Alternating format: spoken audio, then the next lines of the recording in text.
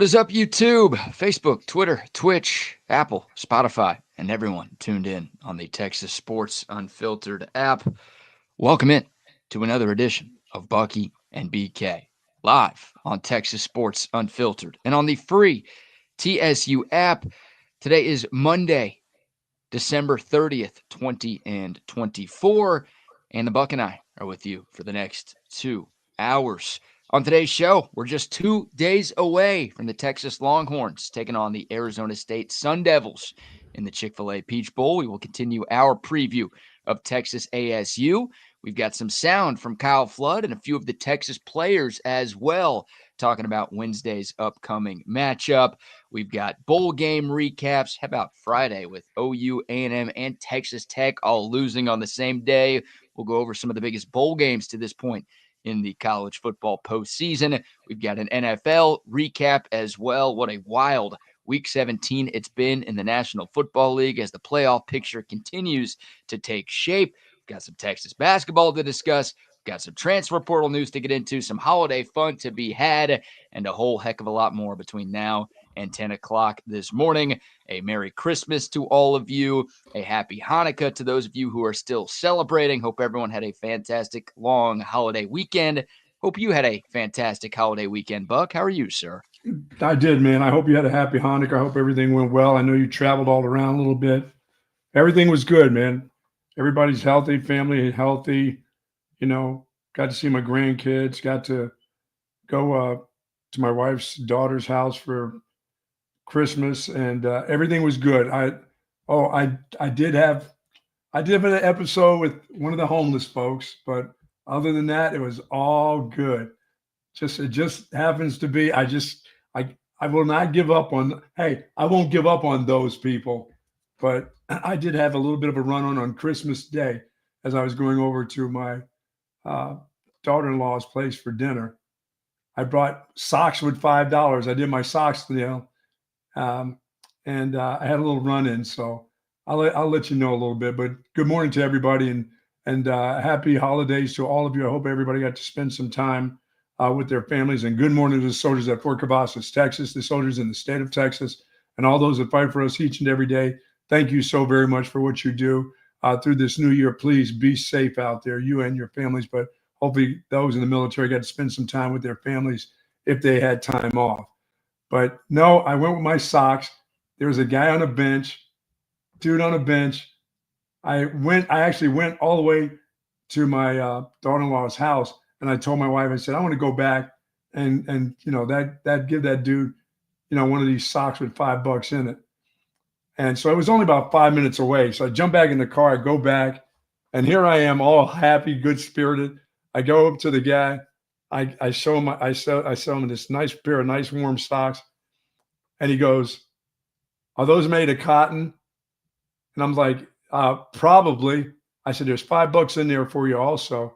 And he said, "I can't accept that."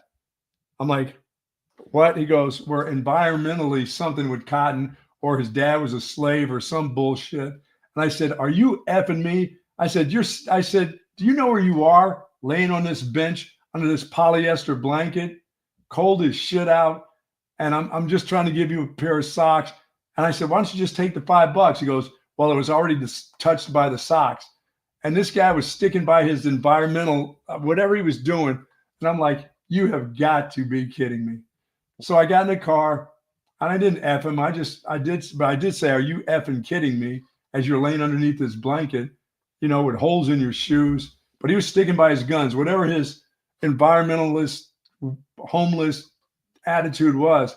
He was going to stick by it. He just wasn't going to do it. So I went another block down, and there was a dude dressed in a Santa suit. Santa took him. Santa took the socks and the $5 and was glad to take them. And about 4 other pair of socks. He said, "You got any more?" I'm like, "Well, I'm kind of passing these out." So I've been out there ever since Christmas giving out. I actually went by Costco and bought another 10 pairs of socks and stuffed them with $5. And you know, those that accepted, that's fine with me. You didn't have to accept it, but just the way the guy went off, it was just like, dude, I said, do you know where you are? You're on this bench under this polyester blanket, freezing your ass off. I'm just trying to, you know, and I'm like, I'm glad you didn't ask for a hug because I'd have punched you in the head. But it was a start. It was funny. So that started out my Christmas afternoon. What was his reasoning? Seriously, that's what the dude did. What was his reasoning? Was it the environment? Was it his? It was something about cotton and the environment. He's a black dude, so maybe I don't know. Maybe he talked about slavery. I don't know. Once he said something about the environment and something about cotton and the atmosphere or some shit, I was like, I tuned him straight off. Those are two very different responses, right? I mean, either response to me is weird. When you're homeless, you should absolutely take everything that you can get, especially when it's a nice pair of socks and $5 in cash. But it was whatever he was sticking to, he was sticking with it. And I wasn't changing his mind. I'm like, dude, it's $5. You can go get some coffee, or I can go get you some coffee. Starbucks is still open. It's early Christmas, Christmas Day. Damn, Starbucks was open on Christmas Day. I said, let me go grab you some coffee. He goes, no, that's okay. I'm like, well, just sleep your ass on this bench, you hobo. Yeah, you should have punched him in the face. How do you like that? I couldn't do that. It was just certain people are going to stick to, I said, well, I don't run around with a bunch of polyester like this blanket you got wrapped around you. Yeah, sorry I don't have like 3 different kinds of socks. Sorry I left my wool socks at home today. Yeah, it was so funny. I told my wife, she just couldn't stop laughing. She goes, you and your homeless friends. I'm like, I can't win. Did you offer him a hug? No, hell no. No, that was a definitely out. That dude was dirtier than that dirty little homeless girl from McDonald's. Oof. And this one needed it. He needed every bit of like 12 pair of socks. That's wild. I've had some encounters with the homeless where they just won't take food that I have for them, and it's like, are you sure you're homeless? Like, do you want to live? I'm like, this was cash. I showed him in the sock. He said, but it's already touched the sock, and something about the environment. I got to go. I'm going back to that bench. I'm going back there. Of course you are. With a pair of wool socks and say, hey, dude, these are wool. And by the way, there's only $2 in them now, 1 per foot, because of your attitude before. Yeah, and he'll complain about the wool. He's a big sheep fan. Must be an Aggie. It was the worst. I was like, this was not real. It's like surreal. This guy is on a bench. I'm like, do you know where you are right now? Yeah. It's Christmas Day. You're on a bench with a polyester blanket over the top of your head. Or Santa takes the gifts. I didn't think that's how it worked. I thought Santa was the guy who gave the gifts, but apparently not. There's a dude, Santa, sitting in one of your chairs that you stole from the pool, just sitting on the corner with some witty saying, I don't know, ho, ho, ho, I'm a big ho, or something, I don't know. That dude said, yeah, I'll take that. That's cool with me. Sounds like that was a prostitute there, Buck. He said, I'll take that. He goes, you got 4 more pair? Like, sorry, Santa. You're supposed to be giving, not taking. Yeah, Dasher and Dancer and whatever the other reindeers' names need them too. They need the socks too. Oh, is that funny? But what a good sports weekend too. Another great football weekend and lots of games. Sorry, Aggies. Sorry, Sooners. And sorry, Red Raiders. Yeah, how much fun was Friday, right? All 3 of those teams lost on the same day. I mean, if 1 or 2 of them would have lost, that would have been enough. But all 3 of Oklahoma, Texas A&M, and Texas Tech went down on the same day in their respective bowl games. And all 3 of them had underwhelming seasons, and they all were capped off by underwhelming losses in their respective bowl games. You had Oklahoma blowing a 14-0 lead to Navy. Man. In the Armed Forces Bowl. Oklahoma scored a touchdown in the final minute. They went for 2 in the win, and they took a sack on that 2-point conversion to lose that game 21-20. You had Arkansas running over Texas Tech in the Liberty Bowl, your favorite bowl trip.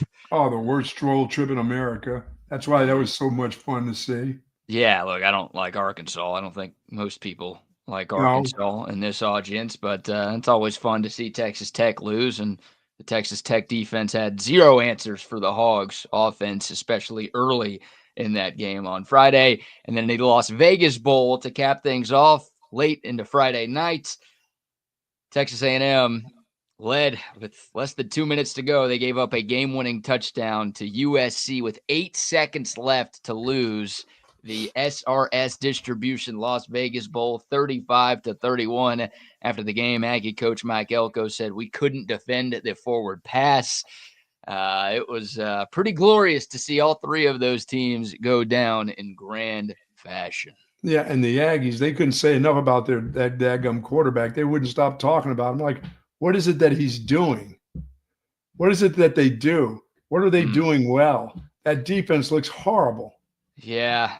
Marcel Reed did have a couple of interceptions. I'll give him some credit. The quarterback did lead what we thought was the game-winning touchdown drive with less than 2 minutes to go in regulation, but the Aggie defense just couldn't get off the field. And, USC starting quarterback hit the portal. So this was their backup playing this game.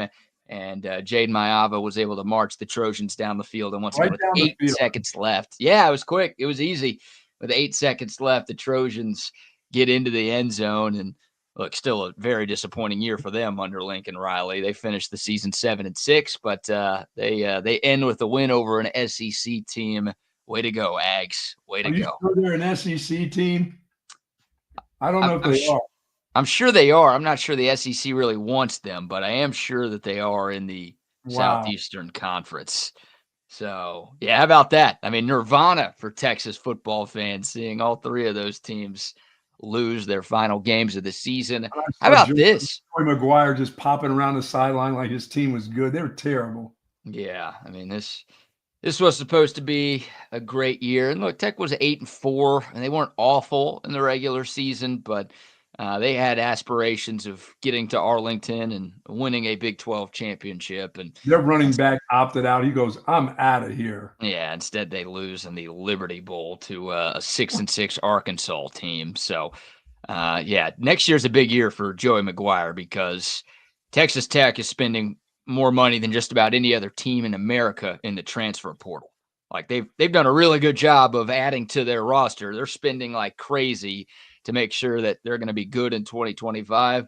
So it's almost like that team, I don't talk too much Big 12 football anymore, obviously. But it feels like that team's got to get to the Big 12 title game for Joey McGuire to save his job next season because they were look out. Arizona's still around there, Joey McGuire. They just rolled into your conference and took the championship. I will say this, Texas Tech did beat Arizona State this year. Yes, they did. One of two teams to knock off the Sun Devils during the regular season. So for as bad as things were at times for the LeButtix crew, they did beat the ultimate Big 12 champion, but still, disappointing year for them. And then for Oklahoma, Buck, I mean, they've lost their whole team, right? Like 6 receivers to the portal. A bunch of their best defensive players are off to the NFL, including the T-shirt boy. This was a bizarre story from over the weekend as we're kind of uncapping everything that happened in the world of college football since we last spoke to the people on Wednesday. Oklahoma lost its defensive coordinator. Like, they didn't fire him. He left to become the defensive coordinator at West Virginia. Wow. Yeah. This wasn't like, he left for a head coaching gig or, they wanted him gone, like a Shaka Smart situation with Texas basketball to where they didn't say they fired him, but they were going to fire him if they couldn't find him another job. No, like Zach Alley, the defensive coordinator at OU, who was a protege for Brent Venables at Clemson when BV was the defensive coordinator there, he left for a lateral job. Hell, I'd argue a worse job. He's the defensive coordinator now at West Virginia, Buck. Man.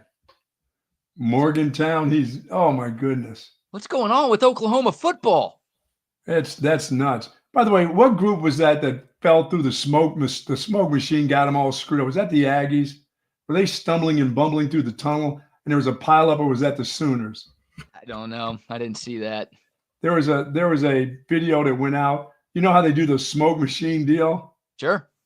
I think it was the Aggies. Somebody tripped and the whole gang of them fell over the top coming out of the tunnel. Oh, no. You know, that they got trampled. Somebody got trampled. You know how that works. Once you go through that thing, you can't see anything in front of you. And all of a sudden there's bodies on the ground because somebody trips. I think it was the Aggies. It had to be them. That feels it just pretty had somebody. somebody sent it from, I forget, TSU. Somebody sent that out. He said, "You can't make this shit up." I mean, really. Man, yeah, that's wild. I didn't see that happen. Jason is saying it was the Sooners who screwed Oh, that up. that's okay. It didn't matter. Here's your microcosm of Oklahoma football in the year of our Lord 2024. I mean, there are a lot of people who are excited for the new year. I think Oklahoma football is about as excited as anybody else that this year is coming to an end because, 6-7, right? A losing season under Brent Venables. They lose their quarterback to the portal. They lose their defensive coordinator. They lose a bunch of their top receivers. They lose a lot of their top defensive players. It's been a rough season. And that Navy quarterback put it on them too now. Yeah, I did. Yeah, congrats to Navy. A 10-win season for Blake Horvath. He ran for $155 and 2 touchdowns in the Armed Forces Bowl victory over Oklahoma. And nice way to end the year for Navy. Nice way to end the year for Army, who dominated their bowl game over the weekend. So, the best year in a long time for both of those schools. That's how I support the military, by making sure that I put my money on them. And there you go. Good job. Yeah, you were betting against Army and Navy at times this season, which was very communist. Well, I had to bet against one of them when they played each other. That's true. I took a beating on that one. You did, yeah. You were on the wrong side of history for that game there. Man. That's okay. So there's some of what happened over the weekend in college football. Obviously, you had some other great bowl games as well. The Pop-Tarts Bowl went on Saturday. That game was a ton of fun with the giant Pop-Tart mascots. Oh, my God. Pop-Tart trophy that toasted Pop-Tarts. Iowa State beats Miami 42-41. Buck, some controversy there. I'm not sure if you watched this game, but Cam Ward played the first half for Miami. Yeah. He did enough to set the Division I passing touchdown record, and then he opted out in the second half. You got any problems with that? No, I mean, it was okay for him just to even start the game. I mean, I would have had a tough time if I were in that game and it came down in the second half. He still really needed me. I don't know if I could have sat that one out because they just lost it. That's just their coach. Their culture is jacked up still, I believe. So they're not, they can buy all the players they want, but Cristobal, that guy is not, he's coming home to do what he thought he could do, is change their culture. I don't see it. Yeah. I don't see it. I saw them get run over at times. I saw guys looking like they were giving up. So yeah, you see guys opt out of these bowl games all the time, but it is weird to see a guy opt out at halftime. Like he's like, I'm going to start this game. I'm going to be there for my teammates. I'm going to play my last favor for a half. I'm going to do you a favor for half of a game. Hey, thanks a lot. Yeah. Yeah. Look, there's always a little bit of selfishness with opting out, and people understand it, right? Like you're not playing for a whole lot in these bowl games, and Cam Ward's going to be a top 5 pick in the NFL draft. So no, I don't blame that kid for not. I mean, I wouldn't have blamed that kid if he said, I'm not doing this. That guy's a top 2, top 3 pick. I think it's worse if he, because he played half the game and then left. I think it would have been better if he's like, I'm just not playing. Yeah. And he's like, I'm going to be here for my team. I'm going to give you guys a nice lead at halftime of this game, and then once I set my record, screw you guys, you're on your own. Well, and plus, that's just a couple less snaps for the guy who has to come in. That guy could use all the snaps he could get, obviously, in that game. I mean, that group, and then they just kind of gave in anyway. They did it the Miami way, right? Yeah, under that dude at coach. It was a great game. I mean, 42-41, right? Like Miami still had a chance, even though Cam Ward didn't play in the second half, and Iowa State needed a 4th and goal touchdown in the last minute to get that victory. But that was something that was talked about, and then BYU ran all over Colorado in the Alamo Bowl on Saturday. These are some of the other big bowl games that happened. And the brawl with Eastern Carolina and NC State, that was ridiculous.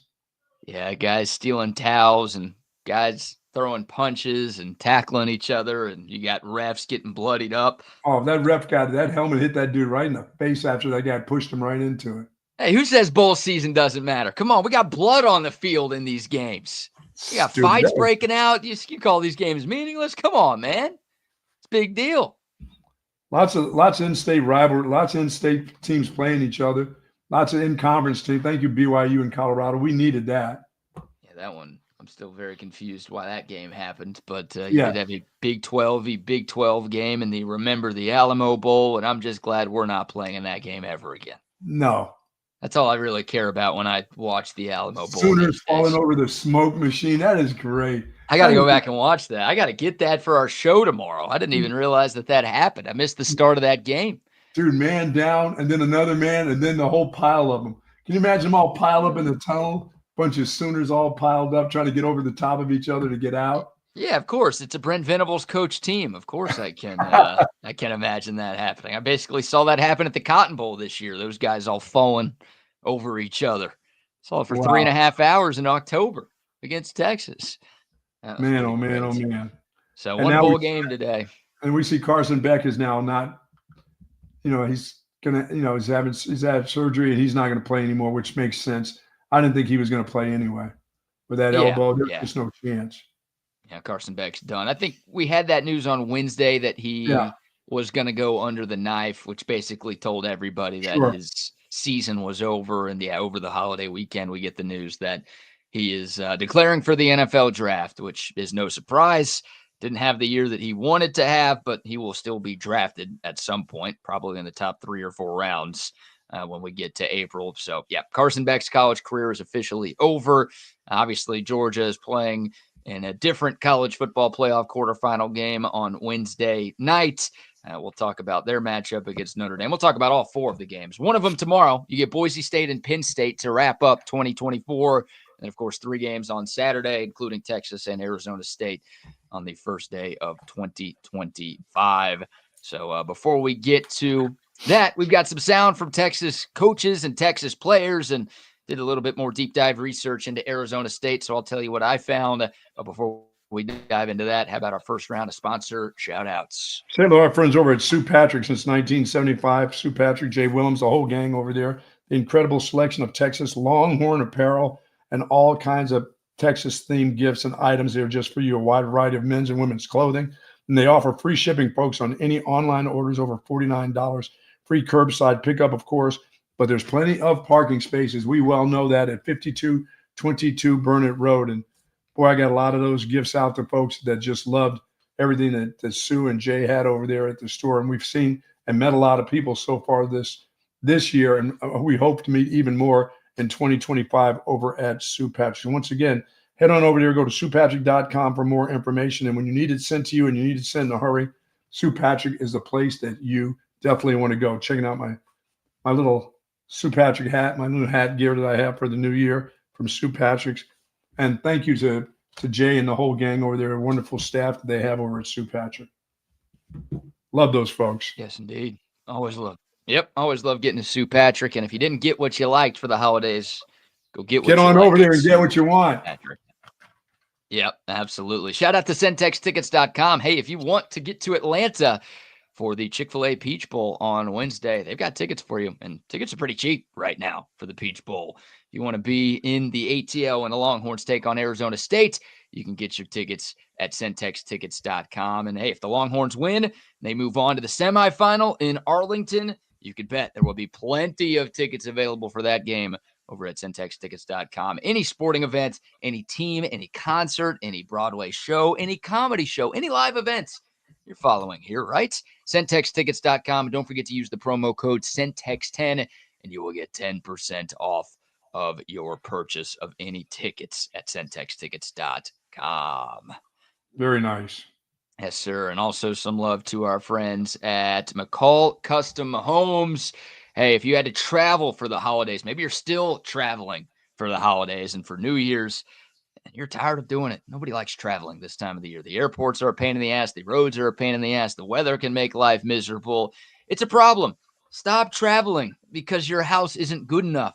Make your house the hosting house. Make the family and friends come to your place. And you can do that if you call our friends at McCall Custom Homes. If your kitchen just isn't big enough to cook for everybody, if your bathroom sucks and you don't feel comfortable hosting people, if you don't have that outdoor space that is good enough for your Christmas or Hanukkah parties, then call McCall Custom Homes. They're the experts. They've been in Austin for more than 40 years. They're custom home builders and renovators, and they can turn your home into something truly, truly special. Just reach out to our buddy Mike. You can call him. You can text him, 512-633-9580. It's 512-633-9580, or you can send him an email, mike@mccallcustomhomes.com.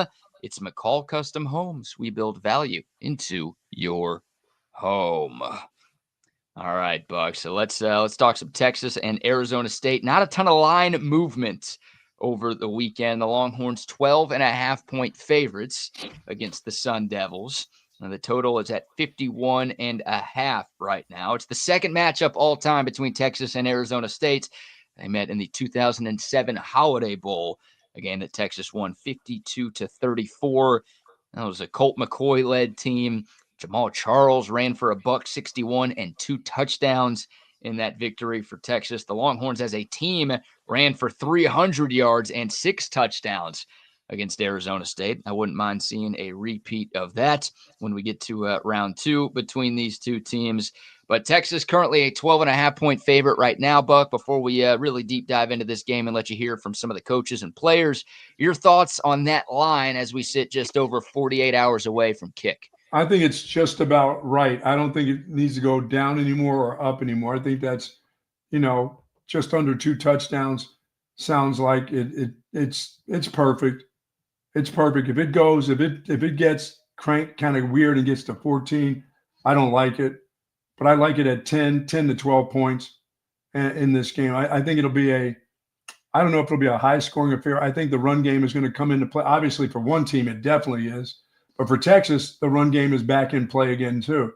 Arizona hasn't seen a running team like this and an offensive line like this. So Texas can play them in all different ways. I don't quite know if Arizona State can do the same. They've got their quarterback moves around well enough. I like him. I like his ability. And he does remind me a little bit of Cade Klubnik. I think he's that kind of athlete, but I think he's faster even than Klubnik. His desire to run is a little more than, Cade was. He reminds me of Cade the way he was early in his career, where he may have started running too early. He didn't trust the offensive line. This kid, it's not that he doesn't trust the offensive line. I think he just feels like he's such a good athlete. He can take off and really, really go with the football. I think he believes he's a part of the run game, with their running back. So he doesn't hesitate to run. And I don't think, without their wide receiver, I think you'll see a lot more of that. So I think this will be a game where the clock will move pretty quickly because of both teams and their run games. I don't think it's going to be I don't believe it's a high-scoring affair, but I think it's going to be all about the defenses, who can stop who. And I don't see Arizona State being able to stop Texas. Yeah, I don't. I don't see them. I don't see them in play action pass and things like that, throwing the ball and all the motions, being able to handle that. As you said, the one team that threw the ball all the time and had a pretty decent running back was Texas Tech, and Texas Tech beat them. They've beaten some good teams.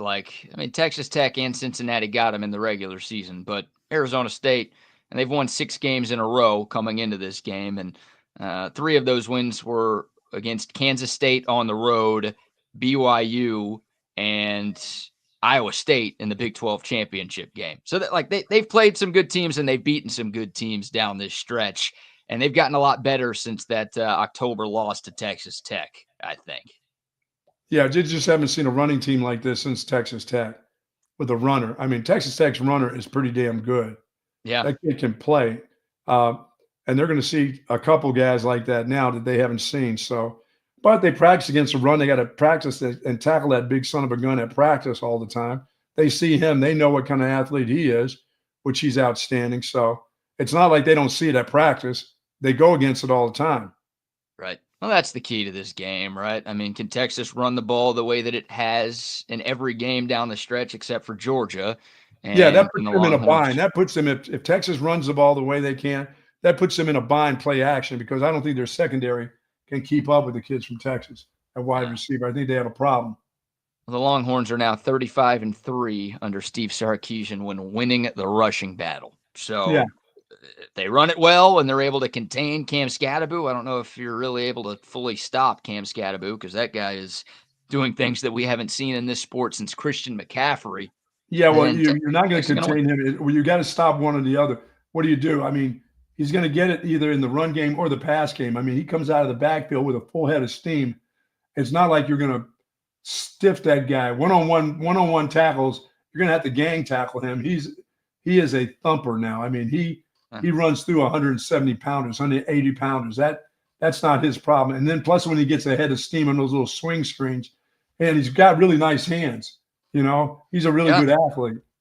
Yeah. I mean, he's the first player to have 1,500 rushing yards and 500 receiving yards in a college football season since 2015. He's the first Power 4/5 player to do that in a season since Christian McCaffrey in 2014. Yeah, he's the best back that Texas will see.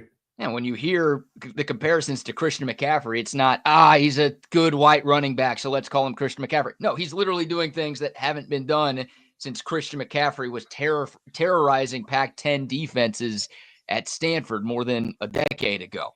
So yeah, you got to knock him off his pins. He's got great balance. He's like a cat, man. You try to hit him low, and you think you've cut his legs out from under him. That dude drops that hand on the ground, bounces off, and he just goes. Yeah, well, he's going to get 30 touches in this game, at least. Yes. I think that's Arizona State's only chance to win this game because their number one receiver, Jordan Tyson, is out, and he's out for the season. Their second best weapon on offense will not be on the field, which means their best weapon on offense needs to carry an even bigger load. Absolutely.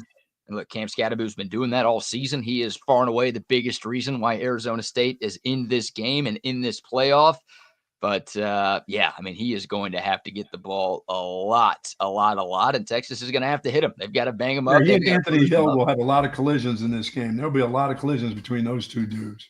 Yeah, you hope this isn't one of those games where Scadaboo gets stronger as the game goes on. You hope it's one of them where he's just like getting tired from having to put the team on his back, and he just starts to wear down as this game progresses. Yeah, it's all about the momentum. You got to get him. You got to get him before he gets to the line of scrimmage. You got to make him kind of bubble around and make some moves before he gets to the line of scrimmage. Because once he gets to the line of scrimmage and he's made a decision on where he's going, and if it's a little opening, that's where he just can pulverize you. But if he's got, just like all backs, if he's got to do a couple little dances within the line of scrimmage, and I'm not saying he can't, because he can. He can do everything that you see all the backs do. He can do. Sure. He can run between the tackles. He can make guys miss in the hole.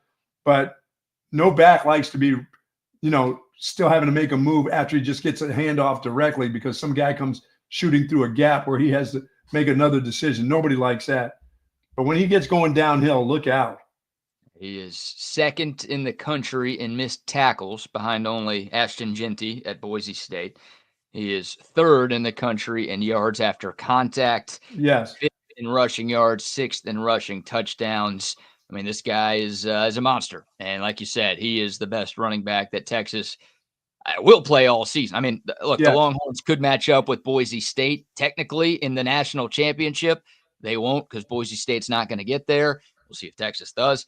But like this will be the best running back the Longhorns see all season long. He is a threat, and he presents problems that none of the other 13 running backs that Texas has seen this year present. Yeah, I mean, it'll be, once again, it'll be what you do on first down against him. I mean, you can't let that guy average 6 yards, 5 yards of carry on first down. Then it's a long day. It's a long day, because then they don't have any problems turning around handing it to their guys 2 or 3 times in a row or 5 times in a row. That's what they want to do. Here's Steve Sarkisian last week talking about this matchup against the star Sun Devil tailback. I think he's a really versatile player. I think when you first turn on Cam's tape, you're thinking you're just going to see Mike Allstat. You're just going to see this bruiser that's just running into the line of scrimmage and bouncing off of people. And then the more you watch him, you're like, man, this guy's got really good feet. This guy's got great contact balance.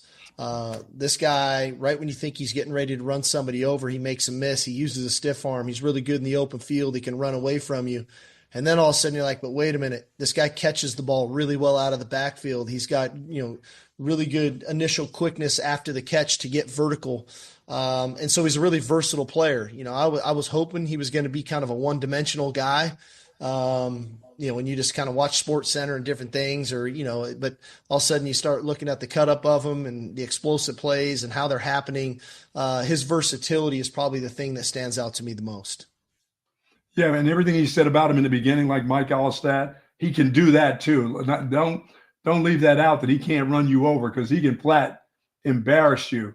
If he needs 4 yards and you're there and you're the a secondary guy, he doesn't have to make you miss. He will run you smooth over. He can do all those things that Sark said Mike Allstat can do. He is a beast when it comes to just contact yards. Like you said, he'll run straight through you too. So you can't let him gather that momentum, and you got to frustrate him early in this football game. He can't be having these great, series early in the game. Do what you can to stop his momentum early. And like I said, this team has not seen these kind of runners either. No, they haven't. I mean, that's why Texas is a 12.5-point favorite, right? We're doing all this praising of Cam Scatterbo, and he's earned it. He's a hell of a player. He's been one of the best players in the country. I mean, this guy finished 5th in the Heisman voting this year. So he's really, really good. But the Longhorns are almost 2 touchdown favorites for a reason in this game. Arizona State has not played a team like Texas this season, and it'll be a big, big test for them. I will say this, though, back to Scatterbo, Buck. I think one of the differences between Scatterbo at ASU and Genty at Boise State, Scatterbo's got more help. Boise State's offensive line is solid. I think they're in some trouble tomorrow night against Penn State, because I just think Penn State's defensive front is going to feast, and there's not going to be a ton that Ashton Genty can do. Arizona State's offensive line is very good. They average 320 pounds on the line of scrimmage. They've got 129 career starts between them. So we always talk about how the Texas O-line is big and experienced, and they've been healthy for most of the season, knock on wood. This is not to say Arizona State's O-line is better than Texas's, but it is a very good offensive line. They've got a great run scheme. They do a lot of different things to mix things up and keep you off balance as a defensive front. It's not just Cam Scatterbo just making up for a crappy offensive line, and he's doing all of this himself. This is a good offensive line that Texas has to go up against, and Texas has to win against come Wednesday afternoon. Yeah, they got to win some of these individual battles, and once again, they've done that for the last 2 years when it comes to defensive line play. So that kid is going to get his. It's just the way it is. But he can't get his all the time, because there's a chance that Texas can get a lot of what it wants against this defense. This defense is just, to me, okay. If Texas is healthy enough at wide receiver and play action and can protect the quarterback, there's some throws down the field, including the tight end, that they can really do some damage to this team. And the motions and everything that Sark does, look out. And I keep looking back at that 2023 Big 12 championship game, right? Because that's the last time Texas has gone up against a running back as good as this one. When the Longhorns played Oklahoma State and Ollie Gordon, who won the Doak Walker Award last season. Texas held Ollie Gordon to 13 carries for 34 yards. I don't think they're going to be able to do that to Cam Scatterbo, but I don't know. I trust this run defense. If they can hold Scatterbo under 100, I think the Longhorns are going to win by double digits. Dude, if they can hold that guy under 110, 120, I think it's a good day. Yeah, you might be right there, but I don't think they throw it, where they score maybe 1 touchdown throwing by accident, maybe 2 touchdowns on the ground. And like I said, this game, Texas should be in the 30s against this team.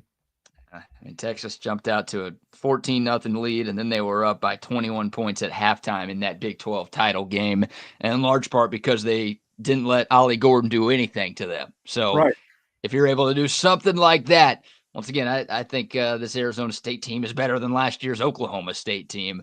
But if you're able to do something like that to Cam Scatterbo on Wednesday, Arizona State's just not used to that, because this guy has put up great numbers every week. How you view the quarterback, because everybody knows what the running back is. There's enough film and there's enough people and enough highlights on that guy at running back. You know exactly what he is. I don't know if people understand enough about the quarterback. And he's a pretty skilled kid. I mean, and he looks like he loves the big stage. He likes to be the guy in control. He's an emotional player. Like I said, when he feels like he can go with the ball, you better have somebody to find out where he is, because he can take off and go with it. Speaking of the Arizona State quarterback, he perhaps gave Texas a little bit of bulletin board material. He wouldn't do that, would he? Well, Sam Leavitt is his name, and he's been a great story. I mean, he's one of the most underrated players left in this college football playoff.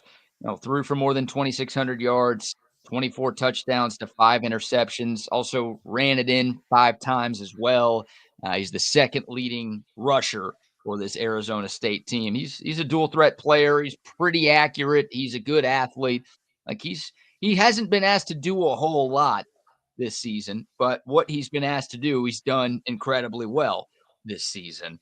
But Sam Leavitt, when speaking with local reporters the other day, was asked about his matchup with Quinn Ewers, right? Like, it's you against Quinn Ewers, and Quinn Ewers is this, this, and this, and he could be a high draft pick and whatever. Sam Leavitt was asked about going up against Quinn Ewers in this game on Wednesday. Maybe some extra motivation for the Longhorns. Yeah, I've watched him for a fair amount of time now. I'm just excited for the opportunity. People keep counting me out since day one, and I'm gonna go prove I'm the better quarterback. And that's how I feel since day one. So I'm gonna go put everybody on the map. There you go. Sam Leavitt saying he is going to prove that he's is the better quarterback in this game on Wednesday. So, look, I don't think Quinn Ewers or Texas need any extra motivation. They're competing for a national championship here. Right. But you've got the other team starting quarterback saying that he wants to prove that he's better than you. All right, Quinn. Like, I'm sure Quinn has heard that. That's made his way to Quinn's social media accounts or to a text message or something. I would like Quinn to be on a mission to prove that he is the better quarterback than Sam Leavitt. I don't need him to overprove. No, I don't want him competing against that guy. Just do what you got to do. Don't turn the ball over.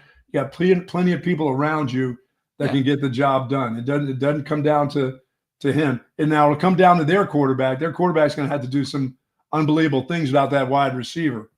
Well, I think both quarterbacks are going to have to do their jobs, right? I mean, Quinn Ewers doesn't have to throw for 450 and 5 touchdowns for Texas to win. I agree with you. Like, stay in the offense. Don't go overboard just trying to disprove Sam Leavitt here. But I don't know. I'd like my chances with Quinn Ewers in this game going up against Sam Leavitt. That's for sure.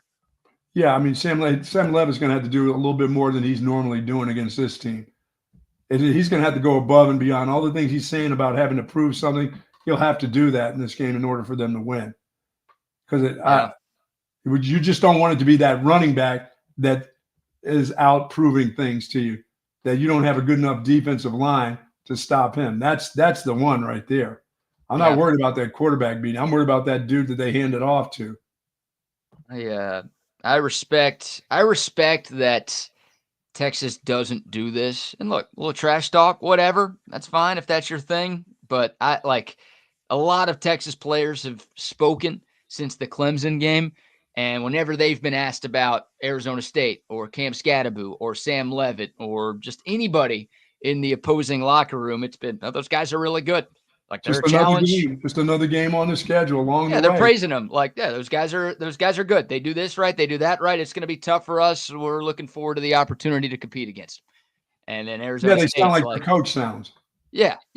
It's just in Arizona State, you got a guy like, I'm out to prove that I'm better. Oh, Quinn Ewers? I'm better than him. I'm going to show everybody that I'm better than him. So I appreciate that Texas doesn't do stuff like that, because you don't need to be doing stuff like that in games like this. And you just set yourself up for when things don't work out. You set yourself up for failure. Don't do that. You know how good you are. You have the confidence. You played in a championship game. You play in the toughest league in college football. There's nothing you have to do. Just win the game. Mm-hmm.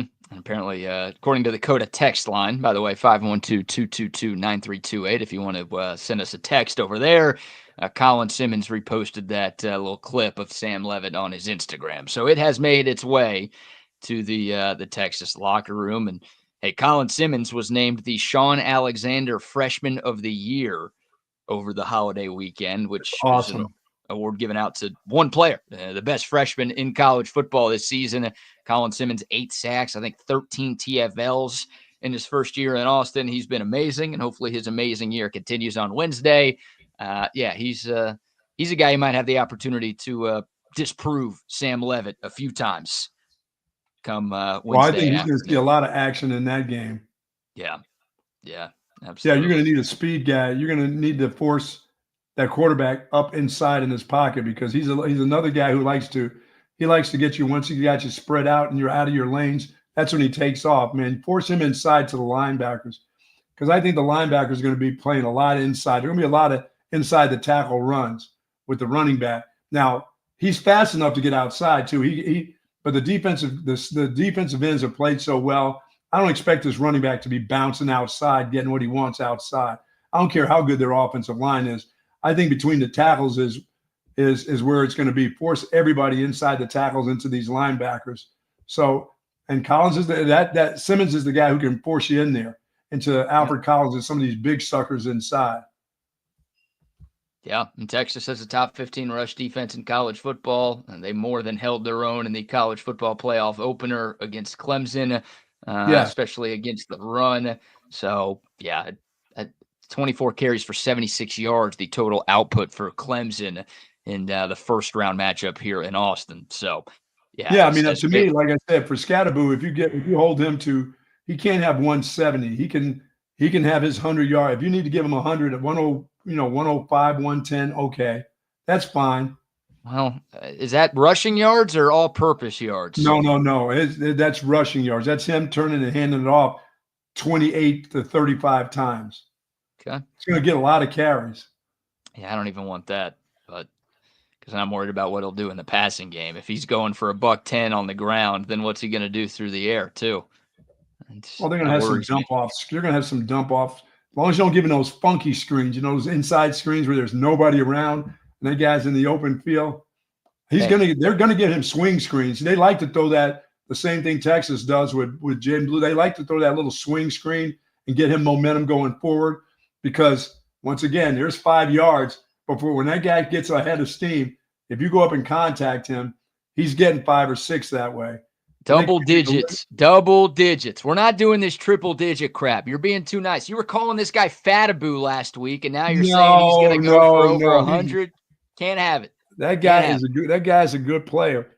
What's 100 yards? What is 100 yards? I don't want it. Every time I say a Texas guy gets 150, the guy ends up with 300. Yeah, that's what I want. I root for Texas. And Texas keeps winning those games when they do that. That's why I'm worried about Arizona State having a good running day and Texas potentially not winning. Yeah, more than anything, we'll have to break down this Arizona State's defense. That's the deal where Sark is going to motion these guys and have these clowns running around with like chickens without their heads on. You know what I'm saying? So this is one of those. I'm sure he's schemed up. He's going to scheme them up a little bit. Tight end had such a good. Gunnar Helm had a great game against Clemson. All that stuff comes into play. You get better as time goes on now in the playoffs. You can't be the same. You can't be the same team that played against Clemson. You got to even be a better team now. Just moves up, competition ratchets up each and every time you play now. Oh, well said. We'll dive into the Texas offense versus the ASU defense here. We've got some sound from Kyle Flood and also a couple of the Texas players who met with the media over the weekend. But before we let you hear from some of those guys, let's give a few more sponsor shout-outs. Say hello to our good friends at Texas Orthopedics, of course. If you're seeking that specialized patient-focused orthopedic care, contact our friends and the experts at Texas Orthopedics. Their physicians offer surgical and non-surgical orthopedic care for children and adults. Those ankles, knees, coming to the new years, if you need to have that stuff done, go to Texas Orthopedics. Spinal care, sports medicine, trauma care, joint replacement, and, of course, rheumatology and more. Dr. Christopher Daney, Dr. Christopher Stockton, they are dedicated orthopedic surgeons there, and their goal is to get you right back into good health and the great quality of life that you definitely deserve. Folks, Texas Orthopedics is the largest independent orthopedic practice in the state of Texas. For more information, go to txortho.com. Yes, indeed. And now a word from our great friends at Covert Bee Cave. It's really a family experience. I walked in the showroom today and everybody greeted me by name. How are you doing? What's going on? How's everything going? From a price standpoint, from a customer service perspective, just conversation when you come in, it feels no pressure. I want to buy cars here. The family buying car experience, one of the best that you will ever have.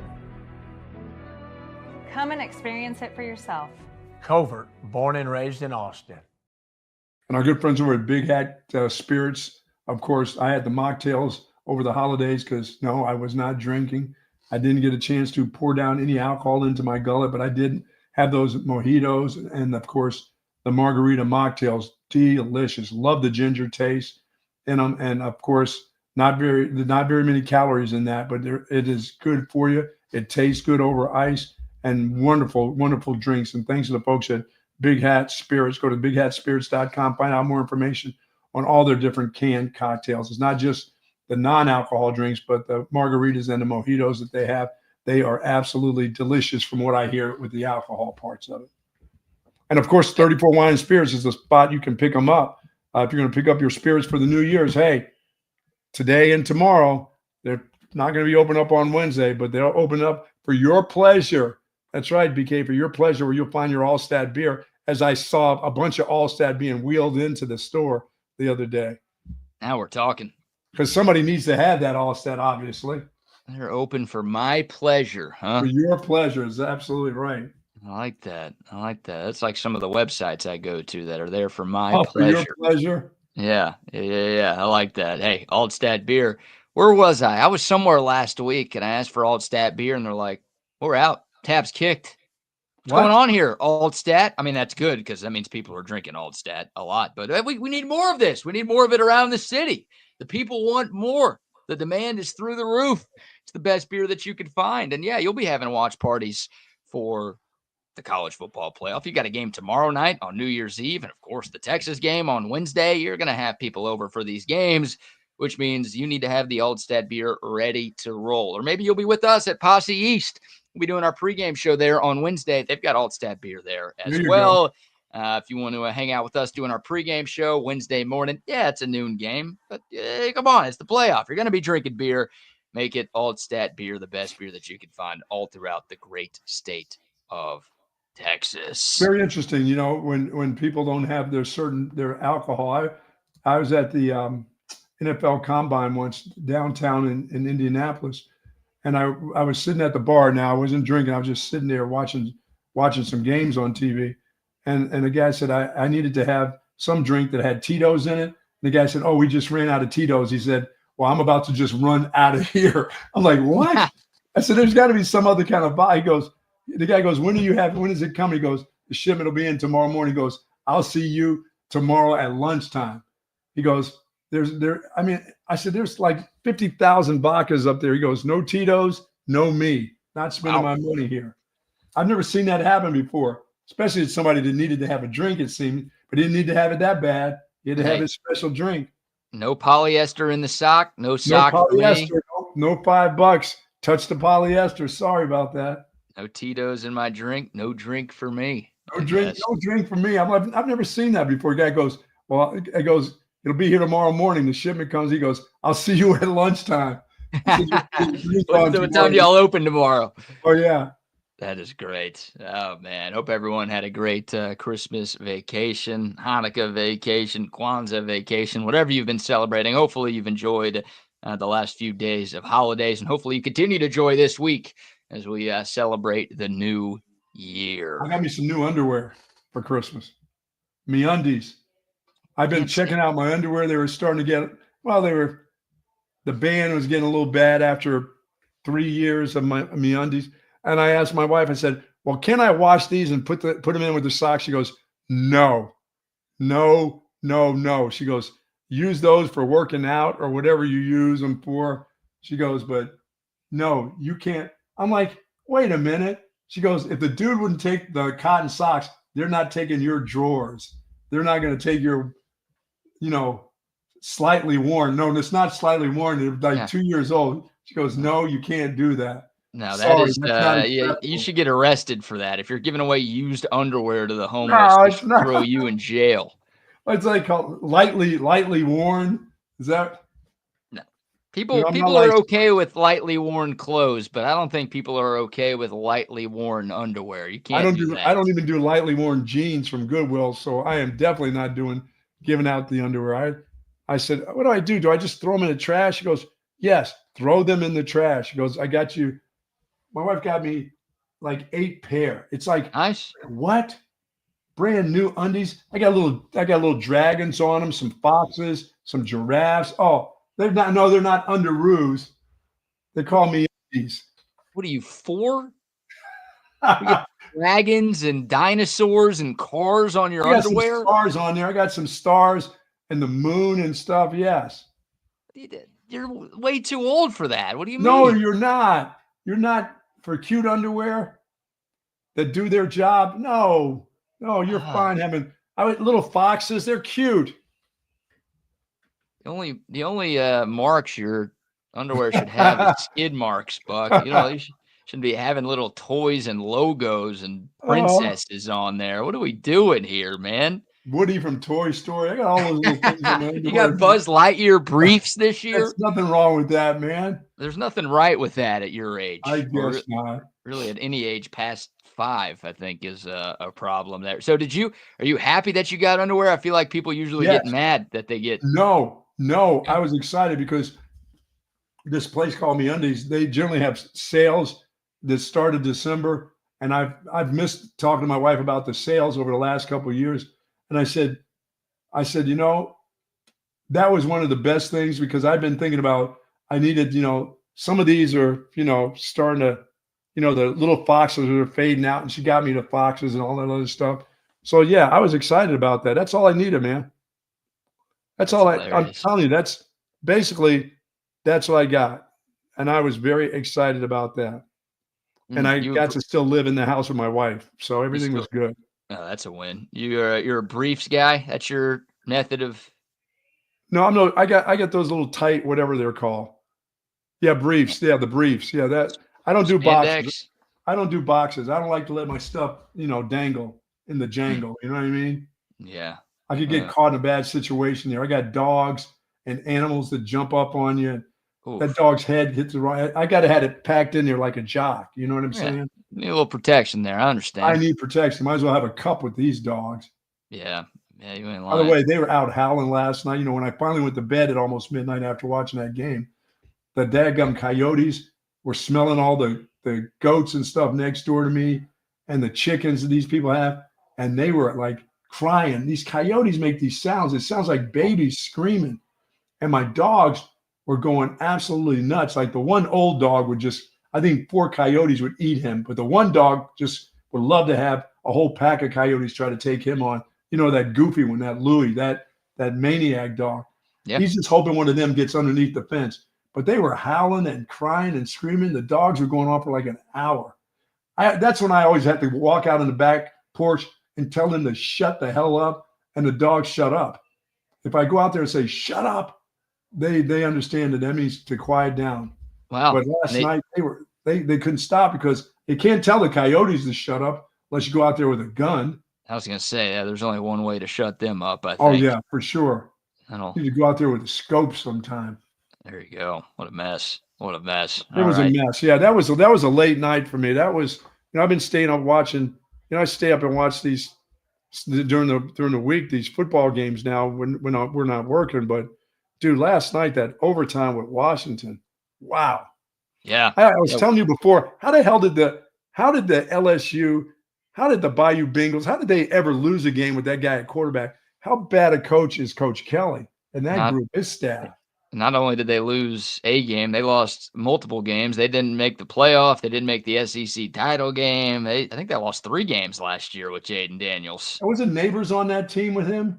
Yep, Neighbors was there too. Shit, how did they lose? Well, that defense was awful. That's how they lost. And their offense was never a problem. They were scoring 40 points per game because Jaden Daniels was doing Jaden Daniels things, but they couldn't stop anybody. And that's why they changed over their entire defensive staff, and it didn't work all that well this year. They were even worse this season.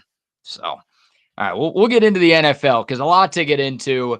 We'll talk about the Cowboys and Texans, just no showing in their most recent games. Well, the Cowboys are doing what they were supposed to be doing, except for it should have been 3 games ago. Yeah, Yeah, we'll talk about all that, plus some playoff scenarios as we approach the final week of the NFL's regular season.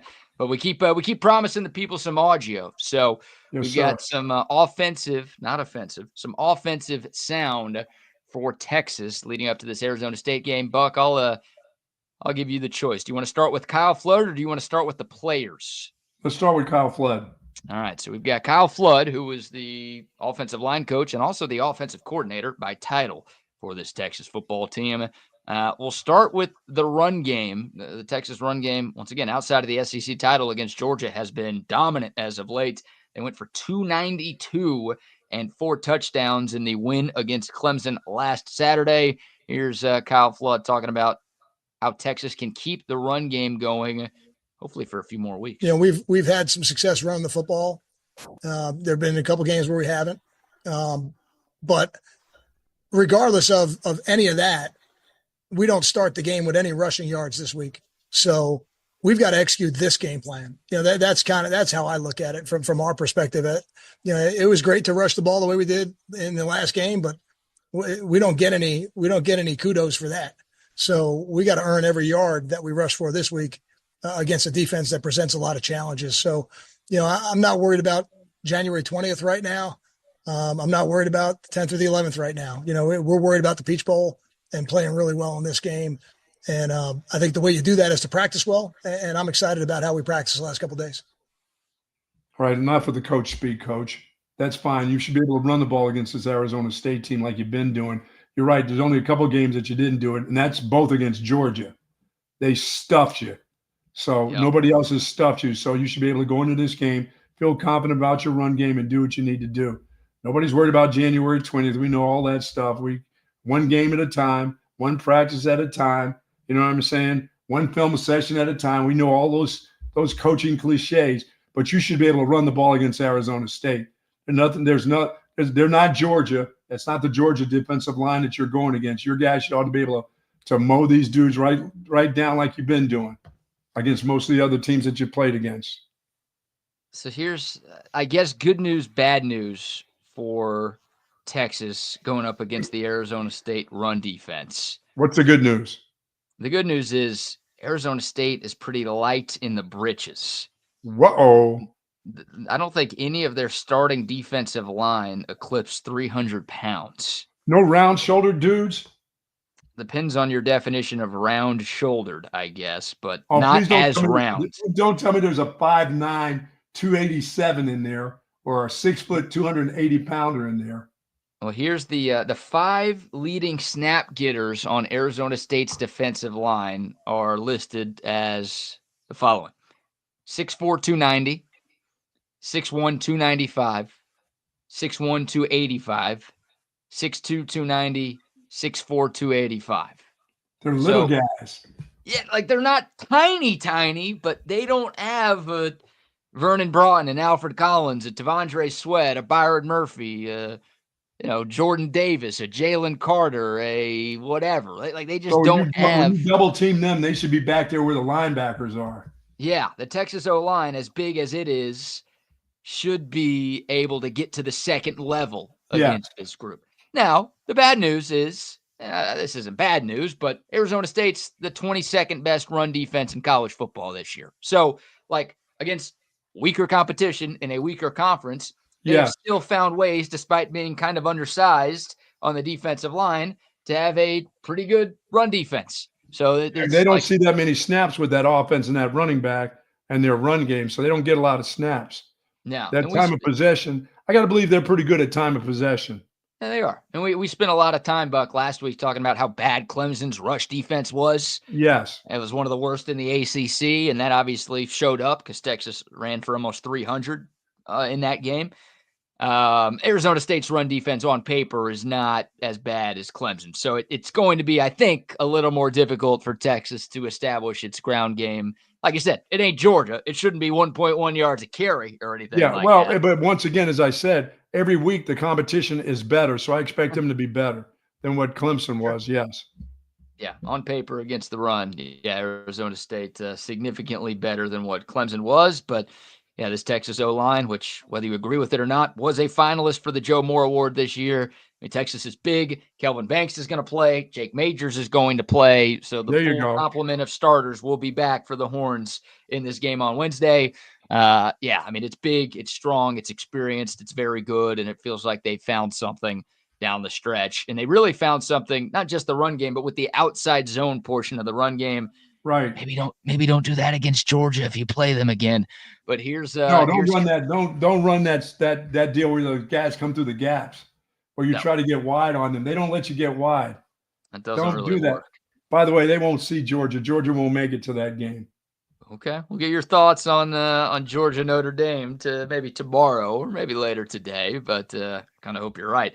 Here's Kyle Flood though, because outside of that Georgia game, the outside zone portion of the Texas ground attack has been really good down the stretch. Here's Kyle Flood talking about that getting better. There is no good running game if your running backs aren't in sync with the offensive line. So I think the tracks, the reads, having their eyes in the right place.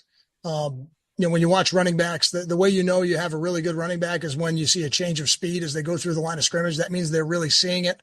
I've heard people say like their feet are connected to their eyes. Well, that's kind of what they mean. Like there's an acceleration as they burst through the line. I think you saw that last week with Trey and with Jaden. So I think the reps they've gotten this year have shown up, and, we're doing a better job of blocking it. I think they're doing a better job of reading it. And then when they do make their read, they're doing a great job of accelerating through the line. And, and every once in a while they got to make a guy miss, and they've done that too. So, we're fortunate, even with the situation we're in the running back room, to have guys like Trey and Jaden and Jarek who are doing a really nice job running the ball for us. Hey, Quinn, what? Oh, yeah. I mean, the fits by the running backs and in this zone, some of this zone scheme they're doing is just, it's gotten better, except for against one team. I mean, everybody they've played against, it looks really, really good. And the ability to get outside, as I said, I don't care if it's screening, swing screens. That's just like a toss sweep to me. I've seen more toss sweep in college football and pro football than I've ever seen here in the last 5 years. This year, guys just turn around and toss it a guy. I watched the Buffalo Bills run toss. I'm like, toss sweep in the NFL. People used to go, that stuff, you can't do that. You can't get outside of people anymore. Guys come out of the linebackers, and now they're getting bodies on those guys in the toss sweep because you know why?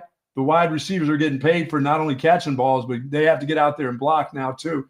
And this group does a good job. The wide receivers at Texas have done a fantastic job under Sark of getting bodies on bodies. Now, got to be careful of the reaching and the grabbing and all that stuff, but the running backs have put the wide receivers and the tight ends in good positions too. They don't have to grab and reach and hold. They seem to understand that if I go this way, this guy's going to beat him. He's going to have to grab him and reach out and hold him. I can't put the blocker in that position either. So, I mean, it's schemed up pretty well, and the guys have read some of the blocks pretty well too, not to put their guys in bad positions. Yeah, it takes a village to run the ball the way Texas has. And you go back to the Kentucky game, they ran for 251 in that one against a pretty good run defense. They went for 243 against A&M in the regular season finale against that pretty good rush defense. And then once again, 292 in the first round of the college football playoff against Clemson. So, yeah, I mean, the running backs have been really good. Jaden Blue obviously played really well against the Tigers. He was a huge reason why Texas played early. They game. Trusted him early in the game, which late in the game they really trusted him with the football. And he may be out of this put it on the ground deal. He looks very natural. He doesn't look like he's overemphasizing, holding on to the ball. He's just doing what he needs to do, protecting the football. I mean, that guy comes through the line of scrimmage. He comes through with velocity. And as I said, if you're not squared up to him and you think you can shoulder him, man, he just pierces through these shoulder and he pierces through these arm tackles, and he's got great balance. Yeah, that's the Jaden Blue. I would love to see him. I know, the return of their other running back next year. I would love to see him return. I know this, thinking and hoping and praying, but I think he can become such a better player in the passing game out of the backfield. I think it would be great for Texas. It'd be great for him to go on as a pro that can do those type of things because he's part wide receiver. I mean, he's got good enough hands when he leaves the backfield to some of those running back routes that you see him run in the NFL. I just think he could come back and get better at that. You know? Yeah. Yeah, he's I know not that's going kind of weird to come back just for that seems weird. But if you come back to a skilled guy like Sark teaching you some of those little nuances of coming out of the backfield, sort of like the dude from Detroit that was at Alabama with Sark, who is just a beast. That guy is a killer. This is what Jaden Blue can look like, I believe. Jahmyr Gibbs. Oh, yeah. Sark was not with Jahmyr Gibbs, but he was at Alabama and was really, really good. And yeah, look, Jaden Blue's returning to college, I would think. I am curious, and we're not talking too much about the offseason, but you do wonder if a Texas running back is going to hit the portal this offseason, because that's a pretty stacked room right now. Yeah, and that wouldn't surprise you if somebody did. No, and I don't want any of them to, but I guess Jaden Blue could be a candidate for that if he, because Trey Wisner kind of took his job, and then CJ Baxter's coming back next year, so maybe Jaden Blue thinks he's the odd man out. Who knows? The good news is he's playing his best football. I think that all depends. I think that depends. They go and play for a national championship, win a national championship, and he thinks he can help himself by coming back and learning a little bit more. I don't think it'll be about playing time. I think he'll have enough on film with his speed and his ability, PK, for people to say, oh, no, we got to see him have more reps. I don't think it'll be a rep thing with him. They got enough reps of him and what he can do. It's just to show him that he can still handle the ball and that he's an incredible receiver out of the backfield. Or he can just go line up in the slot, slide out of the backfield, get swing screens. As I said, every time that dude catches it on a swing, it's 6 yards. It's a 6-yard gain. He just outruns you. He outruns you. Excuse me. Keelan Robinson was the third running back on Texas. He didn't play much on offense, and he got drafted last year. Now, that's right. Yeah, you're right.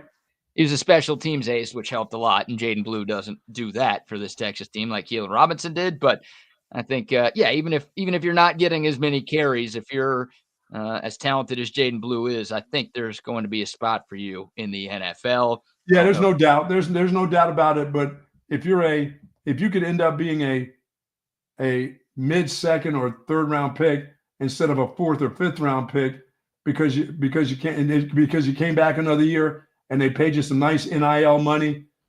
Yeah, but the life expectancy of running back, even at practice and all that stuff, you just probably need to go make your money. I don't know how many NFL teams want Jaden Blue right now because of the fumbling problems. Now, he cleaned it up for the full-time back. I wouldn't think a lot of I think a lot of them would still. Can he get over that deal? And that's to see how the rest of the season goes out, because if he continues to play the way he's playing, they're going to say, we'll take that chance in the third round on him or the second round on him. We'll take a chance because you can't beat the speed. Third round. I don't think it's that high if he goes this year, but who knows? Maybe he balls out. Texas wins 3 games, and he's the biggest reason why. And then he does play his way into a day trip. Well, that guy's going to go to the combine and run 4.3 something. Yeah, that helps. 14 carries, 146 yards, 2 touchdowns for Jaden Blue last week. We've got some sound from Jaden Blue. Perfect segue there. He was asked about the fumbling and how he was able to fix the fumbling. And, Buck, I know you're not going to like the start. Please don't even tell me. He's not going to say it. Oh, yeah. Carrying the ball around definitely put more confidence in me because, when you walk around with the ball, it's an instinct of putting the other hand over the ball. And, I've been doing that a lot more, whether that's in practice, whether that's in, in drills that we do, in the position room. But, I think, that have helped me a lot. It gave me more confidence when I'm running the ball. It's helping me play faster. So, I think carrying the ball, was a, something big for me. Yeah, that's something for his running back coach. Good job pumping up your coach. That's all that is. That ain't do shit. Come on, man. That's just a cry. He's just pumping up the coaches. That's all he's doing. And you know what? That's nice of the kid to do. Good job on his part. That's what you're supposed to do for your coach. That's exactly the way you're supposed to treat that as a player. You want to give your coach some props? That's how you do it right there. You tell him how good that whole deal of walking around campus with that stupid ball under his arm, how it helped him. Said it helped. That didn't help him do shit. That didn't do anything for him. Going to practice and practicing is what helped him. Walking around campus with the ball in his arm, having girls pat him on his ball. I mean, really? Cut me a break. But it was a good idea. I like the thought. That's how you treat your coach good. That's how you make the novice out there think that, wow, what a good move by the coaches. Nice movie thought. Carry the ball around campus with your books. Bunch of horse shit that we're is. just praising Jaden Blue for getting things turned around this year. I'm praising Jaden Blue for taking care of his coach. That's the biggest reason why. You got to trust him. You got I to wish trust Priest what he and Ricky would have says. done that. Priest and Ricky could have done that for me, except for I didn't have the bunch of fumblers. They didn't get a chance to play if they fumbled. But guess what? I wouldn't make them walk around campus with a ball either for their confidence. But you know what? Whatever works. And it just worked for him, patting his coaches on the back. Good job. Yeah, I don't know if it worked because the game after we heard that Jaden Blue was walking around campus with a football. He put it on the ground, didn't he? He fumbled. Yeah. He got it back, right? I think he got that one back, but I think he got it back. I don't think he had one lost after that. After those lessons. Okay, well then it worked. I was trying to go on your side to help you, but now you're joining my side here. No, that didn't help him do shit. That's good that he worked harder at practice, but believe me, walking around campus being aware of that didn't do anything for him. He was aware of it when they were screaming at his ass at practice every time he held the ball, or if he fumbled at practice where the coach was standing over the top of you screaming at you. Yeah, you did notice in that Clemson game on his 2 long touchdown runs, as soon as he got close to the hole, he did put that other hand over the football to cover it. So that's coaching, practice, drills, whatever they did. Life lessons. Oh, God. Yeah. That needs to continue. I mean, that's got to continue. Like, you can't, I think he can learn a lot from his head coach if he comes back and learn some skills out of the back. And his running back coach, who's been an NFL player, and the wide receiver coach that coaches wide receivers can help him out. I think he can help himself out immensely if he were to decide to come back and understand he may not get the kind of reps, but he's going to get to practice. Plus, if it's, once again, you got to practice, BK. And a running back, you can take one cut and your whole deal is over with. So you probably need to go, if you can make the money, go make the money when you can. Well, yeah, and for this game against Arizona State in particular, it's a similar conversation that we had before the Clemson game. Like, the only way the underdog wins is if you shoot yourself in the foot. Yes, and you give it to them. Yeah, you give it to them. And Clemson was one of the best teams in turnover margin in all of college football. And Texas split the turnover battle. Each team had 1 turnover. So that felt like a win for Texas.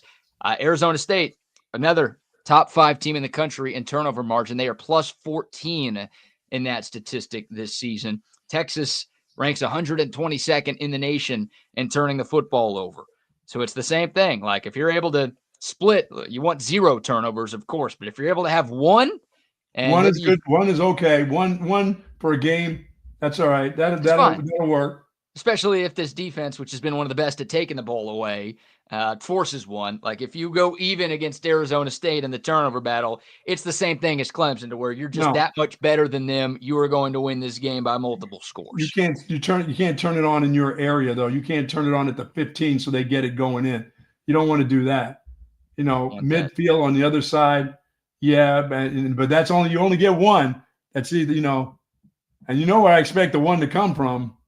Sure. Yeah. DeAndre Moore dropping a pass right to him. Yeah, that's all. Yeah, but that's it. That's the only person I expect to have it. I don't expect the running backs to put it on the ground. Arizona State ain't going to hit you hard enough to make you fumble. We'll see. I mean, Jaden Blue wasn't getting hit very hard when he was fumbling. Oh, shit. No, guys are coming across just swiping at the ball. A foot would knock it out of his arms. This can't be a game where the turnover bug comes and bites Texas, because that would be a problem. One more from Jaden Blue here. He was asked about keeping focused on Arizona State, right? Like, look, if Texas wins this game, we know they'll be playing in Arlington. If they win that game, we know they'll be playing for a national championship. So the Longhorns a big favorite here. Potential look-ahead spot, I guess. Here was Jaden Blue talking about just keeping the focus on this matchup against the Sun Devils. Yeah, well, the first thing, he always tells us we have, 3 targets and 3 bullets. So, that means we have to take it, 1 week at a time. We have, 3 games to go be national champs, which is our end goal. So, that's all, he really has to say for this team to, to understand, what our goal is. And we have a lot of drive on this team. We have a lot of guys that know, what this team is capable of and what this team wants to go do. So, that's just something, he emphasizes to us to, not look too far ahead and focus on the task at hand. Well, one thing we know about this football team, this is a championship program now. This is not just, we don't just join in. This group plays for championships. They prepare like champions.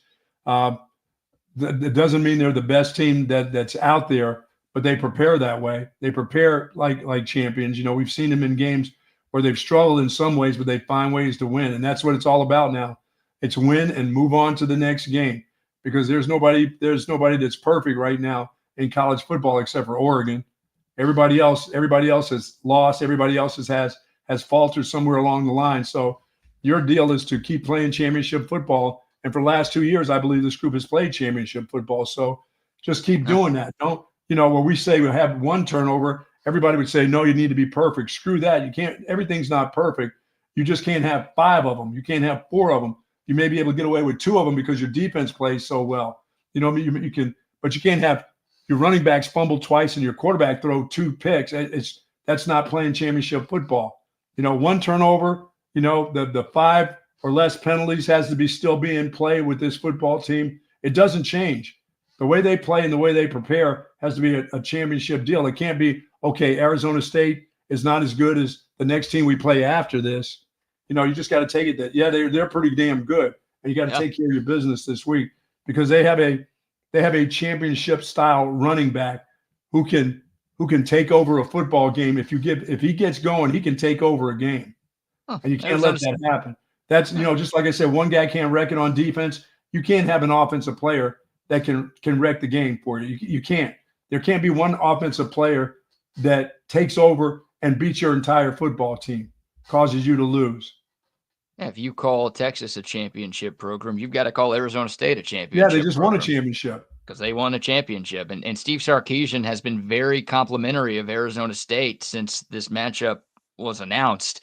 And, I mean, Sark's like, we were in the Big 12 for 27 years. We only won the conference 4 times. They've been in it 1 year, and they won it 1 time. Like, it ain't easy winning the conference. I know the Big 12 without Texas and Oklahoma isn't what the Big 12 was with Texas and Oklahoma, but still, I mean, Arizona State, they are a championship-level team. This is not a team that you can overlook and just assume because, Vegas says this and because, this and that. Like, we're going to beat them going away, and we don't have to play good football. Yeah, but everybody you play now is a championship-level team. I mean, everybody. Yeah, exactly. That's the point. Yeah. Like, it's you've got to bring it. Like, the Texas offense. Look, the Texas defense is coming off its worst game of the season. I'm curious how they bounce back. I feel good about them bouncing back, but like, I want to make sure the Texas offense does what it did against Clemson, because I thought that was one of the best offensive performances we've seen. Like, the Texas offense brought it a couple of weeks ago. You can't just have one of those, like, what the hell is the offense doing type of games, because if you do that now, you're out of mulligans. You do that now, you slip up on Wednesday, then season's over. You got nothing else to talk about. Well, I just want them to continue to play really good offensive football. That after what we saw against Clemson, they got to continue on that path. And if you tell me they got a receiver without a bummed ankle, I feel great. I just worry about the speed factor. But once again, now these defenses have to look at that kid in the backfield. That's another weapon. You just put Jaden Blue becomes a weapon, whether you stick him in the slot or he comes out of the backfield and he catches the ball against your linebacker, and now he's off to the races. So there's another speed guy. I thought that they had to have one wide receiver that had incredible speed, and they do.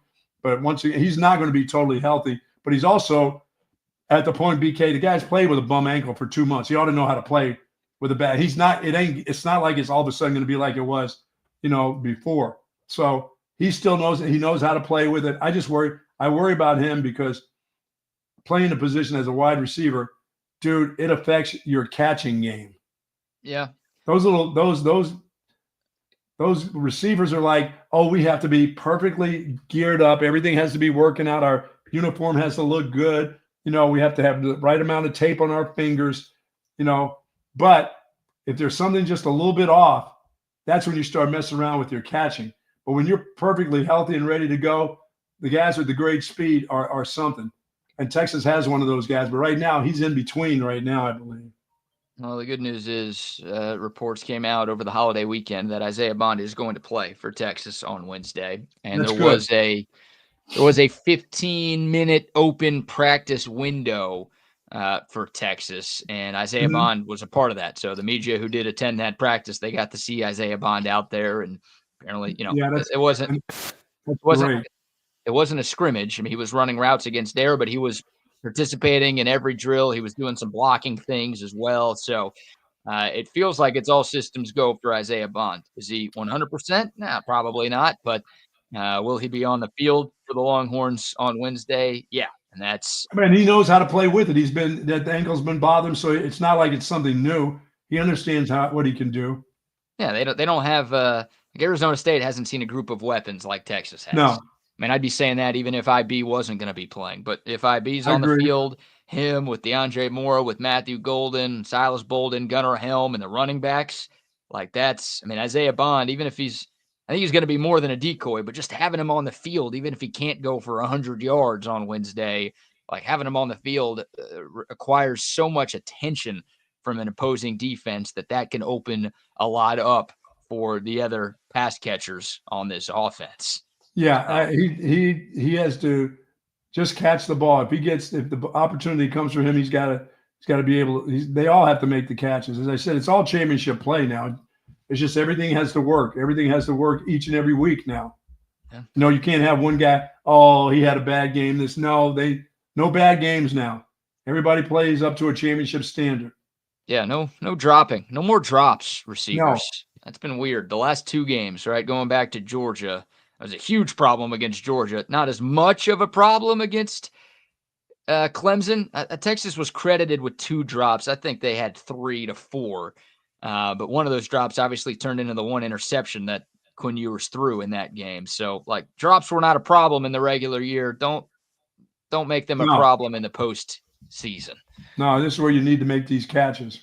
Yeah, absolutely. All right, we'll take your thoughts. We'll go one more piece of sound before we get to some more sponsor shout outs and then start to go around the country, talk some other college football and NFL. But how about Gunnar Helm? Speaking of Gunnar Helm, putting together one of, if not the best tight end season in Texas football history. He was made available to the media a couple of days ago, and here's him talking about Arizona State and some of the problems that their defense can present this Texas offense. Well, before, playing us, they were a team that all year played very hard to the whistle every play, especially on defense. That was the first thing you noticed when you turned on the tape. It was a veteran defense that plays extremely hard to the ball, and they finish plays. So we saw their turnover margin and what they do to create turnovers on the defensive side. So, we knew that we really had to finish in the run game, finish in the pass game, make sure Quinn felt protected to make his throws downfield, run crisp routes because, like I said, they're a great defense and extremely good football team. Otherwise, they wouldn't be here in the first place. I mean, he understands that he understands that every team they play from this point on is better than the team they played the week before. So, and he had a fantastic game. He made that's kind of bounce back you need from your veteran player right there, a guy who's having a fantastic year. It wasn't just his pass catching, but his ability to block for the run was really good against Clemson. So, and we know what Clemson's defense was. We had talked about it. That has to continue. They still have to get after this Arizona State team. Yeah, they may play hard, but once again, they haven't played against an offense like this. They played against some decent offenses, but nothing like this. Gunnar Helm in that Clemson game, 6 catches, 77 yards, and a touchdown. After his 1-catch performance in the SEC title game. Nobody else on Texas had more than 2 catches against Clemson. So Gunnar Helm was far and away the top target for Quinn Ewers. And, he's a matchup problem. Like you say, it's not just a guy you got to scheme open. He's a guy who can get open on his own. Yeah, he can get open, yes. And make stuff happen after he does catch the ball as well. So, excited about Gunnar Helm. And Arizona State, they're not great at getting pressure, especially when they don't blitz. They're 109th in the country in pressure rate at 30%. So, Quinn Ewers should have time to find his guys down the field. And if that's the case, then once again, all the weapons that Texas has, including Gunnar Helm, should make this a pretty solid statistical day for the Texas passing offense. I agree. Nice. All right, we'll take your thoughts. The code to text line, 512-222-9328. course, if you're watching online, the YouTube, Twitter, Twitch, and Facebook live chats are rocking and rolling as well this morning. We appreciate everybody tuning in.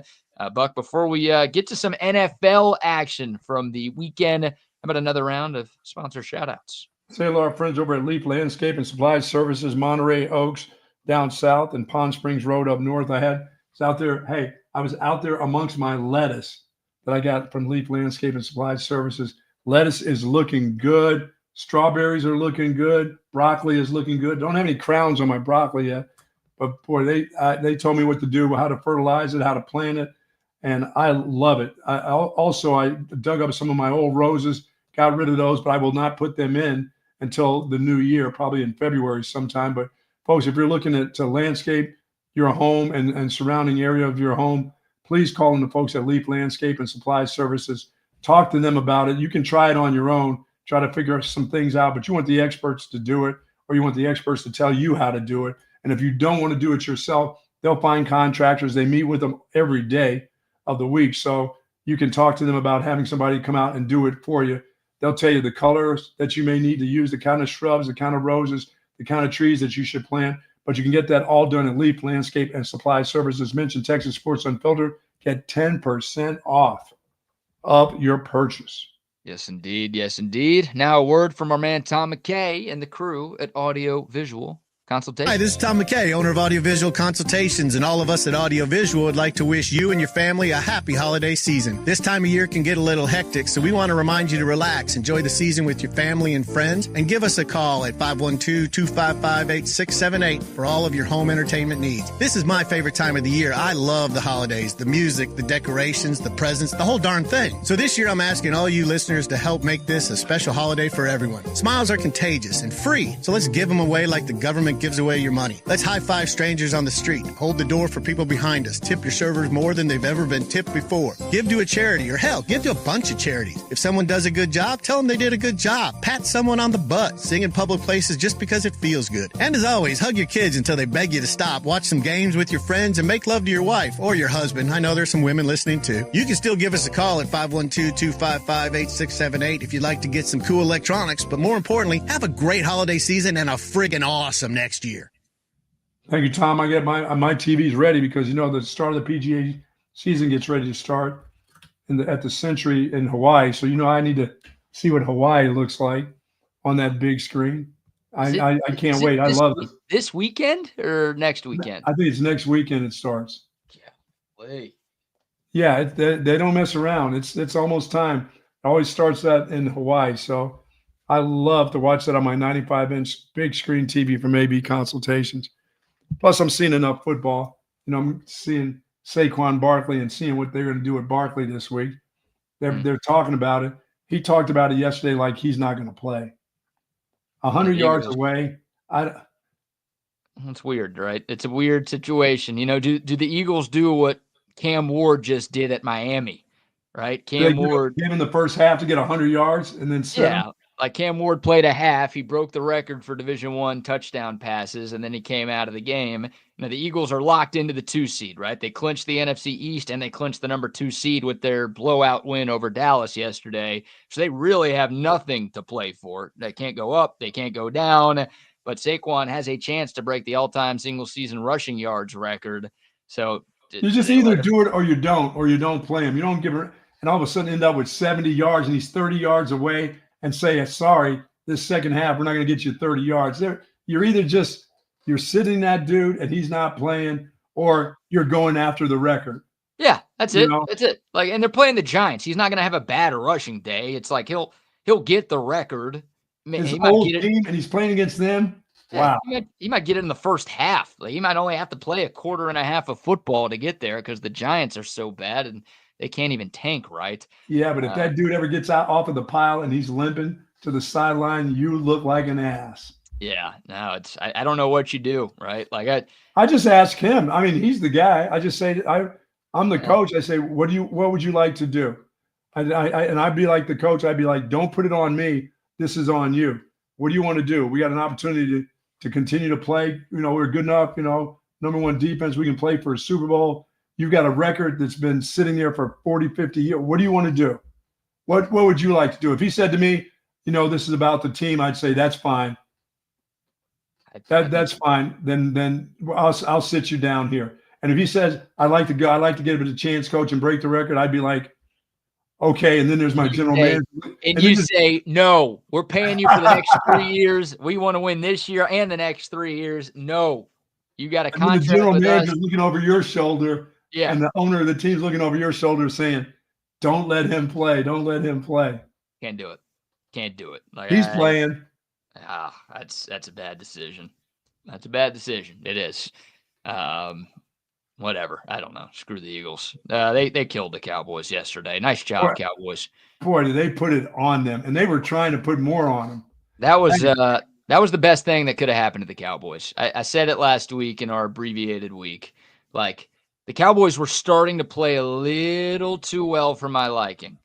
And they've already screwed up the draft pick. Like, they're going to be outside of the top 10 when we get to the NFL draft. I think they're at number 12 right now if the season ended today.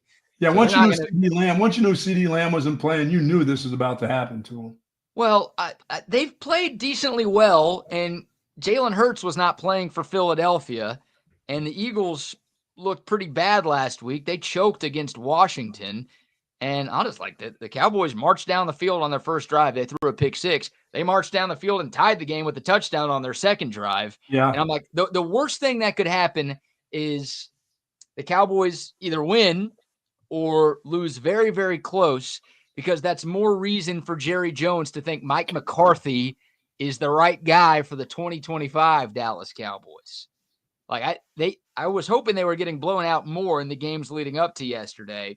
But they needed to get blown out yesterday, and I hope the commies blow them out in the regular season finale next Sunday to put any thought of, oh, they really like their head coach. They're playing really hard for him. Did you see how much better they looked down the stretch? That must mean they turned a corner, and we got to bring McCarthy back to see this thing through. I don't want to see any of that happen. So yesterday, how are you with the Commandos anyway for next week? Do they need anything, or are they locked in now? Well, they're in the playoffs because of that win, but they're still seeding. I think they can get. Yeah, I'm not taking any chance with that quarterback. No way, because that dude will get in the game and he will take off and run with the football.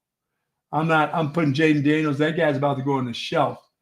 Against the Cowboys, against a rivalry like that, no thank you. I don't even take that chance. If I'm in the playoffs, there's no way. Yeah, they're in the playoffs, but I think they can't be the 5 seed. The 5 seed's going to be the loser of the Vikings-Lions game, which was just announced as a Sunday night football game. But I think they could fall to the 7 seed if they lose and the Packers win. So they are playing to be the 6 seed instead of the 7 seed. The 6 seed would play the Rams. The 7 seed has to play the Eagles. I think you want to win to play the Rams and not the Eagles. Yeah, I don't want to play the Eagles again. You've already beat them. You don't know. You already made them mad. Jane Daniels is going to play for the commies. Just I haven't heard anything yet, but based on the quick look of what the playoff scenarios look like, yeah, I'd rather play the Rams.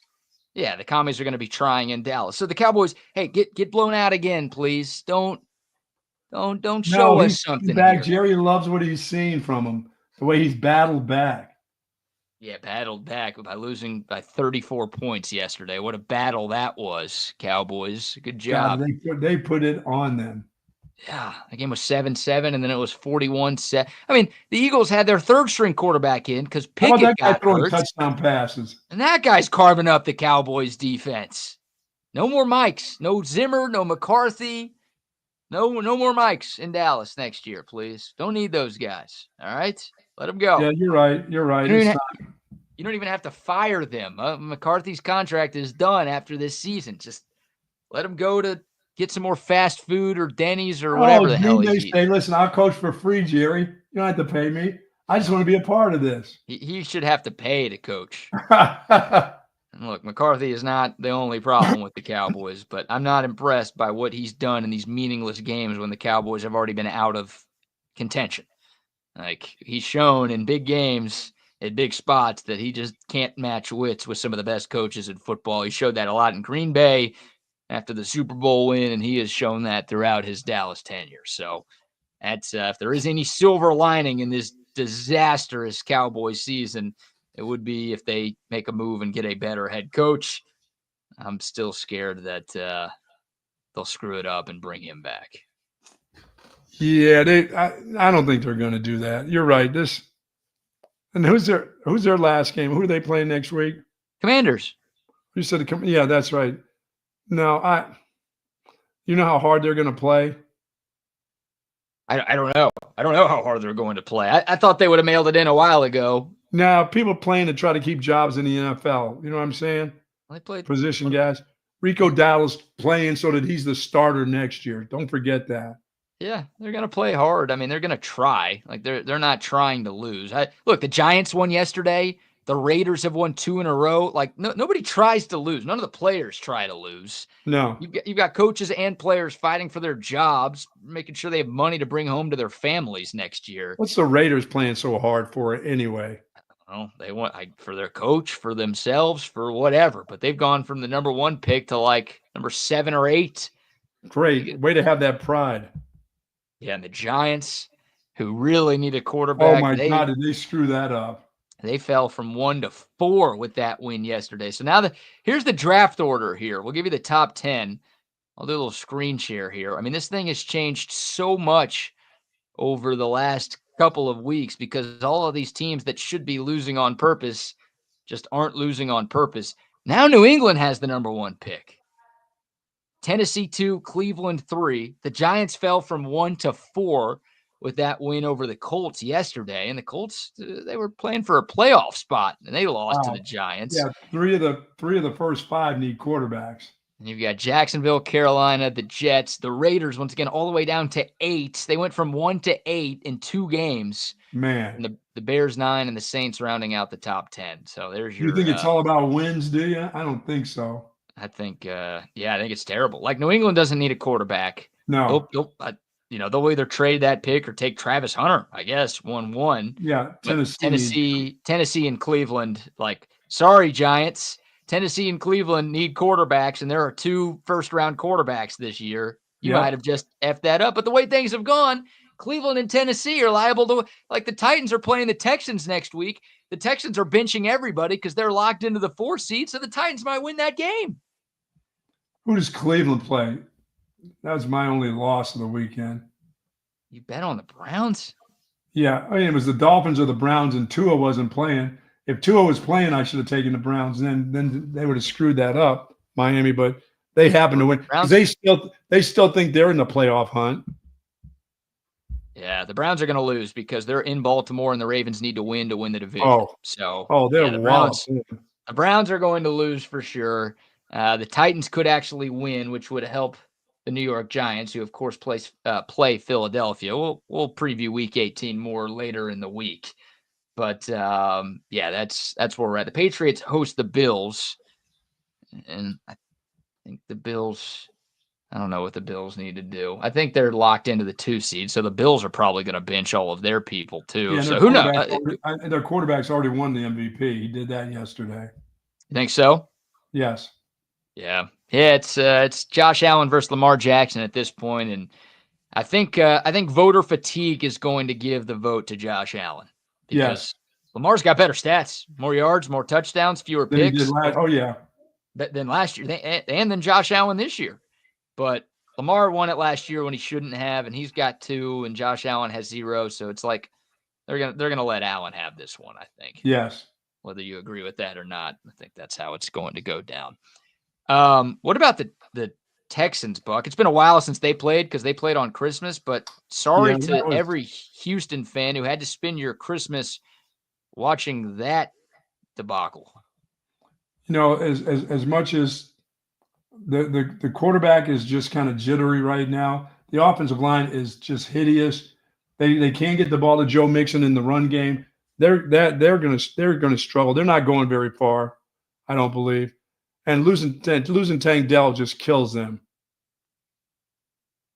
Their secondary is still fantastic. The defensive front's still okay, but they can't run the ball anymore. What happened to them in the run game? It was all bad. I mean, 31-2, the final score. And I mean, Derrick Henry, going back to his Titans days, has dominated the Texans. he did that. Lamar Jackson got whatever he wanted. I mean, it was bad offensively. It was bad defensively. The offense didn't score a single point in the game. Like you said, Joe Mixon, 26 rushing yards. CJ Stroud looked awful. He threw a pick, but also missed some wide open receive. The Texans are broken, dude. They're broken. They're done. And they're going to get the host to home playoff game. Their offensive-minded offensive coordinator who's going to be looking for jobs. Something happened to him. I don't know what it is. It started out with when that offensive line, last year they just moved pieces around on the offensive line. They weren't great, but the pieces that they moved around, now they went out and got guys, and they're worse. Yeah, it goes to show you how much can change year over year in this league, right? Like Bobby Slowick was getting head coaching interviews, and he actually withdrew his name. Maybe he would have gotten a job, but before teams were hiring coaches, he's like, nah, I want to go back to Houston. I want to stay as the OC here. And now I think every Texans fan wants him to get fired because the offense has taken a step back. CJ Stroud has undoubtedly taken a step back. He's gotten even worse as this year has gone along. They can't run it anymore. The O-line stinks. I don't think it's all Bobby Slowick's fault. I don't think he's doing a whole lot to help his case. But, I mean, we'll see who the Texans play. It could be the Steelers, could be the Chargers, could be the Ravens again. Dude, if it wasn't for that defense, they're getting mauled, but the defense just keeps them in it.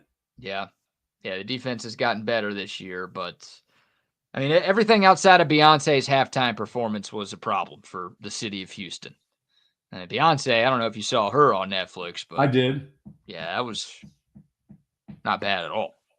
I didn't hear any of it. I just saw her. That's all I need to do is see her. I don't need to hear her sing. You don't think she's good? What? I thought she's. I mean, I don't have a whole lot of Beyonce stuff, but I listen to her music. It's okay, but it's. I mean, I think she's a very attractive, pretty girl. She is that. You put it on mute on Wednesday. Yeah, I mean, I didn't need to. I mean, I don't know her Cowboy Cattle songs or whatever she was doing.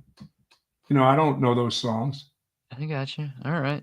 She's very talented. She's got a great voice. But she also looked the part as well. Oh, she looks the part. She's beautiful, I think.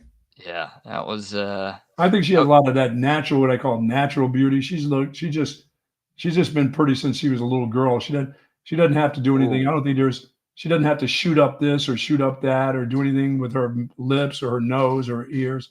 I just think she's just kind of naturally pretty. Why were you looking at her as a little girl? Destiny's Child when she wasn't really a child.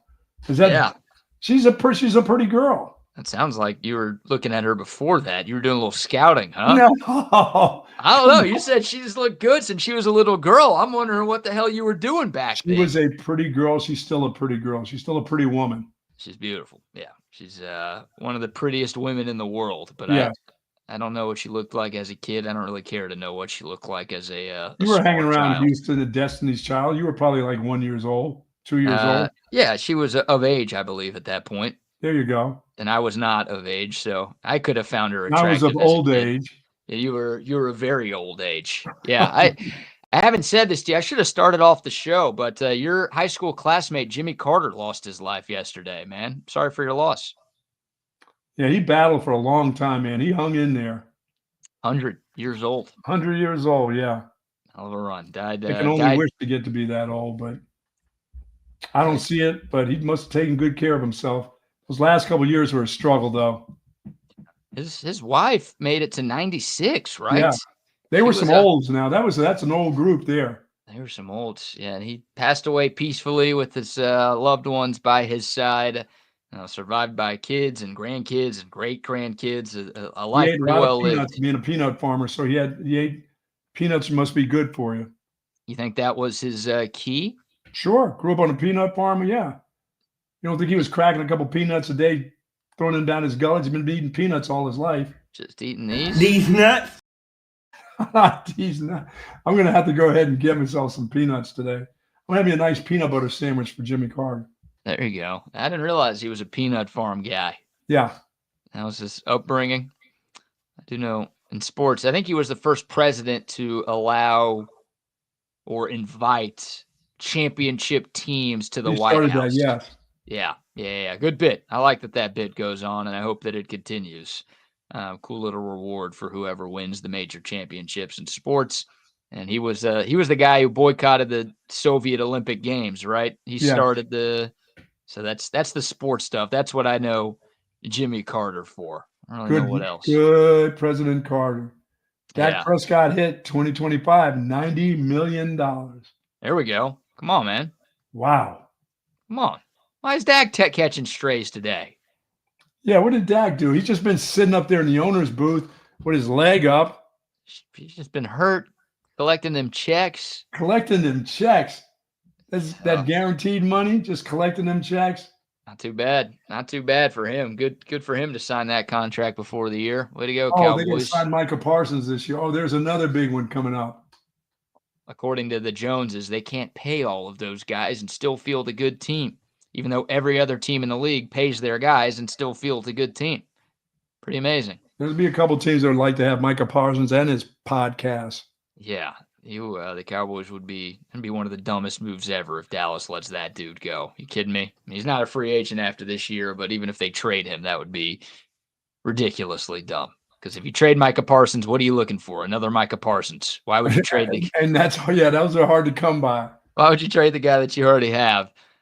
Speaking of deaths, by the way, while we're on this, and we'll get back to some sports here in a second, but Greg Gumbel passed away. I don't know if you saw this one. I saw that. One of the best, man. Long time CBS sports broadcaster. 78 years young. Oh, I didn't realize he was that old. Yeah, more than 50 years of broadcasting. Spent most of them at CBS Sports. Passed away from cancer. He was fantastic. Awesome, man. Just one of the best to ever do it in the booth, in the studio. The NCAA tournament hasn't been the same without him and won't be the same without him moving forward. That guy is awesome. He was a great football broadcaster as well. One of the good ones. So thoughts and prayers to his family, and of course thoughts and prayers to the family and friends of former President Jimmy Carter, the oldest president ever. Nice run. Old right dude. Way to go, Jimmy.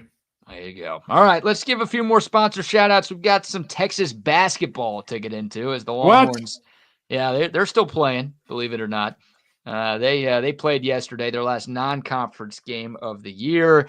We also got some other fun stories to wrap up the show. But before that, how about a few more sponsor shout-outs? Say hello to our friends at Woods Comfort Systems, almost 70 years in service in Central Texas. And you know what? I've been waiting for that, for my heat to pop on, BK. It's still been warm enough that the air conditioner still cranks on every once in a while. And folks, be ready because cool weather's about to hit us in January. It is just around the corner, but you want your system to be working perfectly. Calling the folks at Woods Comfort System to come check everything out for you. Make sure that your system works for you each and every time that you need it. Not every other time, but every time you need it. Because in January, you're going to need it. You're going to need that heating system to come on properly. And it has been that way for me since I got my system. Bought it from Woods Comfort System 5 years ago, and they maintain it twice a year. They've been out. I'm all set. I'm ready to go. If it hits, I'm ready for it. And you need to be prepared also. But don't think there won't be a 70-degree here or there coming your way here before that second or third week in January. So be prepared for the air conditioning system to still cool down your home the way it needs to be done. And they do that at Woods Comfort Systems. Yes, sir. WoodsComfortSystems.com. The website, their phone number is 512-842-5066. Shout out to them. Shout out to Olipop as well. There you go. I got to restock. I'll be hitting the store today, getting me some Olipop. Yeah, I haven't been eating very healthy because it's, been the holidays. Nobody eats very healthy this time of the year. I got to start drinking healthy again. Now you're talking. And you do that with Olipop. I shouldn't say start drinking healthy. I drink Olipop all the time. I got to get back to drinking the Olipop. It's great tasting soda that's actually good for you.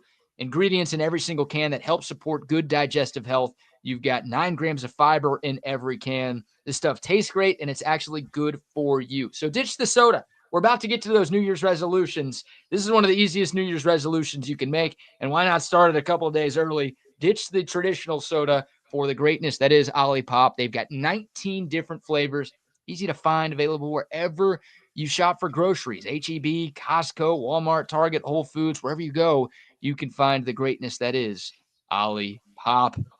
And also, Real Truck.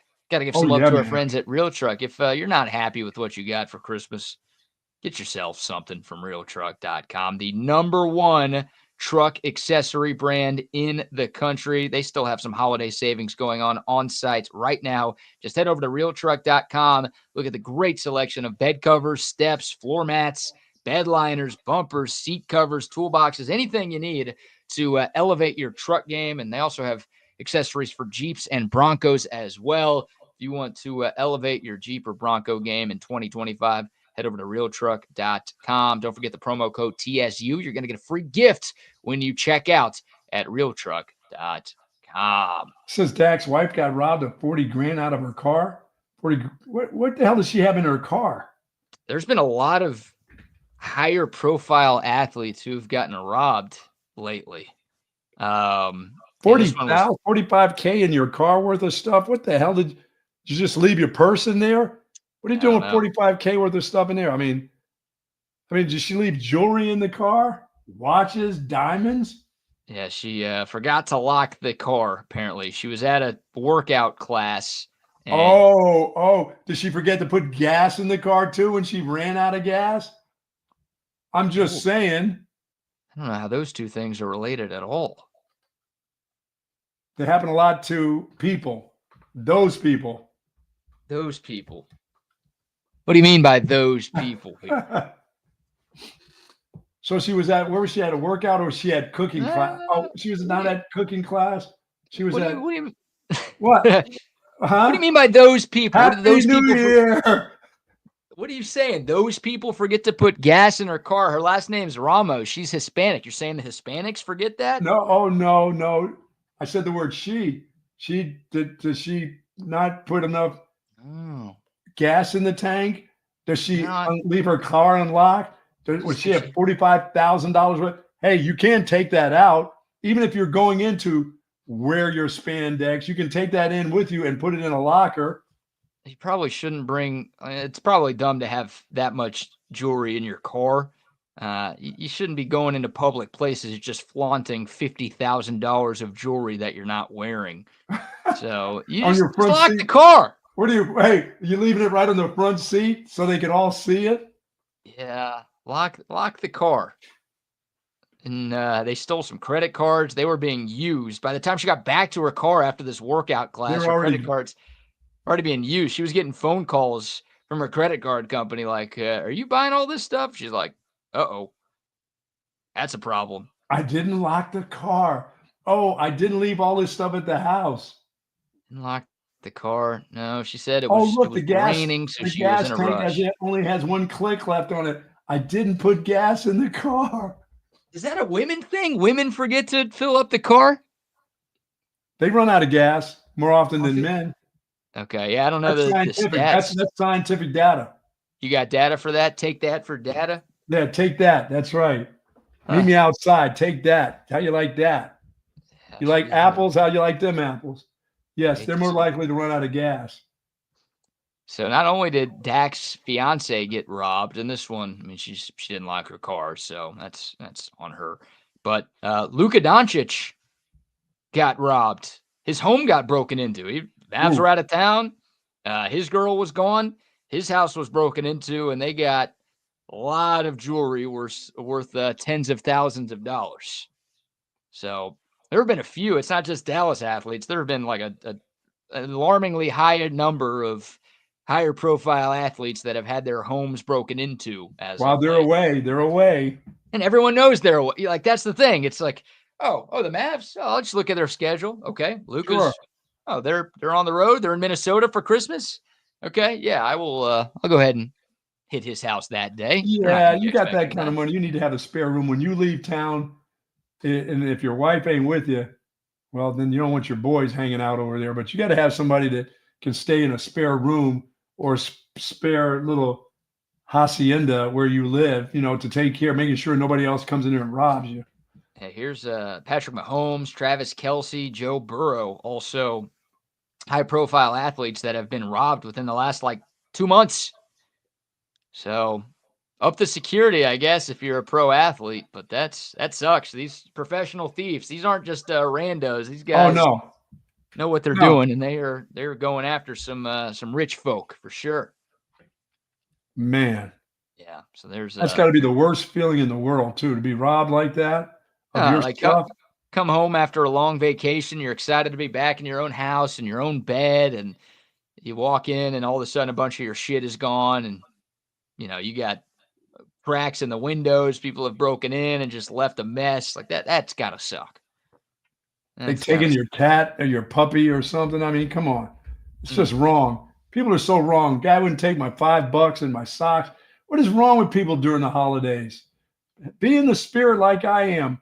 Put gas in the tank. Quit taking $45,000 worth of stuff to the workout class and lock your door, will you? Be like the Buck. Take shots at women and call guys round-shouldered and fataboo and things like that. That's the spirit. I don't recall myself calling that dude fataboo. I think you did. He's round-shouldered, man. He's muscular. Yeah, those are two very different things. Okay. Round-shouldered and muscular. Are you trying to say that Mike McCarthy is round-shouldered too? Mike McCarthy's fat as shit. Hey, Texas basketball wins yesterday. They beat Northwestern, not Northwestern State. You know what state that's in, Buck? It's got to be in Illinois. Nope. It's in Ohio. No, it's in Louisiana, of course, a very northwestern state. Okay, yeah, okay. 77. My next one was going to be Michigan. Yeah, who knows? Trey Johnson came back. That's the good news. 18 points, 7 of 11 shooting. He looked great. Texas shot 50% from the floor. They made 11 threes. Easy win. Northwestern State's not very good. Texas 11-2 on the year. The fun part's over for Texas because once the calendar turns to 2025, Texas will enter SEC play. And how about their first 5 SEC games are against ranked teams, Buck? They're at A&M. They got 3 out of 5 they'll win. No, they don't. I think they're going to lose all 5. This is the most important 5-game stretch of Rodney Terry's career. If he wants people to like him, he'll go 2-3 here.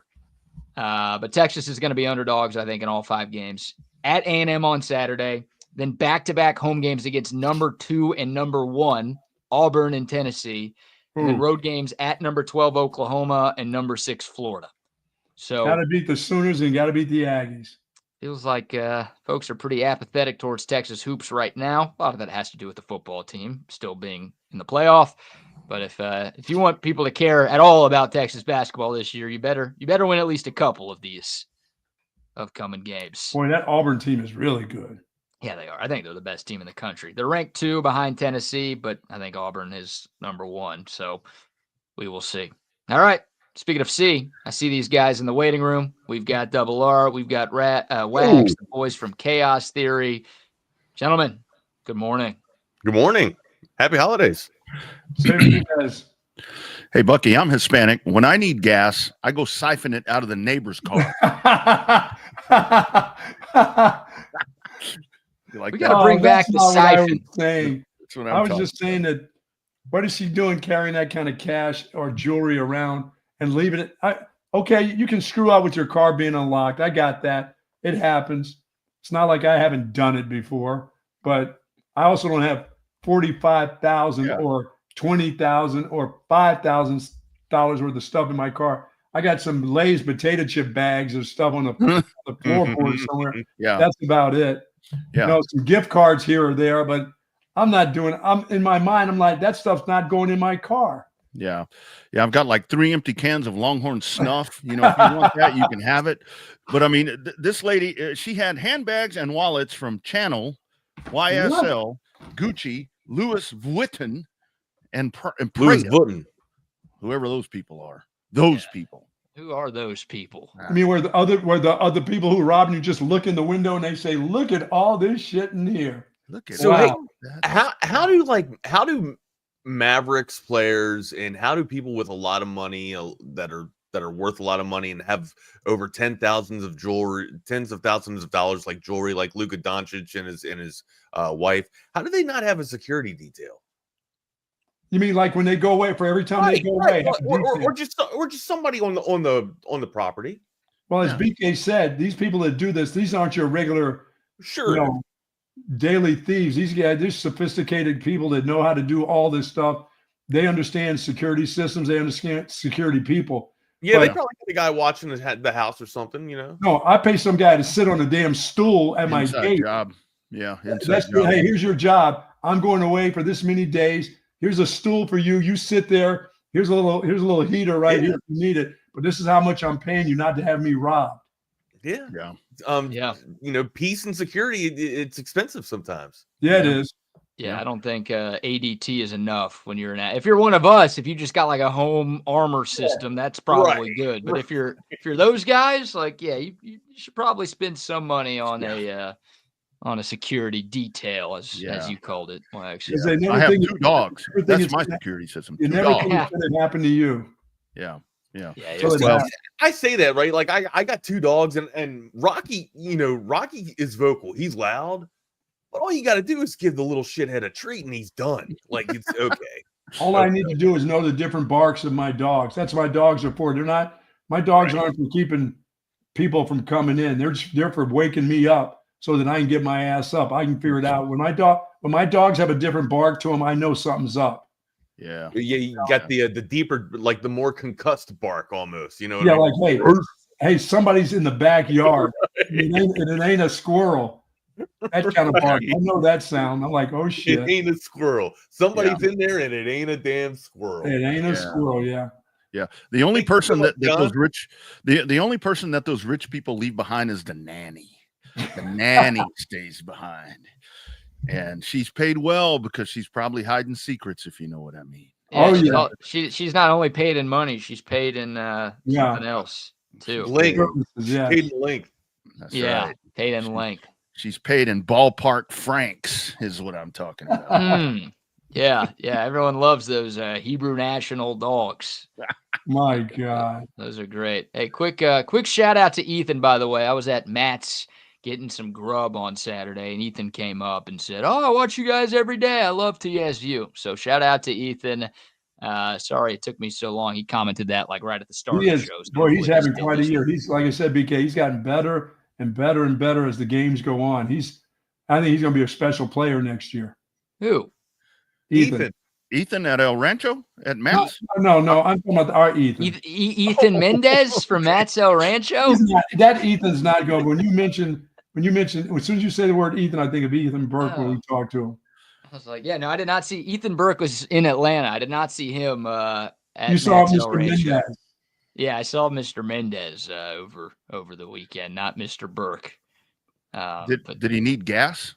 Ethan, did you fill up your tank, my man? You guys are hard. Hey, you people are horrible. I'm glad I'm not like that. Who's you people? You guys, all of you guys. I'm not like that. I'm turning over some new leaves for the new year. Like can't what? wait to see this. Like I'm going to hold my own cooking classes for those people on the basics. Who are those people? We keep saying those people. Who the hell are those people? Those people can be anybody. Hey, Wags, Am I those people? I tried to give one of those people $5 and a pair of socks. You hear about how I got rejected the other day? Hold 20. Yes. You come up to me with a $5 bill and a pair of socks. I don't know what the hell to think either, man. Hey, if you're laying on a bench with a polyester blanket over your head, calling that home, and I came over to you and said, "Here's a nice warm pair of socks and $5 inside the sock," do you think you'd say, "You know what? This is cotton and it's not great for the environment. I can't accept this"? What? Well, at first I'd be what kind of trick do you want me to do? $5 and a pair of tube socks. I mean, I don't know. Come behind this tree right quick. Come on, Behind this tree right sock puppet. Come on, man. Mr. Sock. I've been giving out $5 and some pairs of new socks to the homeless. That's my new gig. Instead of doing sandwiches from Thanksgiving on, I've been doing this. And a dude rejected me on Christmas Day saying something about the environment or that his dad was a former slave or something. He couldn't accept it if it was cotton. I'm like, "Here, why don't you take the $5 out?" He goes, "Well, it touched the cotton." I'm like, I said to the guy, I said, "Are you shitting me?" I said, "Do you see where you're laying right now? Do you understand you're it's Christmas morning and you're sitting under a polyester blanket on a bench and this is not good enough for you?" You said that $5 better be recycled paper, damn it. Otherwise, I'm not. You are one of the most selfless people I've ever met in my life. You I are am very having, giving I am and having generous problems. person. Why am I having problems with the homeless in that way? I'm just trying to be just okay. I'm not. It's not. I didn't win that $1.2 billion lottery that guy won from California over the weekend on Friday. But I'm just giving a little something, and now I'm getting rejected over my socks now. Well, what Bucky's not telling you is the $5 are all coins, and he's beating the homeless with the sock first. Homie, don't play. Bucky, don't play that.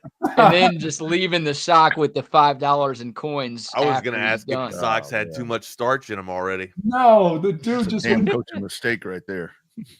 I got to do better. I got to find something better where I can have a win-win for me and the homeless person.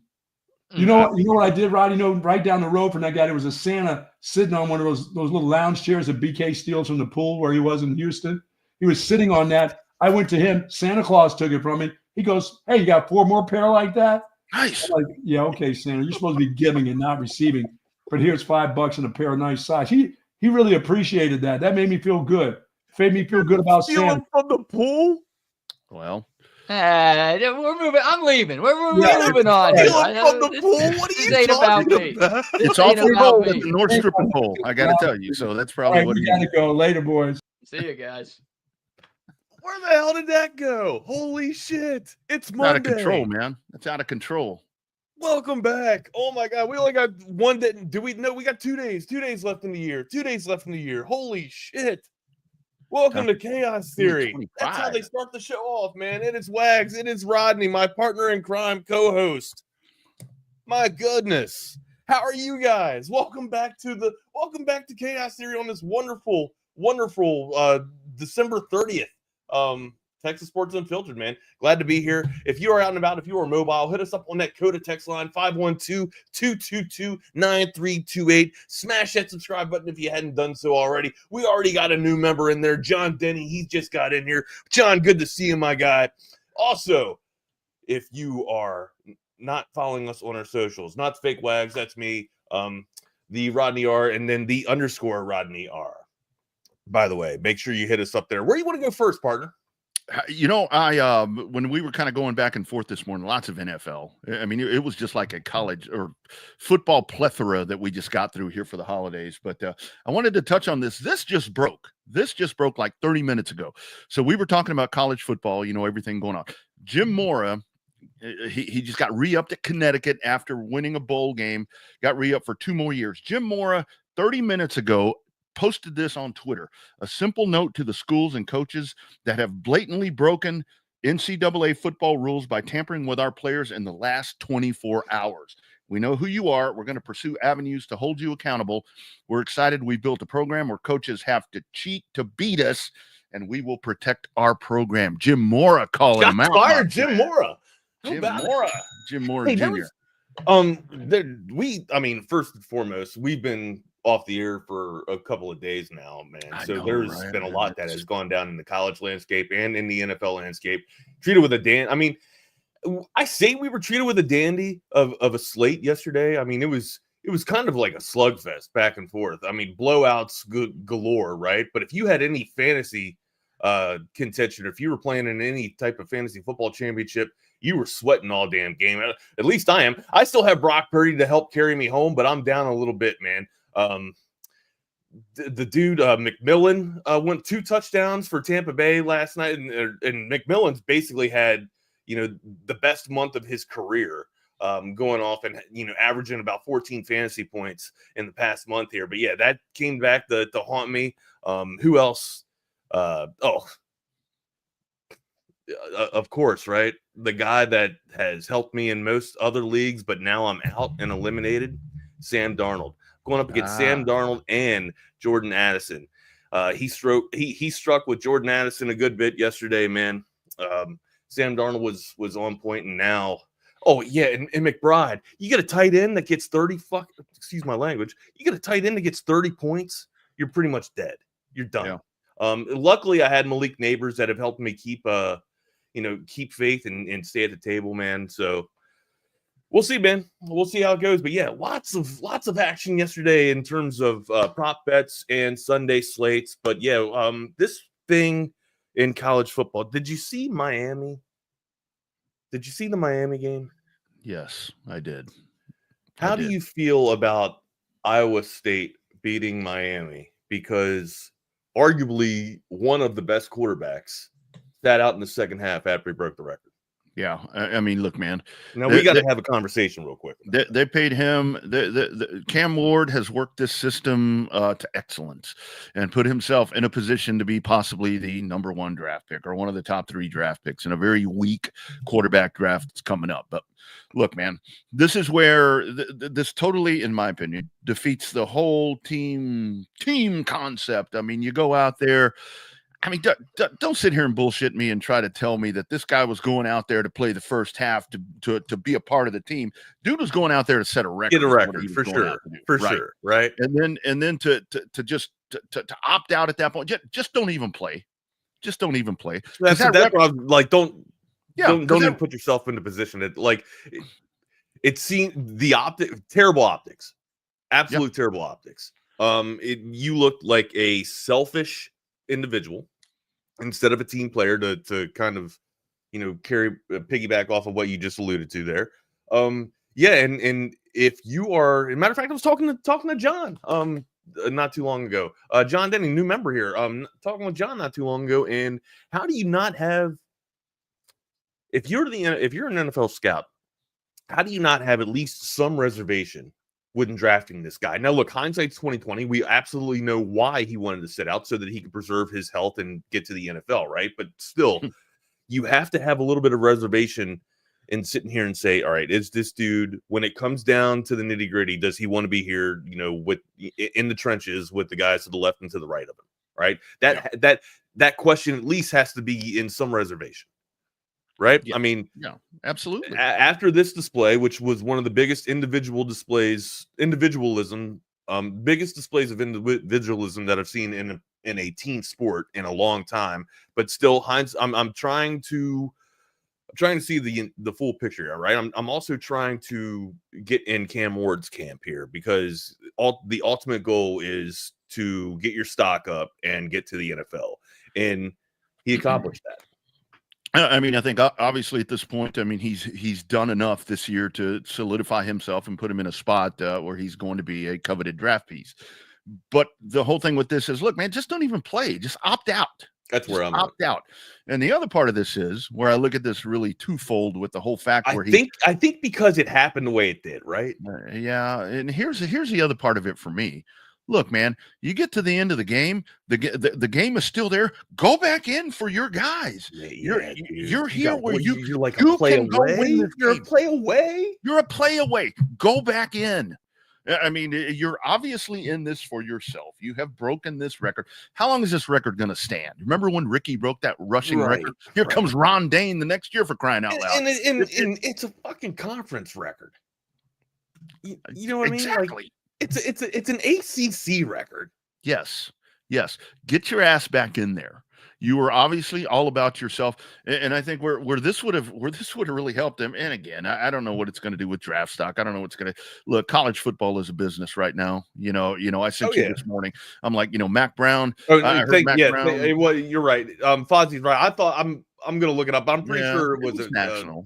I'm pretty sure it was a college record or a conference record, but it could be a national record. But this is where I mean, I thought it was just an ACC record. If Cam Ward would have gone back into this ball game, this would have kind of shunned a little bit about what we're talking about right here. And the whole thing is, I mean, there's a lot of people that are justifying what he did, and that's fine. I just don't think that in this day and age of opting out of bowl games, don't even fucking play.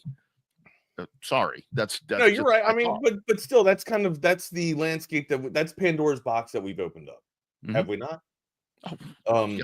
Yeah. I thought we were putting a lid back on Pandora's box with the whole NIL scheme, and I say scheme, but with the whole NIL birth. But nah, and then we have stuff like this. It's still obviously going to go down. But again, I'm hindsight is what it is, right? It's 2020, and I'm trying to. I'm trying to think logically for Cam Ward, right? And in his camp as well. Like, so if you're NFL scout, sure, you might have some reservation, but I think you have to take in consideration the fact that the ultimate goal for Cam Ward is to get to the league, right? Is to be a professional football player. He looks like a professional football player. But again, like very, very bad optics. Oh man. Especially when the game's that close and you had a chance you could have gone in and helped elevate your team to a win. It's shitty. It's a bad look, but again, you obviously did what you thought was best for yourself and your team. And one of the other things that I saw this weekend as I was just kind of going through stuff, it's so weird, Wags. All these days that we were off, I would like get up in the morning and prepare for a show. And I'm like, why am I getting up and writing all this shit down? I have nobody to tell.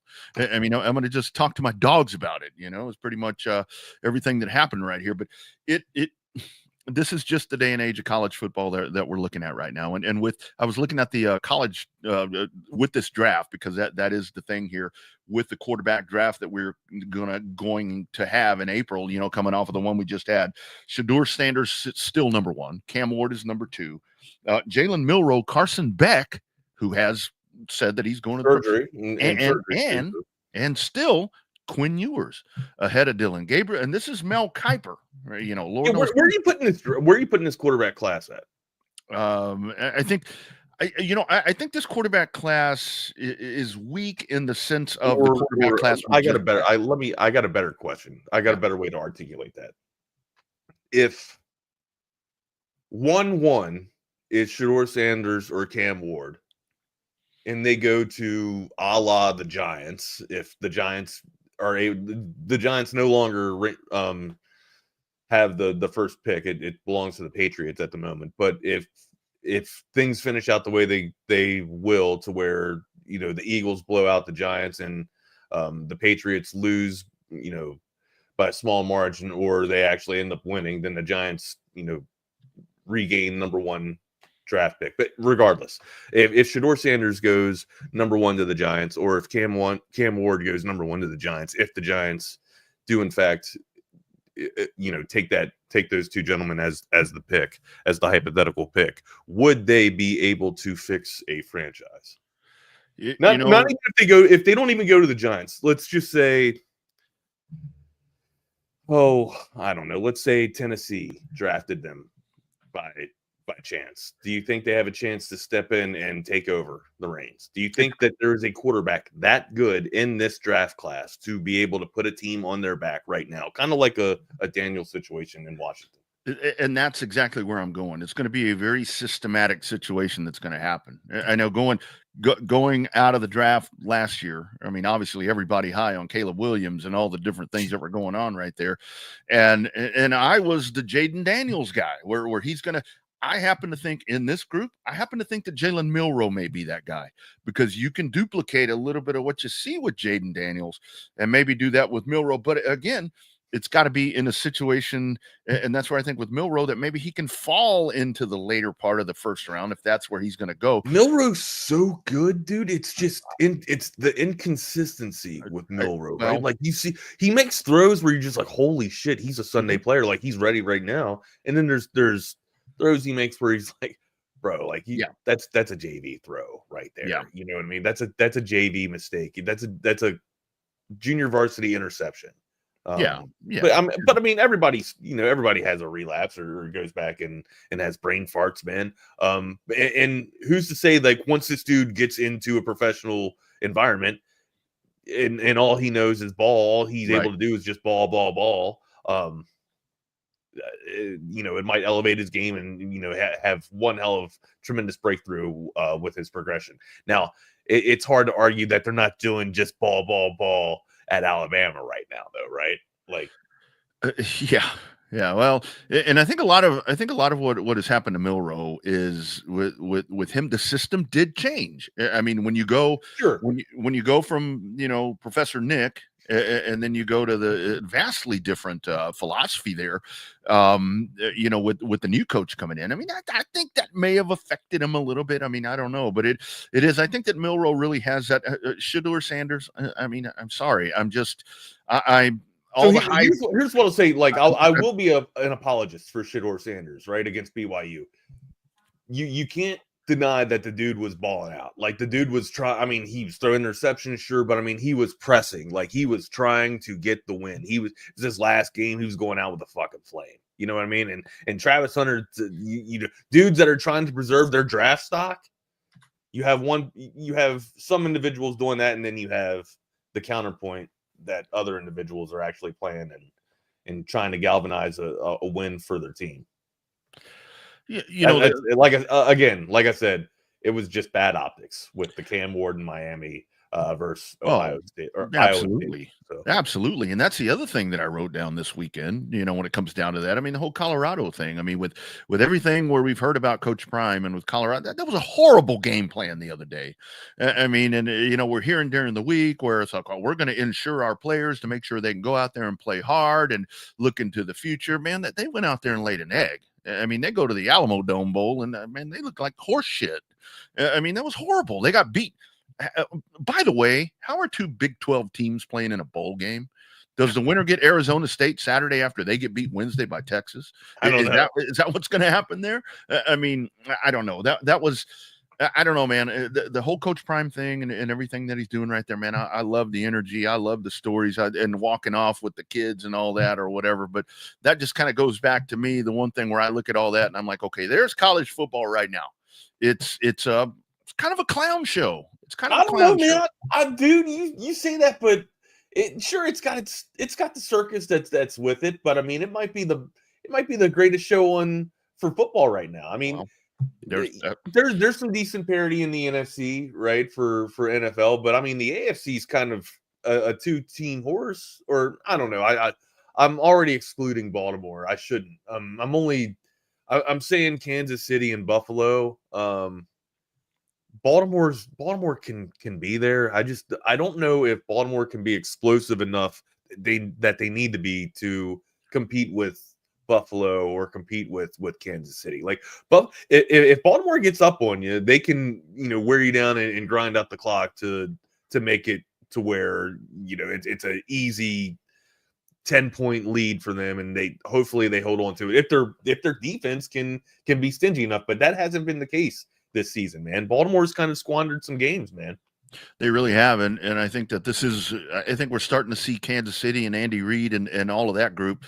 I think we're seeing them putting it into that fifth gear. I really think that they've kind of. I don't think Kansas City's came out of fifth. It's weird, right? They've just been kind of cruising right above 55.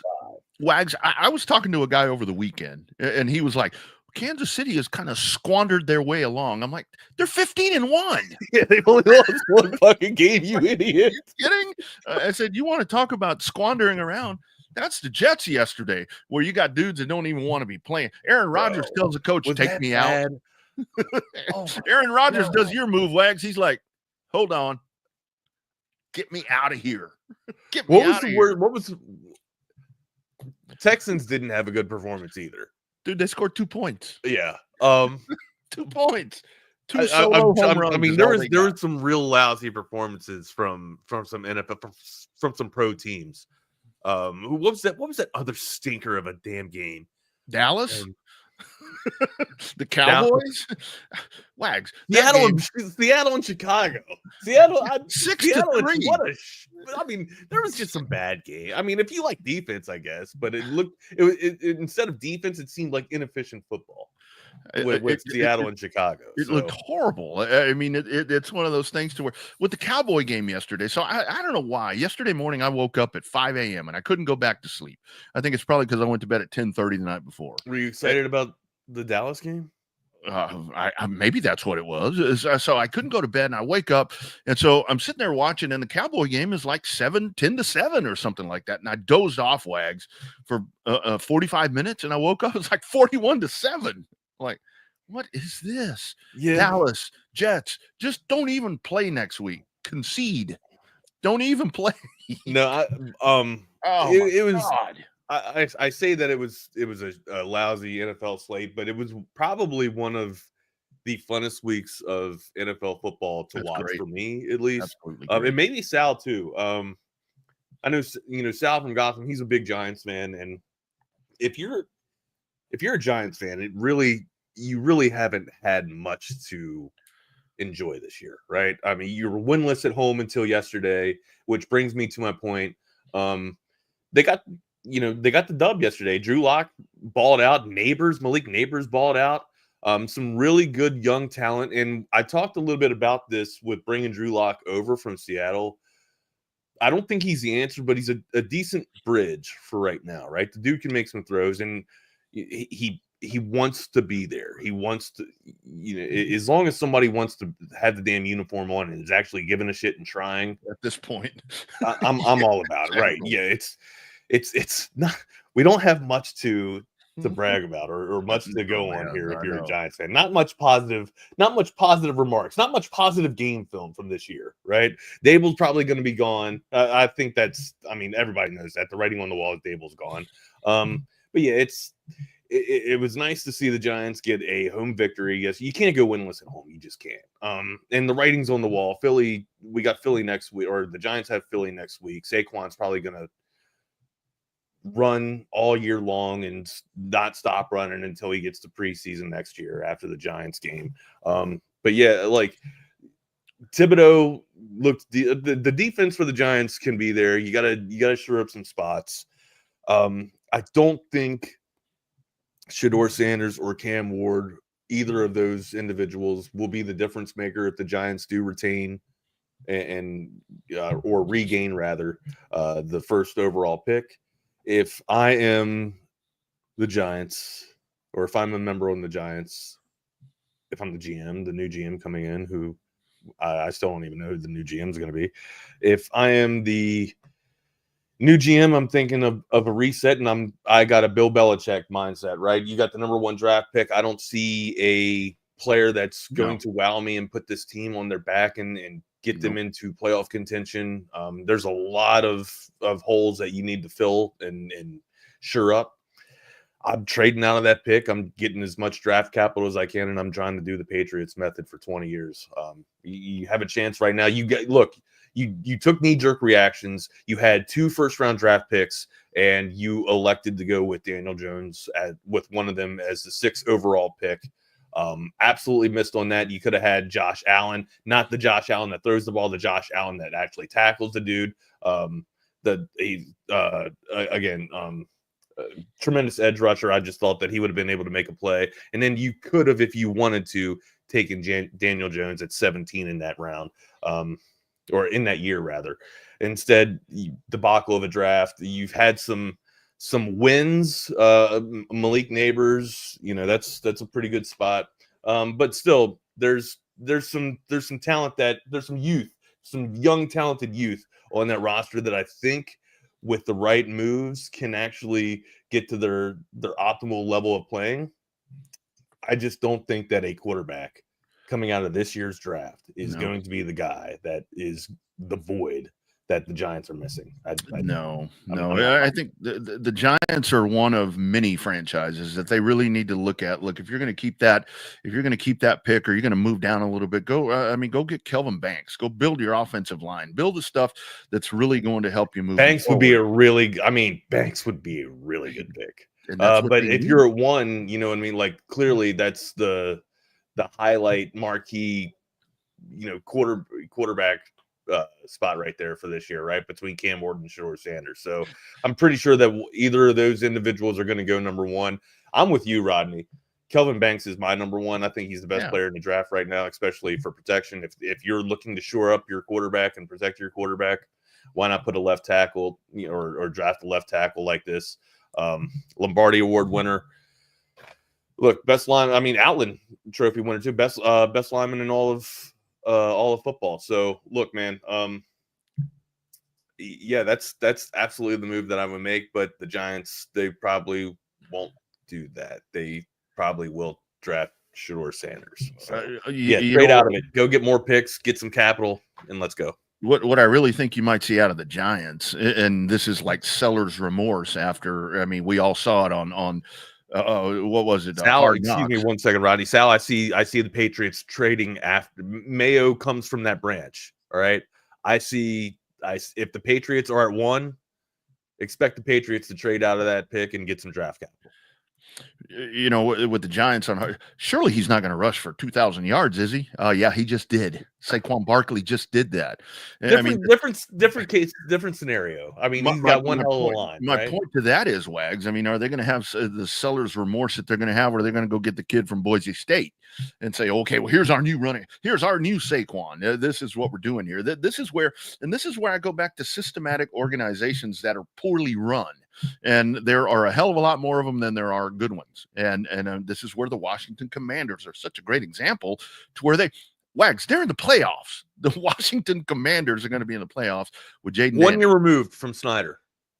Exactly. The Snyderverse. Exactly. The Snyderverse. They scraped the slab. They scraped the slab of the Washington Commanders, and they've gone back and fixed that. And that's where I think for a lot of these guys, and I got to tell you, one of the coolest things when we talk about quarterbacks, we can talk about quarterback drafts and all the different things. One of the things that I'm really going to take out of 2024 is it's been really damn cool to see Baker Mayfield continue to do what he's done. Bro. And Sam Darnold. We're not supposed to like Baker. We're not supposed to like Baker Mayfield. I'm sorry. It's hard for me not to. I go to the Lake Travis thing, Wags. I'm like, I know. Well, he was. I don't give a damn. I knew him at Lake Travis. Those of you guys that are new to the show and new to the channel, and don't know the history behind Baker Mayfield. Baker Mayfield went to Texas Tech and then went to the Oklahoma Sooners, which it's sacrilegious for Longhorn fans to like either of those fan bases. And the one thing that gives Baker Mayfield saving grace, in my opinion, is that he's from this area. He went to Lake Travis High School. And like my partner just mentioned, he was a walk-on, right? He was basically denied every spot. He's not denied. He's had to earn every damn accolade that this dude has accomplished and achieved. Now, sure, he's brash, but he backs that shit up. Dude, he backs it up. And he carries a chip on his shoulder all the time. He's playing with the chip on. I mean, imagine like the damn disarray that the Browns are in after Johnny Manziel, and he brings you back, gives you some life, restoration to that damn franchise, gets you to a playoff game, and then you say, "Hold on, let's throw everything that we have right now at this piece of shit Deshaun Watson," right? and bring him over here for some first round picks and throw Baker to the wolves. Baker takes it with some exception, rightfully so, finds his home, does a tour around the NFL, and then finally, on his going away party with the LA Rams, has one hell of a show, does enough to where Tampa Bay thinks, oh, we'll give this guy a chip, a chair, and a prayer. Bring him on down here. We got Mike Evans. What the hell? What else? What can go wrong? Right? Yeah. What do you have to lose? Right. What do you have to lose? Put this dude on a 1 year contract. See what's up. Next thing you know, he earns himself an extension. Next thing you know, he's top 5 fucking quarterback. Yeah. Wags. The Carolina Panthers cannot get out of their own damn way. Their 2020 quarterback room was Baker Mayfield and Sam Darnold. And look at those guys right now. They're both again, different systematic franchise dysfunction is the whole thing, right? And let me tell you something, Wax. You know who's looked really good because he's gotten to play because of some misfortune? Mac Jones. Mac Jones has looked okay. He's out of that 2018 draft class. Maybe. No, you're right. Hey, Jake, I'm with you. I probably wouldn't hang out with the dude, but the guy can win some football games. The guy wins football games. I mean, Ricky Henderson passed away last week. That dude was an asshole, but goddamn, he could steal. That's what some I hear. Bacon, I hear he was. I mean, not to speak ill will about a dead man, but I heard he was a prick. Totally. I've heard the same. I never met him. I never will because he's gone. If I meet him now, it's going to be in a different place. But yes. Maybe I'm on a peyote trip if I meet him. I don't know.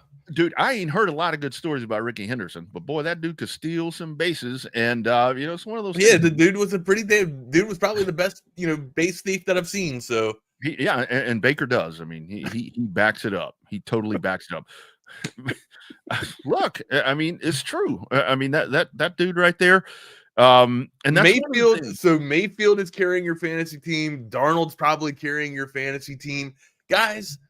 I have Bo Nix in my lineup for a 2-quarterback lineup. I have Bo Nix and Brock Purdy as my starting quarterbacks, and I'm relying a lot on Brock Purdy tonight to kind of take it home and take me to the promised land. Man, I'll tell you, championship week, man. And it's since the 8, and this is really not to go on a fantasy tangent here, but this has kind of been the challenge with the 18 week.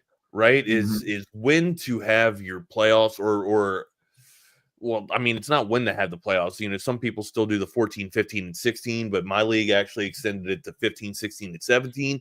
But still, like now you're at to the tail end of the season or the tail end of the schedule to where you're getting lopsided games and you're going to get 30-point production by like a tight end by McBride, or your neighbors that's getting 37.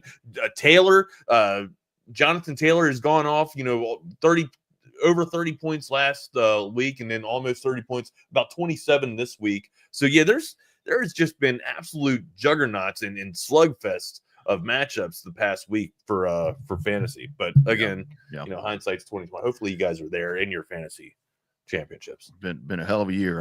One of the leagues I'm in, I'm in the 5th place game, Wags, and the whole thing is I started 0-6, and I managed to scrape myself up, and I got beat by very very short margin right at the end. How are you doing in Ike's pick'em? Second, dude. I'm in. You're not second. Are you lying? How many times have you won? Ask Ike. I've been high scorer. I don't know how many times, but yeah, I'm in 2nd place. I think I'm 2 games back. Because I've kind of crapped the bed here the last 2 weeks. Well, I think 2 weeks I forgot to make my picks. I forgot 1 week to do it, Wags, and that's going to cost me if I don't win that. I mean, it's going to cost me in the Lago Vista pick'em. But man, I'm hoping I can pull that one out. Speaking of Lago Vista, I took the weekly winner. The other week. I'm trying to get the weekly winner this week. I really shit the bed with the teams that I thought would score the least here. It's funny. After I paid that fee, I got more motivated. I'm like, okay, now let's go. I sent that. Well, money. I finally won, so Ike withheld the fee that I had to pay or whatever. Still haven't got the winnings yet, but I'm basically putting all my winnings to other leagues that I failed at. There you go. So, there you go. Absolutely. It's it's the gift that keeps on giving all year round, Rodney. That it is, Edward. That it is indeed. Little shout out to Christmas Vacation. Those of you guys that watched Christmas Vacation over the holidays there. Lots. You know what? I got into Landman and I got into Lioness. Actually, I need to walk that back. I'm trying to get back into Landman. It's hard. It's hard for me. Is that the one you posted about on the Facebook? Yeah. It's the daddy-daughter dynamic is a little weird. Yeah, I'm a fan of Billy Bob Thornton. I enjoy his character, Tommy. But again, just the whole, and maybe I need to let it grow on me a little bit more. But having I guess she's supposed to be 18 or 19, but having her walk around in thongs around old men, that's just, I don't know, it's just, again, bad optics. But maybe I'm just getting way too damn old, dude. Yeah. Well, I don't need any of that, especially now my kids being older. Yeah, I mean, you being a father of 2 daughters, that's no. Hey, our man Tom McKay on the Coda text line 512. Tom's in Costa Rica, I think. He says, I don't know what Baker Mayfield ever did to you guys, but he's not a bad dude at all. In fact, he's a great guy to hang around with. Hey, Tom, I like the guy. I've never shared a beer with him. I would get tired of the Oklahoma Sooner banter, I think. Yeah.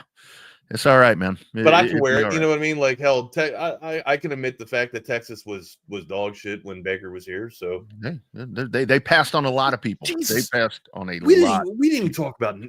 We got Navy beating Oklahoma. How about Texas A&M?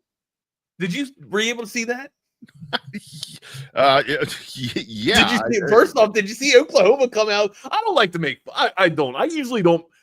And those of you guys that watch the show regularly, you guys know that we don't poke fun. Like, or we honestly, we try not to. We take care of our own here, or we talk about our own. We don't really like to pick on people when they're down. But I mean, it didn't look like it was going to go Oklahoma's way the entire day coming out of the gate, right? And then they go up early. They get up early on Navy, and with that backyard play. I mean, it really did look like, you know what the play I'm talking about, right? Where Hawkins scrambled all the way to the left and then comes back to the right and then hits I forget the receiver that he hit, but he hits the receiver on basically. I'm happy to announce what we got there. What happened? Oh, I don't know. I was moving the mouse around. Breaking news? We got breaking news? No, I clicked an ad apparently. Sorry about that. Anyways, well, playing Hawkins with my hits mouse. his receiver after going all the way back left and then coming right to rework the route.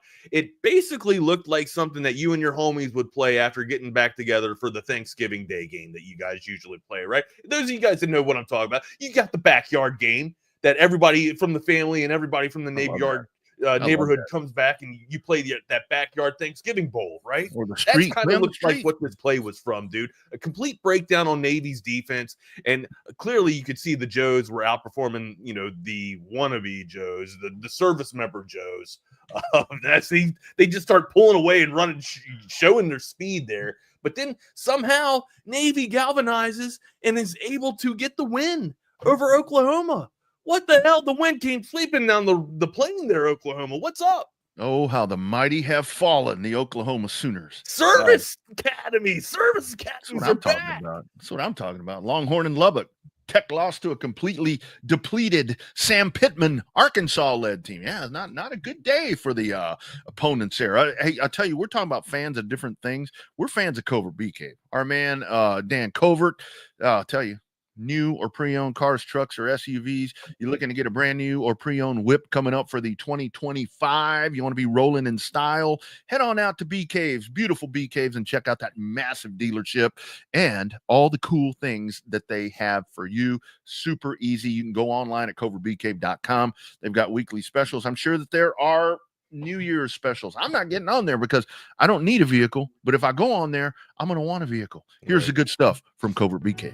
It's really a family experience. I walked in the showroom today and everybody greeted me by name. How are you doing? What's going on? How's everything going? From a price standpoint, from a customer service perspective, just conversation when you come in, it feels no pressure. I want to buy cars here. The family buying car experience, one of the best that you will ever have. Come and experience it for yourself. Covert, born and raised in Austin. Nobody beats a Covert deal. Not now. Sure as hell not ever. Also, don't forget, if you're a Texas fan, you haven't been over to passes.com, you are missing out. It's basketball season. Texas is playing in, Wednesday. Come on, man. You got to get over to passes.com, the content creator company that Texas One Fund is partnered up with, and they are putting you in the game more and deeper than ever. You've heard of the Texas One Fund. Of course, that's where you can donate and help stimulate Texas athletics moving forward as it is right now, in a really, really cool place. And you can get access to tailgate parties, meet and greets, memorabilia, VIP experiences. You're donating to help the future of Longhorn athletics.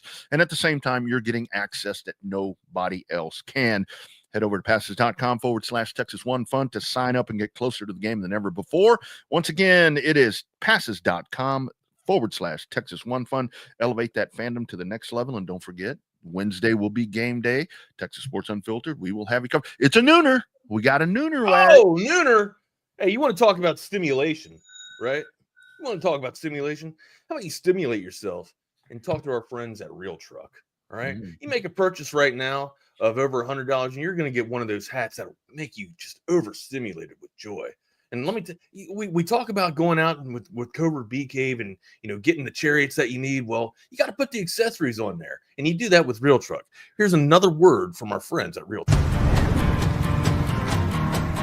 building a home for the people who are worth it. Stepping out, throwing in a line, and dropping the tailgate for a picnic. And finding far-off campsites with the people you're closest to. Upgrade your truck, Jeep, or Bronco with over 1 million parts and accessories. And bring your truck to life. Real Truck. Yes, they are the best in the business. Of course, we would be remiss if we didn't tell you about another best in the business. Our friends Tom McKay and Audiovisual Consultations, 512-255-8678. That's abconsultations.com. Over the past 35 years, been setting a standard in audiovisual automation, and they can do so for you right now. If you don't have an idea of what you want in your house, if you don't have the 2 TV setup that I have or the trifecta that Rodney has, or maybe the video wall that BK puts together, give Tom a call, right? You'll get an idea, or go to the website at abconsultations.com. You'll get an idea of what they want with the gallery of projects they have over there. 512-255-8678. That's abconsultations.com. It's bowl week. Let's get it together. Absolutely. I know I was overly stimulated all of these days off with my Tom McKay setup. I mean, I was stimulated so much that, sometimes. Oh, he will stimulate you. He will definitely stimulate. I definitely know he will. He will make that living room pop. Wags, before we talk about A&M, kind of back to the whole thing about. Hey, you also have Couch Prime. Did you mean to write Couch Prime, or is it Coach Prime? I meant Coach Prime. Okay. I was like, did he do something on the couch? Like, He sat on the couch pretty much. It looked like with that game plan that they had. But kind of back to that whole thing with coaching and systematic and all that. Look, Jim Harbaugh. We talk about the Chargers all the time. Jim Harbaugh's gone in there. That team's going to the playoffs. That's a scary ass team. The Chargers, you gotta watch them, man. I didn't know how much success. Matter of fact, I didn't think that they would have any success at all with Harbaugh in his first year there. And it's really hard to say that it's not the coach and it's not the coaching staff when the talent arguably is less on the roster than what it was with Keenan Allen no longer there. Yeah, it's hard to argue, right? It is like it. I mean, you basically have less talented roster, and you are doing more with less. He really you brought over some components that have worked for Baltimore in the past with Big Brother. Big Brother's lent you a little bit of his toys in his room, and you're making the most of it. You haven't chargered at all yet. No. And those of you guys that watch the show, you know what we're talking about. Usually the Chargers are going to charge her and get in their own way and step on their own dick. They haven't done that yet. With injury lingering and looming around the roster, they're still able to stay relevant and at the table. Now, sucks for them that they're in the AFC, and not just the AFC, they're in the West, which is the division of the Kings and the champions there with the Chiefs. But be that as it may, they're still relevant, man. They are not going away in spite of themselves like they used to do. He's gone in there, and I think he's really solidified Justin Herbert as he was already a good NFL quarterback, but now he's kind of elevating him to that next point. And the thing with Harbaugh is, like or dislike him, whatever the case is, look at this is just another in a row. Stanford, San Francisco, Michigan, he goes in and he elevates the program, he elevates the product, and that's what he's doing right here. He's taking them from 5-12 to 10-6 right now, and going to the playoffs. And this is where, I talk about Green Bay being kind of scary, the Chargers and all that. I think the Chargers and Tampa Bay, these teams right here, they're kind of getting left out of the mix that are also in the playoffs. I think that, you got to watch these guys. They're going to sneak up on people. The Rams. Yeah, again, to go back to the beginning of the show, for the AFC, I think I'm ready to call it a 2-horse race. Yeah. I want to say that Baltimore is real, but I just don't think they got the offensive firepower.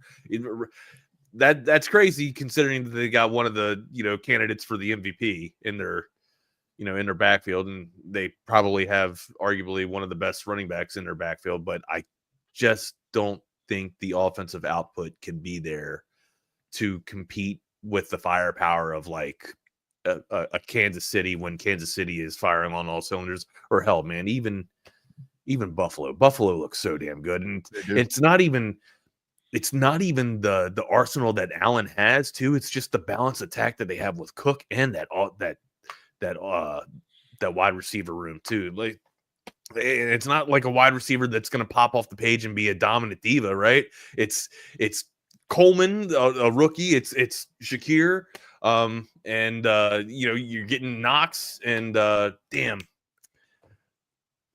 I'm blank, and Kincaid. You're getting a little bit of Knox and Kincaid there too from the tight end spot. So again, there's some decent players for Buffalo, but it's seemingly the system and BP Josh Allen. And yes, I'm giving that proclamation. And maybe it's the fact that Lamar Jackson has two already. It's his turn. Yeah, but give it to him again. But tremendous seasons from both talented players. I think I got to give the nod to Josh Allen after everything that I've seen this year. I mean, I'd give it to Saquon Barkley, but apparently, apparently he don't count. Apparently, he don't count. Saquon doesn't count. I mean, he's just eclipsed 2,000 yards. He's getting, he's got a chance to beat Dickerson, and he did 2,000 yards in 17 weeks. Might we add? Yeah, we add, right? And he's getting ready to, he has a chance to eclipse Dickerson's record too. So, a very special season from Saquon Barkley, who. Man, if you're a Giants fan, it is bittersweet because this dude was kind of, the player that was holding it together for the Giants. He was the glue, in my opinion, for a while. And even with that line faltering as much as it did, he was able to find some ways and muster some positive yards. Yeah. And then you remove him from that debacle of a team and then put him in a team that's thriving with a line like this, and look at the productivity that you get. Surely he won't run for 2,000 yards. Surely I really hope he doesn't come back to run, all over us and get 10 touchdowns and be the league's leading running back. 101 yards, man. 101 yards is hell. He might get that in the first quarter this week. If I don't know, do you play him? I mean, I guess it's up to him, right? But if you're Saquon Barkley, you're absolutely playing this game, no doubt. Saquon, right? It's just, and I get it. Jones not going to be there. Dable's not going to be there next year. I get it. It's kind of that last shot, right? It's but like still, that. It's got to be a message tomorrow. You know what I mean? Like, you let me out. You thought that you had a better. You thought you could get Singletary on a cheaper dime and not pay me. And again, we've been saying it all show long. Like, hindsight's 2020. It is a very different offensive line that the Philadelphia Eagles have that the New York Giants don't have. Okay, it's totally different. Yeah, it's Saquon Barkley has that. Well, I guess it's kind of snuck back up on me. I always said about CMC to where that dude was always hurt in Carolina, and then he was bulletproof, but I guess he's hurt now. Saquon kind of maybe it was chronic injury in Carolina that just caught up to him in San Francisco.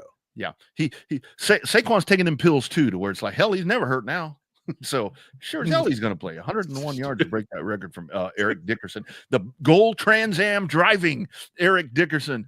SMU getting the death penalty for shit that happens all the time now. Come on, man. Wags the Aggies. Ride pony ride, right? Ride pony ride. Wags the Aggies. We got to talk about the Aggies before we get out of here, man. You want to talk about, dude? I thought that was again. We usually don't pick on that's teams. Just a story. That's just, I don't care if it was UConn or UNLV. I don't care who shits the bed like that. that was like Houston Oilers-ish crap in the bed right there, what Texas A&M did. Damn. I mean, you wanted to finish on a strong note, especially after the loss that you suffered to Texas in College Station. And, you're sitting here thinking, if you're Elko, right, that's my question. Like, if you're Elko, what's the message to your recruiting fan base after this, right? Now, of course, they're going to be okay. This game is not going to lose any recruits for them, or if it has, I haven't seen it yet, right? But still, you can't be coming out and putting up a dog shit performance like that, or not. It wasn't even that much dog shit. It's just the way that it happened, the way it ended, right? Like it wasn't that. It was a tumultuous ending instead of like just a shit show of a game. And the thing with Texas A&M, so Elko after the game at his post game presser, he says, there it is. There it is. There it is. I mean, that's the standard for them. I mean, Elko said when you can't stop the forward pass, that's always going to be a problem. And the other thing that he said right there is that he uses the C word. We've got the culture right. Now we just got to work on the fundamentals and all of that. And they have done well in the portal. So, and they better do well, because the SEC is not going to get any weaker, because the SEC's where all the players end up. I mean, he burped during his presser. So that must have been when he said we can't stop the forward pass. Geez. And it's you know why I don't like making fun of or making light of teams, because I'm usually reluctant to do it, because I don't want that shit to come back and bite us in the ass, right? Like, oh, dude, are you kidding? Can we finish our season? Can the Longhorns finish our season first before we get into this? Before, and I get like talk. It's easy to talk shit when you're up. To go back and quote that old Michael Jordan adage, it's easy to quote. It's easy to talk shit when you're up. Real champs, real G's do it when they're down, right? Remember where you I came get that, from. but still. I don't even like talking shit and making it about the other people. I like making it about me and making it about our team, so that we can take care of what we need to take care of, right? That's usually where I go. But damn, like when shit like this goes down, it's hard not to talk about, bro. And this is where like I always tell the Texas fan base, it's like, man, look where you came from. You want to bitch about Quinn Ewers and all this, that, and the other. Wags. The one of the things I like about Facebook is you get the Facebook memories. You go back and you look. And I've been watching the last couple of weeks. I'm posting about whatever years, Texas, let's go, Holiday Bowl, time to go to the Alamo Bowl. I think it was yesterday or the day before. My man Chaffee and we were at the last game that Matt coached at the San Antonio Alamo Bowl, Alamo Dome. And it's like, look, man, you're in a totally different spot right here. But when you crap like that, man, that was just like an epic A&M moment right there. Classic A&M, man. Classic A&M. And it is. I mean, you have all the crap talking and everything that happens over there. And it's like, you're 8-5 again, man. You're 8-5. And I will say what I do like for them is that the fact with Mike Elko and people that want to, you can't fire that dude. I mean, he just got there. It's year one, dude. Yes, year one, you got him cheaper because you had to pay the other guy $75 million to leave. I mean, I think that the Elko hire is good for them because he's not Jimbo Fisher. He's not, the glitz and glamour that comes in with all these incredible expectations that they always have based on I don't know what. But, I mean, money. Just let him coach. They have money. That's the other part. Little brother has money. They have a lot of money. And that's what this family has money. When that A&M Texas game was going on, where that dude called me on the phone and said, well, Texas only winning because they have a lot of money and Matthew Mahogany and all these different things. Nobody said that to you. Did they really? Guy called me on the phone. Guy called me on the phone. He's like, well, Texas only beating them because of all the money they have. I'm like, dude, you just paid $75 million to get rid of the other guy. You got a lot of money there. I mean, it wasn't somebody from the A&M system. I mean, it was an A&M fan that called me. Yeah, no, it wasn't. It wasn't R.C. Slocum or. I'm still regardless. Anybody makes that.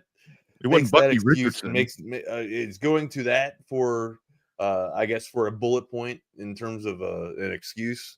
That's sorry, man. That's just a shit show. Where do you want to go next, man? We ain't got too much left on the slate. I guess we can roll some things over for tomorrow too. But the guys are about to pop on here. I think. Did you see also with the coaching thing? Did you see Raheem Morris yesterday? If Atlanta misses out, if they miss the playoff, dude, that timeout's still in your pocket when you're at home. Did he go to the Chicago Bears School of Game Management or what? Maybe the moment just got ahead of him. But you would think, like, if you're a head coach, like, you're supposed to facilitate the game that way, and timeouts should be one of the things that it's on your mind, like when to utilize the timeout. Or how many timeouts that you have. By the way, there's a huge fucking scoreboard that tells you that you still have time left. You know what I mean? So one TV monitors. Block. That right there, one timeout. That little block. Yeah, and again, maybe I'm not in Raheem Morris's mind here, but maybe it just kind of eluded him and got away with him. I don't think that he made a concerted decision to not use the timeout. I just kind of think it it kind of slipped his mind there. I didn't see the post game after that. I kind of went to bed. So yeah, just rolled up in bed and started watching a little bit of Lioness with my wife there after Sunday Night Football.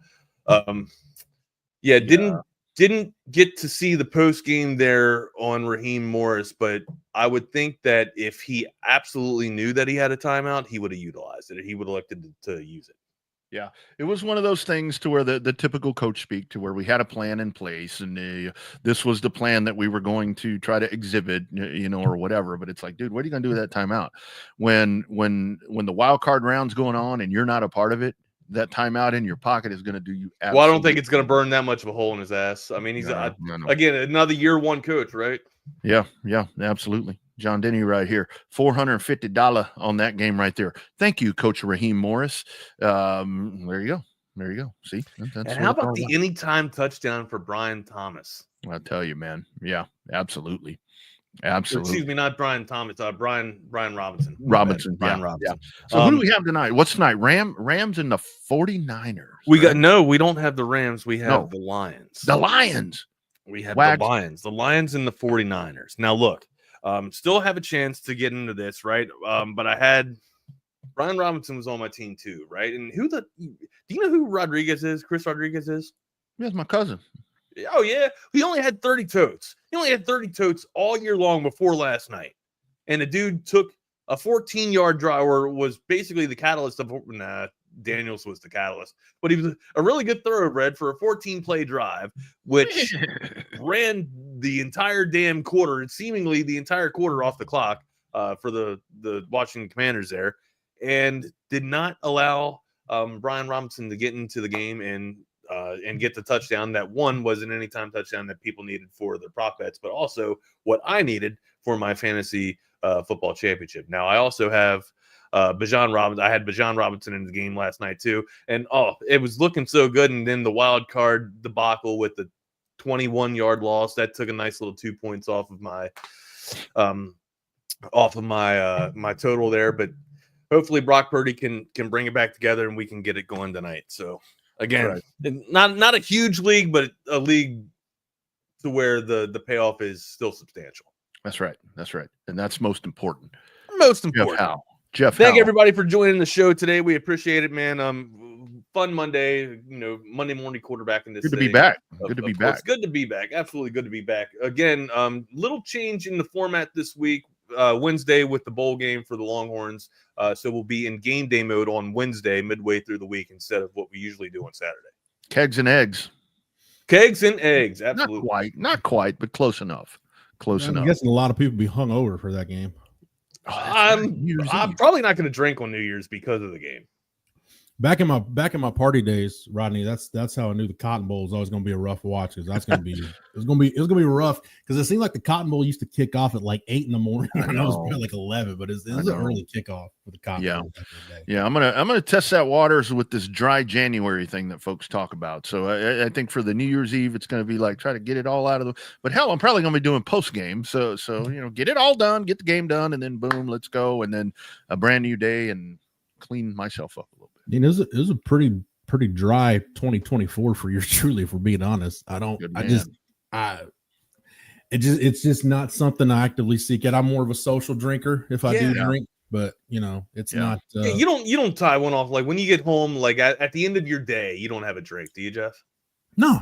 It's not that if it was there, I probably would, but The only alcohol we keep in the house, my wife might keep a little vodka around for some cooking, but might keep a little Tito's around for that. But other than that, no, it's just, hey, if I want a beer, if I want a beer, Wags, I'll just, on the very, very rare occasion, once in a blue moon, I'll run down, to my local HEB and grab a can or a bottle of something.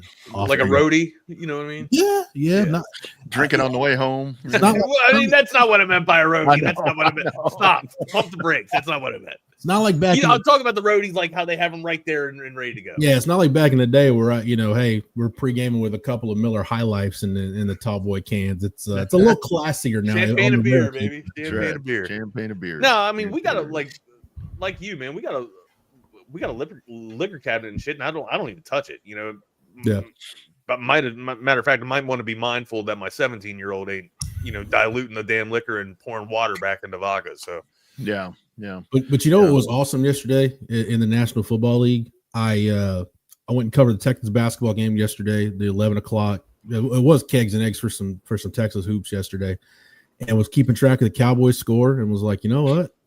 I'm just going to take the day off from the NFL. Wife and I had some stuff planned last night. So I was like, you know what? Don't really care about the NFL today. I'm just gonna let it roll. So yeah. Hey, Jeff. Speaking of that, before we jump out of here, I don't want to take too much of your time. You said NFL today. Greg Gumbel, man, that was a dude. I love the work that he did. I mean, I always liked how he was play-by-play. He would do these studio shows. He did all this different every sport. I mean, Greg Gumbel, man, he did this job and he did it. One of the best, over 50 years of service.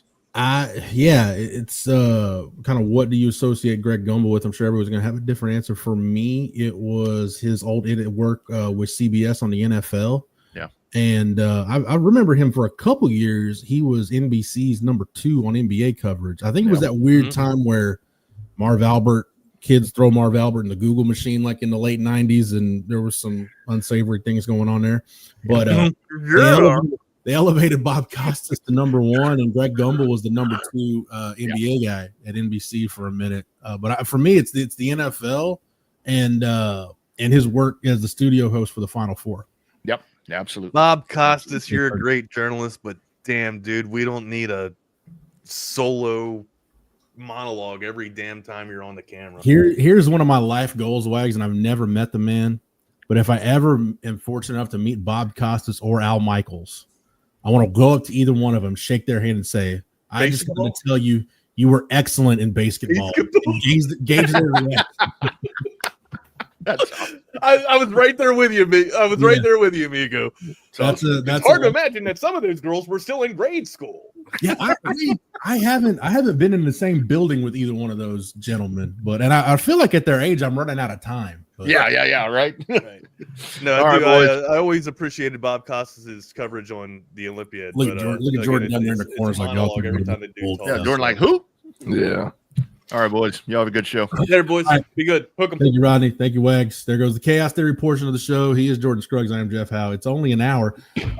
Jordan, you want to hear a mind F for me today? I was thinking about this. CB mentioned this in the chat. And by the way, Sticky 12, Rob, Steven, Antoine, CB, Jake Bayless. See everybody there. Thank Puppet Master. Thank you guys for hanging out. John Denny. Appreciate everybody being a part of this on our social channels. If you're audio only, thank you so much. Make sure you're like, subscribed, all that fun stuff on all of our platforms here at Texas Sports Unfiltered, and check us out at Horns 24/7 also. But Jimmy Carter, former president Jimmy Carter, passed away, and I was thinking, for me, back in like 2000, 2001, when I'm sitting in a high school history or government class and I'm learning about the Carter administration, which was 76 to 80, 81. I'm like, that would be like a kid who's a junior and senior today reading up on like 9/11 and the start of the Iraq War. I'm like, oh my God, like that just short circuited me this morning. Yeah. No, I mean, yeah, I don't really know what to say. Yeah. It's just another one of those deals, Jordan. I'm getting older. Like, they barely taught.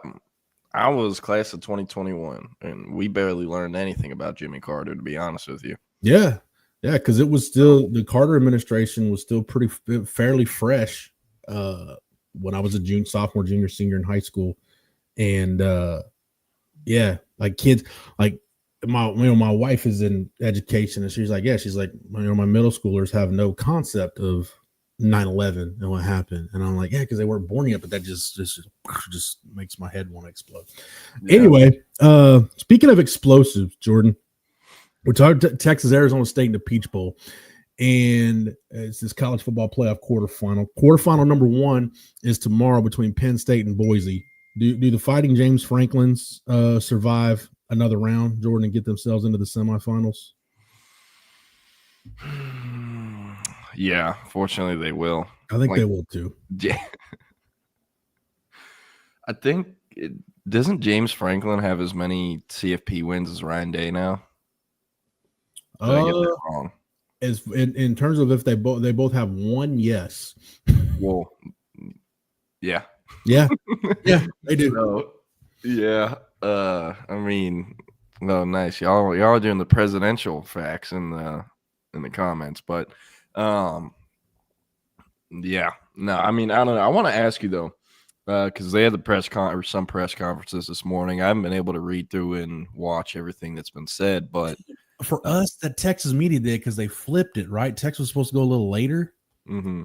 The Texas media day at the Peach Bowl started at 7:30 local time.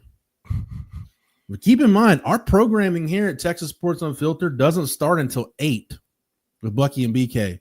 So, yeah, we weren't even on the air yet. Our day for content at Horns 24/7 usually doesn't start until 8 a.m. So, it's that old expression, Jordan, at the butt crack of dawn. Yeah, Texas was up and at it this morning for media day. Yeah. So sorry, I was shooting a text to Hank, but you're right, Jake. Ryan Day does have 2. You're correct. Yeah.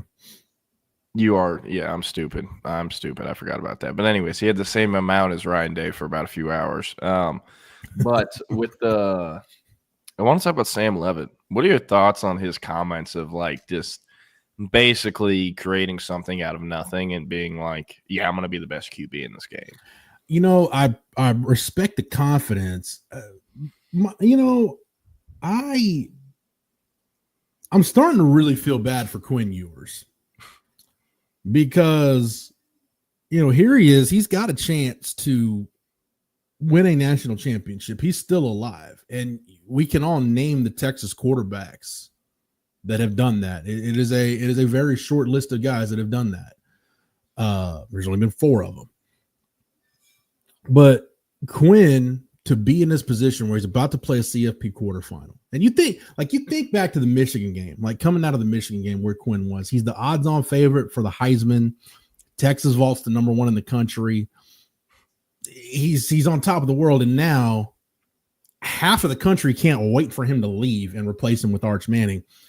Quinn was available on Saturday. We had a Zoom availability with the Texas offense. The second question Quinn got asked was about Arch Manning. And I know he's done his best to not sell it.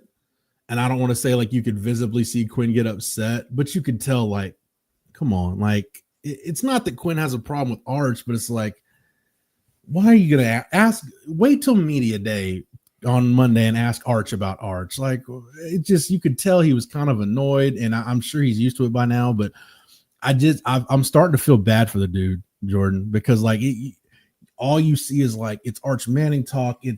There's people starting these wild ass rumors about how he's going to end up at Notre Dame next year, or he's going to portal and make all this NIL money, or he's not going to succeed in the NFL. Whatever it is, it could suck something fierce to be Quinn Ewers right now. But to talk to a Jake Majors or a Gunnar Helm and just talk about how well he just tries to insulate himself, that he does his best to not even pay attention to anything good or bad that's said about him on the outside and focus on what's in front of him. And I asked Quinn about that. That ended up being my question for Quinn. I just said, hey, how are you handling just everything, like all the outside stuff? And he said, I'm doing my best to try to win this program a national championship because that's what my teammates deserve. That's what everybody in this building deserves, is my very best. I'm paraphrasing here. I know I'm kind of rambling, but I just it could suck to be Quinn Ewers right now, but because of who he is, it doesn't really suck to be Quinn Ewers, if that makes any sense. Yeah, if I was making what he's making, I'll take all the Arch Manning questions y'all have. But I completely understand what you're saying. In fact, his if/when he declares for the NFL and he's invited to the combine in Indianapolis, in all likelihood, the first time in however many years he's going to be interviewed and not asked about Arch Manning, right? Yeah. Or that, at least that name isn't brought up.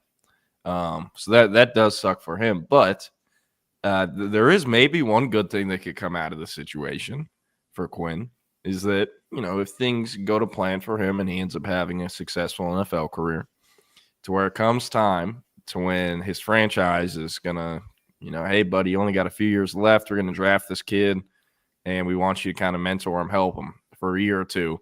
When all the media is, oh, let's get the young gun in. You know what I mean? He'll at least have experience of dealing with that situation. But that's about the only positive. Yeah. Jose makes a good point, and I guess this is kind of where we are in college athletics today. So don't feel bad for Quinn. He's made more money than most professional athletes. He's in the limelight, and he knows it. He's done a good job of handling so far. I agree with the latter, Jose. As far as the former, I just worry. It's a lot of pressure to be the quarterback at Texas without all that stuff going on. And, you just worry about how somebody like, man, dude, how do you function day to day? Like, how does your head just not explode? But I mean, he's handled it.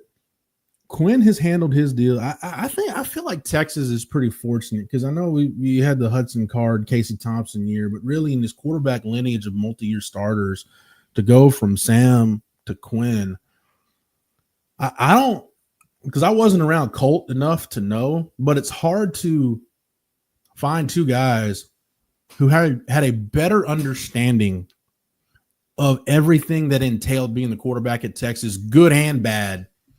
Thus, they were prepared to deal with it the way Sam was and the way Quinn is. Yeah. No, I mean, that is a good point. They grew up dreaming of being in that position. And, I can't really speak for Sam Ehlinger. A lot of people know about, kind of the situation with his father passing away during the Ironman contest. But, at least with Quinn's dad, like the Ewers family, their entire life has done everything, laid down everything for Quinn to be in this position. He was born in Pleasanton outside of San Antonio, and Curtis, his father, moved the entire family to Southlake because Southlake was producing Division I QBs like no other school in Texas was. And this is documented that he moved the family up there and put him into grade school in Southlake so that he could be the Southlake QB.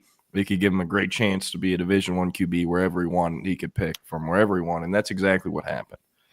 Like, his entire life has pretty much been master planned from his family. You prepare to be in that position when your entire life has been master planned for you to be in that position, So I think that's a big part of why he's handled it. And, I don't think, there's anything bad anyone can say about the way he's handled the situation of everyone being on him with Arch. And, speaking of Arch, Jake Bayless makes a great point here. I've never really thought about this. Like, the amount of switch up there was from Arch Manning only being number one in the country, only being a 5-star because of his name. He plays at a weak private school ball competition, Louisiana 2A ball. And now the cover boy of College Football 25 shouldn't start because the 5-star who only has the 5-star because his last name is good all of a sudden. Kind of nuts, the spin zone here. But I don't know. Great point, Jake. It is crazy how far we've come. The only a 5-star because his last name crowd's been pretty quiet for the last few years. So that's why, when we had Cade McCrary on the week of the A&M game, so I asked him about that because he would know better than a lot of people growing up around the program.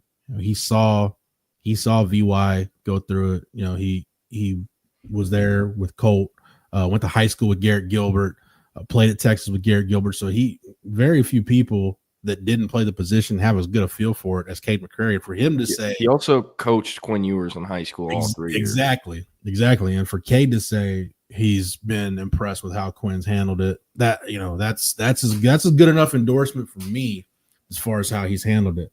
But sorry we got off on a Quinn Ewers tangent there, but when we look at this Peach Bowl, Pete Thamel came out with the report, and it's not like earth-shattering news, but he came out with a report, I believe it was yesterday or the day before, that it looks like Isaiah Bond is going to play. We got to go out to practice. As a matter of fact, Eric and Chip are out at practice right now in Atlanta, so we'll probably hopefully have an update from Eric. But Isaiah Bond looked like he was full go, no restrictions, sat out the Clemson game, but it looks like he's going to be ready to go.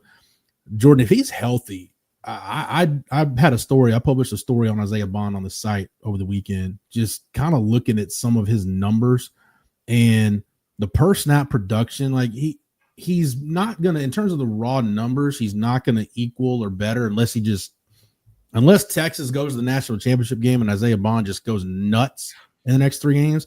He's probably not going to match the production he had at Alabama last year in terms of raw numbers, but in terms of the per play production, explosive plays, he's better than he was last year. And you can make the case he is. The numbers will tell you he is the most explosive play.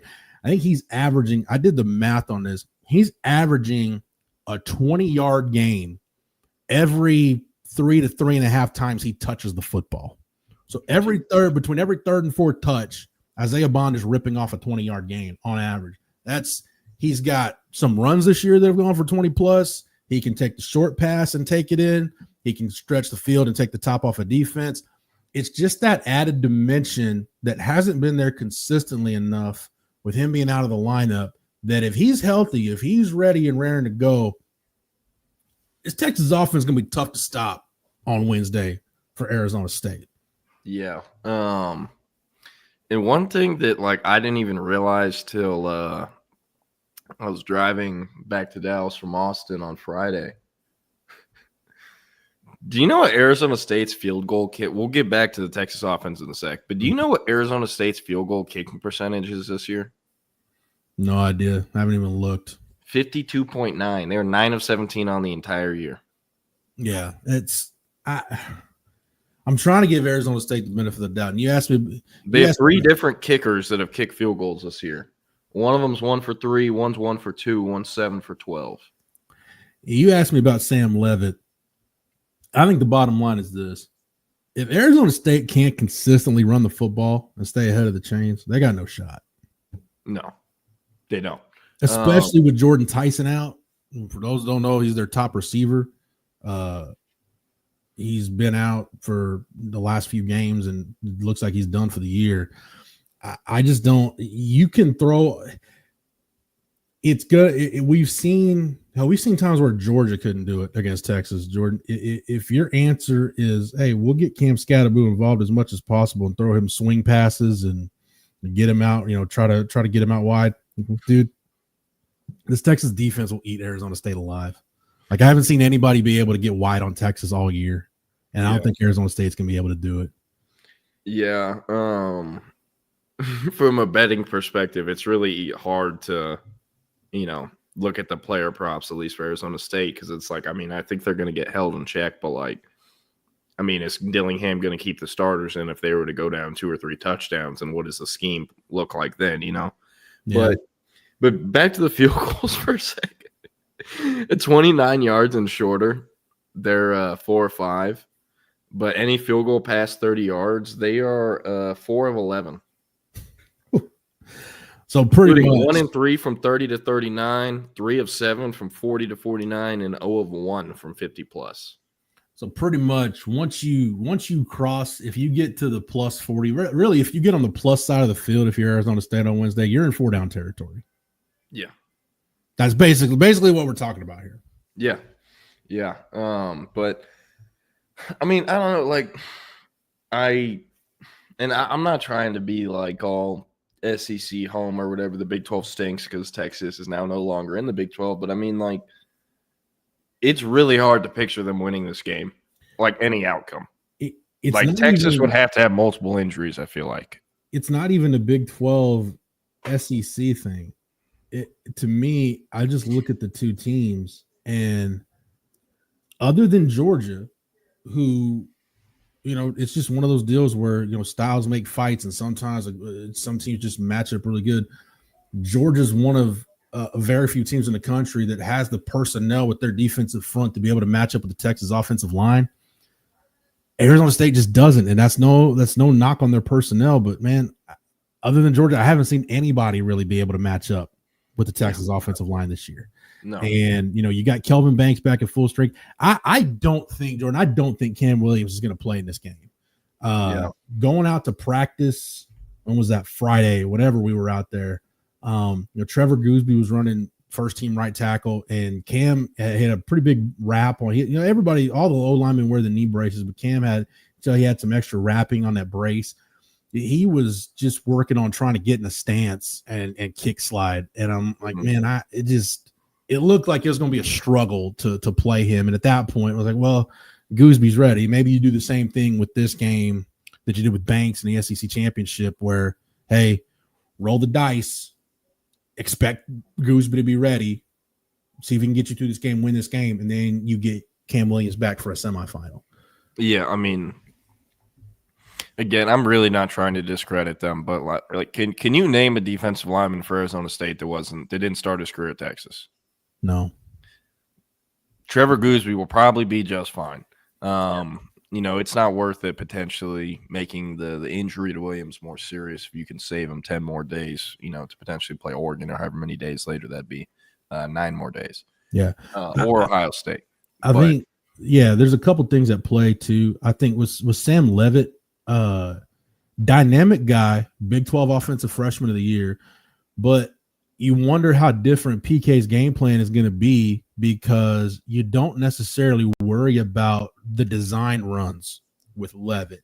More of his yards this year have come on scrambles, and I'll pull that up here real quick using the help of Pro Football Focus.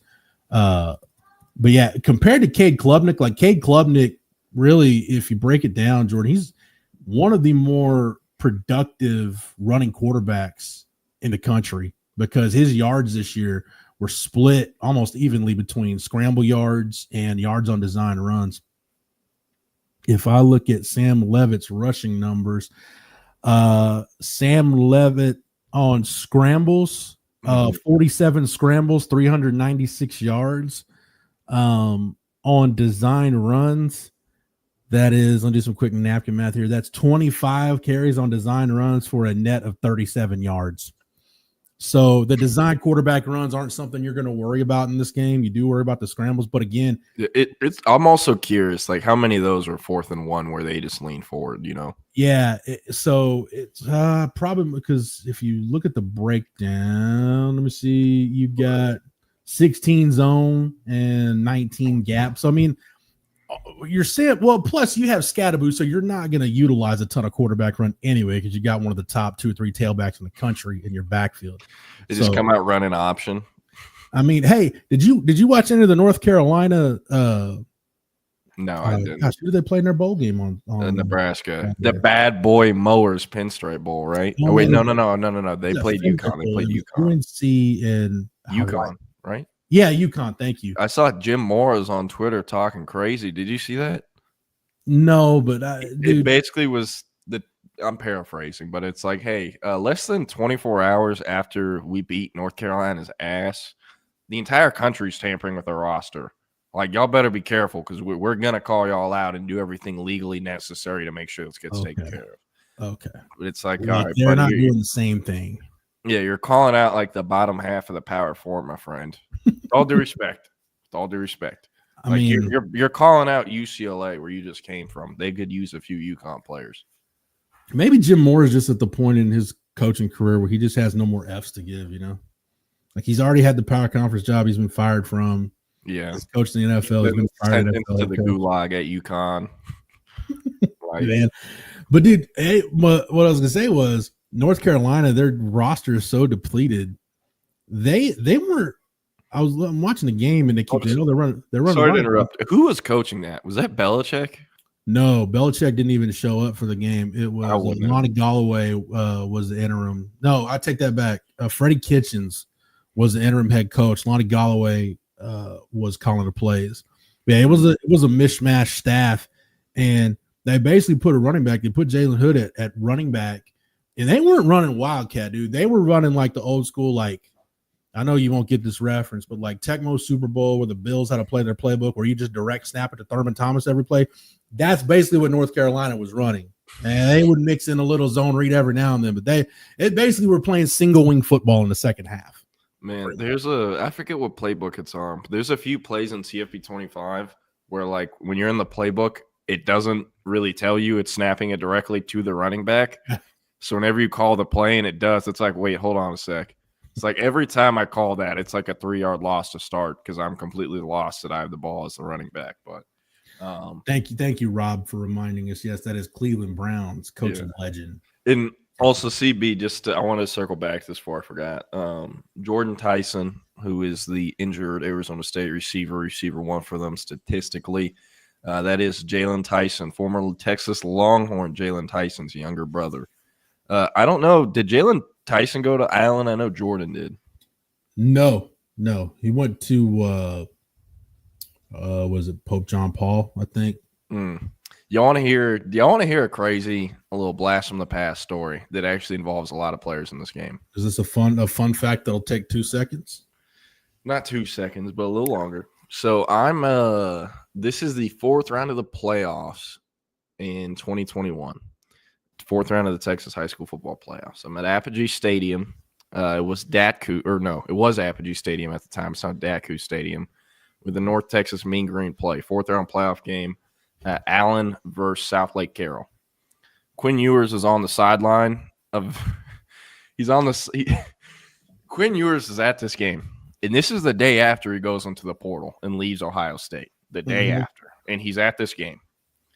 Chad Morris is the head coach of Allen. Chandler Morris, who I've known for a minute, is on the sidelines. Me and him talk most of the game, just hanging out, because he was there on the sidelines as his dad coached. Allen's starting QB is sophomore Michael Hawkins. The star receiver, who effectively had just as big of a cut of the total yardage as Tyson does for Arizona State, was Jordan Tyson.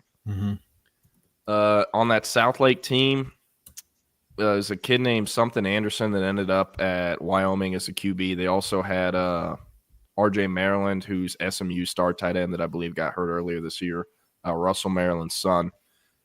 And I'm not. This isn't the show to get into it, but how things ended at South Lake were kind of rocky. It's now been repatched, but just that whole game feels like a fever dream, and I don't know. I wanted to revisit it, but that's where Chandler Morris and Quinn Ewers met for the first time. It was right in front of me, and it was in like this kind of awkward 3-person conversation I was in. And he kept getting kicked off the field and told to go sit up in the stands because he didn't have a pass. Quinn. It was a funny day. And after this, I went to the Star to go see Duncanville slap DeSoto. And that was like Colin Simmons had already kind of broken out, but that was his like I'm here moment when he picked up a fumble, stiff-armed DeSoto's starting QB, literally grabbed his helmet and went like that and pushed him into the ground, and then did a spin move and like jogged into the end zone. It was at the Star. It's one of like the plays he's most known for from his high school career. But I don't know. If you would have went back then and told me where all those guys would have ended up and all that, like, yeah, it's just nuts to think back on sometimes. Like DJ Hicks was there too. He was still at Allen. That was when his dad was still at Allen. That was junior year DJ Hicks. You know who was a senior? That was his last ever high school game for Allen. Nato Umeozulu. Zena also played a little bit too in that game, but he was like, I remember coming away from that game and thinking Zena was like terrible, just because he was a longer curve developmental player. And I mean, man, at that point, he couldn't have been more than like 190 pounds, like just straight skin and bones almost. And he came in with like the 3rd, 4th string rotation and all that. But fun times for sure. Let it be known. There's something I wanted to talk about from there, but I had forgotten it. But and people, Jordan Tyson was originally at Colorado too. People forget that. And if I'm not mistaken, he was in that group of players that Dion pushed out. So there's that. Jordan Tyson was? Yeah, he went to Colorado originally and played at Colorado as a true freshman. I believe his 1 year at Colorado was the last year before they hired Deion Sanders. Can we get back to we'll get back to the Peach Bowl in a second. Yeah. But I want to go to some content. We've got our Horns 24/7. Yeah. We've got our roundtable up. By the way, Jordan, I don't know what happened to your roundtable entry, but it'll be up in a minute. I don't know what happened. I saved it wrong on the back end or something. But basically, I write the topper for the roundtable, and something, basically it was, hey, what's the defining moment for Texas in 2024? Because this is our last roundtable for 2024, and hey, what's been the defining moment for Texas? And I had some good answers. Hank Stout came up with, hey, it's just kind of how Texas has basically found the right balance of roster management in this chaotic world of college football. It's Jordan wrote about Texas getting the #1 recruiting class. Chip mentioned kind of the Clemson game encompassing everything. It was a microcosm of the season. If you look how the Clemson game unfolded, And my pick for the defining moment was the Silas Bolden fumble recovery in the end zone against Oklahoma. But the topic for that was I've been fascinated by COVID eligibility, Jordan. We talked about that a lot here. And thinking about it, like the 2020 season, as much as that season was just weird and for most parts it sucked. And quite frankly, I don't know that I've ever been more ready for a Texas football season to end than the 2020 season. There's been some rough seasons that I'm like, okay, that's over. Now we can go on to the next one. But I don't think I'm like, dude, we can close the book on 2020. It's done. No more writing about COVID stoppages and school song controversies and, backroom deals, trying to hire a coach while you still got a coach in place, all that stuff. But the blessing in disguise was one, I'm going to give the NCAA some credit here. Letting everybody that played during that 2020 season, giving them the option to get that year back if they wanted it back down the road. And you think about the guys at Texas that have taken advantage of the COVID year. COVID eligibility has been a godsend for Steve Sarkisian. And when you write the book on Sark's tenure and how Texas got to a championship caliber program really into year 3 and his 4th year competing for another one, COVID eligibility has got to be a really big part of it because Texas is a better program because DeMarvion Overshone and Deshaun Jameson and Anthony Cook came back for the 22 season. The fact Keandre Coburn came back for another year. Where would the 2023 Texas team have been if Christian Jones, Tavondre Sweat, and Jordan Whittington did not come back as super seniors? And then you look at this year, Jake Majors has said this year's going to be his last, even though technically he would have one more year if he wanted to. It doesn't sound like he's going to use it. But Jake basically considers this his extra year. But, dude, where would this team be without Alfred Collins and without Jahdae Barron? I don't know that they'd be in the CFP quarterfinals getting ready to play a semifinal game. So, all of that said, like COVID eligibility, when the NCAA giving everybody a mulligan, the fact that, to your point, you talking about Dion pushing guys out, basically wanting to do – Sark could have done that. Sark could have just come in and completely clean house.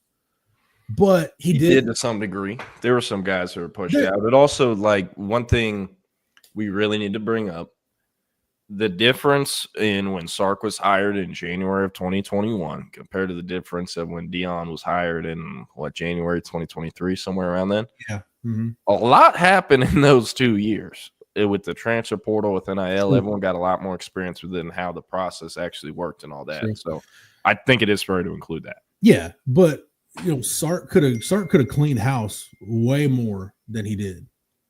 I look at that roster and I think as a Texas coach, and I compare it to when Charlie took the job and when Tom Herman took the job. Charlie, man, you feel kind of bad for him in hindsight because he had to get a lot of guys out of the program that didn't need to be there anymore. There's a lot of dead weight on that roster. And we remember the roster purge, and it's like, man, really once you got to the BYU game the week after David Ash and Dominic Espinosa were done forever, you realize, man, they're not going to be very good this year. It might be a while before they're good again. And quite frankly, Tom Herman ran off some guys that I know guys on that staff didn't want him to run off. That they wanted to stick around, but he cleaned house maybe more than he should have, and Sark maybe didn't do enough. But the fact that when DeMarvion Overshone was contemplating, hey, maybe I want to come back, it wasn't like, all right, I'm ready to get my guys in here. Why don't you go ahead and go off to the NFL, or Deshaun Jameson go jump in the portal, or Anthony Cook go jump in the portal, whatever. Jordan Whittington, thank you for your service, but we're ready to move on to the next thing at wide receiver. They didn't do that. No, Steve Sarkisian did as good a job as I think he could have done at taking what the Herman regime left him, which, as we said, were you start digging through, you start culling the herd, and there's some pretty good pieces that were left over. They did a great job maximizing those pieces, and it just goes to show you, Jordan, with a little player development, a little attention to detail. Sark didn't reinvent the wheel on player development. He just did it the right way. Yeah. And a little bit of TLC with the pieces that were left over, and boom, you fast track a championship roster. Yeah, they've had help with the portal. Yeah, they've been able to get top flight recruits, but maximizing the pieces you inherit and not just discarding everybody. that's the type of stuff that fast tracks a roster. No, great point. Great point. And by the way, Jordan Tyson wasn't the only receiver Colorado pushed out that they probably shouldn't have. There's a cat named Chase Soule, came out of Atascocita in the 2022 class, signed to Colorado, same class as Tyson. Was also a baseball player in high school, but played as a true freshman. Believe he also started opposite side of Tyson at receiver as a true freshman. They pushed him into the portal. Ended up at Eastern Carolina because I think they pushed him in pretty late in the cycle where most spots had filled up. And in the 1 or 2 years at East Carolina, I mean, he went bonkers. And then went in the portal again, ended up at Iowa State. But, I mean, he visited TCU and I think Baylor. A lot of schools are trying to get him, and he's still, a great player. But anyways, but totally agree with what you said. Think about this, Jeff. Of all the great D linemen Texas has had, I'm talking interior D linemen of the Sark era so far, not a single one of those guys were guys they recruited there. Yeah. Not a single one. Go look at the 2022 recruiting class. Every single defensive lineman they took is now in the portal except Ethan Burke. It ain't great. Every single one. Go look at 2023. All of those guys are gone except Vosick. Here's another point I want to make, and I could do this with the number of guys on the roster, but you mentioned D-line, and I'm thinking about edge, and that got my wheels turning. When Texas recruited Barron Sorrell in that 21 class, I assume he's going to be a guy. He'll probably be a pretty good role player, rotational guy. Maybe he's a guy that gets credit our guy Nick Harris for bringing this turn to my attention. I love it. Maybe he's a guy that gets processed out. Mm-hmm. Not only did he not get processed out, he's been one of your most consistent defensive players over the last 2 years. Yeah. Because they saw something in him that said, nope, you know what? This guy's worth developing. If you go back to Sark's first year, as that year went on, go look at how much more Byron Murphy started to play, and Jade started to play, and Barron Sorrell started to play, and Jalen Ford started to play. Kind of as the year went on, you're seeing less of, the BJ Fosters and guys that you figured, okay, these are guys Sark can immediately get something out of, and kind of these leftover pieces from the previous regime, the bottom half of recruiting classes. You're like, dude, I think they got something here with this Barron Sorrell. I think they got something here with Jalen Ford. Or Jade Barron looks like he might be a player. And when you write the book on Sark, all three of those guys that I just mentioned, on top of a lot more guys, they're going to be really big reasons why you look at the 23 and 24, put that in a 2-year run and be like, that's why Texas contended for 2 national championships, was because of those guys like that. Yeah. Yeah. But I mean, what I just said about D-line and edge, that needs to be fixed. It needs to. The good thing is 2024, I think Alex January is going to be a really big piece to next year's team. I think Melvin Hills could one day be a contributor, but not next season or really the year after. I'm not expecting that myself. The good thing is in that D-line class in 2024, yes, Alex January might take some time. Melvin Hills might take time. Zena Umeozulu is going to take time. The good thing is the fourth guy in that class is Colin Simmons, the Sean Alexander Freshman of the Year. Yeah. So, that covers up a lot of kind of what could have could have been better in 2024. But, I mean, top to bottom, 2025 is a ridiculous front seven class. The only thing you can take away from it that could have been better is one more interior D-line body and one more linebacker body. That is it. The fact that they got Lance Jackson, a 5-star pass rusher, to go to Texas the year after they signed the nation's #1 pass rusher in Colin Simmons, it's a big deal. And you might not understand it and think it, but I mean, like, whenever you get a top-tier player, I actually wrote about this morning in the Stampede. Go check it out. But whenever you get a top-tier player, at no matter the position, it makes it much harder to recruit that same position at a high level the following year. Mm-hmm. I'm not trying to take anything away from Trey Owens, but I mean, right. Like, Trey Owens probably doesn't get a Texas offer if Texas doesn't get Arch Manning and they're not able to get Julian Sane or Dylan Raiola. Yeah. They pivoted to Trey Owens, and they loved him. They evaluated him, and it turned out to be an amazing evaluation. Or at least, I don't know if amazing is the right word, but I think Texas is very pleasantly surprised with the jump in his game that he made from his junior year when he committed to his senior year when he enrolled. Yeah, because we talked about it. Because Mike Roach is pretty at the forefront of Dylan Raiola's recruitment, and I remember the reaction when Arch Manning committed to Texas with the Raiola family. Like, all right, where's Dylan going to school? Because it ain't going to be Texas. Yeah. Like, it's nothing to get. They love Sark, they love the program, but it's like, dude, you know the deal. If you're going to Texas, you're going to be sitting behind Arch Manning until he pretty much decides he's done playing college football. Exactly. And I'm not saying Colin Simmons is a larger than life polarizing figure like Arch Manning. I mean, Arch Manning's literally the most popular recruit of all time and will be probably until his son comes around, right? But and he doesn't have a kid, by the way. I'm saying when he does. Right. For Arch Manning, we kind of got to clarify some stuff like that. You got to be careful, man. Anytime you bring up Arch, it's the aggregation trolls on Twitter are waiting to put your stuff out. Yeah, but with what I was saying though, with Colin Simmons, he was a top player in the country from day one. He debuted in the top 100 rankings when the 2024 class's rankings first came out, and he stayed in 5-star range the entire time, right? Him being at Texas made it harder for Texas to recruit edge talent. And Lance Jackson was like, I don't care. I'm going to commit on this junior day without an NIL package in place because this is where I want to be, where I want to play football, where I want to go to school, and where I want to be developed as a man on the field and off it. So they got as good as it gets at edge. They got Smith Orugbo, who, despite the injury, I think is a souped-up version of Zina Umeozulu. I think he's very similar, except I think he's slightly better at most things.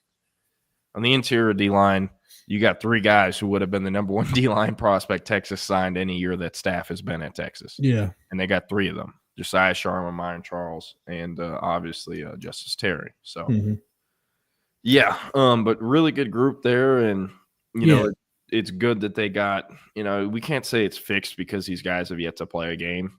But in terms of our viewpoint of them as they arrive and start moving into Texas, it is a night and day difference from what it was for the 2024 group or the 2023 group or the 2022 group. Yeah.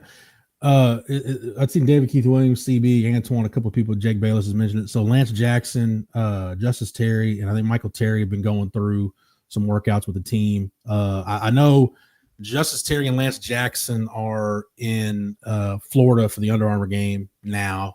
And Michael Terry is going to play in the I know where the Navy selection partner, but yeah, it's the Navy. You got to rewire my brain from 20 years calling it something else.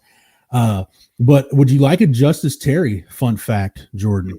Our guy Eric Henry on the scene in Atlanta caught up with Kenny Baker at Media Day for the Peach Bowl. And Kenny Baker talked about Justice Terry, getting him on the field. He said he's really talented, explosive, and strong. His intent and the way he carries himself, he's already a pro in that regard. He's no nonsense, and I really like that about him. And I'll throw this in there about Kenny Baker, too. I caught Kenny Baker's lecture at coaching school, which I thought was awesome, just talking about D-line technique and what he values and really gave you insight into how he coaches the position. He mentioned one guy by name. Actually, 2. I take that back 2. He mentioned Alfred Collins by name. The only other guy he mentioned by name was Alex January because he was showing a clip from practice. And it was Alex January going through a drill. And he said, this is our true freshman from Duncanville. We think he's going to be a really good player. And I'm like, for him to be in lecture mode and then to stop himself unprompted and just point out that he thinks Alex January is going to be a really good player, I think we both agree, Jordan. Alex January is going to be really good. He's going to get his chance in spring ball. And, did Texas have to go into the NIL coffers for Justice Terry? Yeah, but I think Terry and Sharma and Myron Charles, I think all 3 of those guys say, hey, if I want to play, I can go to Texas and have a chance to contribute right away. Like you don't have to wait. Yeah, and it's also it's a lot easier nowadays for schools to be like, what you mean? There's no one on the depth chart. You're playing as a freshman, my friend. And then like the 3 weeks within the time they move in, you get like 4 guys out of the portal, but they've already moved in, so they're kind of stuck there. So that part's nice, but I love the analysis from Kenny Baker. Newsflash: Justice Terry is a good football player, but with Alex January, I mean, man, outside of the state championship game, him and Colin Simmons' junior year, so that would have been December of 2022 when they played North Shore. That was the first time they beat North Shore when they won 2 in a row versus North Shore. Outside of that game, There isn't a single time I went out and saw Duncanville play and Alex January didn't outperform Colin Simmons. Yeah. Like, I've talked about it a lot, but Colin Simmons very much had this, and a lot of kids have this, so I'm not holding it against him. But he was almost impossible to evaluate at times because if it wasn't 3rd and long, or at least, about at the halfway point through his junior year, if it wasn't 3rd and long, he wasn't really going to put in that much effort. And he could half-ass it and still get in the backfield because he's that gifted, that talented. But, I mean, Alex January was going balls to the wall, 110% effort every single play, and was probably the most consistent player Duncanville had during that 2-year stretch. And, I mean, again, he outplayed Colin Simmons every time I saw those guys in person outside of that state game his junior year when Colin Simmons won his first MVP. He did play pretty well as a senior in that game, but he wasn't quite as dominant as he was his junior year. I mean, he literally took that game over, and I think had 2.5 or 3.5 sacks in the second half. So, yeah, but Jeff, unless there's anything you want to talk about, I was just thinking we go through comments real quick. I was just thinking, anytime you mention Colin Simmons, they're different players and different body types, but I always bring up the Alex Okafor comparison just because Oak was the same guy in high school for me. When he turned it on, he's the most dominant player on the field. But there were times where you're like, dude, I don't even know he's here. The other guy, like the Alex January, what Alex January is to Colin Simmons, Xavier Gooden was that for Alex Okafor. Xavier Gooden was a multiple-year starter at Missouri on defense, was a 3rd-round pick, a top 100 pick. If you're a top 100 pick in the draft, you can play. And they played a handful of years in the league. So, yeah, I mean, I'm thinking about how things panned out for those two, and I feel like, yeah, Alex January is going to be all right. Yeah. Hey, so CB mentioned this, and our guy Chip Brown is writing this up now because Chip asked Jeff Banks the questions. I didn't realize Bert Auburn had another year of eligibility. Neither did I. Jeff Banks said Bert Auburn is going to be back in 2025. So that's a really important piece coming back next year. Yeah. Which kind of makes me think. Well, I mean, next year is technically Wednesday. Does assuming Bert Auburn is the place kicker in 2025, does Will Stone portal? I don't. He's on scholarship now, right? He's on scholarship, yeah. I don't know. I'll be honest with you. I haven't been told directly from anyone that Bert Auburn's leaving, transferring, or going in the draft. I've never been told that, so I'm not going to act like I have.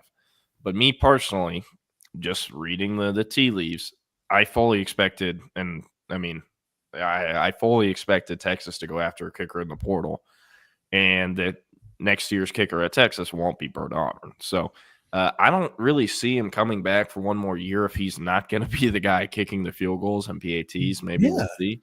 But, I mean, I don't know. Tashard Choice also said, like, we're not going after a running back. That's never been the plan. They talked to multiple running backs in the portal and vetted multiple running backs in the portal. Yeah. Like, the coach is going to say that. What does that help with when that headline is pushed everywhere? Retaining their roster, keeping everyone in his room happy, right? Texas also has their own players tampered with. It happens all over the country. So yeah, if you remember, Jordan, after the this would have been going into the 22 season, it came down to the deadline because I'll never forget. This is where another time where you realize, all right, we're in a different world. Like there was a school, a current Big Ten program that I heard was basically trying to get Texas in a bidding war for Xavier Worthy and Jahdae Barron. Yeah. And I was like, how can you get in a bidding war for a guy that's not in the portal? Yeah. So it was just weird. But hey, tampering, I'll borrow a phrase from my guy Rod Babers. Tampering is like peeing in the shower. Everybody does it, but nobody really talks about it. Yeah, that spot on. Really is. We don't talk about this stuff, but I mean, to each their own. I'd talk about it, but not with the microphone in front of my hand. I'm not. I don't want someone to wake me up and look at this pen and I get Men in Blacked or something. I once heard somebody describe. It was a disgruntled letterman who once described John Malkovich. I once heard John Malkovich described by a Texas letterman. He goes, he's the kind of guy that gets out of the shower to take a piss. Like, I've heard of ways to call people snooty. That's a new one. Never heard that before. That's a good one. I'm gonna use that. There's a player. This is actually funny. I'm not gonna tell y'all who this player is because it's not nice. But there's a high school recruit in the 2025 class that Texas fans are really pissed he didn't end up at Texas because he went elsewhere. I asked Gabe Brooks. I was asked. I'm like, hey, what do you think of this dude's senior year? You know, I didn't watch any of it because he went elsewhere, so I didn't pay any attention. Yeah. And he goes, Jordan, senior year makes him look like he eats candy bars with a fork and knife. I was like, what? Like, okay. I'll give you another one that I'd never heard, and it's a country saying. So Jason Williams, white chocolate, to those who wonder which Jason Williams I'm talking about. I know white chocolate. I got 2K. There's throwback teams on there. Jason Williams was talking about his pre-draft workout, and he was working out for the Orlando Magic, and it was him and Bryce Drew in the same workout. And Jason Williams said Chuck Daly's like, look, I know who the better player is. He's like, I got a 1 o'clock tea time. See if you can wrap this up pretty quick. And he's like, yes, sir. It was on Steven Jackson and Matt Barnes' podcast. And I forget which one to ask. Like, so how'd it go to work out? And Jason Williams goes, shit, Bryce Drew had a better chance of pissing in a hot sauce bottle that day. I'm like, better chance of pissing in a hot sauce bottle. I'm like, well, when you think about it, like the opening in the Tabasco bottle is pretty small. So yeah, I mean, I guess Bryce Drew had a better chance of pissing in a hot sauce bottle than stopping Jason Williams that day. Yeah. But no, and by the way, wanted to circle back. I did ask Gabe about was it Dwight Smith? Back? Yeah. And we pulled up the highlights watch of him. I see the vision. So yeah, you saw it, didn't you? Yeah. And he went to TCU and flamed out, all that. That is some goated high school film is Dwight Smith. Like, if you want to watch, like, I'm telling you, it's some most impressive film you ever see. If anybody gets a chance, go find the state championship game where Carthage played Salina at Texas Stadium. I think it was the last high school game ever at the old Texas Stadium. And I'm telling you, Dwight Smith against Salina, the closest thing I've seen to Ricky Williams. Yep. Well, David Keith Williams said, I know signing day 2 will officially close out the 25 recruiting class. But at this point, who do you think are the biggest recruiting losses for Texas on offense and defense? Pick your offense line on defense, I think. Yeah, offense is Michael Fasusi. I know people said DeCorian Moore. Receivers are pretty damn interchangeable. If I had to go with a skill player that I guess they lost out on offense, maybe Keati Armstrong, just because Keati Armstrong's come around very he's 6'6", 240 pounds, is like a 7-foot wingspan, can East Bay and also throw a fastball like 80 miles per hour. Those guys don't exist every year. Tight end is a notch down from where I am at offensive tackle, where I'm like, man, I think Trevor Goosby's going to step in a left tackle in 2025 and be really good, but sure would be nice to have Fasusi. Maybe slide, I don't know, Fasusi over right tackle or whatever. But it's like at tight end, yeah. And if Jordan Washington turns out to be kind of what we think he can be, then he'll be a really good player, but it would still be nice to have Keati Armstrong or fill in the blank tight end. And I mean, you would know better than me, like Nick Townsend to be a full-time, inline tight end, as good of an athlete as he is, it might take him a minute to get there. Yeah. And I mean, the good thing is the most important thing for blocking is effort, and Townsend's a very coachable kid that I'll never worry about him blocking. Probably already a better blocker than JT Sanders was, at least in his college career. Because again, so much of that is effort. We talk about guys taking plays off, and I love JT, but when I saw him at Ryan, I'm like, if he's not getting the ball thrown to him, or the play's not going at him, walking out of that stance, don't count on Jatavian Sanders running a back down as a backside outside linebacker on this. Yeah, But no, I'd roll with Fasusi. And Keati Armstrong is kind of a fake answer because, again, Texas ended up with Townsend, who has now ended up as a higher-ranked player of those two. But Like there's a Keati Armstrong type of player from the state of Texas, maybe like once every 5 or 6 years. Yeah. Like those athletes just don't come around often. And I mean, I was talking to someone in the know at A&M the other day and asked him, go up and down the 25 class you just signed. Who are the guys like y'all are most excited about? DJ Sanders, Jerome Miles. I know you lost Usain Longstreet, but you still have some freaks in there, Keati Armstrong. And he's like, I don't know about most excited, but the guy that will matter the most towards A&M's success of the 25 class going forward is Keati Armstrong. Like, yes, they've kind of gotten away from it at times this year from Colin Klein's true offense, and it's because they don't have the personnel to run it. They wanted to sign 3 tight ends this year, only ended up with 1, if not 2. But, like, if they end up figuring out a way to make it work with Colin Klein's offense these next few years and they get going into a potential national championship contender, it's going to be because of Keati Armstrong at tight end and what he does as a tight end.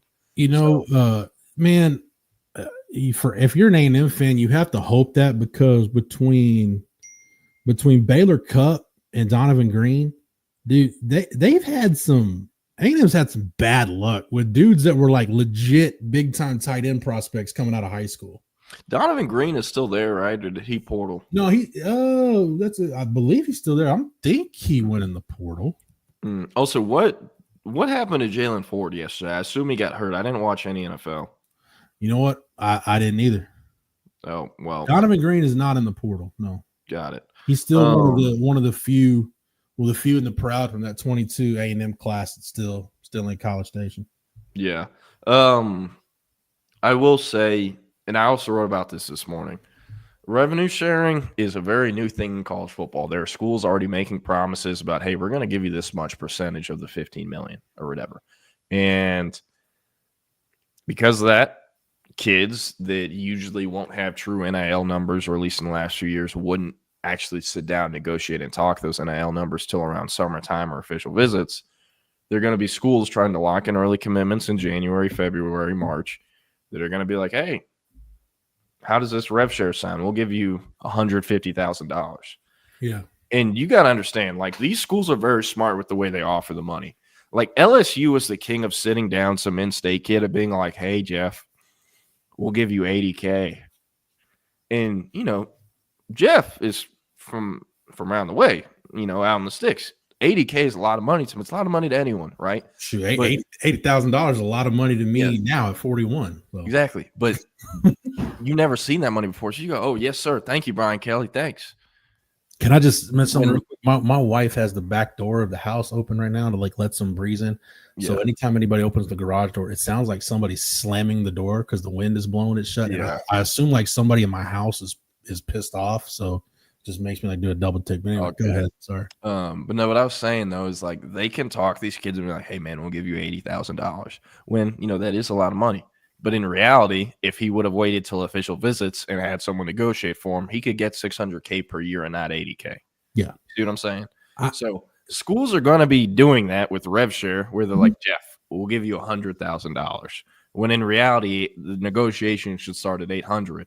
But it's because they know they're the first offer and they know potentially the kid or his camp could be looking for money then, not when they sign, but then yeah, they can get them to commit early. And I think we're going to see more and more flips than ever before because of that. And I mean, there's also like, do you know how little programs operate with an NIL collective of north of $15 million? The large majority of college football programs for the first time ever are going to have access to this much money.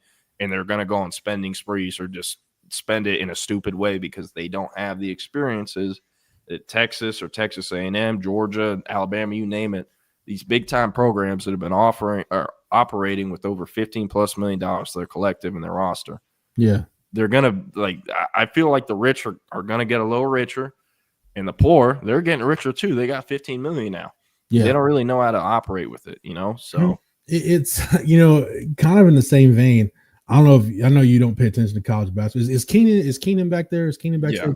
Okay, bring Keenan in because this is a good point to bring Keenan in. Keenan, you'll like this. I was talking to somebody yesterday at the Texas game, and we're talking about Jim Larrañaga resigning at Miami, and him talking about the broken system that is NIL. And oh man, we went to the Final Four that had 8 guys going to the portal. It was like, dude, you broke the system. You're the one who broke it when you guys paid Nigel Pack, 7 figures and brought in all these guys. Basically bought your Final Four roster.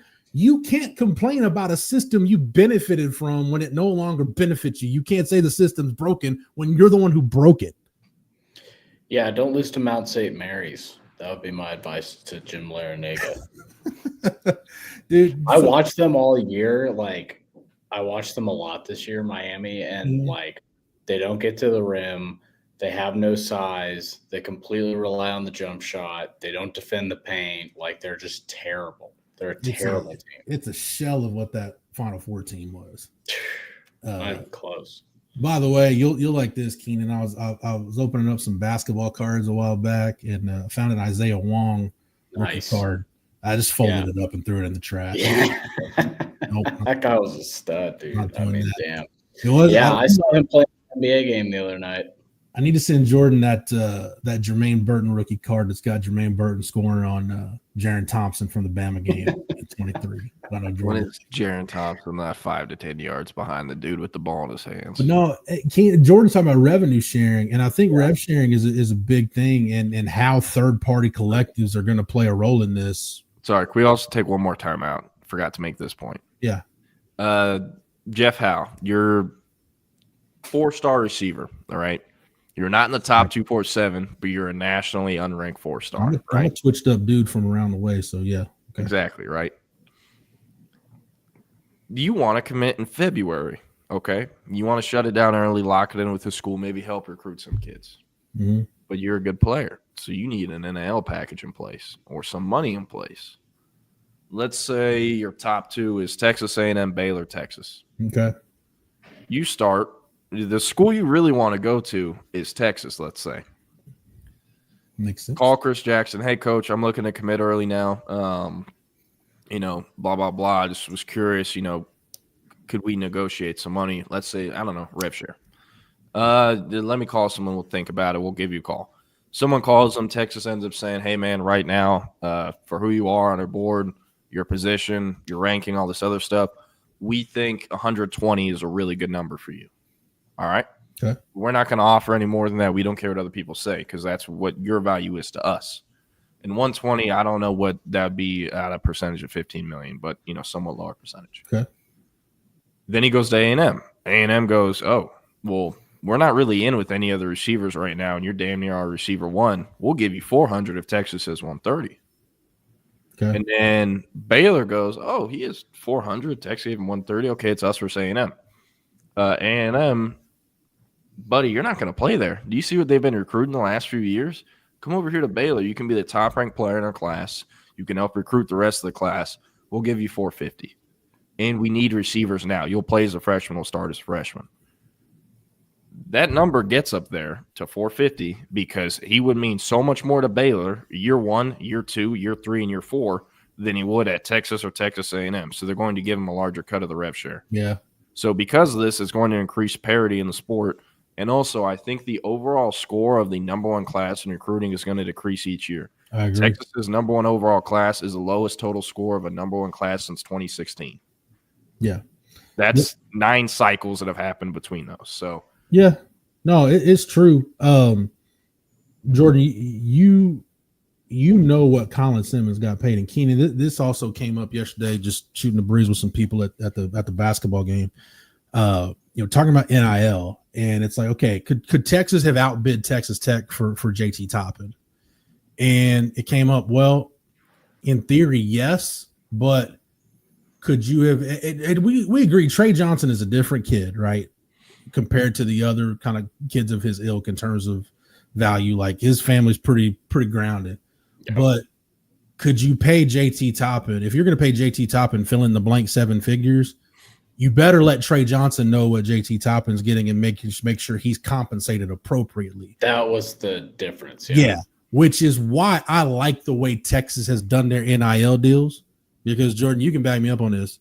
When Colin Simmons got paid from Texas, Barron Sorrell, Ethan Burke, everybody in that room, they had they might have not known the number on the button, but they had a pretty good idea of what Colin Simmons and Trey Moore got in the open market to go to Texas.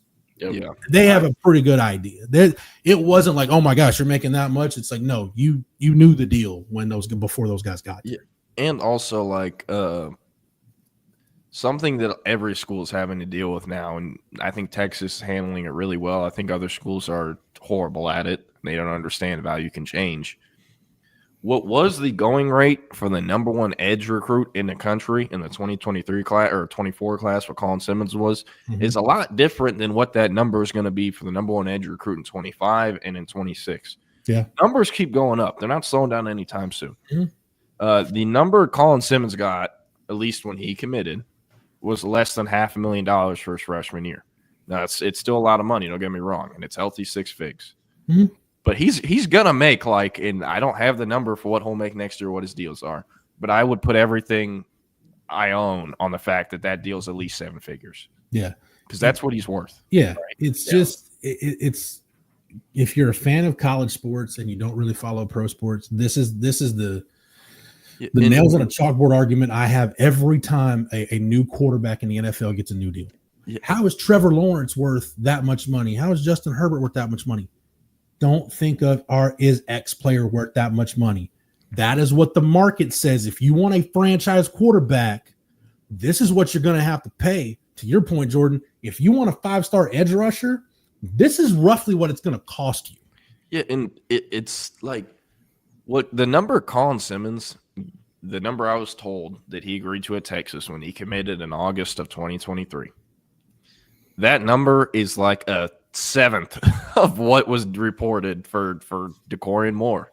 One recruiting cycle later at a much less position of priority at receiver. So if that's how quick the values and market is changing, and it's for a position that isn't as important to the team as pass rusher is, like, you can understand why Texas was like not losing their minds while the entire fan base was, because the receiver went to Oregon. Yeah. You know, Jordan, I'm going to hang out with Keenan for a few minutes till Eric gets here. You can hang out, or if you got to run, do what you need to do. A bit of run. I got to go take care of some stuff, but good seeing y'all. Happy to be back. Feels like we were off for forever. But I'll see y'all on Tuesday. Happy Monday, and see you. Eric should be good to go here in a minute. But Keenan, I wanted to get your thoughts on the Larranaga thing, because I know people are like, oh man, look, Jim Larranaga's giving his heart and soul to college basketball, and I don't doubt any of that. But dude, I didn't shed a tear for Jim Larranaga resigning because of the way things are in college basketball. No, I mean he's lost his fastball clearly. I mean, I watched that team get their ass beat by Drake. Like one guy beat them. No, I'm kidding. But, I mean, he didn't have it this year, and they had a 5-star Jalil Bethea who was mocked as a first rounder coming into the season. I don't think he's going to get drafted if he comes out this year. I think he's going to transfer. Just the development isn't there. Like they lost Norchad O'Meara to Baylor. That's a huge blow to them because they don't have any post presence. Like they're just not a well-built roster, and that's on him. And he's 76, 75. Like he's an old dude. That basketball program overachieved, I thought, getting to that Final Four that year. And that roster was really good, obviously. But we should talk about this Florida State head coach NIL deal. I hate to Colt McCoy this, Keenan, but I really do think if Dylan DeSue doesn't get hurt in the Penn State game, Texas might end up playing for a national championship. I don't think they'd be on, but I think they probably would have made it to the Final Four. Who would they have played in the Final Four? I think San Diego State. It was Florida Atlantic, San Diego State, Miami played UConn, right? I can pull that up. If you want to get to the Florida State thing, I'll pull that up. Yeah. Well, Leonard Hamilton is apparently getting sued for making promises on NIL that weren't delivered. And that's just the direction things are going. There has to be some rules put in place. It's just weird that the NCAA didn't get ahead of this. Like they knew it was coming. They did nothing about it. And now coaches are getting sued by former players. It's just really not a great spot to be in. So I had a question for you. This revenue They sharing. would have played UConn, by the way. Texas Yeah, would've they been wouldn't have beat UConn. Adama Sanogo, and that was a really good UConn team. Although I think the next season's UConn team was better with Klingon and Stephon Castle. And I mean, they had Klingon that year before, but he wasn't playing much because Right. Sanogo was the starting center. But I mean, Stephon Castle and Newton and Caravan. I mean, that team was so good. Mhm. That's like legitimately one of the better college basketball teams we've seen. I think the best team recently was that Baylor team that beat Gonzaga 21, I think, because that Yeah. backcourt was so damn good. And I'll contend the Baylor team the year before, the Baylor team during the COVID shutdown the might have COVID been better than the team that won the national championship. Both of those teams were elite. I mean, just at that backcourt with it was Davian Mitchell, Maceo Teague. and yeah, Jay- Teague, and yeah, man, that team was amazing. I mean, I think they lost 3 games all season. Oh, And you they, throw one of my personal favorites, man. You throw Mark Vital in there. Who, yep. I end up getting a man crush when I was on the basketball beat. I ended up getting a man crush on some opposing player, and I'm not an Oklahoma fan, but I loved watching Buddy Hield play. Yeah, and sure. Mark Vital was one of those dudes. I'm like, man, he doesn't look like he should be a good college basketball player getting off the bus, but man, put that dude in a jersey, and it's like Clark Kent coming out of the phone booth, man. He man. Have you watched any of Jeremiah Fears this year, the OU point guard this year? No, every time I try to watch OU, something ends up happening where I forget or get sidetracked. That kid, he's gonna be a top 5 pick, I think. I really do. Speaking of OU, I asked Rodney Terry this, and if the Elite 8 year, they had a run of where they had 5 games in a row against top 25 teams. Mm-hmm. You look at the AP poll, and the new AP poll should be out now, but as of yesterday, Texas' first 5 games in SEC play, their first 5 opponents are all ranked 13th or better in the AP poll. Yep. And it's Tennessee, Auburn, Florida, A&M, and Oklahoma. I want to get your take on this. I think I'm already thinking like, all right, I'm on bubble watch because yesterday was the first men's game I've been to, and probably the only one that I'll cover this year. And it was just I just love getting courtside and watching Trey Johnson because I've been going to games for that reason too. You're right, and everybody else is right. Trey Johnson's an NBA scorer like right now. Like his creativity, his vision offensively, his ability to just be a shot maker. He could get in an NBA rotation right now as a bench player in a school. 100%. But I look at the rest of that team, and their second unit just doesn't have a lot of offense on us. So I'm thinking, all right, if Texas is going to make the tournament, where do they need to get to? I think in the SEC, I think 8 conference wins. If you're Texas, that puts you at 19-12 going into the SEC tournament. Yeah, that probably gets you in. You're probably on the right side of the bubble going into the SEC tournament. You think I'm right about that? Like eight conference wins probably get you in? Yeah, I agree. I just I could easily see them starting 0-5 in conference play. I think they're playing the 2 best teams in the country back to back, Tennessee and Auburn. I think those are the 2 best teams. I think they're the top 2 teams in the AP right now, unless one of them lost. But I think Auburn is the best team in the country. I know they have a loss and Tennessee doesn't as far as right now, but man, I was watching Tennessee play Illinois, and Illinois has a top 5 pick at point guard in Kasper Siakuchonis, and the way that they were hedging him and blitzing the pick and roll, just like the way they defend guards, they are a monster to try to play against offensively. Mm-hmm. And I think they're a terrible matchup for Texas, unfortunately. And then Auburn has, I think, the best player in the country, in Janai Broom, who was my preseason NCAA player or Naismith player of the year. That was my pick. Preseason is looking pretty good right now. And then they have, Cardwell, they have Chad Baker-Mazara, they have what's his name? The point guard. I always forget his name. It's not Pegues. That's the dude off the bench. But Auburn's built like a freaking – I mean, the SEC is just loaded. Alabama's got a crazy roster. Florida's great. Walter Clayton Jr. I mean, the SEC is just loaded. It is a historically good year in the SEC. Like It's the best year ever for SEC basketball. Yeah, top to bottom. Yeah, I mean, you can go look, you can find, Vanderbilt has quality. I mean, you go look top bottom in that league. Everybody's got quality wins at some. Everybody's got somebody too. Everybody's got an NBA dude, pretty much every team. I mean, South Carolina's arguably the worst team. They have a lottery pick on their roster. Yeah. And CB mentions it, many fans already want RT gone if Texas doesn't make the NCAA tournament. I just think it's one of those years where I think if you get in, you accomplish something, because like I said, I think Texas probably needs to get to 8 because of their their non-conference strength of schedule. But man, I think depending on the team, Keenan, you could see a 7-11 SEC team get into the tournament. Certainly, yeah. Depending on what that looks like. I think the SEC is going to get 9 teams in, 10 teams in. The other thing I was going to mention too, regarding Texas, I agree with you. They could start 0-5 in SEC play, and it could be no knock on how good or bad that team is. You're playing five mothers to open conference play. I mean, it is insane. I mean, this is kind of like, I'd expect this like from an SEC baseball schedule. I wouldn't have expected this from an SEC men's basketball schedule, where it's like, dude, you could be really up against it. You could be a good team and easily be sub 500 in this league.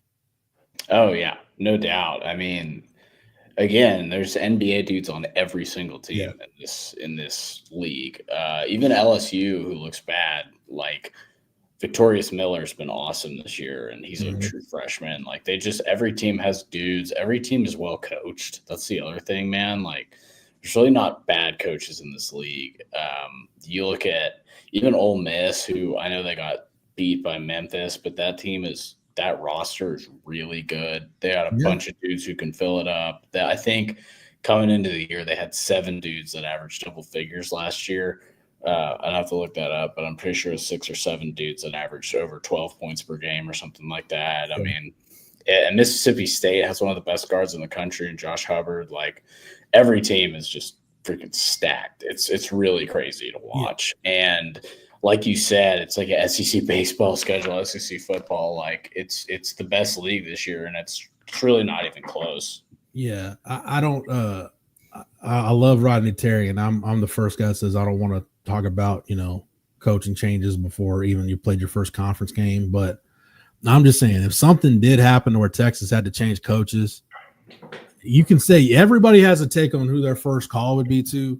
My first call is probably going to be to Chris Jans at Mississippi State. I just think he does a hell of a job. He does a good job. He did a hell of a job at New Mexico State, and he's doing it at Mississippi State, a place where, I mean, let's be honest, Bulldog fans, you shouldn't be able to do it in Starkville at the level. Yeah. I always feel like Tommy Lloyd would be a good hire. Brad Underwood would be a good hire. I just don't know that either of those guys would leave. The Brad Underwood thing, Tommy Lloyd, Brad Underwood, I don't know. I get Brad Underwood's the kind of coach. But Brad Underwood, to me, Keenan, is kind of like to college basketball what Gus Malzahn has been to college football.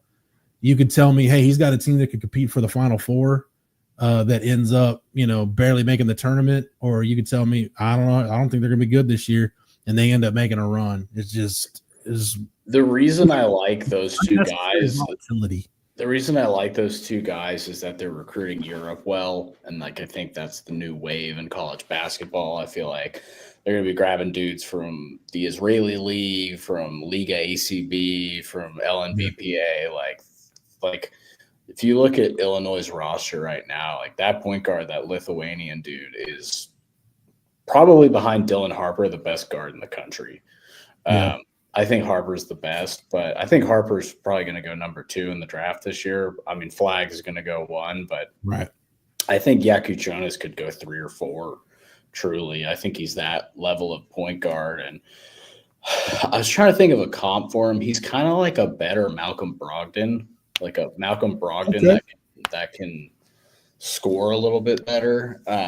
And he's just a great passer. He's big. He can rebound. He can do everything. Because everybody wants to say Luka, but it's like, how many Lukas are there? Not many. There's 1. There's 2, and it's him and James Harden. Yeah, it's you're looking for the next LeBron. Like, well, good, keep looking. Yeah, keep looking. Here's a good comp for you. I think you'll find this interesting. For Trey Johnson, everybody says Cam Thomas. I think Michael Redd is a good comp for Trey Johnson. Dude, people forget.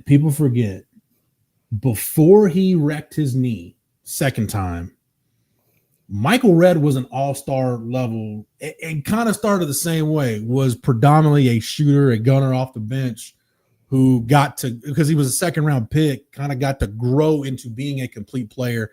There was a time, I want to say, before he wrecked his knee, yeah, the plan was for Cleveland to kind of go all in on Michael Redd in free agency. Like, hey, Michael Redd's going to be free. We're going to pair him with LeBron. And then he wrecked his knee, and Michael Redd was never the same. Yeah, I just feel like that comp works because it's just like, even if you watch him play, the way he shoots is similar. Like, it's just, they have very similar games. Because, like, I feel like people, my original comp for Trey was Cam Thomas, but I feel like Redd works better. I don't know. Yeah, I think that's a really good one. I like that because Michael Redd, yeah, Antoine mentions it was a flamethrower from three. Michael Redd was about 15 years ahead of his time. Like if Michael Redd played in the NBA today, you'd be talking about him as a top 10, top 12 type. Oh yeah, he'd be averaging 30 points a game. Yeah, I think about some of those guys. I don't know if you're a big Bill Simmons guy, Keenan. I love Bill Simmons. Yeah. Okay, so he pisses me off, but I still love him, he did this series during COVID. It's called the Redraftables, where basically old drafts. Classic. Yeah, and it was like, man, Redd was one of those guys. Like, dude, a guy ahead of his time. And then you get to a guy like Elton Brand was the one. I'm like, perfect for his time. Could not play in the league today. No, it's Tyrus Thomas, like a dude who's like.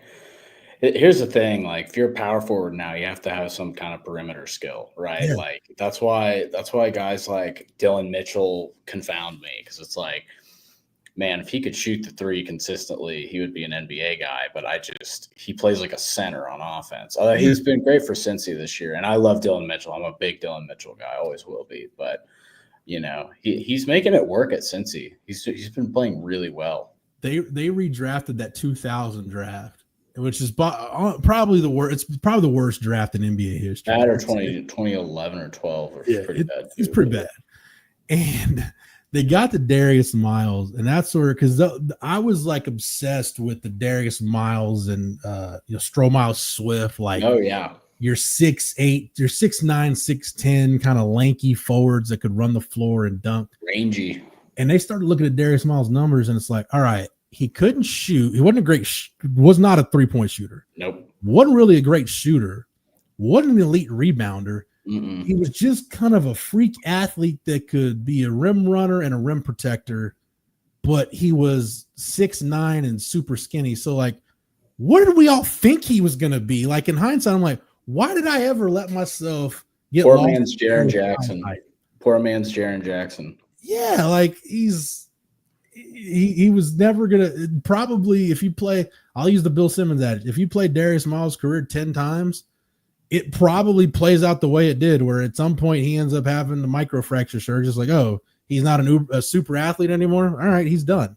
On to the next. Yeah, that's pretty much how it went. And like, you look now at these power forwards and you see a guy like Colin Murray Boyles at South Carolina, and you're like, dude, if this guy could shoot, he'd be a top 10 pick, no question. I still think he might be because he's such a freak defensively, such a freaky athlete, but he's a 6'7" power forward that can't really shoot. So it's like, yeah, it's kind of cool to see too. Like Jordan and I were talking about football player development and having patience with guys. I think people in the league forget that too, because Evan Mobley seemed to me kind of a forgotten guy, and then you look up, year 3, year 4, you're like, oh, this dude's like, he's balling. 20, like he's an all-star. He's an all-star forward now. He's a stud. I thought that was the Cade draft, right? The Cade Cunningham draft. Yeah, That was a good draft, man. Him and Scotty Barnes and Cade Cunningham and Jalen Green. Yeah, that was a really solid draft. That's one of the better top 5s ever, because like almost all those, I think all those dudes hit. Yeah, let me pull that up real quick while Eric gets settled in. I'll turn the floor over to you to talk about media availability here in a second. But yeah, you're right. I don't know that there's kind of that one like true superstar in this draft. I think Cade is getting there. Cade, Jalen Green, Evan Mobley, Scotty Barnes were your top 4. Jalen Suggs. He's been great too. Other than his legal situation, that ended up not being a legal situation. Josh Giddey at 6. Yeah. Kuminga started playing better. Franz Wagner at 8. That's a great top 8. Davion Mitchell, Zaire Williams, James Bouknight, Josh Primo. Yeah, and it kind of goes. Şengün was the 16th pick. Jalen Johnson down at 20. So, yeah, I mean, that's a great draft. Cam Thomas at 27. So, yeah, Day'Ron Sharpe at 29. So, it ended up being a pretty deep draft. Like I said, I don't know that there is a true, like, legitimate, first team All-NBA superstar in that draft, but there's a lot of, like, first division, like really, really good franchise type players in that draft. Oh yeah, for sure.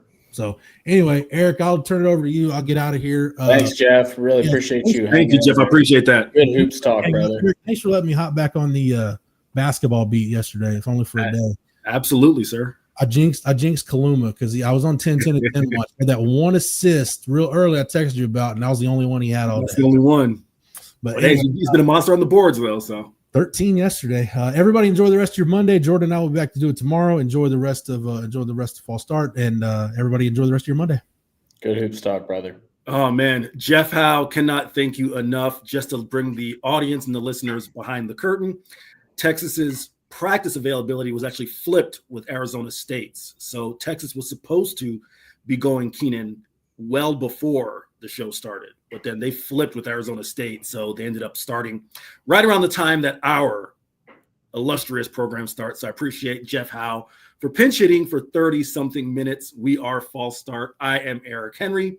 He is Keenan Womack. Happy New Year's Eve.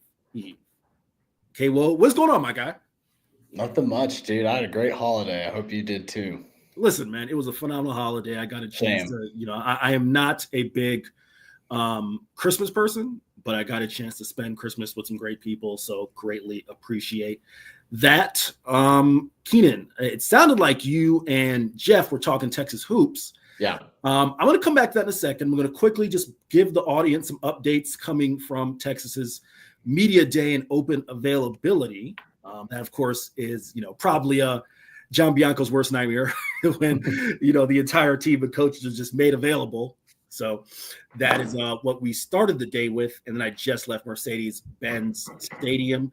The most pertinent notes from there, Keenan. Cam Williams. Actually talked with Cam today for a feature. It's up on the site at horns247.com.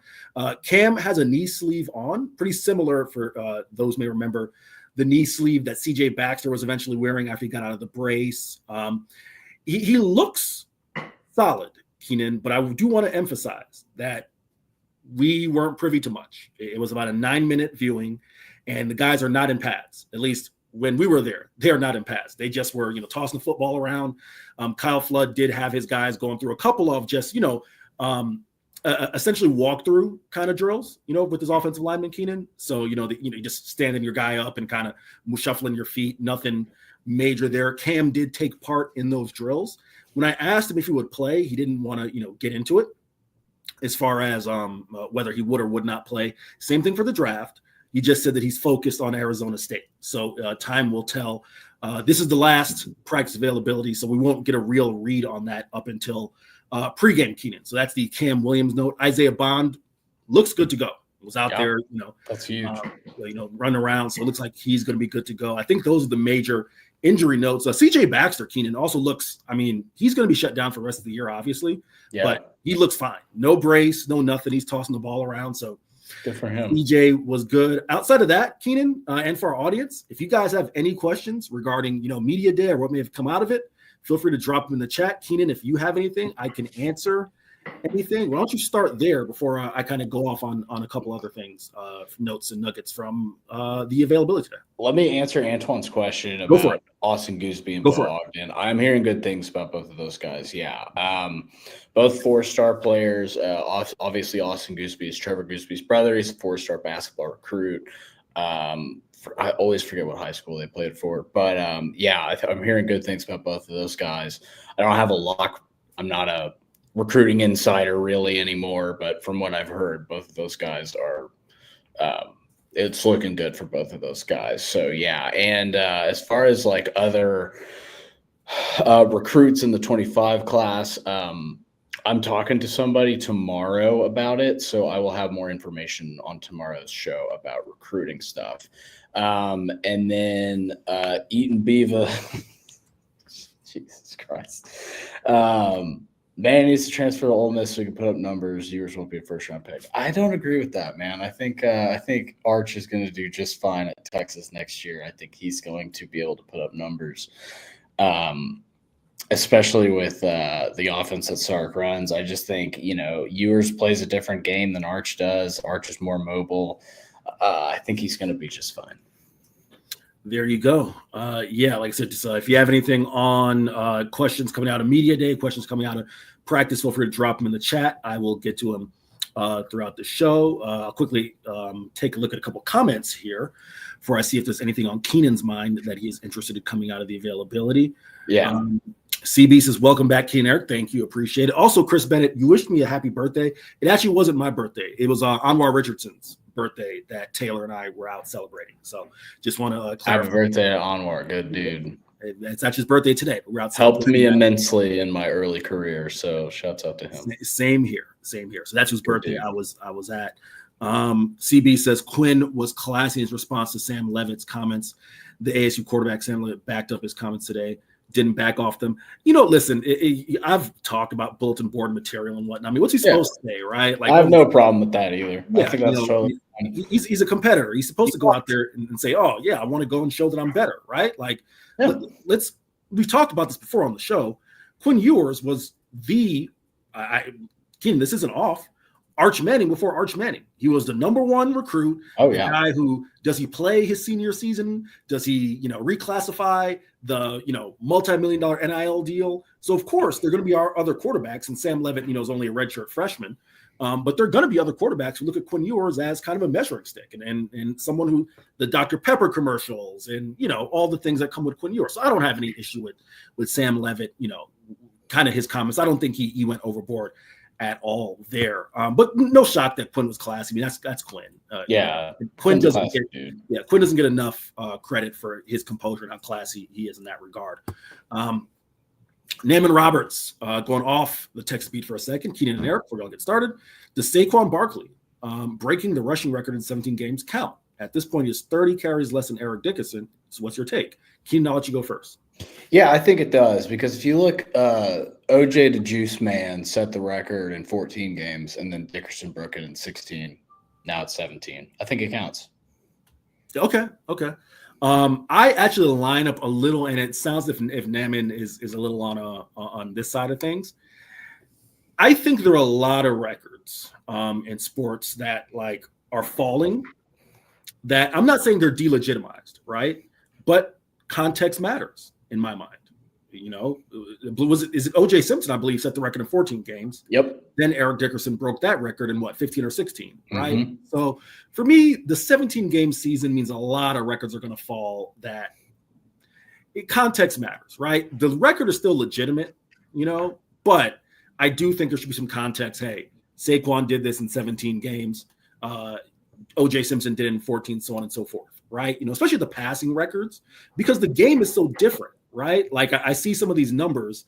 CB, OJ the Juice Man. Ain't that a rapper? OJ the Juice Man is the rapper. I think he's from Atlanta, by the way. He is. There you go. I see some of the passing records, Keenan, as of late. It's always I think Justin Herbert was one I saw, where it's he's X amount of yards away from being the first quarterback with this many yards in his first 5 seasons. And it's it's true, but he does it in an era in which passing is way more wide open, right? When Troy Aikman and those guys were playing, if you completed 60% of your passes, that was good. Now, if you complete 60%, you're a bum, right? Yeah. So if you don't shoot 42% from 3, get off right. It's Keenan. Matter of fact, you know what? Before I transition, I'm sure it's the same thing in basketball with some of the numbers, right? 100%. Can you think of any numbers like LeBron's scoring record? That's legitimate. He had legit time. But I'm sure there's some numbers, just like the 3-point numbers, with how often guys shoot. Keenan, I remember Dennis Scott, former Orlando Magic legend, had the 3-point record for a long time. Oh, yeah. And then someone came along, single season. Someone came along and just broke it. And it's they shoot way more threes now. 100%. But you know what's interesting to see is the scoring points per game at the top is pretty similar to what it's always been. There's just way more guys who are doing that now. There's like, I think 40 dudes averaging over 20 points per game right now. And like, you know, back then it was maybe 15 guys would average over 22 or whatever. And so the top, the very top, it's typically caps out about 33 to 36. Like that's where the highest scoring points per game for anybody's going to be. But there's a lot more guys averaging 23, 26. You know what I mean? Like that's kind of the difference now, I think. It's just more scoring because not necessarily that the defense is lazy. There is a problem with that to an extent just because there's so many games. It's hard to defend really hard every game. But the offenses are so much more complex now. This is the one, and I know, Keenan, you're a baseball guy, so I don't know how you feel about this one. I think Barry Bonds' records, home run records, are legitimate. Yeah. Right? Listen, the talent it takes to be able to hit a baseball. Barry Bonds did that greater than anybody for an extended period of time. And Barry Bonds was a solid home run hitter, a more than solid home run hitter before, you know, the inevitable, right? Like, the inevitable. So I'm sorry, Bonds' records are legitimate. And part of the reason why I feel this way, Keenan, I'm curious your thoughts. We don't have any polling on this, but let's just call it 50% of guys in baseball were on the juice. So it's not like Barry was the only one out there on the juice and everyone was just playing straight up, right? Yeah. So that's my take on that. I'm curious your thoughts. Yeah, I mean, there's so many of those guys who were on it. I mean, you obviously, people are like, just legalize it. It's like, no, because then you have to do it. Right. Pro baseball. But yeah, everybody was doing it. I mean, like, you name it, Hall of Famer, they were definitely on steroids, like, in that era. You know, McGuire, Sosa, all those dudes, Clemens, like, and it's not even necessarily that it was, like, to make them way stronger. It was more like you could recover faster. You could play more games, you know? So yeah, I think Bonds was just such a freak in so many respects. Like before what happened, he was like an elite base stealer. And like, he was like, just, again, he set the record for intentional walks. That's a stat that counts, man. Like that, just getting on base. Like that's what we learned from Moneyball is just getting on base is so important. And he did that better than anybody. His wins above replacement is like hilarious how crazy it is. Yeah. I mean, if we're really going to do that with baseball, I mean, the gold standard, I'm trying to think maybe like a Greg Maddux type, maybe a Randy Johnson type, you know, those are for pitchers. And then for, you know, position players, for me, it's Ken Griffey. Right. Yeah. Like, that's why if we're talking about guys who we reasonably believe, and I feel very confident Ken Griffey didn't, or Maddux, or Randy Johnson, who didn't use steroids, you know, that's probably the gold standard there with those guys. Run through a couple more comments here really quick. If I can pull this one up on the screen, Quad Standard Labs. Yeah, an extra 2-3 games a year, you know, 3-4 years means these guys didn't one season. Yeah, you're going to have some records that are going to fall. CB says Texas could have 2,000-yard rushers this year, which they could, which sounds crazy based on where the run game was earlier in the year. But crazy, they're going to play these extra games. You know, some of these collegiate records. Like last thing I'll say before I dive back into some nuggets with Texas. Look at Dylan Gabriel, for example. Right? You know, anyone who knows watch the show. I'm a huge Dylan Gabriel fan, but he's going to go down as in terms of statistically one of the all-time great college quarterbacks. He's played a lot. Oh yeah, because they played 60-something games, right? Yeah. So there you go, and played in offenses that have been very friendly to that as well. Actually, Keenan, real quick before I dive into some notes, I should take time to allow you to shout out the fine doctor who's going to help you get some sleep. Because listen, sleep is a real fact. All right, Keenan Womack, his relationship, and I'm going to let him talk about it, but he's talked about it on the show. The Sleep Cycle Center saved his relationship, saved his marriage, because he was snoring and the good doctor was able to get him out of the separate room and into the same room with his wife. And you know what him being in the same room as his wife has resulted in? Mrs. Womack now expecting, right? So the good doctor has saved Keenan's marriage and helped him expand his family. Because he's no longer snoring. So Keenan, why don't you tell the fine folks about Sleep Cycle Center? Excellent setup, my friend. Sleep Cycle Center is the only medical sleep office in Central Texas that provides the most technologically advanced care in screening, at-home testing, evaluation of airways, and treatment options related to sleep and breathing issues such as sleep apnea. Their focus is to educate on what is going on in the patient's body and to provide all possible treatment options related to his or her specific issue. Screening, testing, and treatment can be completed virtually or in person. Can eliminate snoring to sleep apnea. No longer have to sleep in separate bedrooms, as Eric said. Individuals and families welcome. 2 convenient locations, one in the Arboretum, the other in Lakeway. See patients of all ages, 6 to 106, family owned and operated. CPAP alternatives can be provided in most cases, though they do offer treatments that include CPAPs, as well as oral devices, epigenetic devices, weight loss, lasers, and radio frequency, in network with most medical insurances. So give my friend, the good doctor, Dr. Denman, a call at 254-284-6812. Visit Sleep Cycle Centers with an S on the end.com and tell them Texas Sports Unfiltered sent you. Listen, Dr. Denman, saving relationships. When your partner is snoring, it can cause issues. Oh, so yeah. You've got to make sure, just like it saved Keenan's relationship, it can save yours if your partner is snoring. SleepCycleCenter.com. That Lakeway location might be in someone's future. I digress. Oh, yeah. Let's go ahead and get back to the show here. I apologize. I'm doing a show. Excellent setup. No, that was very well done. That was a nice oop. Excellent segue. Threw up the lob. Listen, sir. I'm trying to be Mr. 10, 10, and 10. All right. I'm Art Luma. You're Trey Johnson. You get the shots up, baby. That's what I do. All right. Really quick, like I talked about, the injury notes coming out of open availability. Keenan, these were kind of, some interesting nuggets. Jeff Banks said that Bert Auburn is going to return for 2025. Keenan, Bert Auburn will be back in the burnt orange and white next season. Jack Bomeister, the punter from Utah, is coming in. When I spoke with Jeff Banks, he said that, Michael Kern is not transferring. When we spoke with Kern, he gives all the assurance in the world that he wants to be at Texas, but Jack can be a mentor for him. And Jeff Banks was very adamant that Kern has performed better as the season has gone on. But just your quick thoughts, and our audience as well, that Bert Auburn will be back in 2025.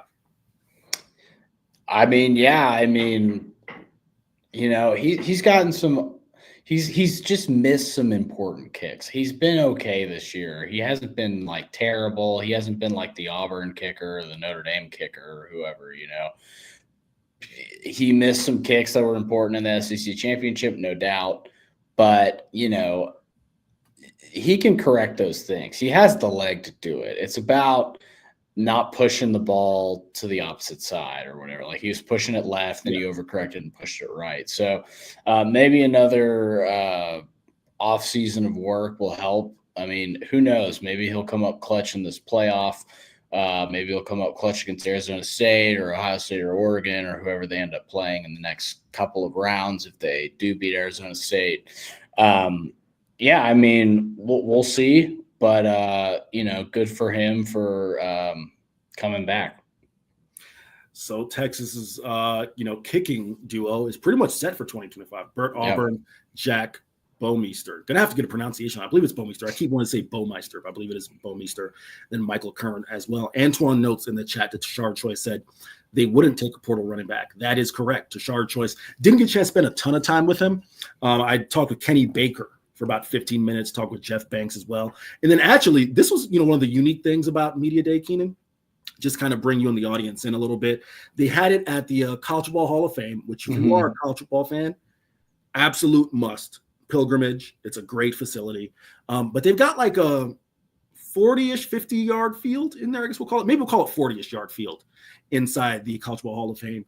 And they put, the starters up on podiums, like your key starters, Jahdae Barron, Quinn Ewers, those guys up on their own podiums. And then they do like the rest of the starters and, some key guys on the field at their own desks, right? And they'll try to, do them typically in pairs, 2 and 2. Some guys like Drew Makuba had his own little table. But I can try that. Cam Williams, when I spoke with him, was next to Brandon Baker. They do them in twos, right? But this is one of those unique times that typically you'd have 30 people around Steve Sarkisian. There were multiple times throughout the entire hour that Sark was just there by himself, and you get a one-on-one with Steve, which is phenomenal access. Yeah. So I had a chance to have just kind of a different type of conversation with Steve. I'll have that stuff up on horns247.com. Maybe by the end of the day, maybe by tomorrow, I'll have that up there. But yeah, it's a really unique setup, Keenan. I mean, it's how often are you going to get Steve Sarkisian, Kyle Flood just there? I had to interrupt a FaceTime with him and his family to get a couple minutes with him. But guys just sit there. So it's a real unique setup, Keenan. That's really cool, man. Yeah, I'm trying to think of if I've experienced anything similar. I mean, not really. I mean, I haven't covered tournament games in person when I was on the Texas beat, so I haven't experienced that. But that is really cool that you get to get that one-on-one access. I mean, that's pretty atypical, I would say. I mean, absolutely. Again, to just have, usually Steve, there's a crowd around him, to just have him there. And at most, I remember at one point it was me, Anwar Richardson, Kirk Bowles, just the three of us just talking to Steve. And that usually is not the case. So that certainly was a positive, no doubt. I'm trying to think if there's any other notables that came out of media day and availability. I would say Jake Majors looked fine. I'm trying to think of anyone else who was banged up in the game. Jake Majors looked perfectly fine after getting banged up against Clemson. He said he had a little back deal, but he's good to go. So the Horns definitely are in good shape. I'm probably going to head back over in a little bit to Arizona State's availability. Excuse me, just to kind of get a feel for some of the Sun Devils. But Keenan, with the last 6 minutes of the show, I do want to first ask you your thoughts on Texas's win, basketball, over Northwestern State, a game that Jeff covered. I know you guys probably talked about it a bit, but just so you know, I'll try to take it in this direction. Now that we're through non-conference play, how do you feel about your Longhorns? And I actually ranked Texas. If I can find my note here real quick, Keenan, give me 2 seconds while I do this on the fly. Yeah. In my initial SEC ballot that we will do weekly at 247.com, I have the Horns as the 2, 4, 6, 8, 10, 11. Wow. I have the Horns as the 12th team in the Southeastern Conference, Keenan. Your thought? No, I think that's accurate. I think that's fair. Trey was really efficient yesterday, 7 for 11, 18 points. Jordan Pope had another nice game. It's pretty cool to see him score 42 a couple weeks ago. I was pretty impressed with that. Yeah, I know. I think you're right on with that. I think this is conference play is going to be really tough, especially the first 5 games, all against top 13 teams in the AP poll. You get, in my opinion, the 2 best teams in the country back to back, Tennessee and Auburn. You get A&M on the road. You do get Tennessee and Auburn at home, but I don't see them winning either of those games. Their first probable win would be against Missouri at home. I think that's their 6th conference game. I'm not super bullish on this team just because the SEC's stacked with really good post players, and I'm concerned about Texas' ability to crash the defensive glass. Like, I'm worried they're going to give up a lot of offensive rebounds. I think that's going to be a problem for them going into this conference play. Me and Jeff were talking about how we think 8-10 gets you into the tournament. It just feels like one of those years in the SEC where there's so many good teams that you could have a sub 500 record and still make the tournament if you finish 19-12. That would probably get you a 10 seed, 9 seed maybe. But yeah, it's going to be one of those years. I mean, they could surprise me, and I just don't see, like, I watched Tennessee play Illinois, and Illinois has one of the best point guards in the country, and they shut him down. I mean, he ended up with 20 points, but it was all from the line. I think he was 5 for 15 from the field, and he had like 7 turnovers to 5 assists or something like that. The way they hedge, the way they trap the pick and roll, I mean, they're just really good defensively. And then Auburn has the best player in the country, who happens to be a post player in Janai Broom. Yeah, it's a wagon, dude. It's going to be a tough. I'm gonna pause you really quick. I'm gonna touch on Naman has a question for you, so I want to make sure we hit that. Yeah. Jack Burton asked, "Is Ashton Genty a portal running back or was recruited out of high school?" He was recruited out of high school. He landed. Yeah, he's from Frisco Lone Star. Lone Star, and then went to Boise State. Keenan, we're going to close the show with this question. Let me quickly just run through a couple things real quick. One, to your point about the SEC, how many teams are ranked? Tennessee, Auburn, Alabama, Florida, Kentucky, Oklahoma, Texas A&M, Mississippi State, Arkansas, Ole Miss. Those are all ranked teams in the Southeastern Conference. And then you have Georgia that received votes, okay? So that should tell you how stacked this SEC is. And KenPom has them at 8-10 in league play. Yeah. To your point, when you say that first win could come against Missouri, that's what KenPom has. KenPom has been consistent, has them losing their first 5 SEC games.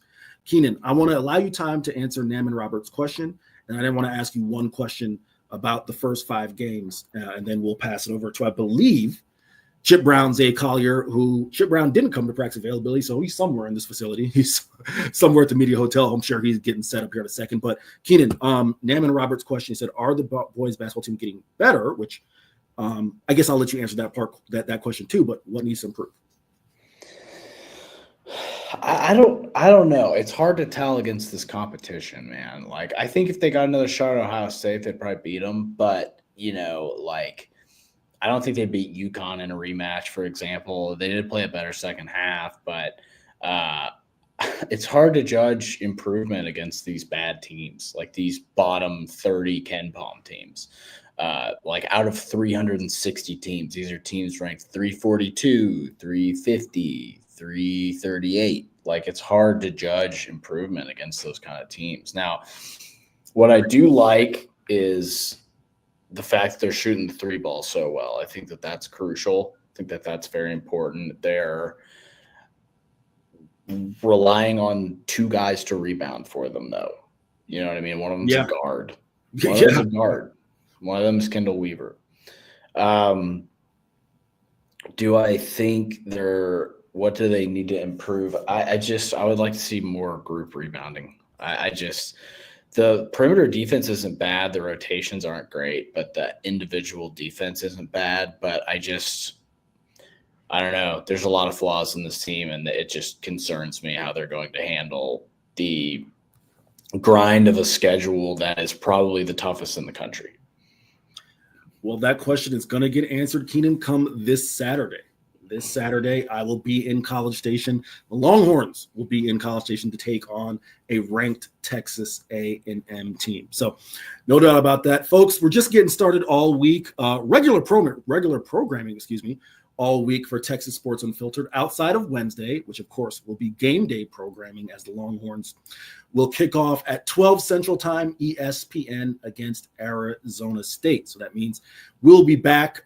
It will not be an abbreviated false start. I will be on for the entire hour. The schedule tomorrow is Arizona State and Texas's head coach availability. That's Kenny Dillingham and Steve Sarkisian at, I believe, 9:30 a.m. tomorrow Eastern Time. So I will be through with plenty of time to hop on for false start. Again, we're up on the 1 p.m. hour Central Time. We've got Lucas Hill in the backstage area. It looks like probably joining Zay Collier, I'm assuming, as soon as someone else pops up in the backstage area. Or no, Lucas says no, not be Zay Collier. So let's bring on Lucas now so I can figure out who I'm tossing the show to. Lucas, what's going on, my man? Guys, how are y'all today? We're good, brother. How are you? Good. I'm at my girlfriend's house. Why not record a little show? But no, our other guy, Harrison fans, should be on in just a couple minutes to answer your question, Eric. There you go. So now I know who I'm tossing to. It looks like we are all set, good to go. Harrison is in the waiting room. It looks like he's set to go. So we'll go ahead and bring him on here now as we're up on the 1 p.m. hour Central Time. Harrison, how's it going, my man? What's going on, guys? Good to be here. And, we still got a lot of football to talk about. So a lot to talk about and we're excited for it. So much football. Listen, it has been a busy day here in Atlanta. Texas Media Day, Arizona State Media Day. You're in Atlanta here? I am in Atlanta. Hey, welcome to the A. Hey, I appreciate it, man. Listen, the cool thing about being on this beat, or at least this year, I should say, the circumstances, the way the schedule's played out. Was here for the SEC title game. Yep. I'm here now. I have been not shy about this. Texas is going to beat Arizona State. We'll see what happens in the Cotton Bowl. A possibility I could be back here 3 times in 6 weeks, and I love Atlanta, so that's good with me. There you go. Well, yeah, hit me up on Twitter or whatnot. I'll give you any recommendations you need for Atlanta. I got you. Hey, listen, I'm sure the audience will fill you in. I made the mistake first go around. I went to Magic City to get the wings, just to get the Oh, my God. I had to go get the Lou Will lemon pepper, but I made the mistake also of eating a seafood quesadilla, which I'm sure we can say, as a Floridian, right? I probably shouldn't be getting seafood from states that are landlocked. There's step 1. Yeah. Yep. Step 2, a seafood quesadilla from a adult establishment. Yeah. That did not leave me in the greatest of shape, Harrison, to cover the SEC title game the next day. No way. You were asking for trouble. You're asking to spend a lot of time in your hotel room, but I'm the same way. I have to either be within like an hour of the coast or know like a reputable place, like reviews wise, or like where it's coming from, whatnot. But I'm not getting a seafood quesadilla. I just don't understand how that works. I mean, unless I may keep myself at home and making sure it's cooked all the way, like a shrimp something. But definitely not getting seafood from an adult establishment. The problem was I was hungry and I ordered something that I shouldn't have. And the chicken tenders and fries. The audience can tell you all about it. But without further ado, I'm going to pass it off to Lucas and Harrison. False start. We'll be back in our entirety tomorrow at noon Central Time. Keenan, we'll do it again tomorrow, fellas. Y'all have a fantastic Monday. Have a good one, y'all. See you guys. Ladies and gentlemen, welcome on into the SEC Unfiltered Hour. I'm Lucas Hill. He is Harrison Fant. Follow us on X at Lucas_Hill23. Follow Harrison at Fantavious9. We have a lot to talk about. We got bowl game today within the SEC. Got the Music City Bowl, Iowa and Missouri. Got a lot to talk about as we prepare for what should be a jam-packed day of bowl games for tomorrow's action on New Year's Eve. Follow us on X as well at SEC Unfiltered as we begin our road to 20,000 subscribers on YouTube. Harrison, good to see you again, my friend. How are you today? Lucas, good to be here. Good, feeling good. Got a nice sunny day in the A. It's 60 degrees here, almost. I think it's 58 degrees. Sun is shining. Vibes are high. Got a lot of great, important football on the toes, on our toes, on our doorstep, as the new year is on our doorstep as well. Yeah, it's about the same here in central Louisiana. Not a bad little place, but that's where I would get some seafood, some Louisiana seafood, some Cajun. Oh gosh, yeah. Ooh. Y'all got to go to Drago's and get some good seafood, though. That's where it's really at. When I was in an SEC tournament for baseball this past year, hung out with a lot of LSU fans, and the hospitality was through the roof. Stayed with them for about a week at their tailgate outside of the Hoover Met Stadium, and it was awesome. We had different seafood styles every day. So like we had a po' boy day. We had like it was a build your own po' boy, by the way, and we had like a wings and like kind of whatever other kind of bring your own meat day. We had a custom crawfish boil day to end it. Oh my gosh, unbelievable! The hospitality from the Raging Cajuns was incredible, and I can't wait to be back and do it again with them. Love it, dude. Love it, love it, love it. Ain't nothing better than Louisiana seafood. Harrison, we already got trash talk coming in as we prepare for the Chick-fil-A Peach Bowl, Texas, Arizona State. Cam Scatabo adding to Arizona State's talk saying, nobody can stop me. I would have to beg to differ, but hey, when you play Big 12 opponents, you kind of get in your head a little bit. But now this might be Arizona State's first true test going up against a defensive line and a front seven that is arguably going to wear out this is going to definitely present a challenge for this Arizona State offensive line. It's going to be a long night for them. What are your initial reactions to when you heard those comments from Cam Scatabo? And if that's the case, that this is your first time hearing them, give me your initial reaction anyway. Yeah, definitely initial reaction. I think I respect it, but I think it's a little bit far. He is an elite. He's an elite running back and one of the best in the country. Absolutely, that especially because no one's talking about him, what he's been able to do. Let alone this Arizona State team that was projected to finish what, Lucas? Last in the conference. Last in their conference, right? And they're here, first round bye, whether you like it or not, in the college football playoff, in the quarterfinals, on the backs of him, on the backs of Cam Scatterbo. And he's got something to prove more because he wasn't in that Heisman conversation race at the end. He wasn't a finalist. He thinks he's got something more to prove. I think Arizona State fans and Sun Devils agree with him. But that's some strong words, and you better back it up. Yeah, I mean, I don't think Arizona State has truly faced a dominant front four yet this year, even in the Big 12. You name me one Big 12 team that's defensive lines. You can just name dudes off the bat that'll be first-round picks. I can't name any, Harrison. I can't name any off the top of my head. And then when I look at Texas, I look at Ethan Burke. I look at Colin Simmons. I look at Alfred Collins. I look at guys like that are going to be difference makers in this football game. However, the biggest concern I have when I look at the Peach Bowl and when I compare these two is how will Texas's offense respond? Can they get off to that hot start, and can they finish? Can they hold up a lead? Can they be able to sustain that sort of momentum throughout the entirety of the game? Because if you remember against Clemson last year, they had a big lead going into the third quarter, and then all of a sudden you let Clemson back into the football game, and now all of a sudden it was a one-possession game. So you cannot allow for a team like Arizona State to get back in this football game off of the heels of their best running back. Hell, there's no question what Sam Leavitt can do through the air. As inconsistent as he is, and as much as he hasn't really been relied on to win football games, the guy's still a damn good quarterback. So I would definitely be worried a little bit about those two guys specifically. Can you hold up the lead, and can your defense buckle down when it matters most? Yeah. I mean, we're all going to figure out, the proof's in the pudding. We're going to find that out soon enough. I mean, I think also Cam Scatterbo feeling, second team offense for awards, accolades for All-Americans this year. I think he's got that on his bulletin board as well. Oh yeah, they got Jordan Tyson as well, a second team All-American receiver at wide receiver, Jordan Tyson, and a sophomore. I mean, he's going to be around for a little while, another year at least. And so it's going to be interesting, like you said, going up against the defensive front like Texas is, and just the depth and just the production that they have is going to be really interesting to watch. I think that's what a lot of people that are more engaged, in the analytical and analysis aspect of this game is going to be focused on.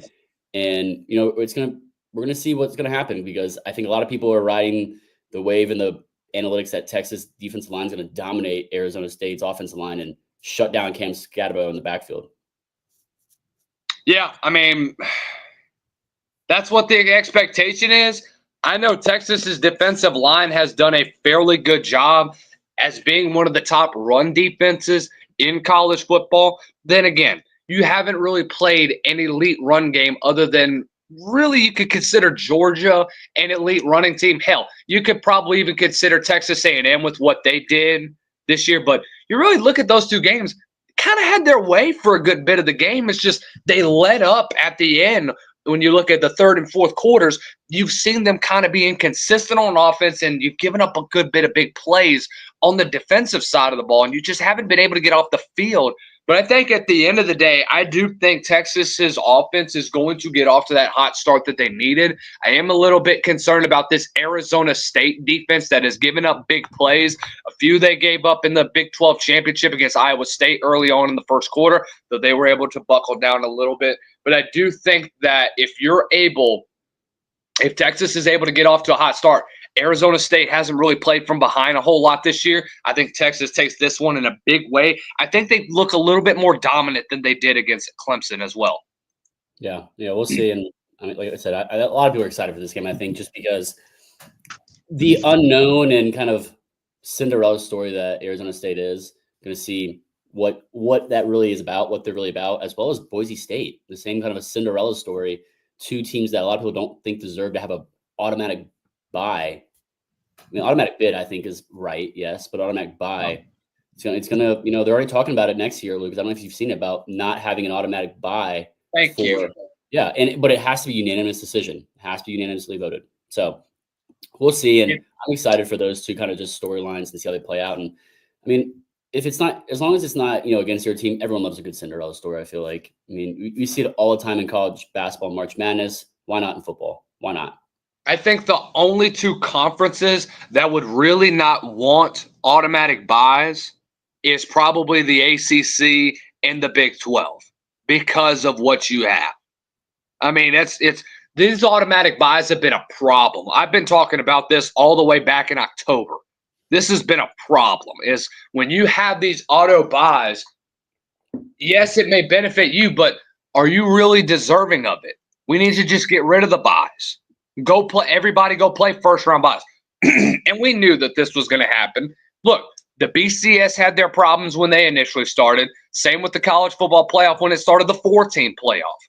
This has been a problem that has been going on ever since the national championship stopped being decided by an AP poll. What was the problem with the 4-team?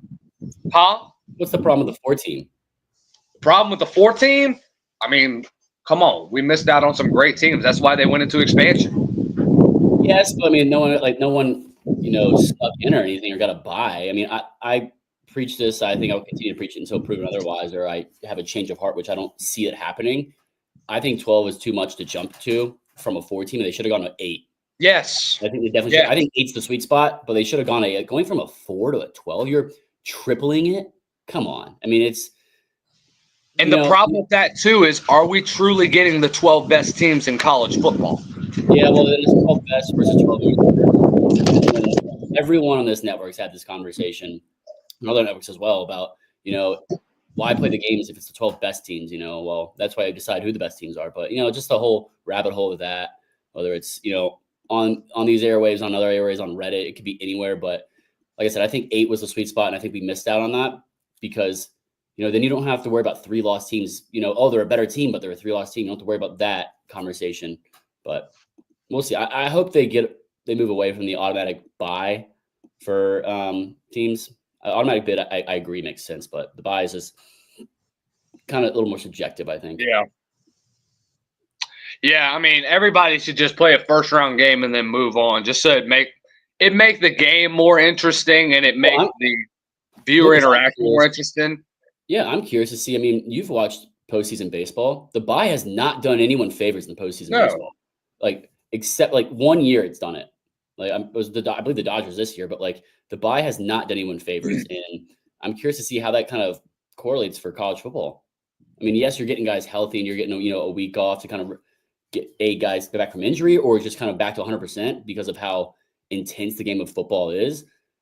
But I mean, I'm really fascinated by that, and we're going to see it play out. And I think not a lot of people are talking about that enough. Yeah. Want to go ahead and switch gears for a little bit, Harrison, because I think this is a subject that needs to get discussed. So I think it was either yesterday or Saturday. It was Saturday we had the Pop-Tarts Bowl. Cam Ward goes into the game and plays a half of football, breaks the record for the most touchdowns in a career, in an FBS career. Whoop-de-doo. Doesn't play the second half. That's a problem for me. Here's where I'm at on this.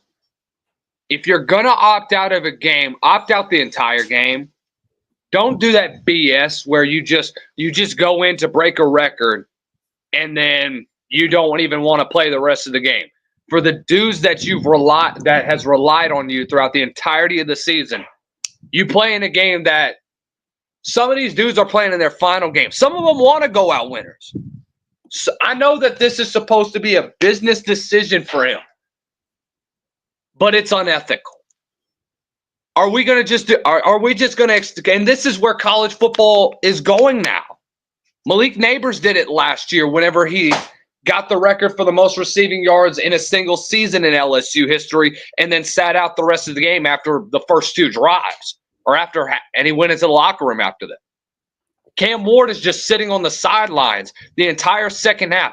Now, I understand if it was a decision made by everybody. But here's the thing. It isn't right. It's not ethical. But what is right anymore in college football? Yeah, Nobody. That's the question. What is right anymore in college football? But here's what I'll kind of push back on that and play devil's advocate. I think anyone in that position wants that record. I really do. But I think the way, but no, Lucas, quit on the freaking team. Hear me out. If it's a lopsided game and you're up big or you're down big, I completely get it. But if it's a close game like that and you end up losing by one, like a score, I got a little bit of beef with that. I know a lot of guys in the locker room are going to be frustrated with that as well. But then you have to think about, if I'm an NFL GM or a head coach, is that the kind of player I want at quarterback, especially? Being at the helm. I mean, if anything, do what Shador and Travis Hunter did and get insurance if you get hurt. Yeah, that's a whole other loophole that's going to just continue to go. But, like, is that the kind of guy you want at the helm of your franchise as a quarterback, especially? I mean, it's just – I wouldn't. I mean, I know you look at a lot of other figures and then, have that conversation with them about it, in draft, pre-draft day and everything, the meetings and whatnot. Then also, I think it's, I don't want to say good, but you do get beneficial reps for your backup quarterback who's going to be your starter next year. You get very beneficial reps against a very good team. You get to see you get to see what he's made of there, because he's been preparing, because he knew he was probably going to sit out part of the game, that Cam was going to sit out part of the game. You get valuable reps there. You coaches and the whole team gets to see what he's made of. And, if he's not the answer for the next year, then you have time to go in the portal, Lucas. You have time to go shopping after the holidays. Here's my thing about it. Things to both sides. It's great that he got the record. I understand that there's both sides. My thing is, was that record important enough for you to just sit out a half and just watch your team lose a bowl game? That's been the Miami thing. Why do you think they haven't won a national title since 2001? I've talked with many guys and many coaches and many personnel that were on those Miami teams back then.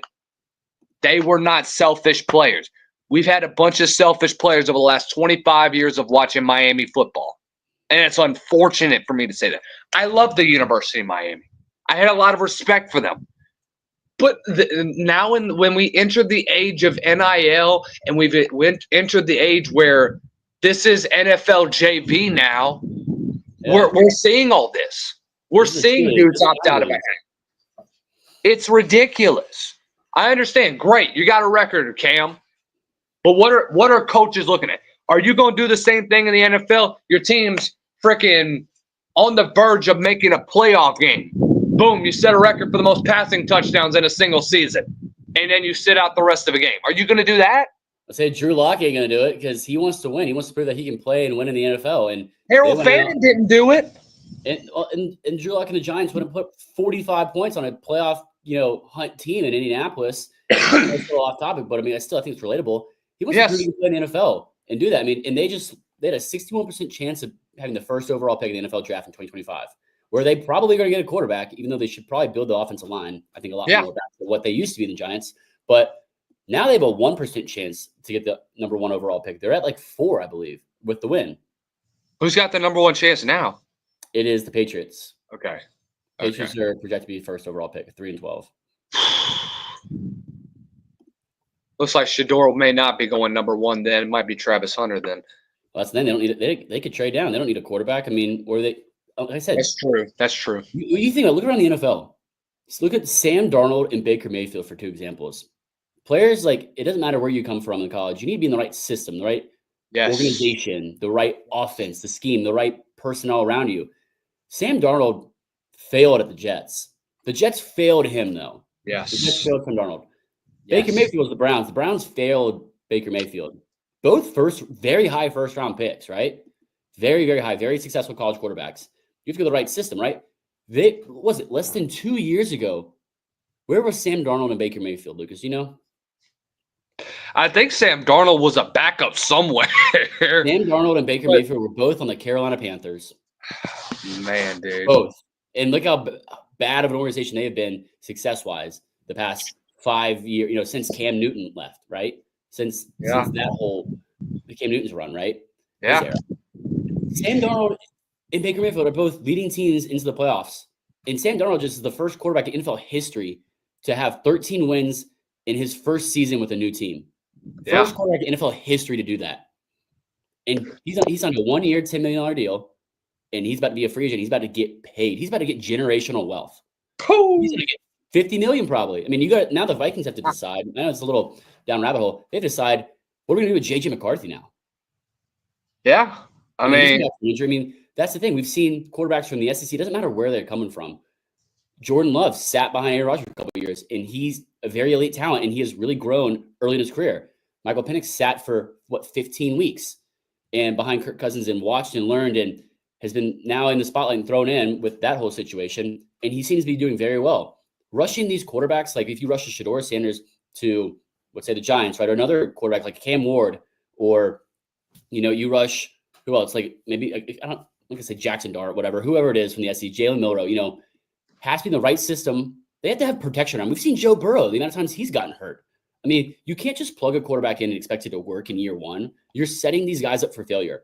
I don't care if they played in the SEC, the ACC, the Big 10, Big 12, Pac-2, Mountain West. Doesn't matter where they played. You have to set them up for success for long term. And a lot of organizations in the NFL are failing young rookie quarterbacks because of this.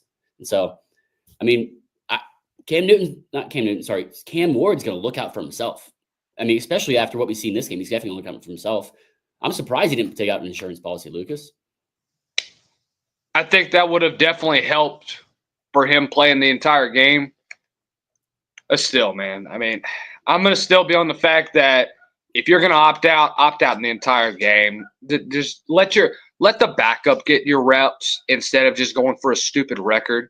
Yes, I know that's supposed to be college football's best record, but in reality, what is it going to matter at the end of the day? Because it's not going to affect your draft stock. It's not going to affect where you are in the draft. You're just setting another record for yourself individually, which, look, great job for Cam Moore doing it, but at the end of the day, it's not as important as when you look at his long-term longevity in the future of his college, of his NFL. You got to think, I don't think he would have gotten hurt, Lucas. I mean, you saw the play that I think everyone on the internet's now seen. As much time as he has in the pocket and just standing there, he's bouncing around looking. He starts just standing flat foot, looking around, turns and dumps it off to his check down running back. Like, he had all the time in the world. I mean, yes, there's a potential of getting hurt, but the way he played the entire season and didn't get hurt, I don't think he's going to get hurt in that second half at all. Let alone you can just play a little bit more cautiously if you really want to. But if I'm in his situation, I'm going the route that Shedeur and Travis Hunter went. This whole insurance policy, this new insurance policy route that's kind of absurd a little bit, but makes sense. And then I'm going to play and get that record, and be there for the team that I played with and grinded with in blood, sweat, and tears with all season long, and finish the season, finish the game with them. That's what I'm doing. Yeah, I mean, just never know. Let me ask you this, Harrison, because I just came up with my top 5 quarterbacks in the 2025 NFL draft. All right. Okay. Hear me out. I have Shedeur number 1, Cam Ward coming at number 2, Quinn Ewers at number 3, Jackson Dart at number 4, and Dylan Gabriel at number 5. Okay, say them one more time. So Shedeur, Cam Ward, Quinn Ewers, Jackson Dart, and Dylan Gabriel. Jalen Milroe, and with the injury with Carson Beck and how he was this year, kind of knocked him out of the top 5 for me. Thoughts on that? Why is Dylan Gabriel so low? I think it's just because there's not a whole lot of youth left in him. I know he's 24, but longevity, he could end up like a freaking Bo Nix, but I just see the arm talent of what Jackson Dart has and Quinn Ewers with what he has. I think if you put him in a decent offensive system in the NFL, he's going to get better. But again, this is pre-combine. This is pre-everything else that's happened. This is pre all of the college football playoff. This could ultimately change following college football playoff action. In fact, I'm going to release it after January 20th and give my updated quarterback list. But that's just what I have right now for CFP action. So Anything can change at the end of the I day. say with Dylan Gabriel, I mean, the only thing is he's 5'11", I think. He's a couple inches shorter than the rest of the quarterbacks. I mean, Garrett Nussmeier, I think you can put up there as well. But he's coming back for next year. That's why I don't have him in there. Yeah, I mean, I think I'm fine with the one. I'm not gonna put one out right now, but I'm fine with 1-2 Shador, Cam. I think they're the most elite versatile. I think Jalen Milroe is number 3. I mean, it's not 2.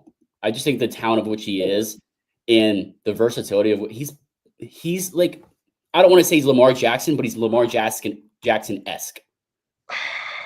I think Jalen, he's a very smart quarterback too. He's played and grinded through and been very successful in the SEC. I think he's very Lamar Jackson-esque and has the potential to be a star in the NFL in the right system. All these quarterbacks have to be in the right system. The problem with him is that he's so inconsistent, though.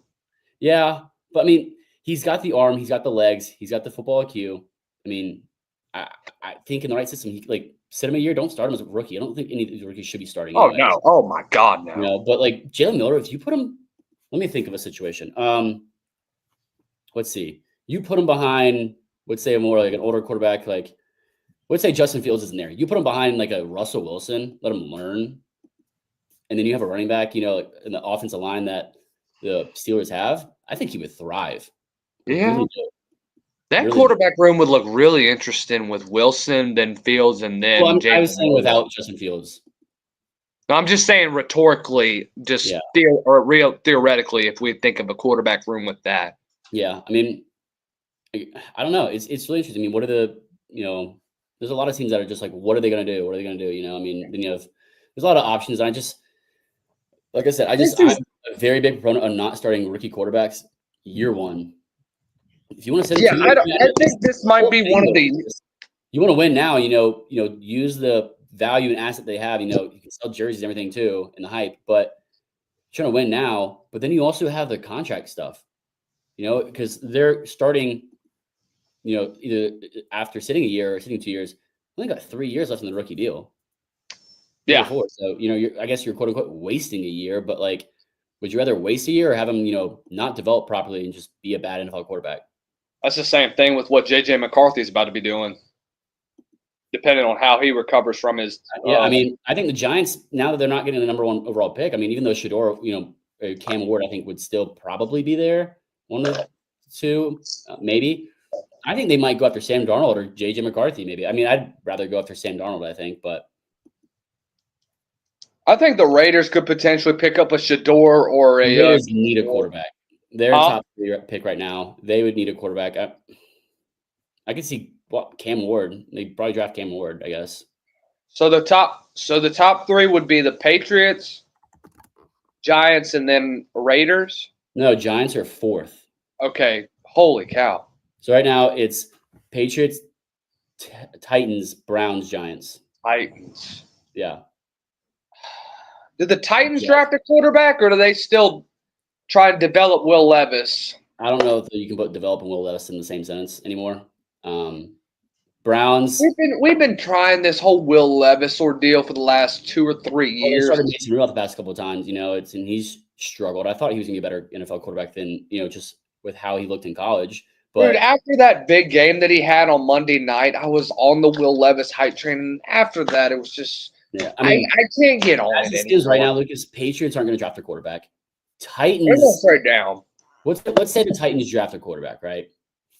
Browns aren't drafting a quarterback. No. Giants could draft a quarterback. Jaguars aren't drafting a quarterback.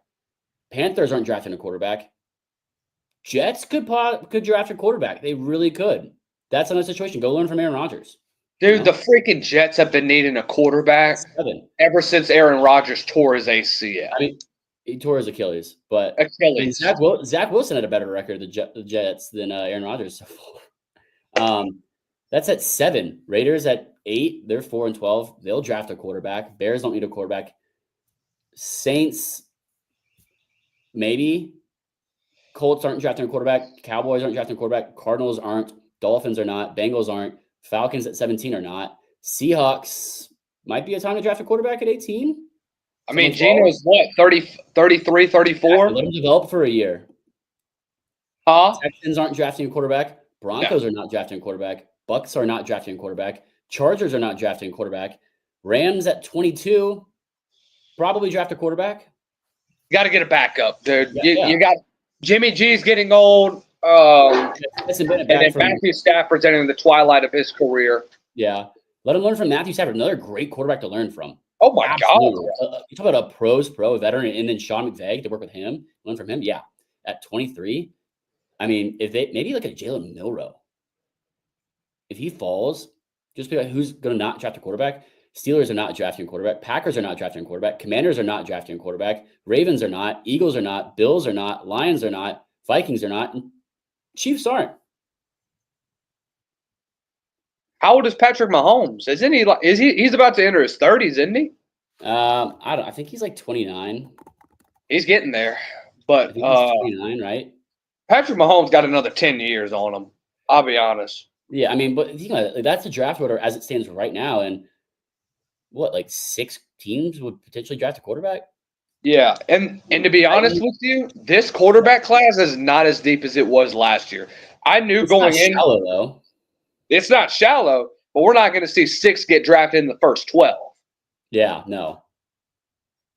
No, but last year was absolute chaos with all that bullshit. I think I'd see 6 or 7 teams drafting a quarterback. That's it. Yeah. Like drafting an actual quarterback that they can develop. Not like a 5th, 6th round, but like, I mean, the Rams could get like a Jalen Milroe, dude, or if they got a Jackson Dart that fell, maybe. Yeah. Or, I mean, maybe Jackson Dart, the way it looks. Dylan Gabriel or Riley Leonard, maybe. Yeah. Late. I mean, you can get the 2nd round probably with those 2 guys. The only 2 quarterbacks that I would see being first round draft worthy is Shador and Cam. Everybody else, it's a hit or miss for Jalen Milroe. I don't know about Quinn Ewers, Jackson Dart, and Dylan Gabriel. I think Dylan Gabriel could potentially be a late first round pick. Potentially. It just depends on what he does at the combine. And I don't know, is he going to be at the Senior Bowl or no? I'm not sure. I think he'd probably be a 2nd round pick. Okay, yeah. Everybody else, like Ewers, Dart, and Gabriel, all would be like 2nd to maybe 4th round picks. What, Cade Klubnik? Oh, dude. Cade Klubnik has always been a mystery to me. When he came in 2021, I thought that he was going to be the dude. I had a lot of high hopes for Klubnik. Or was it 20? No. It was 22 that he came in. I had a lot of high hopes for him, but he just hasn't lived up to them. That's the problem. It's just he's such an inconsistent quarterback. I think that he could potentially fall to that 5th round, maybe even a 6th round. I mean, it depends on what team, once they take a waiver on him. I don't want to say take a waiver on him, but like take a shot on him where he falls, later 3rd round, maybe. I don't know. I mean, I'd say the only 2 quarterbacks. I'd say 3 go first round. 3. I think Milroe, if he falls to like in the 20s, I think a team might get a good number on him. Yeah, I think 2nd round Jalen Milroe would be a steal because it snakes. I think it'd be a steal. I don't think he's a first round talent, but I will say Jalen Milroe in the 2nd round and develop him for a year. I think that'd be a steal. Him or if you got a Dylan Gabriel in the 2nd, Dylan Gabriel in the 3rd round, hell, even 4th round, I think that'd be a great pickup. Yeah. I mean, and just obviously in the right offense, I think he would do well in Sean McVay's offense as well. I mean, but while we're talking about Lucas, before you maybe jump somewhere else, can we talk about the results and the proof in the pudding that LSU pumps into the NFL year after year, the past 5 years? It's unbelievable. I mean, let's go through it. They have the leading NFL passing quarterback, Joe Burrow, ranked 1st, right? Leading receiver in yards, 2nd leading receiver in yards as well. So you have Jamar Chase and Justin Jefferson. And then you have rookie quarterback you have probably rookie of the year in Jaden Daniels, right? Oh, yeah. I mean, let alone offensive rookie of the year, but like Jaden Daniels, LSU, Heisman Trophy winner, as well as Joe Burrow. Then you have Brian Thomas Jr. from LSU, leading leading rookie yards as a receiver. And then you have, Malik Neighbors as well as the number 2 wide receiver, rookie yards total. And, receptions. He's chasing down Brock Bowers, who just passed, just set the record for most receptions in a single season by a rookie tight end. He has 100 receptions, doesn't he? Malik or Brock? Brock. Yeah, I think he's 100. He had 1,000 yards. I don't know off the top of my head. But think that you have the number one quarterback in passing yards in the NFL, number 1 and number 2 yards and receivers in the NFL, all from LSU. And then you have the rookie of the year, probably Jaden Daniels, and leading rookie passing yards. Then the number 1 and number 2 rookie receiving yards leaders. All 6 are from LSU in the past 5 years, Lucas. LSU Why do they call LSU NFLSU? It's because of stuff like that. I've never. And it goes back to where they were recruited. When you look at guys like Jamar Chase and when you look at Justin Jefferson, these dudes were 3 stars coming out of high school. Look at how they were developed. Look at the coaches that got them. You took a chance on 3 and 4 stars out of the state of Louisiana. I have told them, everybody here on this network, recruit the boot. You have to, because you're going to get steals everywhere on there. If LSU can do it, anybody else can do it around the college game. Kyron Lacey. 83. Justin Jefferson was an 83 as a prospect, as a 3-star. Yeah. That's crazy. Kyron Lacey's a great example. The guy wasn't very highly recruited coming out of high school. Goes to UL, balls out there, and balled out at LSU for a little while. He's probably going to be a 2nd-round pick, but the guy can flat out play football. That's crazy. I never thought about that, him being a 3-star. Yeah, when you look at these guys, a lot of dudes that are around the state of Louisiana, when you get who?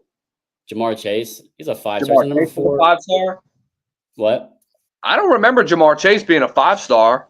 According to 24/7 Sports, he was the number 19 in the nation. Jamar Chase.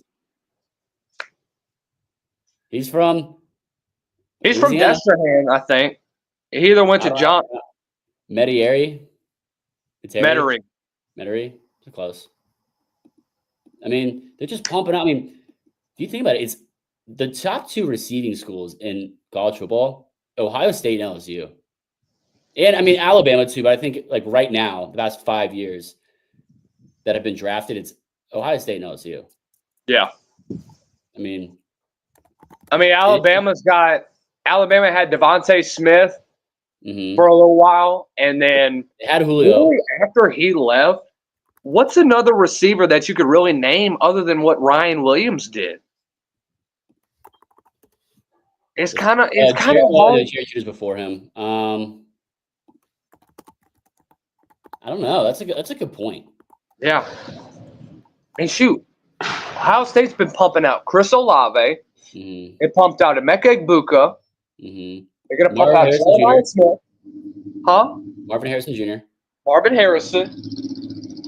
It's just year after year you see another big-time dude come out of Ohio State and really just electrify the NFL. I will say Malik Neighbors and Brian Thomas Jr. are both 4-stars. I remember Malik was a 4-star, and I played against Brian Thomas whenever he was at Walker. I remember playing against Xavier McKinney when he went to Roswell High School near me. Dude was looked like he should have been playing the SEC as a sophomore, junior. He was that big and that good. That was how Brian was. 2 plays. It was guarding an SEC receiver. That's how he was playing both ways, and I suppose it was ridiculous. But the thing about BT is that he was 6'4", but looked like he was 150, 160 pounds. He just looked skinny, bruh. But the dude was so freaking quick. I remember they ran an end-around play to my side. I was the defensive end at the time, and I was following quarterback. And as soon as they gave the football to Brian on that pitch back, I tried diving for his legs, and the dude already just went right past me. I was like, oh, my God. Oh, Lord, dude. That's when you realize my future is not in football on the field. Oh, man. I had a walk-on at a Division I FCS, but, nah, man, not in the SEC. Where at? Not in the SEC whatsoever, dude. But where was your FCS walk-on? Southeastern. Southeastern Louisiana. What, SLU? Yeah. I had enough. We produced Cole Kelly. I had a friend that I played JUCO ball with. He went and played at LSU. I know where that is. Yeah, I know some guys that are there. Yep. So, dude, LSU's baseball program, not bad. Gosh, yeah, dude. For an NAIA, it's cool. Are they D1? They're NAIA. Oh, they're NAIA. Okay. Yeah. D1. I think they've had that's LSUS that goes from JUCO to the Division I. Mm-hmm. They've had a lot of dudes from LSUS go on. Or no. That's LSUE that a lot of people go from there to the Division I level. But, no, man, LSUE's put out a lot of guys from that JUCO level. Yeah, I mean, well, now that the portal is now junior college, and junior college is now high school. High school is like independent ball, basically, unless you're a 4 or 5 star. Yeah, I mean, well, hell, I guess you can just go to junior college and not waste any eligibility, and then go transfer. You don't jump the portal, transfer somewhere, and then transfer somewhere again. It's a mess, dude. It's really a mess. And I asked Dave on it and figure out why it took so long to figure out. Yeah. I asked Dave this last week, Harrison. When you look at where college football is heading now with the new JUCO rules, who would you rather get? A kid out of high school that, especially when you look at walk-on opportunities, knowing what you have now with NIL money, who would you rather have? A guy that had been in a Division I before and has 2 or 3 years of eligibility remaining? Or would you rather go get a guy out of high school that has earned the same walk-on at that specific school? Yeah. Exactly. You would go for the guy with the one with the most with the eligibility. You'd have the guy with the most, too. Yeah, the one with the most experience. Yeah. And that's what has sucked for high school recruiting. And it feels like to me that it's only a matter of time before high school recruiting is dead, especially if you're not a 3, 4, or 5 star. It's just going to turn into prep, basically. It is. Kid's going to go prep and then go prep school, and then, I mean, it's going to screw baseball over the most, I think. Oh, yeah, dude. Dude, the prep schools have gone way down ever since. I wish I went to a prep school, to be honest with you, because I could have used that another year of development growth without using a year of eligibility, I guess, technically at the time. Dude, the mid-2000s were a premier time for prep schools, especially when you look at these military schools like Hargrave Military Academy. Well, Connecticut has a lot of really good military schools, a lot of good prep schools. Georgia does? No, Connecticut. Oh, Connecticut. Like a feeder prep school. But no, that Hargrave put out a lot of 5 stars. They took in a lot of dudes that had grade issues, and they transferred from them after 1 year. Boom, they were in Division I playing football. But no, it's amazing. And then I don't even know really what happened to Hargrave Military. I've never heard of them, so couldn't tell you. Hargrave put out a lot of 5 stars back in the day. But let's go ahead and let's preview some bowl games real quick, Harrison. Music City Bowl tonight, Iowa, Missouri. Going to be a game between one of the best defenses in the Big Ten going up against an offense that has looked very inconsistent at points in this game. I got Missouri in this one because of what Brady Cook can do through the air. I think, is it Luther Burden opting out of this one? Yeah. I figured so. The Music City Bowl. Figured so. I think Missouri still wins this one pretty handily. I don't think Iowa's offense will be able to produce any. What say you? I mean, it's going to be interesting. There's a lot of offensive weapons that are opting out, including, like you said, probably the first or second offensive receiver off the board, Luther Burden III.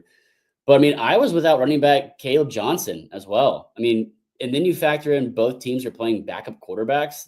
The total dropped to 43 now. And then you have Iowa's missing 2 key defensive players in their secondary. And Missouri's going to be without an explosive wide receiver with Theon Weiss as well. I mean, it's just take the under, I guess. I mean, or just gamble. And I mean, honestly, I'd stay away from it. But like, it's just like you said, when I said Cam Ward had the second half, you're getting a lot of valuable reps for your backup quarterback. You're going to see with both teams, it's not going to be a fun one to watch unless you're invested in either team. But Missouri and Iowa are both going to get a lot of reps and, experience for guys that are going to be there next year and be faces of the team, key players. And you're going to see what they have and what they don't have. So Drew Pine's starting for Missouri?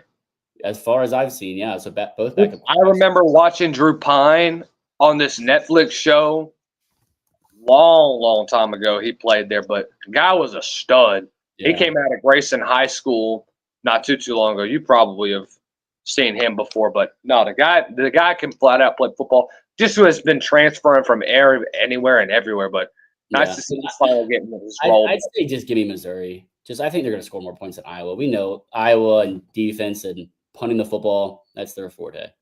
Kirk Ferentz has never really been known for offenses other than that one real brief stint with Drew Tate as your quarterback. That's really about it. Yeah. But let's continue on. Tomorrow's action, ReliaQuest Bowl, Michigan, Alabama. This one's a game. This one's a rematch of the Rose Bowl, semifinal college football playoff. I think this one is going to end up being a defensive ball game. I don't know if Jalen Milroe is going to play a lot. Yeah, I mean, are you be mad if he sits out the second half? Not really, honestly. I don't know, dude. If it's a close game, yes. If it's a blowout, probably not. I'm interested to see how much Jalen Milroe plays, as well as Malachi Moore at safety and Jahad Campbell at linebacker. I mean, this is going to be, the biggest rematch letdown, I think, ever in college football. Oh, yeah, dude. We will get to see more of Ryan Williams, which I think everyone in the SEC is afraid of, but also enjoys watching. Yeah, I don't think it matters who's throwing him the football. It's Ryan Williams, either or. I think Alabama wins this one in a huge blowout, to be honest with you. I think that Alabama's defense is going to be able to shut down that Michigan front. The biggest concern I have, and I think I know what you're going to say, it's that Alabama front four going up against the Michigan run game that has been so dominant for them recently. That's the only real concern. Rivalry game and the height and, the blood and the just adrenaline build up for Ohio State, but they can do it. They've done it. They just proved to us they did it. But I'd pick Alabama, but I'm not taking 11.5. That's way too high. You think it's it does. It seems a little bit high for me. I think like a 28-24. I'd put that I'd give it a 10-point win for Bama. But at the same time, what are we going to see? Who are we going to see in the bowl game? Yeah. That's the biggest question that we're going to see. Jump to LSU Baylor. Let's talk about that before we talk about the big one. Damn, you just going to switch over freaking Citrus Bowl? Yeah, we're going to go back to that one. Okay. All right, Baylor LSU then. This one, dude, at the beginning of the year, Dave Aranda was freaking done. There was no way you would have convinced me that they would have started the way they did and then string off, 6 straight wins to end the season? Yeah. I mean, how – Yeah, one of the hottest coaching seats to be in the season. And then all of a sudden he gets another freaking chance going up against his former defense. Yeah. None other than LSU himself. So we'll see. I think this is one where LSU can pull away from this one. What's the line in this one? This one's 3. Granted, head coach Brian Kelly is very bad in bowl games, and he's 6-10 against the spread throughout multiple stops in his career. So take that for what you will. I think also LSU's not as motivated. I mean, they're playing the Texas Bowl. It's kind of a close to home bowl for Baylor, but LSU has expectations to win the SEC every year. Yeah, so I think the motivation factor is going to be very low for an SEC, for an LSU team, and they got nearly a dozen opt-outs. I mean, you got guys in the portal. You just lost your two tackles. Daniels is in the portal, and he's got, I think I think he's one of top 2 in the team with receptions with over 50 targets, at least. I mean, and it's going to be interesting to see. I mean, I don't know. I mean, I think Baylor's quarterback, Sawyer Robertson's playing still. I mean, he threw for over 800 yards in his final 3 games and 9 touchdowns. I mean, yeah, dude's hot right now. I mean, when in Rome, start gunslinging in the Texas Bowl. Yeah, I gotta say, give me Baylor in this one. Give me the upset. Give me the money line in Baylor. I think with losing your top 2 tackles on this team, now granted, I don't know if I think Will Campbell and Emory Jones were kind of overwhelming this year. You saw stints where they were arguably one of the most dominant tackle duos in all of college football, but this was a very, very overwhelming year for LSU, especially on the offensive line, and the interior was so inconsistent this year. You had to switch up personnel a good bit due to injury. You lose Garrett Dellinger, you lose Emory Jones, you lose Will Campbell. Losing 3 of your 5 offensive linemen doesn't help. So I'll say this, I agree with you. I think this is going to be the end to a disappointing year for LSU. Give me Baylor in the money line for that one. Now that we can swing it back around. Huh? Fading Brian Kelly. This will be the first loss for Brian Kelly in a bowl game in his LSU tenure. So he was 2-0 for once and doesn't look like he'll win this one. Good win for Dave Aranda going back to his old team. Citrus Bowl, arguably the best bowl game of tomorrow, because I don't think Penn State and Boise State is really going to be much of anything. Okay. South Carolina, Illinois. Illinois has always been known for their defense. You saw what they did last year.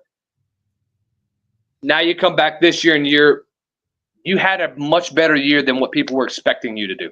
Yeah. Get into the top 25, going up against a South Carolina offense that is freaking hot, dude. I mean, as bad as that offensive line has been, freaking Lenore Sellers is having a year. He is having a second half to the season like you have never seen in college football. South Carolina, to me, is probably the hottest team in college football right now, going up against an Illinois defense that many people have labeled as one of the best in college football. They're a top 10 defense in my books. We'll see what happens. What are your picks for Harrison? Yeah, I think – I mean, it's going to be – I think I agree. It's going to be the most electric bowl game on New Year's Eve of all of them, even though South Carolina's an 11.5-point favorite. I think both have a lot to play for, a lot they want to prove, and want to end the season on a high note. And both are very motivated teams, I think. I mean, but you're going to – I believe Rocket Sanders is probably going to opt out if he hasn't already. Yeah. He's already officially opted out. I'm trying to see if he has or not, but it wouldn't surprise me if he does. You're going to have the best team that's not in the college football playoff playing in South Carolina, led by Lenore Sellers, who's one of the best RPO quarterbacks in the nation by far. I mean, he really proved that. I mean, outside of his game that he got injured in, I mean, he showed elite talent the rest of the year and elite playmaking ability. And then you're going against a South Carolina team that wreaks a lot of havoc, big on turnovers, big on special teams, which Shane Beamer takes pride in each and every single one of those things. And then Illinois is going to be without one of the best receivers in the nation, and Pat Bryant, who's sitting out. Yeah. I mean, that's a huge loss. I mean, to lose your best receiver like that, it's going to be really tough. And that's like losing a Luther Burden III, I mean, it's going to be interesting. Each team, is super motivated, like I said. I think it'll be an incredible strategic matchup and game for both teams, kind of the cat and mouse game, but a lot of just big hits, a lot of teams trying to, establish line of scrimmage. I think the line of scrimmage is where it's going to determine the game. I mean, South Carolina is the third best pass rush in the NFL, in the college football, I believe. I mean, it feels like an NFL pass rush at times, but then Shane Beamer, like I said, he's not taking this bowl game lightly. He's not the kind of guy that would take any bowl game lightly. And then Illinois head coach Brett Bielema is, I think, going to be up there as well, and just wants to prove that this Illinois team can take the next step next year as well. So I think it's going to be such a hard-nosed, gritty game with just some explosive plays from both sides. But give me South Carolina. Give me South Carolina. I'm not the 11.5, but give me South Carolina. I'm going to say by 8. Go by 8. I think South Carolina's I think that Illinois' defense is going to be able to keep them in the game for a little bit, but I think that South Carolina's offense is just too good. Yeah, like you mentioned, losing a guy like Pat Bryant. Illinois has been averaging 38 points a game the last 3 games, but it's come against Michigan State, Rutgers, and Northwestern. Yeah, not the greatest opponents in the world. Your defense has given up just about 25 a game, too. I think South Carolina's got the hot hand. You're going to see it, hard to replicate seeing an offense and decent defensive line like South Carolina when you're playing that competition the past month and a half. Yeah. I mean, Lee Corso said it best, as well as Nick Saban. South Carolina is the best team in college football, not in the college football playoff. Yeah. And I think Shane Beamer and co. wants to prove it on New Year's Eve in the Citrus Bowl against Illinois. Final game for you on New Year's Eve, Penn State, Boise State, before we end it off here on the SEC Unfiltered Hour. Penn State, Boise State. Penn State's defense and offense is just too good. Their defense is going to dominate this one. Give me Penn State in this one. I think it's going to be really interesting. I'm curious to see kind of, like I said, how the bye kind of affects Boise State and how they've kind of handled that and prepared for it. I mean, because it's going to be really tough to do. I mean, I really hope for the sake of college football that it is a very close, enjoyable, gritty, hard-nosed game. I mean, what's the spread right now? Is it like 11.5 or 10.5? Yeah, it was. Last I checked, it was 11.5. Now it might have changed since then. I mean, what happened last time they were in the Boise State was in the Fiesta Bowl? That ended pretty well for them. So I mean, there's a lot of motivation for them. Obviously, they want to prove that they belong here, are meant to be here. It wasn't a mistake. There's a lot of chatter, obviously, with Indiana and SMU in that realm as well. I mean, Cincinnati back in the day, and then they went and proved it. I mean, Ashton Jeanty, as humble as he is, he's got a lot he wants to prove in this game still. Yes. And I think if you can shut down and blow up Boise State's offensive line, because Boise State's going to see a defensive front that they haven't seen before all season, that they've never seen in the Mountain West or any teams that they've played. If they can blow up the offensive line and shut down Ashton Jeanty, it's going to be not an enjoyable game to watch for anyone except for Penn State fans. So I think Penn State pulls it out, but I think Boise State gets them run for their money in like kind of second, third quarters. But I think what you said, 9.5 right now. It's 11. Give me a backdoor cover, Penn State. Boise State 3-0 in the Fiesta Bowl since the Chris Peterson era in 2006. Don't ever forget the Statue of Liberty play, Boise State over Oklahoma. Jared Zabransky. What a name that is. Game winner in the Fiesta Bowl, and then wide receiver goes and proposes to his girlfriend cheerleader. That was the running back. That was Ian Johnson. I mean, dude, you can't write a better script than that. I want to see that kind of game this New Year's Eve for Boise State, Penn State. I'm hoping for it. I think America's hoping for it. First time that Boise State has been in the Fiesta Bowl since 2014. You could consider it a second home for them as well. I don't know. We'll see. I mean, Penn State, they're motivated. It's going to be a great game, and we'll see. I'm looking forward to it. I know you are. Like I said, I think everyone hopes for a really close game, and let's hope it delivers, Lucas. Yeah. Are the guys back there, Chip and Zay? I'm not sure. There they are. There's Zay. There they are. Let's make a point there. Zay Collier, Chip Brown. What's up, guys? Yo, man. Well, nice. Appreciate the ovation. You in Atlanta already? Yeah. How you fellas doing? Y'all going to Atlanta? Yeah. Nah, Chip's there. Chip and E. Henry. But I'm not making the trip this time around. Hopefully he doesn't get a seafood quesadilla at Magic City. Yeah. Are you solo today, or is Chip coming in a little bit? About it. Chip's jumping on, but they got all the Peach Bowl media stuff. So Chip, he be on that CP time. He be BSing.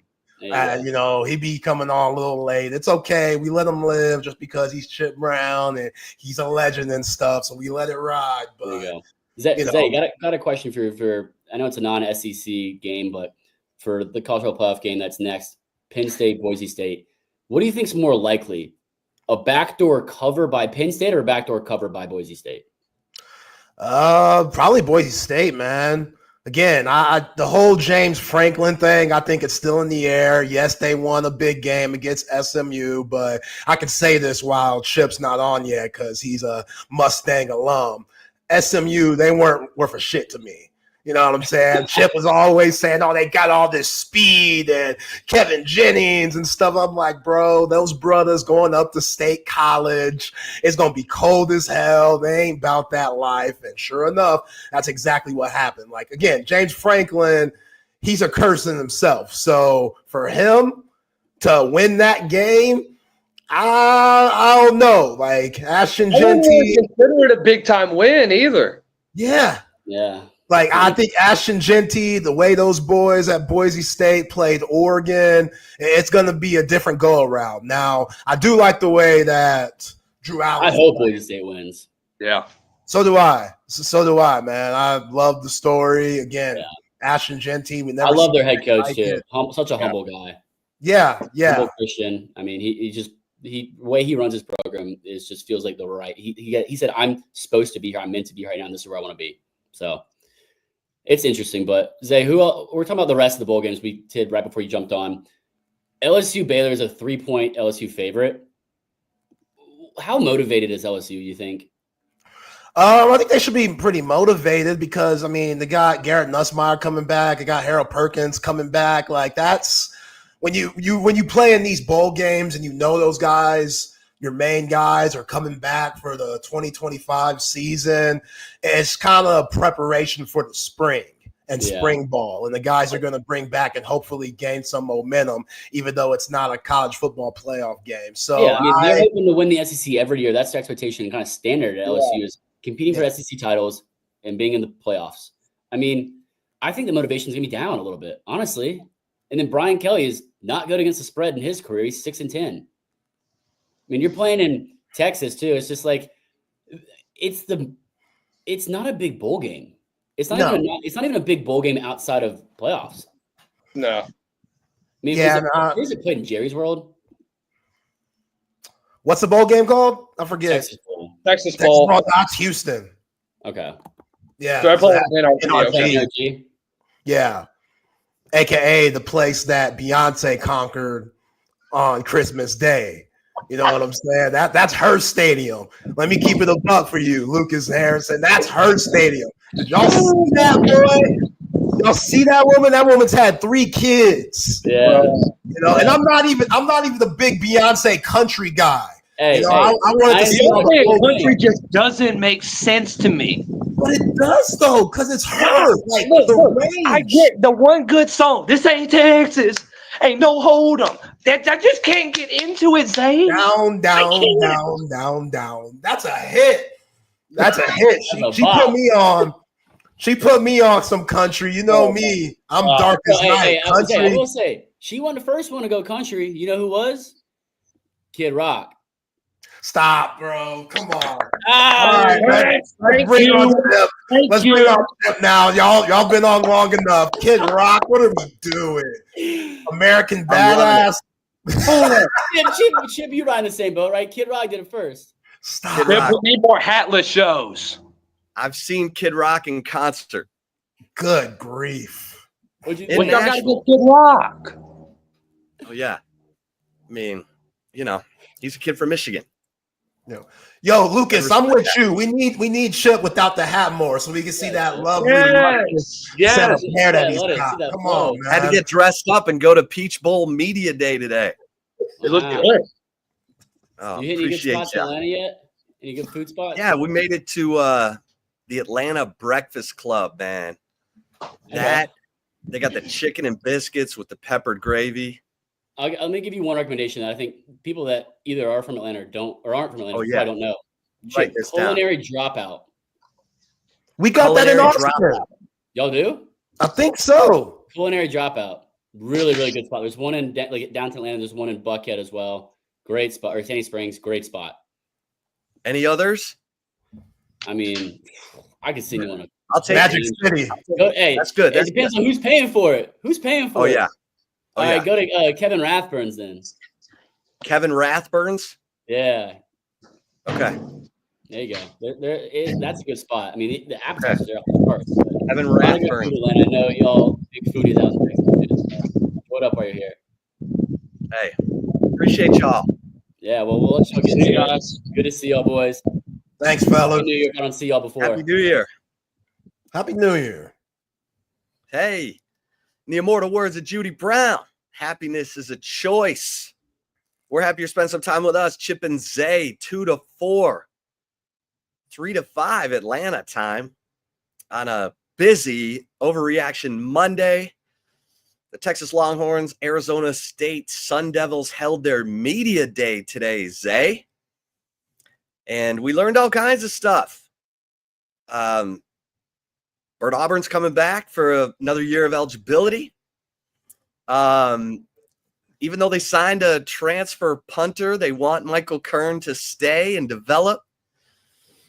Cole Brevard, the transfer from Purdue, is practicing with this team, and thank God, because they don't have any defensive tackles left after Sadir Mitchell, Dre Bledsoe, Aaron Bryant all took off in the portal. Tia Savea is still practicing with the team, even though he's in the portal. And Brad Spence, the linebacker from Arkansas, is also with the team on this trip. And Anthony Hill said, man, I saw this brother, and he was rocked up. Whoa. Rocked up? He looks like a football player. He looks like he can help us. So, hey, yo, he didn't say rocked up, did he? Yeah, he said rocked up. All right. He said this brother looks rocked up. That's an interesting choice of words, but okay, we'll roll with it.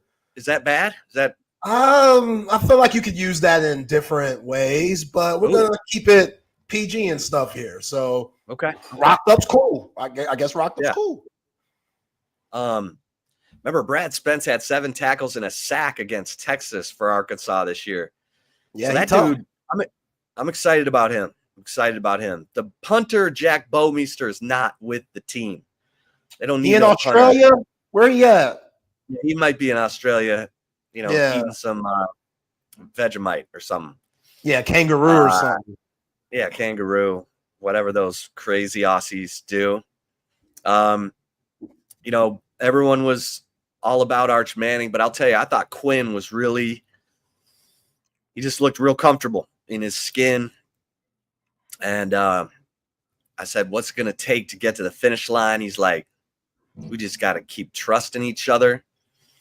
We just got to keep playing for each other, not turn the ball over, he said, and do what we do. And I just thought he was comfortable. He didn't look defensive or anything, and I thought he played well against Clemson. So if he just continues to elevate his game, everybody has to, I see Jose, love everyone. And if you're watching us on the YouTube channel, please like and subscribe to the YouTube channel here at Texas Sports Unfiltered. That's how we grow. Jose says, Chip, honest question. Do those ASU players look as good as the Texas players without pads? Jose, no, they don't. And in fact, Caleb McCullough, their linebacker, I was like, is he a safety? Like, they just don't have the size, the strength. And look, Arizona State's had a great season, unbelievable story.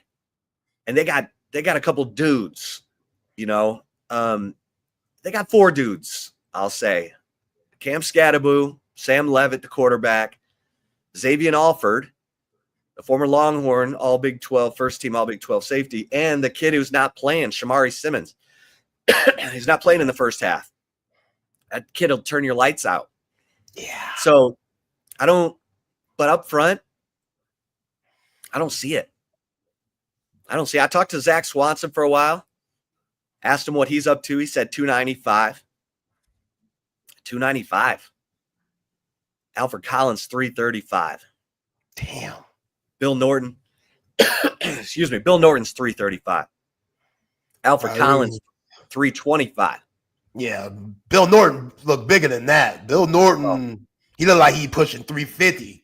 With that goal line stop against Clemson, they being a little lenient. Bill Norton, he run you about 350 lbs. But And okay. He stood that dude up, used those long arms to keep him off, Yeah. and then just shucked him and got that tackle.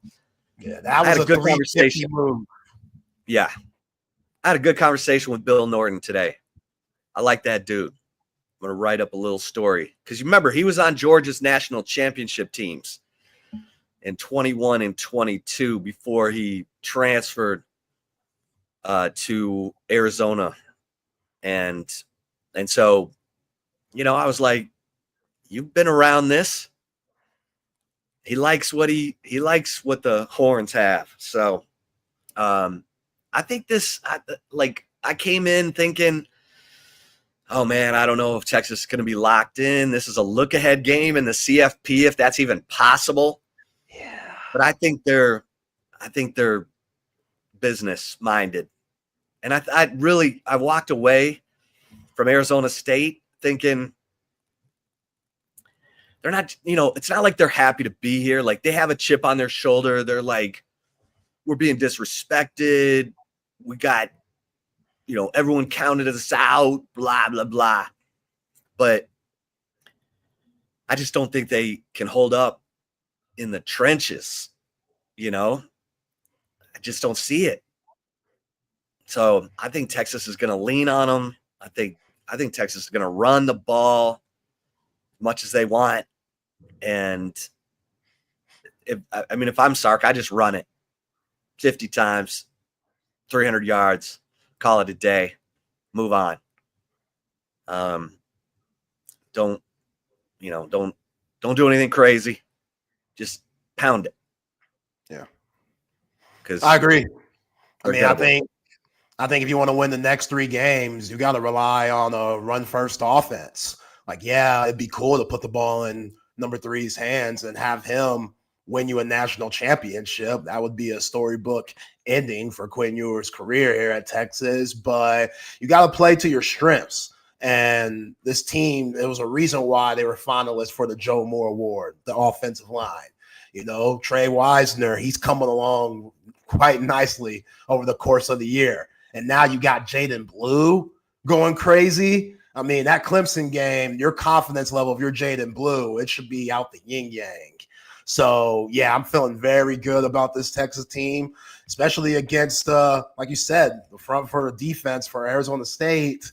There's a reason why they were picked 16th out of 16 teams in preseason Big 12. Now, again, the coaching, the buy-in, the culture, Sam Levitt coming along, having that top 5 finalist or the number 5 finalist in the Heisman and Cam Scatterbo, all of those guys have really showed up this year. But if Texas could go out and handle their business and Sark could call a good, clean game and Quinn Ewers could play clean, then they should be able to cover. I mean, that's why the line's what it is, over around 12 some sports books, 13 some sports books.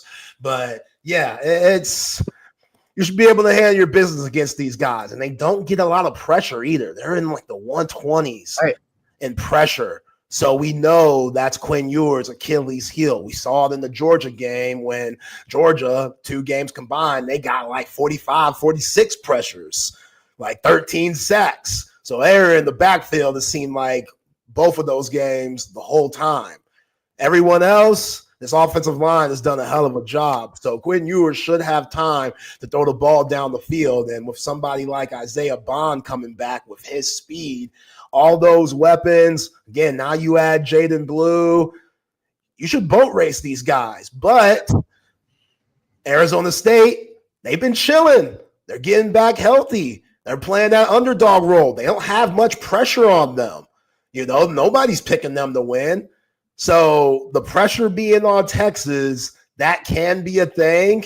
You know, again, you saw the guys today. Obviously, we're going to talk about that more here on Chip and Zay for the next 2 hours or so, or should I say next hour and 43 minutes. But, yeah, they should be loose, this Texas team. They should feel good and confident because They've been coached right. They've been developed right. And now it seems like they've been playing their best ball after the Clemson game with how they established the run game. So, yeah, if you're a Texas fan, you should be feeling pretty good right now. But hopefully these guys aren't looking ahead to the winner out of Oregon and Ohio State. Yeah. Yeah, that's the key. I mean, you can't be looking ahead. That's the only thing. That and penalties and turnovers are the only thing that Texas has to look out for. Texas, I'll just keep saying it. The only team that can beat Texas in this college football playoff is Texas. They've got the talent. They've got the completeness. I mean, I know special teams haven't been great. I talked to Jeff Banks about it today. He said, look, we had studs on special teams last year. Xavier Worthy, Keelan Robinson, Ryan Sanborn, special players, Jordan Whittington. He's like, we're trying to grow the next group of special team stars. And he said, they're coming, Ty Anthony Smith and, Kobe Black, Warren Roberson, my man, Warren Roberson, got to keep his hands to himself. He's been doing a pretty good job of that since he cost Matt Golden a 64-yard kick return against Georgia. That hurt. But my man, Silas Bolden, he had a 55-yard punt return. He had a 26-yard punt return against Georgia in the SEC championship game. What did Texas do with it? Nothing. Did he muff a punt against Clemson? I feel like he did. But he jumped back on it? Yeah, it's a thrill ride with him. Yo, he scares me. Yeah, I love him.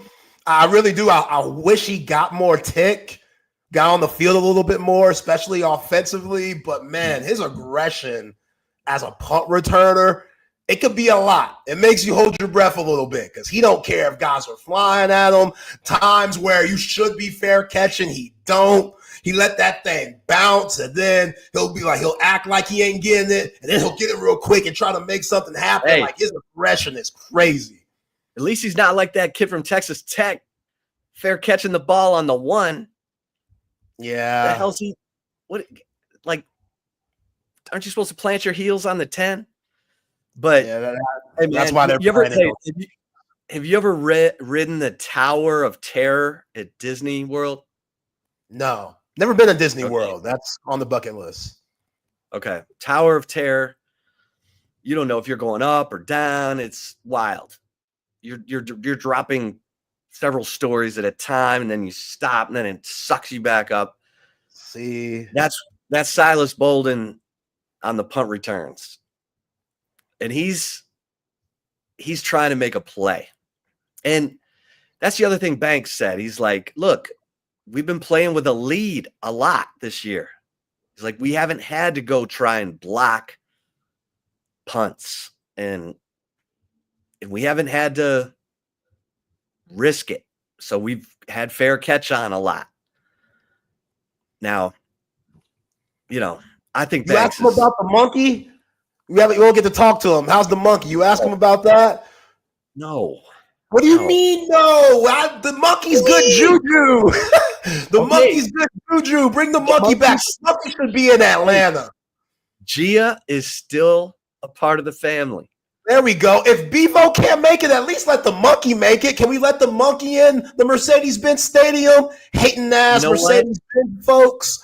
Like, I will bring that up with Chris Del Conte next time I see him. There we go.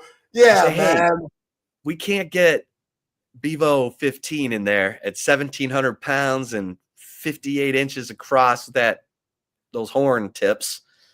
Well, let's get Gia the monkey. Can we get her a little cage? Let her fly around? Yeah, put like Longhorns on the monkey and stuff like that. That'd be good. Jeff Banks, because what I'm hearing is a lot of excuses. Like, I'm like, okay, Jeff, and Bert Auburn's coming back. That don't make me feel too good. I'm not going to lie. Don't feel great about that. Like Burt coming back, I don't know. Like he's been good at times. He's been all right. He's been okay. But I understand that that's a tough time to announce it. Still a little close to the SEC championship game. Especially if he smokes some kicks here in the college football playoff. He made 3 in Mercedes-Benz Stadium. Missed 2. But no, he seemed, Curly Burt seemed fired up. All right. So that's good at least. Yeah. Yeah, Jeff Banks. I'd rather Jeff Banks just come out and be like, you know what? We got to be better. That's it. We're not as good as we were last year. Guys are still getting better. We've had a good 9 days or however many days up to this game of practice on special teams. And hopefully you can see the special teams thrive on Wednesday. But we lost Xavier Worthy and Jordan Whittington and Sanborn. Like, come on, coach. Come on, baby. We got to be better all around. That's all. He said they got to be better. Okay, there we go, Jeff. I appreciate that. No, he said they got to be better. Okay. So it's kind of a perfect storm. Got to be better. Got to be better Wednesday, and got to be better on the 10th, and got to be better on the 20th. If you're wanting to hoist that trophy right back here in Atlanta, dude, there's no one in this game. I'm not seeing any burnt orange out on the streets. Are there any Horn fans listening right now who are coming to the game? You can get in for $35. It didn't make sense for the TSU crew. Well, you and E. Henry are representing, but BK is like, since it's on a Wednesday, we got to do shows and stuff. Intern Brock can't go. I think he got the BGs. My man Buck ain't going, so who knows? That's a lot of money you could be spending if you're a Texas fan these next few weeks. There's a lot of trust going on right now between Texas fans and these Longhorns, because they're like, "Oh, you got this one. We'll see you in Arlington. You got this. Don't you worry. You got this. Come on." Oh, I got an Oregon homie that's like, "Yo, going to the game, Arlington, Jerry World, Texas, Oregon." I was like, "Yo, bro, you need to focus on Ohio State. Like, maybe us Texas fans, maybe we can look ahead a little bit just because Arizona State a little different. But Oregon fans looking ahead, y'all better chill.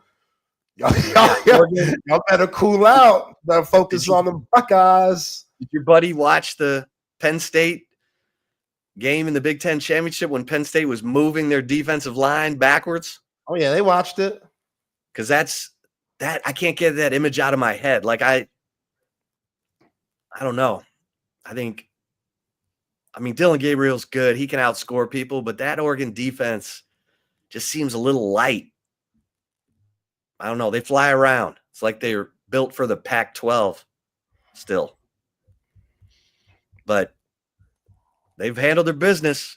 Yeah, they undefeated still. So if it ain't broke, don't fix it.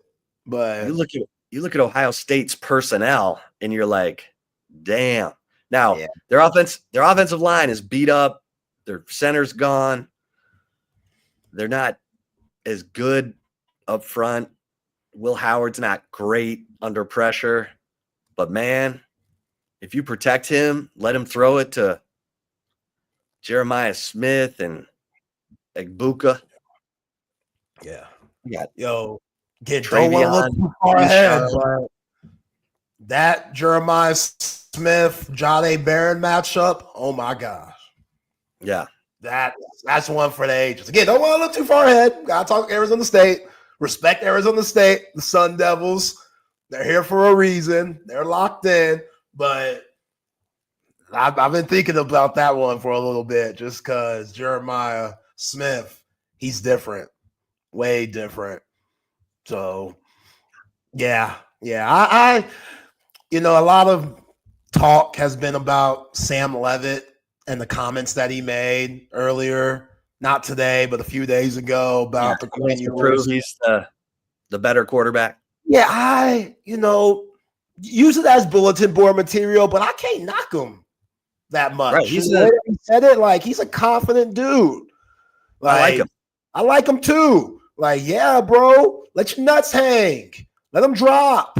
Let these folks know. Like, yo, yeah, Quinn Ewers, okay. I'm that guy too.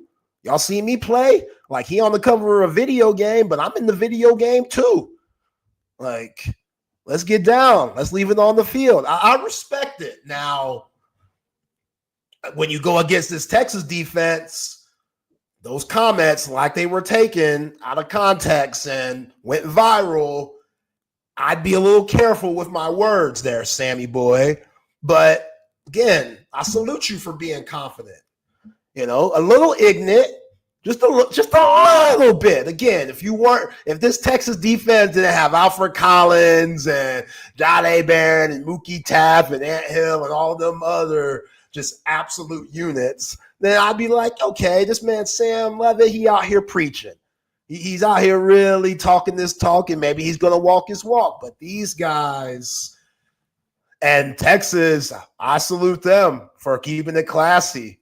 Like, every answer that you've seen these players make, they're praising Cam Scatterboo, they're praising Kenny Dillingham, they're praising Sam Levitt. They're not going to give them any more ammo to let loose. While Arizona State, they take the personality of their coach. And Kenny Dillingham, he was more than, humble when it came to talking about Steve Sarkisian. Like, he was going back and saying, yo, watching Sark in the early days, he was doing stuff that coaches weren't even thinking of. Like, I've been watching Sark for a long time. Like, I love Kenny Dillingham. I really do. Yeah. Like, again, dude's 34 years old. He's the only 90s baby coaching Power 4. And here he is getting his team to the college football playoff, playing in the Elite Eight, basically. And you go and listen to the players talk about him and talk about their first experiences with him and stuff. And he's like, this guy's crying in meetings, and he's crying in conversations, and he's crying in press conferences. And usually in a game like football, where you're supposed to be macho and tough all the time, you could use that as a sense of weakness, but it's not. It's all passion. Like, that's Kenny Dillingham's one of those dudes that will beat your ass at a bar or something like that. And you think like, oh, this guy, this white boy, little out of this talk. Yeah, that's what I'm saying. You look at him and he's like, oh, he ain't gonna do nothing. No, he's that dude that will beat your ass and use some UFC type stuff on you and just knock you out cold. And before you know it, you're waking up in the ER. Like that dude. He's like the little guy at the bar who ain't afraid to fight. Yeah, they ain't afraid to fight. That's like, I can't wait for somebody to shoulder bump me. Or somebody that's mistreating a woman or something. Like, he'll go over there and punch the dude. They don't even have anything to do with the conversation, but that's just the type of cat that he is. Like, he's one of my favorite coaches in all of college football. And there's a reason why Arizona State is playing in the Peach Bowl. And a lot has to ride on him. And their offense, man, it's tough. Like, Texas has their hands full, even without Jordan Tyson, which if that dude was playing, then it'd really be more of a game. Texas still be favored, but they rely a lot on Jordan Tyson. And yeah, they blew out Iowa State without him, but it's going to take them a step back. But even so, they're going to be a tough out. This offense, the wide receivers block well. They're always throwing different types of screens and stuff, Chip. And when your wide receiver coach is Hines Ward, who in my opinion is the greatest blocker at the wide receiver position in NFL history, y'all find me somebody else that should be up there. Hines Ward, when it comes to blocking as a wide receiver, he was that dude. So you knew once he started his coaching career, he was going to make sure his wide receivers did what he did back in his playing days, and that's block. And that's why Cam Scatterboo on those screens and stuff and those check downs and those swing passes, that's why he gets so many yards because, yes, he's nice with it. He breaks a lot of tackles. He's tough as hell, but the wide receivers, they block really well for him, man. You're this Texas defense, heads got to be on the swivel. All right, so Arizona State. They played Wyoming, Mississippi State. That was Scatterboo's best game. 33 carries, 262 yards rushing. So his best game came against an SEC defense. At Texas State, you watched that game live. They had to come all the way back. They were down 2 scores in that game. Then they lost at Texas Tech, 30-22. Tech held Scatterboo to 64 yards rushing. Then they beat Kansas 35-31 in Tempe. They beat Utah in Tempe 27-19. They lost at Cincinnati. And Scatterboo got held to under 100 yards rushing again. Big Don Corleone said no. Yeah, Sam Levitt didn't play that game. So yeah, that's right. That was the game that Levitt didn't play. Yeah. Then they housed Oklahoma State in Stillwater, beat them 42-21. But everybody housed Oklahoma State. That's still one of the most amazing stories to me. They won their first 3 games, lost their last 9. UCF, they got speed at the receiver position. Some people have said they're the most similar to Texas of any team that Arizona State has faced. And UCF scored 31 on them. Lost 35-31, but they scored 31. And then probably their best win. Well, no, their best win was BYU, 28-23. And so they haven't faced anyone like Texas. So Texas just needs to go do what they do. Just lean on people. And, you know, I think Cam Williams is going to be a game time decision. They don't have to play him, so don't play him. Probably not play shouldn't. him. You shouldn't. Yeah. Play Gooseby. Isaiah Bond wants to play, so I think he's going to play. How did you watch practice today? The 15-minute or however long it was. Yeah, and Bond, he's moving around. Okay, he looks good. Okay. He's running routes all the way down the field, cutting. So I think he's ready to go. If I'm Steve Sarkisian, I'm getting the ball in his hands on the first drive. That's a must.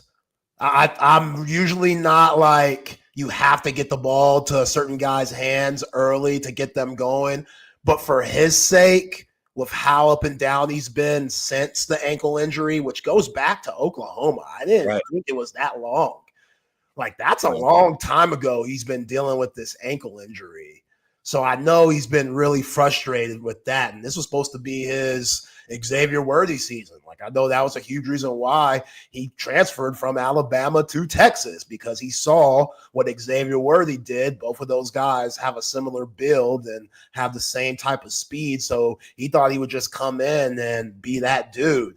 And it hasn't worked out that way due to that ankle injury. So I think it's important to get him going early. Now, he has to do a better effort than he did on that first interception that Quinn Ewers threw in the SEC championship game. I didn't like that effort. I don't know if it was because of the injury or whatever the hell it was. I'll give him the benefit of the doubt. But I want to see Seven get going early so he could kind of exhale and realize, okay, I'm good. The ankle's fine. Let's just play football.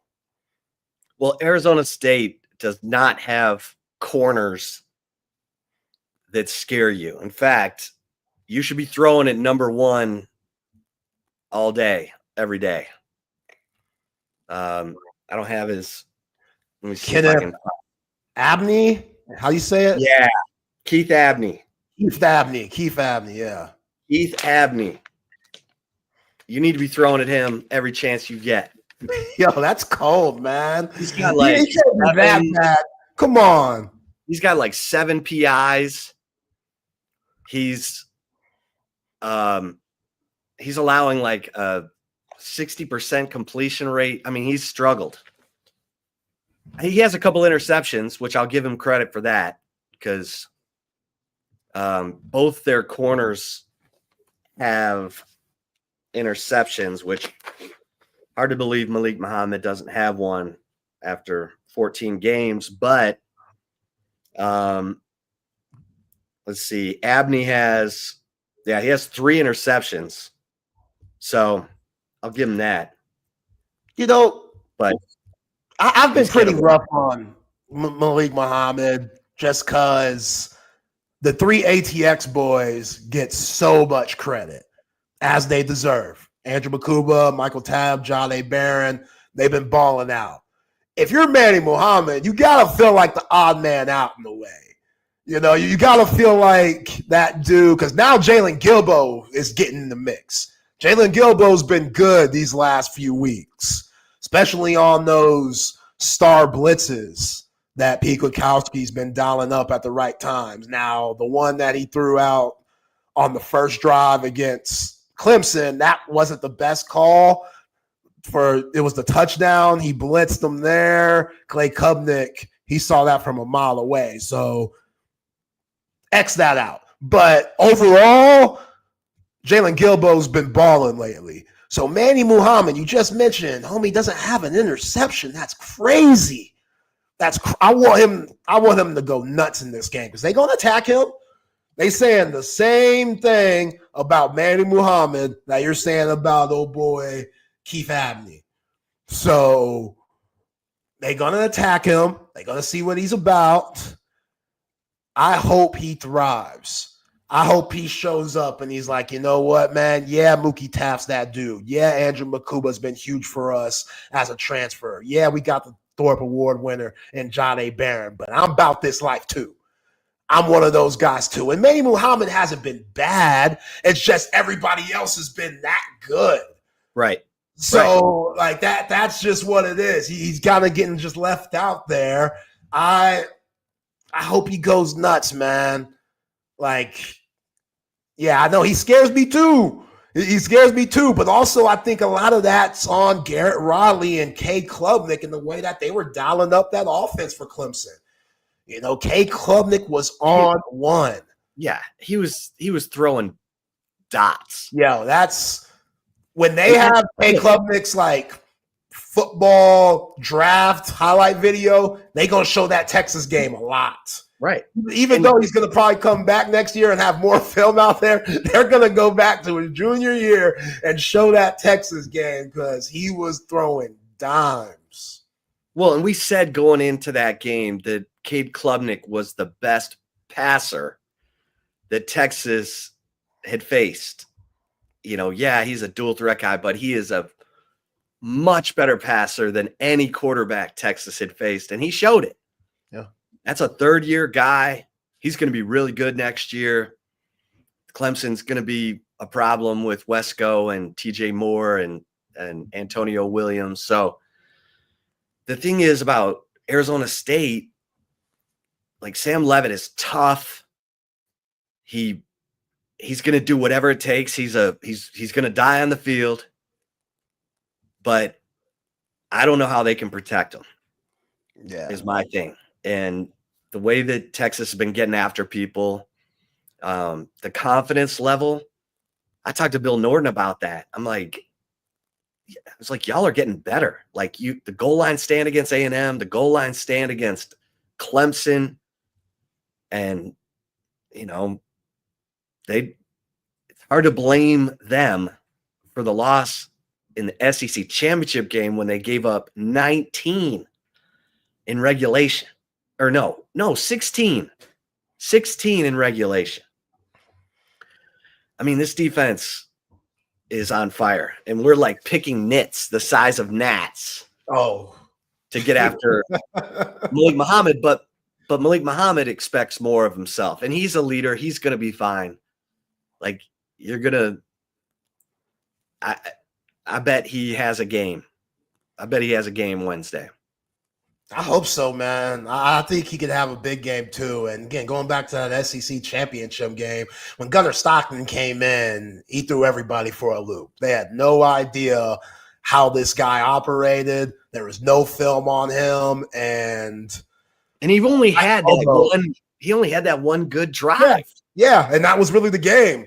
Like the way that Texas was moving the ball or lack thereof, like that one drive just gave them so much momentum, and we all know that was basically a home game for the Bulldogs. So now that you've had 9 days to prepare for Sam Leavitt, and they don't have the same dudes like Cam Scalabrine, take him out of the equation, which is unrealistic, but still do that. You don't have Jordan Tyson.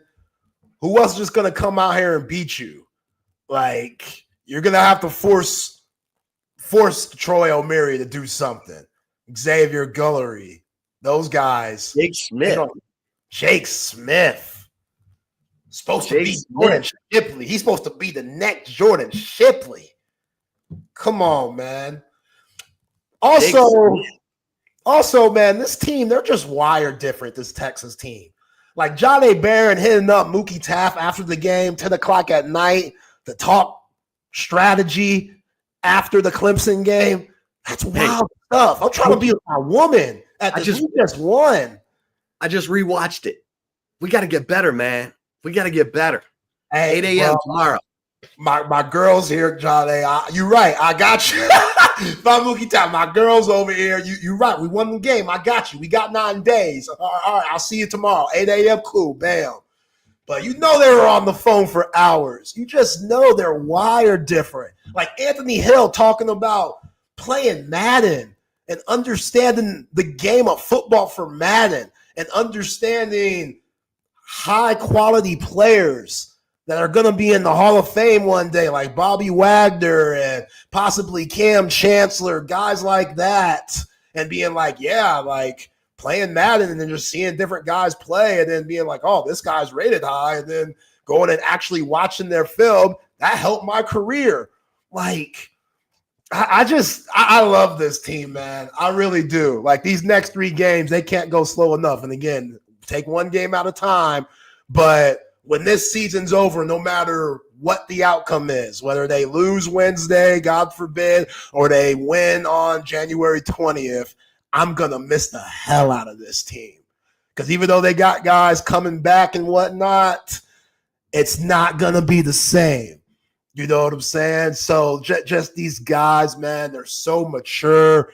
They're so advanced. They get it.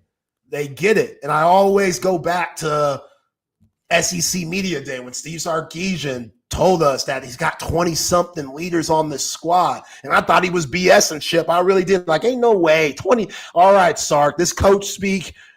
We're doing a little much here. This is a lot. 20. Come on, bro. He ain't lying. He's not lying at all. You should have heard Blake Gideon today talking about Andrew Makuba and him saying, you know, you've seen the tape, you've heard from the guys.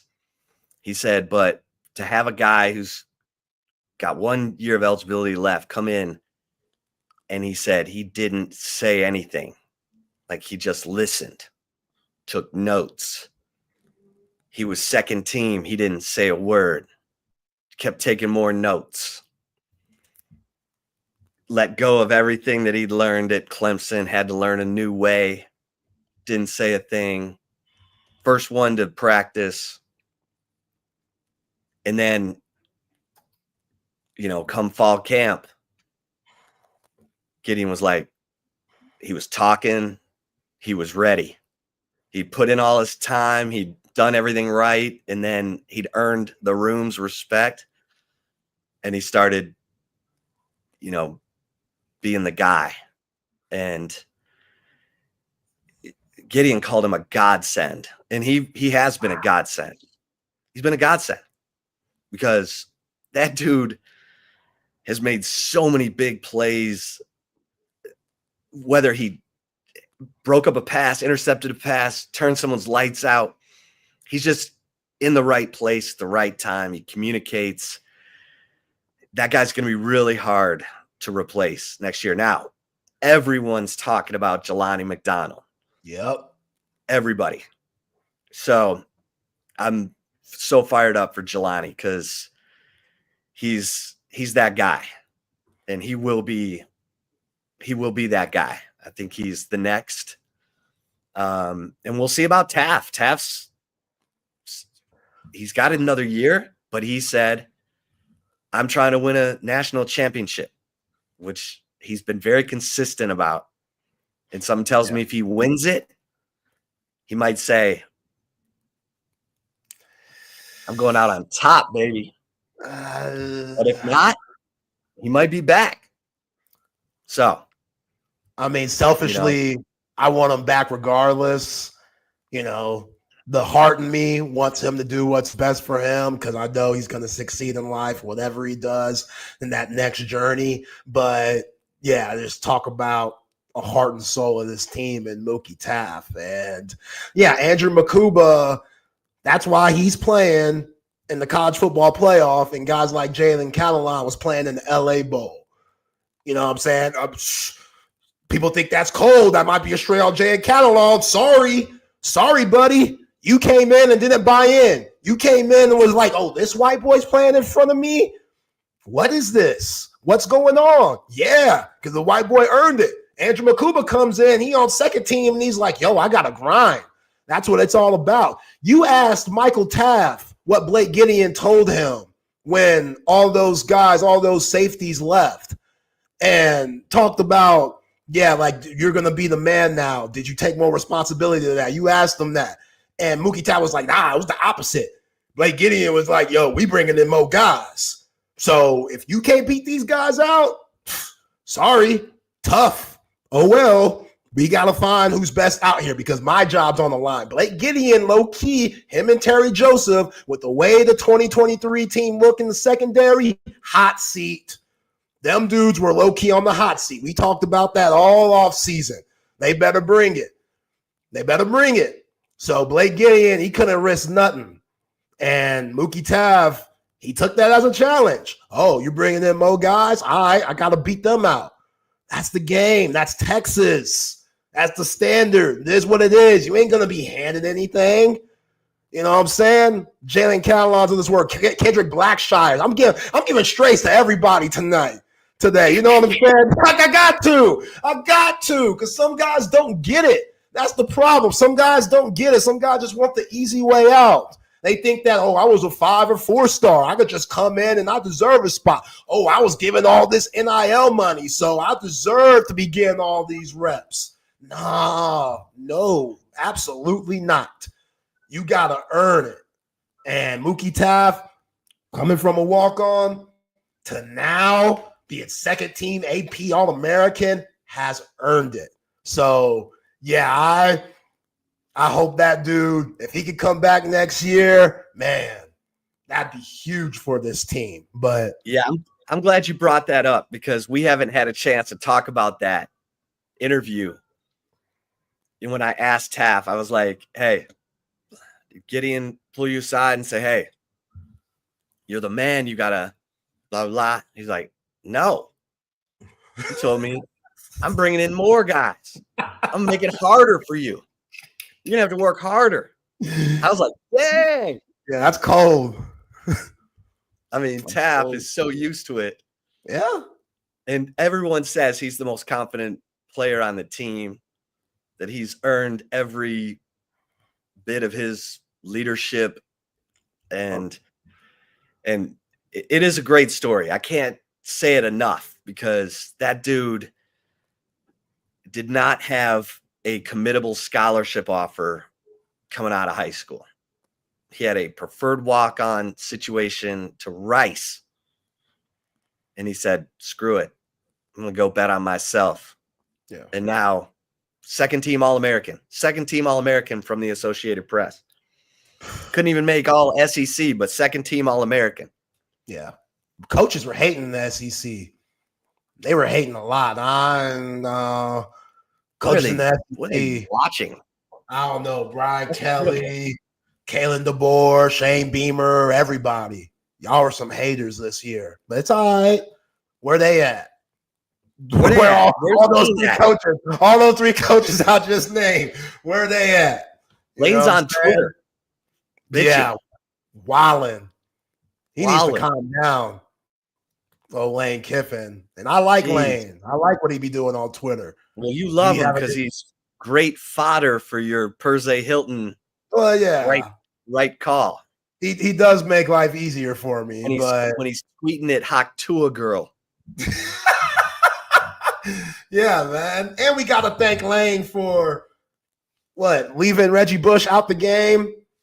National championship, Rose Bowl. Appreciate you, Lane. Good move. Good looking out.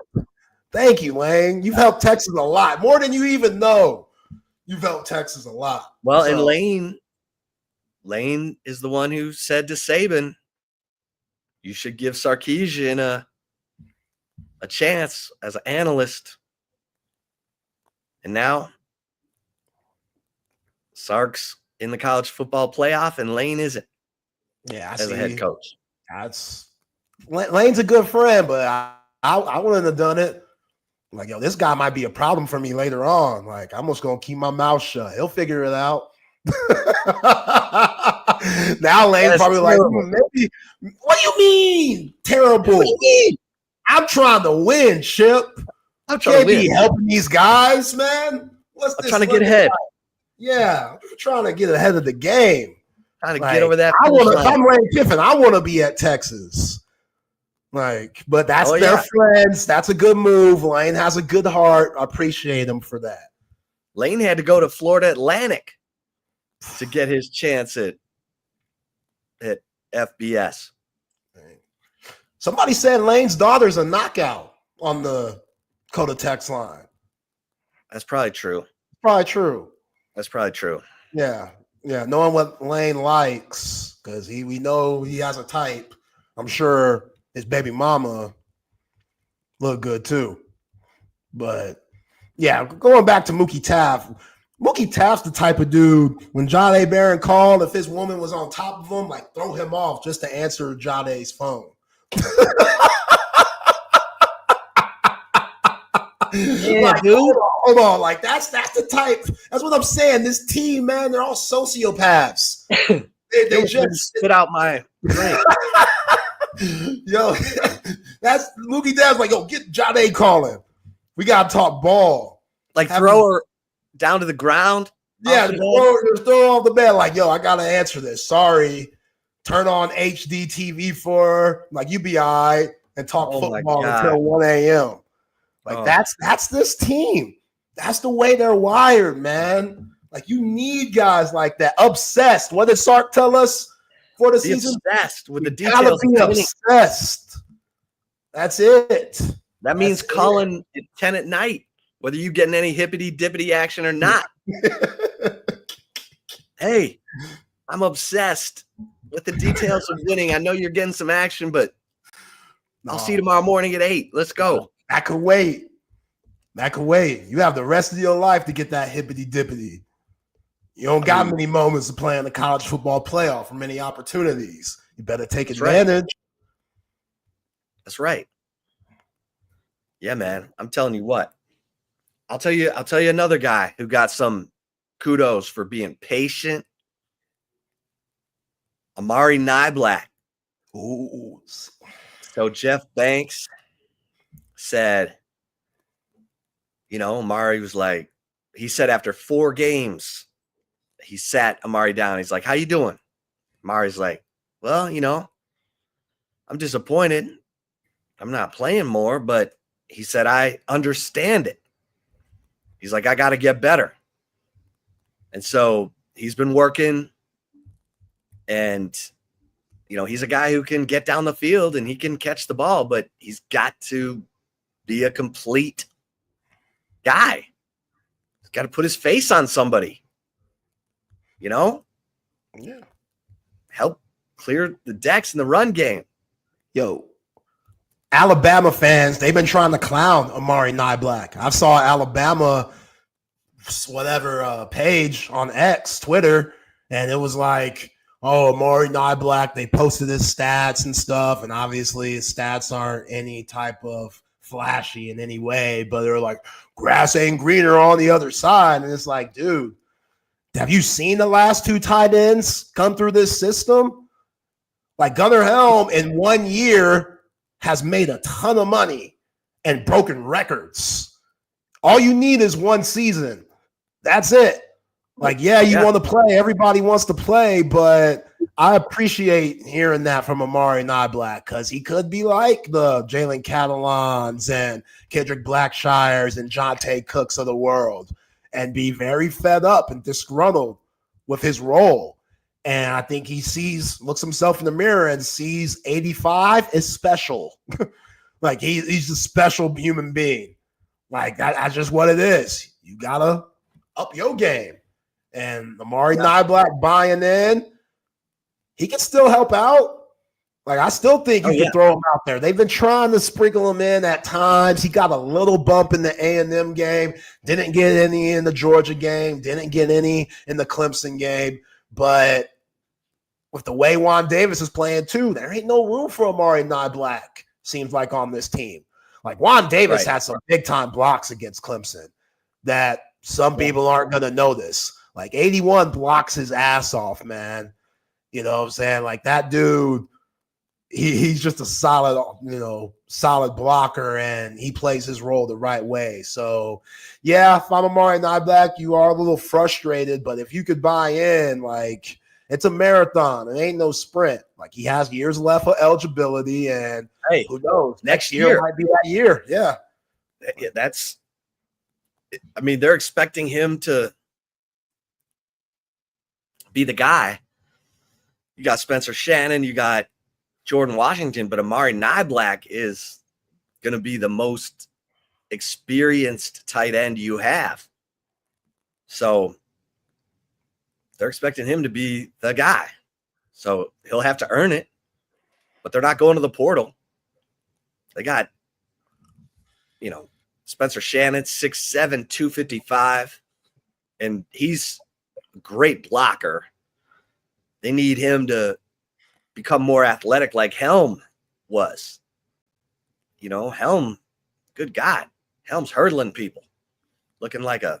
Yeah, he lost weight, didn't he? Didn't he, transform his body, Gunnar Helm, a little bit? That's what Jeff Banks told him. Like, yo, we gotta change a few things.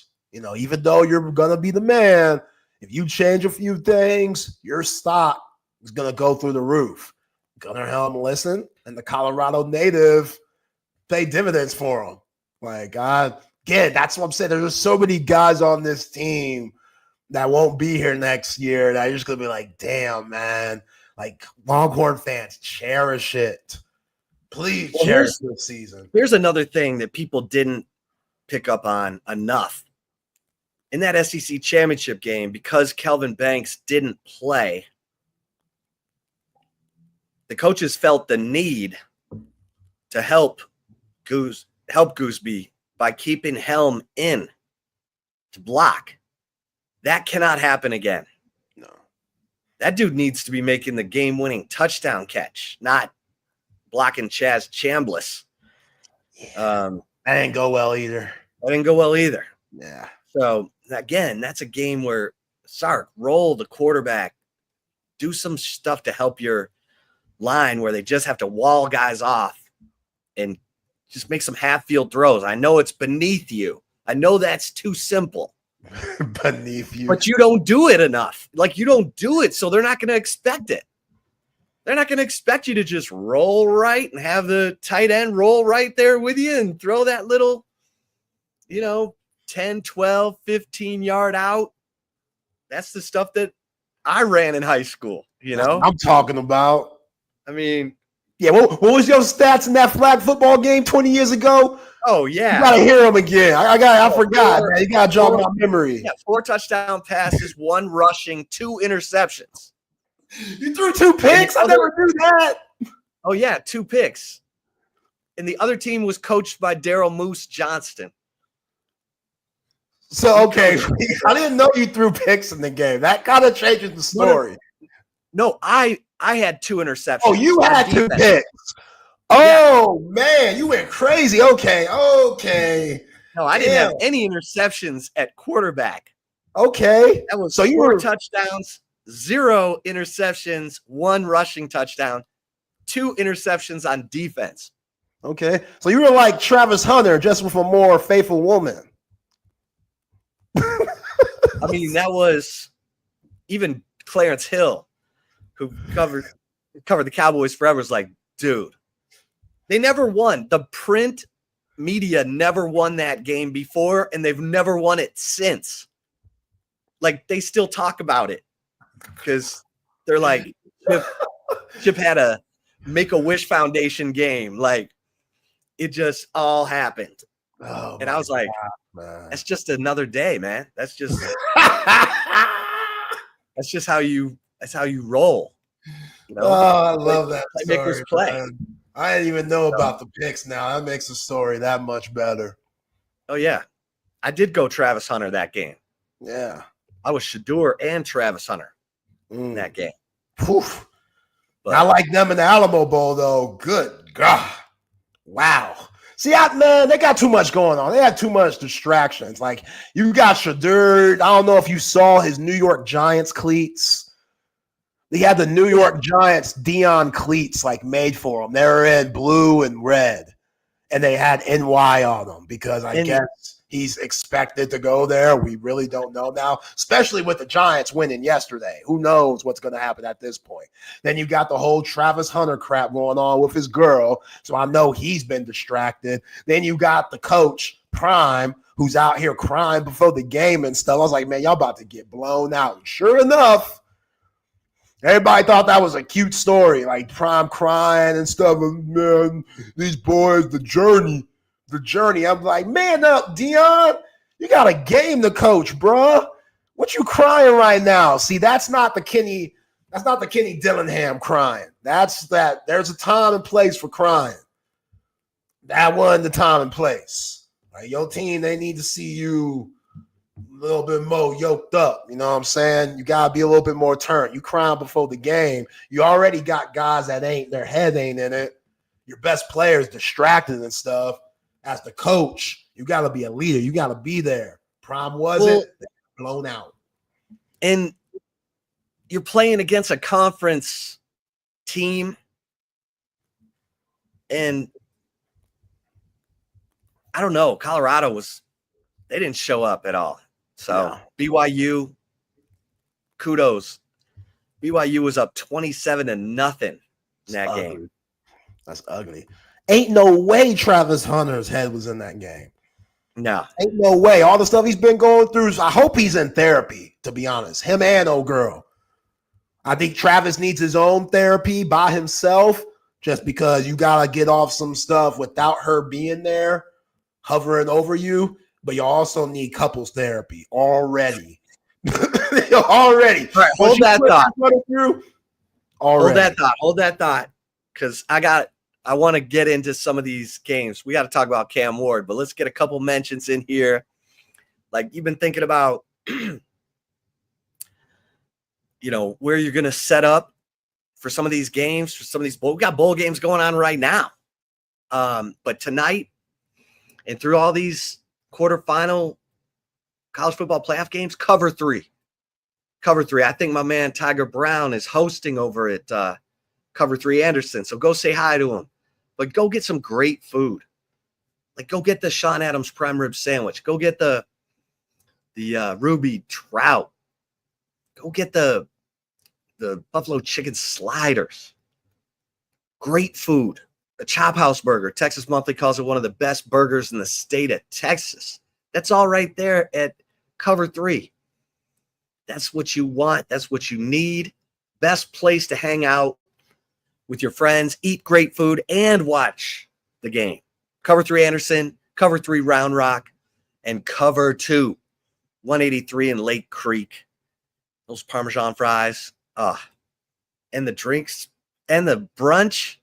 Don't forget, you need a great brunch in Austin, Texas. Cover 3. So simple. Hey, and if you're heading into the new year thinking about upgrading your kitchen, remodeling a bathroom, maybe adding to your outdoor space, McCall Custom Homes. I love McCall Custom Homes because they've been serving the Austin area for 40 years. They're not some big corporate conglomerate. They are family-owned, father-son team, great recommendations. That's what it's all about. They're going to bring their vision to whatever project you have. They're going to make it work for you financially. And check out their work at Facebook and Instagram by searching at McCall Custom Homes. And then give Mike a call at 512-633-9580. You can email Mike at mike@mccallcustomhomes.com. Is McCall Custom Homes building value into your home? And, maybe you still are thinking about a gift for someone because you kind of messed up on the timing at Christmas. Oh man,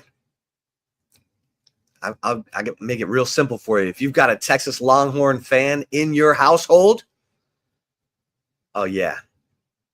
How about the Longhorn Fan Box? LonghornFanBox.com. Hey, Longhorn fans, it's me, Anthony Hill. It's Madison Booker. It's DeAndre Moore Jr.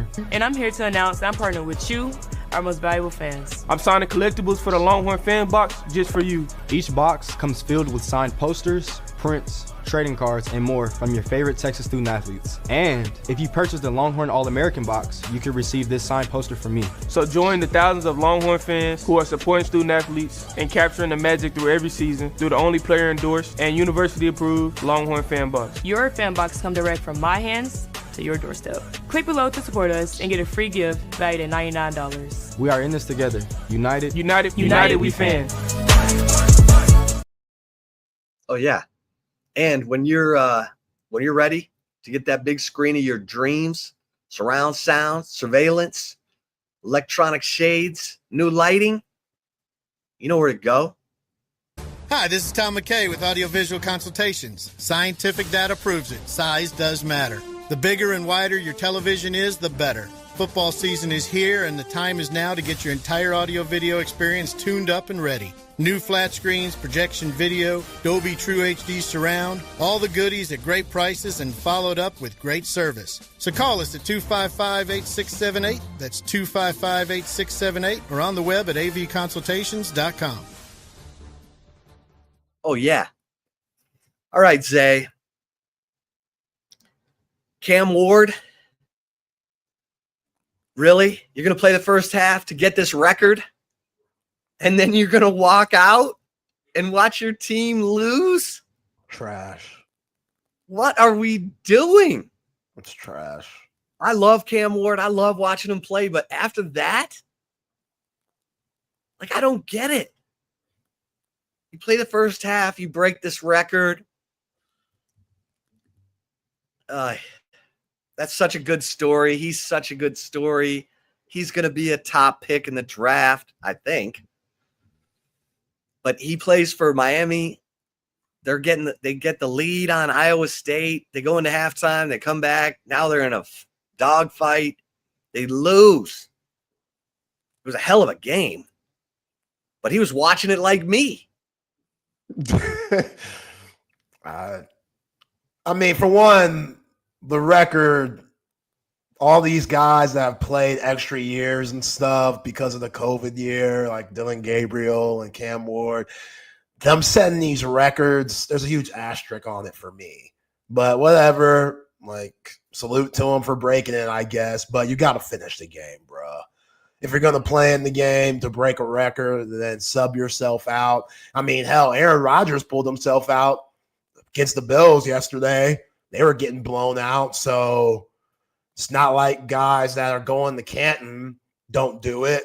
But, yeah, if you're Cam Ward, If I'm a scout, I don't like that. I still take the chance on Cam Ward because that talent, I think he's a special player and he come into the league and impact immediately, kind of like what we're seeing with Drake May and Bo Nix and Jaden Daniels. I still think Caleb Williams is going to be good, but he's in a really crappy situation with the front office in Chicago. But, yeah, I don't like the way Cam Ward handled that. And there was a couple of throws, Chip, like he was flat-footed and stuff and just kind of slinging it out there. And it wasn't the coolest slinging either. It was like the I really don't give a damn. Like I broke the record, so I don't really care at this point. I'm just trying not to get hurt so I could be ready for the combine and get ready for this next part of my career, which is the National Football League. So, yeah, if you're going to play in the bowl game, play in the bowl game. I think you owe that to your teammates. I think you owe that to the your university. teammates. Yeah, you owe that to your coaches too. You know, I just pretty Bush League move for Cam Ward, and I don't know if it was the coach that suggested it or maybe his agent. Like, I have no idea. Or maybe it came from him, like, you know, his camp, whatever. But it was the wrong way to go. If I was the coach, you know, if I'm in there, I'm telling them, yo, we're going to break this record, but we're going to try to win the game after you break the record. So you got to play the full 60. If you're not about playing the full 60, then, hey, somebody else going to break the record. Like, it's not yours to break, you know? So that's weak. Like Saquon Barkley, he could break Eric Dickerson's single season record, one-on-one yards, you know, for the Eagles. I wouldn't even play him. If I'm the Eagles, we just had our quarterback get concussed. So why would I put our running back who has had injury issues in the past, you knock on wood that he'll be good for the postseason. Well, maybe not you as a Lions fan, but the rest of us, you knock on wood for him to be healthy in the postseason. I wouldn't even risk that. You know, I feel like Nick Sirianni's going to play him because this is cool. It's a good moment and stuff. But if I'm the Eagles, I'm like, yo, Saquon, love you, bro. We got bigger goals to get here than your record. We're going to sit you out week 18. Maybe you could break the record next year, or maybe it's just not meant to break. But Eric Dickerson, your SMU alum, he a hating ass brother. He a hater talking about, I don't want to see it broken. Man, why you such a hater, man? Such a hater. What is that? What is that? He did it in what? 14 games, 16? Yeah. He's like, hey, now how many games is he, you know, he's like, how many games Saquon gonna get? Yeah, like he's still a hater though, man. I'd be like, yeah, let's let the young fella get it. You know, records are meant to be broken. What's that saying? He over here talking about, no, I don't want him to get it. Hell no. But he said it with a smile. He always smiles. He smiled when he took the money from who he took the money from? A&M. Yeah, he took their car. Yeah, he took the car. He was smiling then. He always smiling. To SMU. Yeah. The big ass goggles he used to wear. Come on. Man, can you believe these Vikings? That scare you a little bit? Hell. Yeah. Like, so Lions don't have any defensive line left. Now everyone's like, how the Lions going to get pressure on Sam Darnold? I'm like, would you play Jared Goff, Jahmyr Gibbs, and Amon-Ra tonight? I mean, they're going to play because they're dogs. No? I wouldn't. If I'm in your shoes, I would not want them to play. If I'm Dan Campbell, hell no. Because it don't mean nothing. I know. You know, this game is absolutely like meaningless. Like that, it's just no reason to play it. You know that everything's for the marbles in week 18 with Minnesota. This offense has got to stay in rhythm because they're going to have to carry this team. So get you a big lead and then play the back. They don't have any backups left to play. All the backups are already playing. That's what I'm saying. That's why you play those guys you just picked up week 10, week 12, all those free agents and stuff. That's why you play them. And So wish them the tonight- best when you cut them next season, and hopefully this game will give those guys an opportunity to have good careers in the NFL and get another paycheck later. But I am not playing Amon-Ra, Jahmyr Gibbs, or Jared Goff tonight. Look, absolutely not. The Hendon Hooker, Craig Reynolds show. Yeah. I'm down. Yeah, see what he's about. I love Hendon Hooker. I think he's going to be good. Yeah, because those Minnesota Vikings, they be scoring. Yesterday, they were lifting Sam Darnold up in the locker room and stuff. I'm like, damn, the chemistry's like perfectly that? healthy. Why are they They so got Aaron healthy? Jones. They got Grenard. All their best dudes are Justin Jefferson. Sam Darnold's playing like Johnny Unitas. I'm like, go away. Yo, and Jordan Addison, man. Oh, yeah. Former Can't Biletnikoff forget Jordan winner. Addison. I knew he was going to be solid, but in year 2, him as the number 2 wide receiver, he's good, man. That dude, he's really freaking good. That's why Steve Sarkisian and those guys went so hard for him when he was transferring from Pittsburgh. Obviously ended up in USC, but there's a reason why that guy got all that love in college and stuff. And now, yeah, they seem like a well-oiled machine. And they're fun, man. They be doing all those corny-ass dances, the defense and stuff.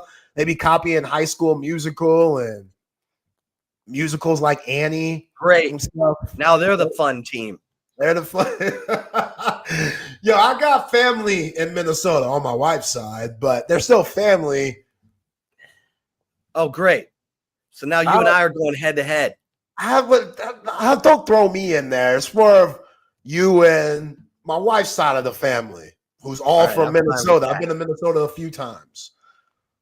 Beautiful up there in the summer and spring. I'm never going in the winter. She's trying to make me go in the winter sometime. Don't do that. I don't know. She's like, so pretty. So, snow and stuff. And I was like, no, I've seen snow on TV. Like, it's cool. I don't have to feel it. You know what I'm saying?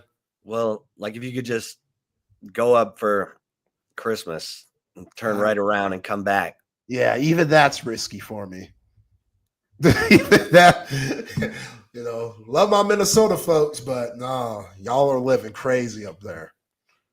Yeah, I can't believe this. It's gonna be crazy. This And- they flexed it. They flexed it to Sunday night. Yeah. Yo, Raheem Morris. Did you? Yo, are we just gonna ruin Bijan's career? Like, what are we doing? Raheem Morris, you got a timeout, dude. You That got was a terrible. timeout. How bad is that? Yeah, we probably could have took a timeout. Yeah, you probably could have took a timeout. You should have took a timeout.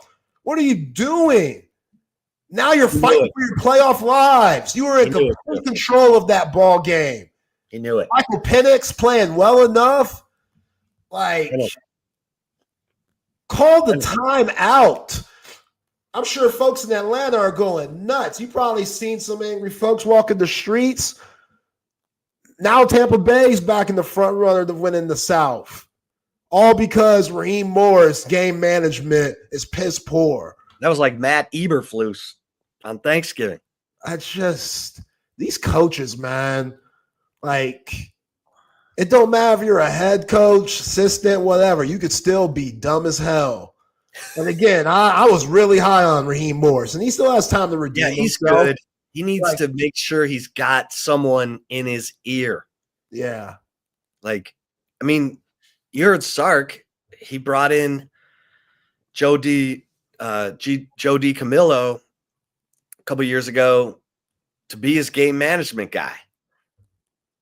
To be like, hey, you need a timeout here. You got a timeout here, And I mean, now more than ever. You're right. That was playoffs on the line. And you're like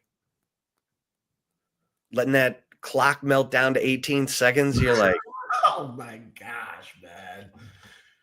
Then your kicker smokes the kick, which it was long, so not many kickers are going to make that.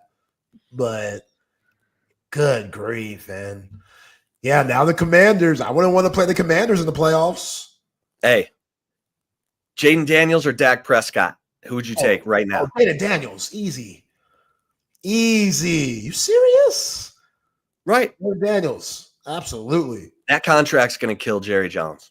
We won't spend any more time on it. But I bumped into one of my former Cowboys people here today. And I'm like,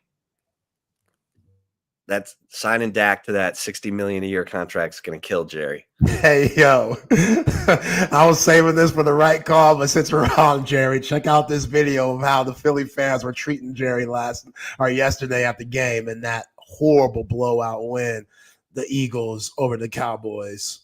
Jerry, you're doing a great job this year, man. Keep it going.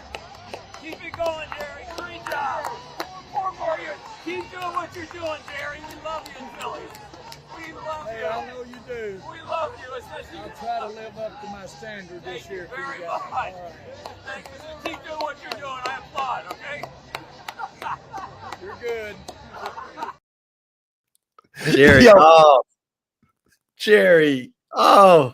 4 more years. When someone said that, man, that's what sent me like he's the president. 4 more years, Jerry. Keep up the good work. We love you here in Philly. Yo, man, that's cold-blooded.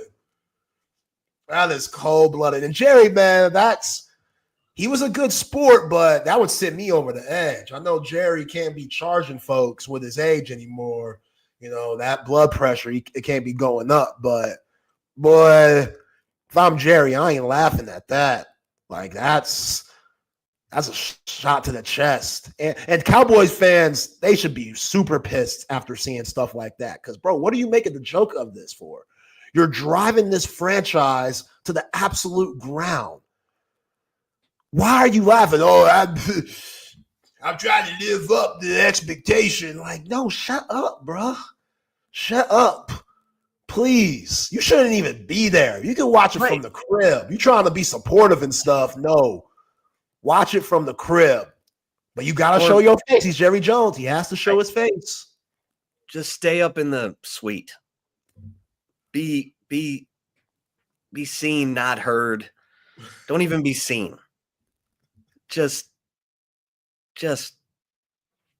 it's too late. He signed that contract. That's his death now. They're screwed now. They're in cap jail. I cannot believe it. But again, that is a conversation. That's the definition of insanity, talking about Jerry Jones. But you're right. That was a total beatdown, and that clip is just raising everybody's blood pressure for sure. Yeah, because Washington, like after what they've been through, you thought Washington, it'd take them a while for them to get back to being, any type of credible. Now here they are in the playoffs with a franchise quarterback. And they took one of your coaches to do it. Yeah. That could have been – he could have been the head coach of the Cowboys. I mean, they're still making stupid mistakes. Like, they should have traded Micah Parsons. Parsons is a good talent, but he's not a good locker room guy. Go get draft picks, rebuild your team. You're already rebuilding. You're just not admitting it. And then you do stupid stuff like sign Dak to the death knell contract. Mike is not going to be a good presence on a rebuild. Should have traded him before last season. It's a mess. It's a total mess. But it is what it is. And injuries. It's like the triple whammy. You ever watch that show, Whammy? No whammies. It's nothing but whammies for the Cowboys. I'm just saying. Whammies everywhere. Those little goblins popping up. You go to 0. Yo, when that show come out, that might have been before my time. I do not remember. Oh, yeah. Oh, it came out way before your time. I don't know what the hell you're talking about. Oh, yeah. They actually brought it back. Elizabeth Banks is hosting it now, but well, I love her. Oh yeah. Funny. Everybody's getting in on the host a game show deal. Yeah, Travis Kelce, he was hosting something recently. I don't know what it was called, but yeah. Alec Baldwin's hosting the new match game. Like, he should be in prison. Didn't he kill someone? Didn't he accidentally shoot someone? Did he? I swear, man. Oh man. I swear he went Jim Boeheim. Oh, the show's called Press Your Luck. The one show with the whammies. Oh, okay. I guess it would help if I knew the name of the show. Yeah, Alec Baldwin was in a fatal shooting on the set of the movie Rust that killed someone in 2001. Dang. I shouldn't be laughing because that's super dark, but good grief. Yeah, whoa, I didn't know that. Somehow. And now he's hosting a game show. I hope that family got a lot of money for that. Hey, Ray Lewis. Ray didn't do it. Come on. I'm just checking. Ray Lewis, that's wrong. He didn't do it. Who cares if there was blood on that white suit? That was from a cut. That was from a cut. Ray didn't kill no one, man. He killed people on the field. Right. He killed dreams. Yeah, on the field. Ray, he ain't do nothing, man. Ray's a godly man. Now all about his faith. Come on. Yeah. That's my man, Ray Lewis. My man. OJ didn't do it either. R.I.P. Man. We're off the rails on a Monday. We're wilding. Where's the white suit? TV, you wrong, bro. He didn't do nothing. Ray didn't do nothing. He was a killer on the field. That is it. That's it. That's it. That's it, man. Kidding me? Yeah. Those Miami guys in the 80s and 90s, they were basically choir boys, man. Those are all those guys, just good people, good human beings to society. Those Canes? Those Canes, man. Classy fellas. Yeah, man. Now look at them. Their quarterback's sitting out the second half. Getting their ass beat by Iowa State. Rocco Becht. Where was that against Arizona State? Turnovers, man. Yeah. Those turnovers killed them in that game. As I'm saying, Arizona State, they forced some turnovers. It's going to be a little bit more difficult with old boy being out, Shamari Simmons, for the first 30 minutes. And the backup for Shamari Simmons, Montana Warren, brother named Montana, we going after him. We going after him. He the backup. What brother named Montana? Come on, man. We going after him. I don't know what he looks like. He might be a white boy. In that case, we really going after him. There's only a few Sean, movies pass. You've never met a sister named Kirsten. That's what I'm saying. The backup for Shamari Simmons is a freshman named Kylan McDonald, but they're moving Montana Warren from safety to nickel. Montana Warren. Oh, yeah. We lighting his ass up. We attacking him. We got to. We're trying to see what he's about. We're trying to see what he's about. Like, if he's about it, because this is to be thrown in the fire like this, he was probably chilling. He was probably like, yo, man, backup role. We going to the Peach Bowl. Cool. Then you find out, nah, you're playing, dog. We need you. Like, dang, man, I'm 19 years old. That's a lot. Against this speed out here, if I'm DeAndre Moore, especially with what DeAndre Moore did in the Clemson game, like, you owe us one, DeAndre Moore. You got to step it up. Quinn Ewers, Quinn being professional. He was nice. He was like, it could have went either way. I led him a little too much. Quinn said that about the interception. No, Quinn, you hit him right on the dot. He dropped the ball, led to an interception. If I'm DeAndre Moore playing that slot, we are attacking Montana the whole 30 minutes. The whole 30 minutes. And then when Shamari Simmons comes in, we attacking him too. Just because, like, anyone could get it. Keith Abney, number 1, attacking him, and Montana Warren is number 9. So, attack him. Yeah. I do like Xavier Alford, man, former Longhorn. Just watch the film on him. Like, he's gotten so much better. That dude, he could play. He could play. I'd be a little cautious in attacking him. That dude, he could play. And I think he wants a little payback. Not like Zach Swanson. Not like Zach Swanson was just talking crazy. Like, that dude, he could actually go. First team all Big 12, Xavier Alford. So be careful with him. But, yeah, man. This Texas team, they should get what they want against this defense. All right, let's before we get to the chip shot. Hey, passes.com. BK and I just cut a little podcast for passes.com. Go to passes.com/Texas One Fund. Check it out and just bookmark passes.com/Texas One Fund. Passes.com, great platform for you to interact with celebrities all over the place.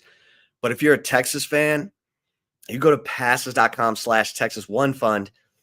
Like, I should click on it right now while I'm talking about it so I can tell you exactly what's going on over there. Got it bookmarked right here. Yeah, I mean, you can check out, they've got the Wheelin' and Dealin' podcast. That's different Texas athletes making appearances. You can ask them Q&A. The Wheelin' and Dealin' podcast you can do for $15 a month. You're helping Texas NIL, but you're getting stuff in return. You got Quinn Ewers and Rory Harmon and Emma Halter. They got stuff.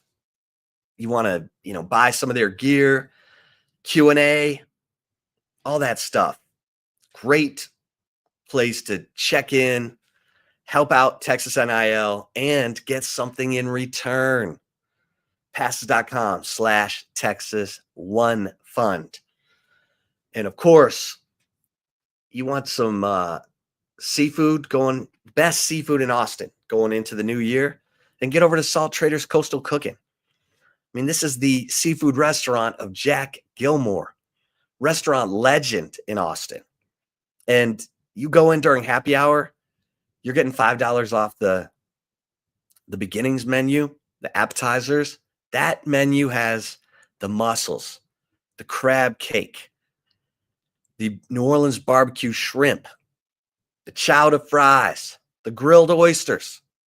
So go in. They got happy hour every day from 3:30 to 6:30, 3:30 to close tonight on Monday. So get in there tonight. Salt Traders Coastal Cooking right there at Zilker, Rollingwood, and Mopac, and up north in Round Rock off Old Settlers. All right, Zay. Do the chip shot today on my man. I'll do a couple things from Media Day today. First of all, Zach Swanson was funny. So I went up to him. I said, hey, who was that exit interview with? Was that with Sark? He's like, no, it was with Johnny Nansen. I was like, Johnny Nansen? He'd only been on the job like a month. He's like, yeah. He's like, so that made it doubly cold because, like, I don't even know this guy. And he's telling me that I got no shot. And I said, and remember in that video that where he was talking about this the first time, he talked about, I have friends there. I have a girlfriend. I said, you still with that girl? He's like, no. He's like, I wish I hadn't said that. We broke up like a month later. Yo. Wow. But Yeah, because he left town and he left the girl. But long distance is hard. And to Zach's defense, you're going to Arizona State. I mean, let's just keep it a buck here. You're going to Arizona State. Don't bring sand to the beach. Yeah, like this is Arizona State. Let's, Zach made the right move. Let's being single at Arizona State made the right move. Don't hurt the girl. Now he's playing. Yeah, don't hurt the girl, because you could be like, yeah, I'm faithful and stuff. No, that temptation, it's gonna be just showing up at your doorstep, Zach. So don't even trip, bro. Good move. Yeah. So Johnny Nansen was the exit interview. Zach was on the 2023 team. Yeah. Okay. Damn. I really didn't know that he played. All right. Yeah, he said that and they didn't have a D-line coach. I mean, Bo left and it just got messy. But hey, it all happened for the good. He's playing. He's in the college football playoff. He wouldn't be playing at Texas. Look at all the dudes on the D-line who just jumped in the portal. Sadir, Jure, Aaron Bryant, Tia Savea. So, Alex January, you are the man. Alex January, keep it going, baby. And Cole Brevard, the transfer from Purdue who's already practicing. Can't play for two teams in one season. But did you see him? How'd he look? Like his build and stuff? Yeah, he's big. And Twitch, he looks like a cross between Bill Norton and Jermaine Lole. Okay. He's a little taller than Lole, but he's twitchy, which is good. Because he had I should tell you exactly what he had. Yeah, because me, he was on a team that went 1-11. That's not just it ain't all his fault, but damn, like that's you got to bring guys with a winning mentality too over. Like I know again, wasn't all his fault. He only plays one position. There's 10 other guys on the field doing stuff.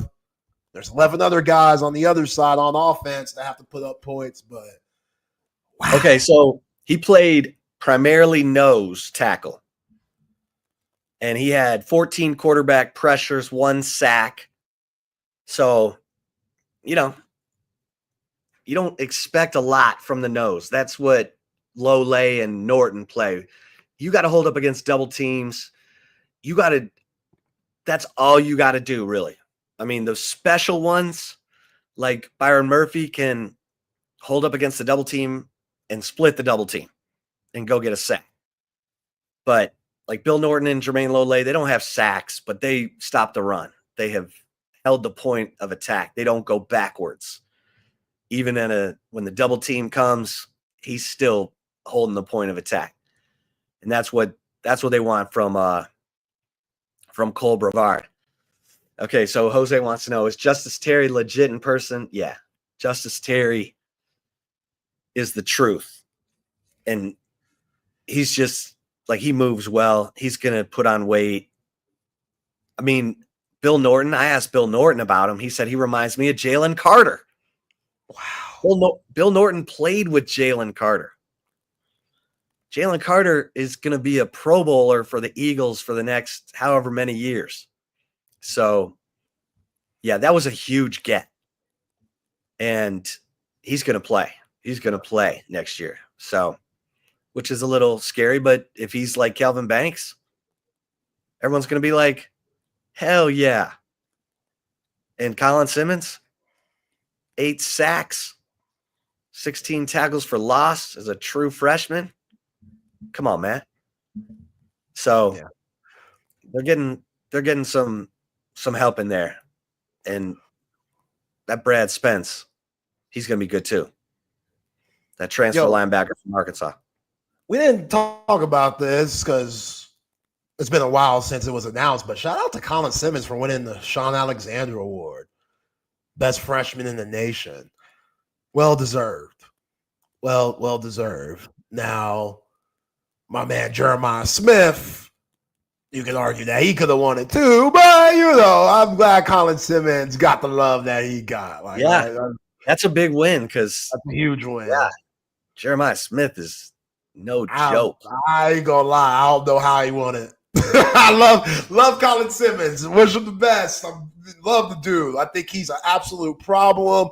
I've said on these airwaves that I think in the 2027 draft, he has potential to be the number 1 overall pick. I really do think that. But that brother Jeremiah Smith, different. 12 touchdown catches. Yeah. 1,000 yards receiving. Yeah. Where's he from? Miami, Florida.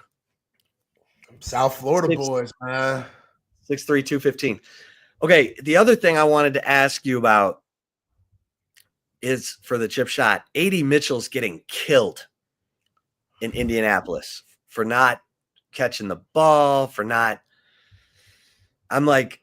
I just don't think that's a good situation. I think he's in a bad situation. Obviously, the quarterback's busted up. They don't have Anthony Richardson is going to end up being a bust because he left school too early. He's a physical freak, but he can't stay healthy. He's clearly not doing everything he needs to do to stay healthy. And that does nothing for the receivers. The receivers need consistency. They need rapport, everything. And now A.D. Mitchell's getting killed for not, and the Colts, Jonathan Taylor is that was such a disaster. The Colts were in the playoff hunt too, and they absolutely got rolled.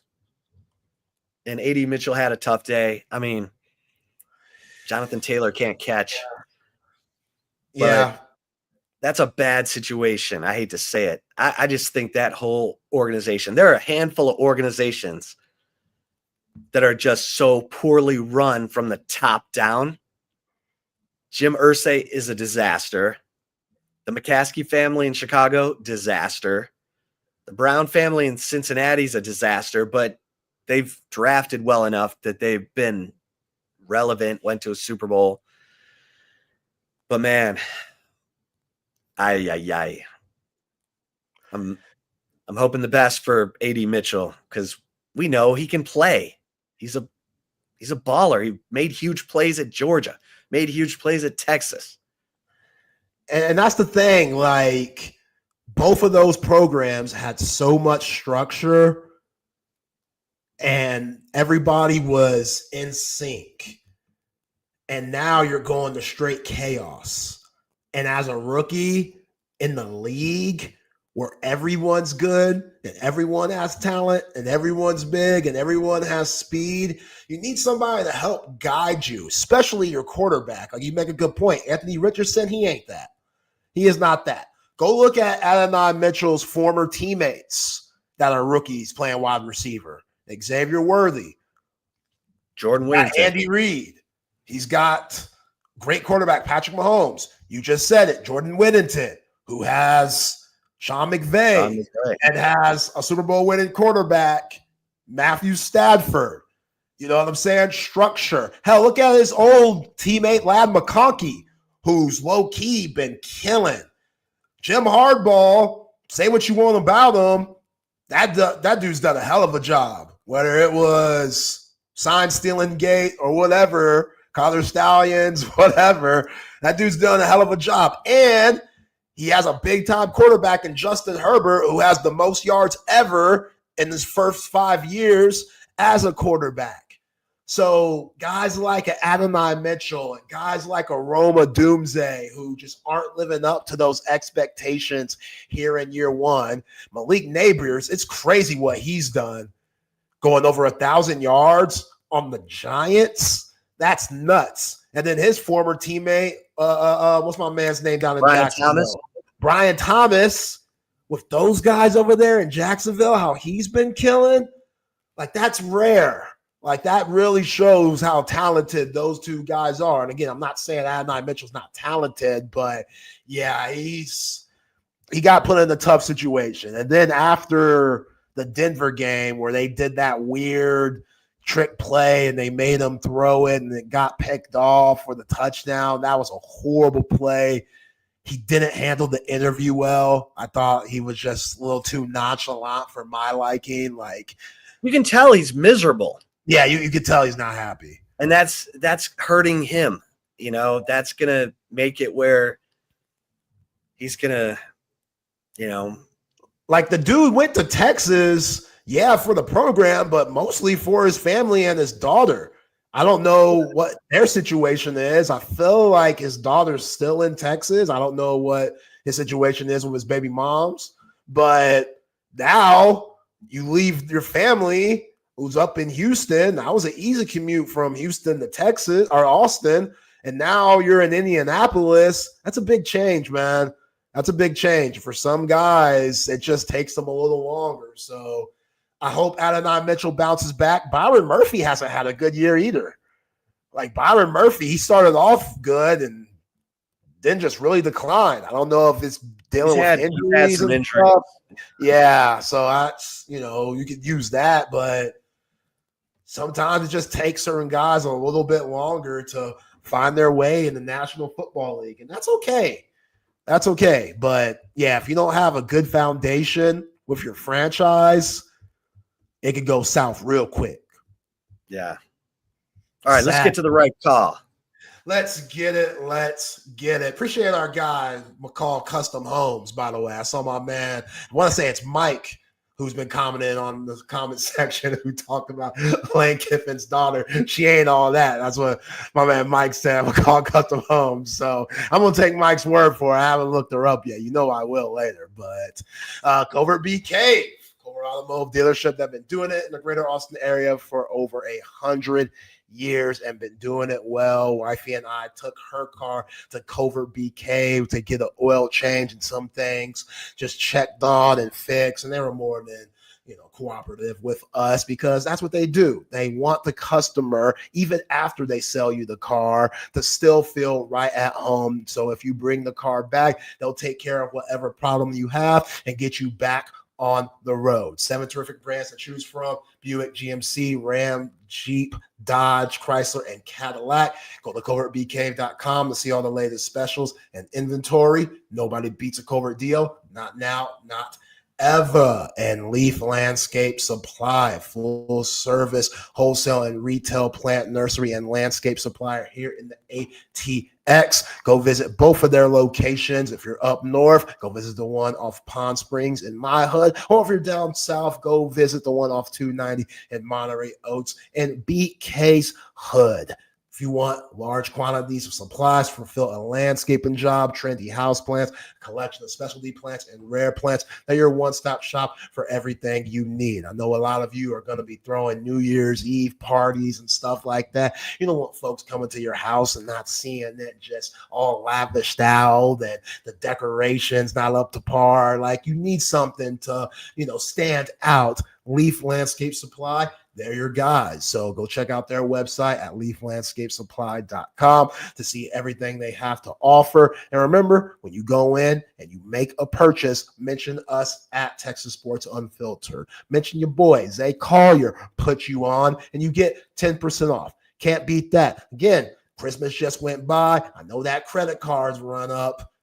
Don't want to look at it right now. I get that. But you need all of the discounts you could get. Leaf Landscape Supply. That's why they give you 10% off if you mention us at Texas Sports Unfiltered. All right, Ship. Today is one of you and I's favorite players' birthdays. LeBron James turns 40 today, man, which is crazy. Absolutely crazy. Dude's still on top of the league. I know he's taking a step back, but LeBron taking a step back is still better than 90% of the NBA. I know the ratings are down. I get it. I know the game has kind of soured a little bit overall. I'm not even just talking NBA. I'm talking about basketball in general. Like, the analytics have become a problem, the three-point shooting, what these coaches are asking for. I'm very nervous about Texas Longhorns, who go to College Station on Saturday. I want to stick to football. We're definitely going to break that down, the basketball game, on the right call as the days go by. But whatever you say about the game, LeBron is still a positive part about it. I'm going to go see him this Sunday when they play Houston. Me and my brother Brandon, we're going to go up there and watch him for probably the last time I'm ever going to see him live. So I'm very excited about that. Shout out to Wifey for getting me those tickets for my early birthday / Christmas present. I love her for that. But yeah, man. Jesse? Yeah.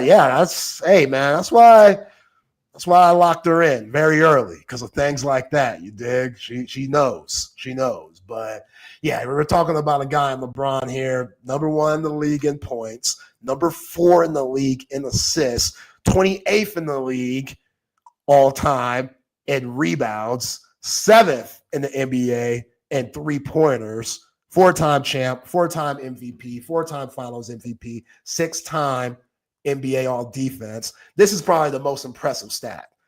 20-time All NBA. That is nuts. Absolutely nuts. You just said he's 4th in assists, right? 4th in assists, yes. This is a 6'9", 260-pound wrecking machine who's averaging 9 assists a game this year, in addition to 23.5 points and 7.9 rebounds. I get the points is down from his career average of 27. He's 40.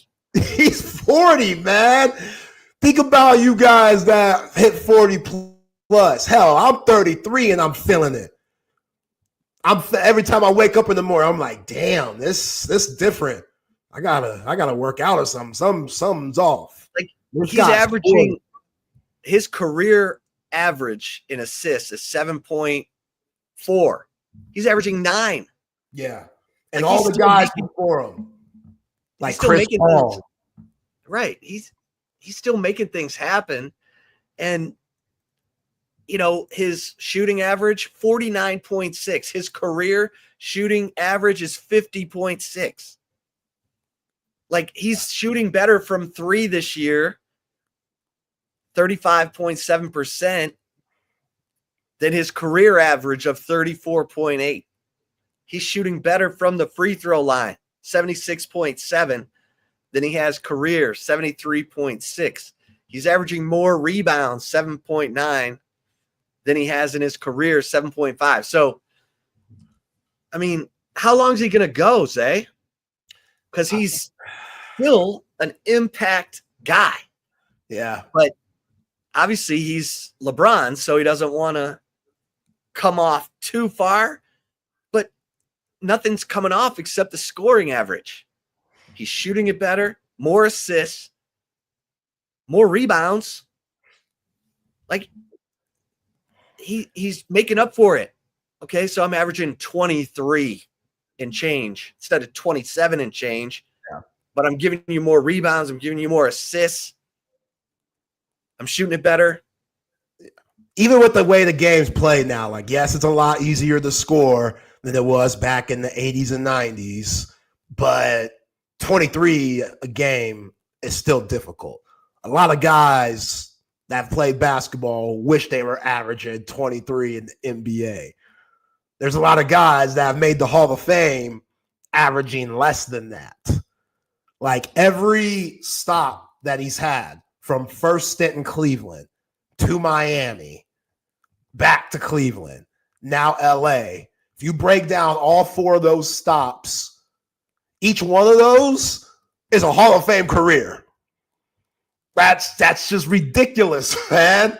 It's absolutely ridiculous. And say what you want about him, like, oh, he don't take the game-winning shot. He ain't clutch. I don't like his political views and stuff like that. Whatever. If you're a hater, you're just a hater. I get it. I'm a hater too. I admit that all the time. There's things that I hate on. We all got a little bit of hate in us.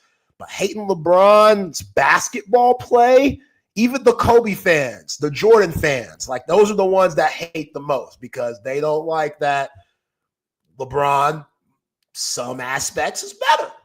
They don't like that. I get it. I love Kobe too. Miss him. God bless his soul. I love Jordan too. Was named after the brother, Isaiah Jordan Collier. My mom and dad went back and forth because my mom's crazy ass tried to name me after Mookie Blaylock, and Cece had to stop her.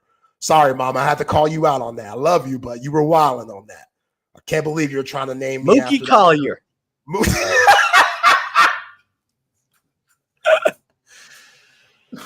Yo, man, I can't when she told me that, I was like, yo, that is some wild stuff. Because she didn't nickname you Mookie? No, thank goodness. Like Mookie Collier, come on. That's beyond ghetto. I'm sorry. That's just we couldn't do that. Isaiah, name me after Isaiah Thomas. Appreciate that. But yeah, man, if you're a hater, cool. We need them in this world, but please bask in the success, bask in the moment of what LeBron James has done for the game, what he continues to do for the game. Cherish it, relish it. You know, we'll never see it again. Never. We'll never see this again. We're getting not in our lifetime. I mean, think about it. He's 40 today. Happy birthday, LeBron.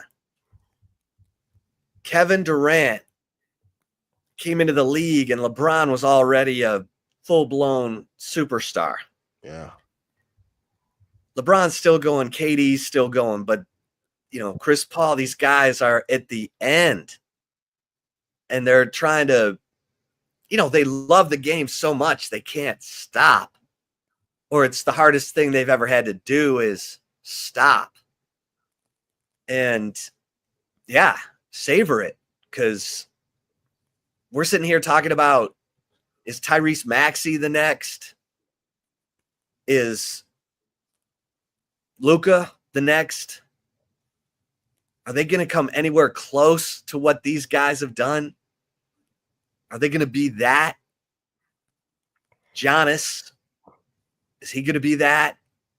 Giannis is already getting into some weird situations, but hey, they just won the Las Vegas tournament, so yeah. But he got that no, 500 now.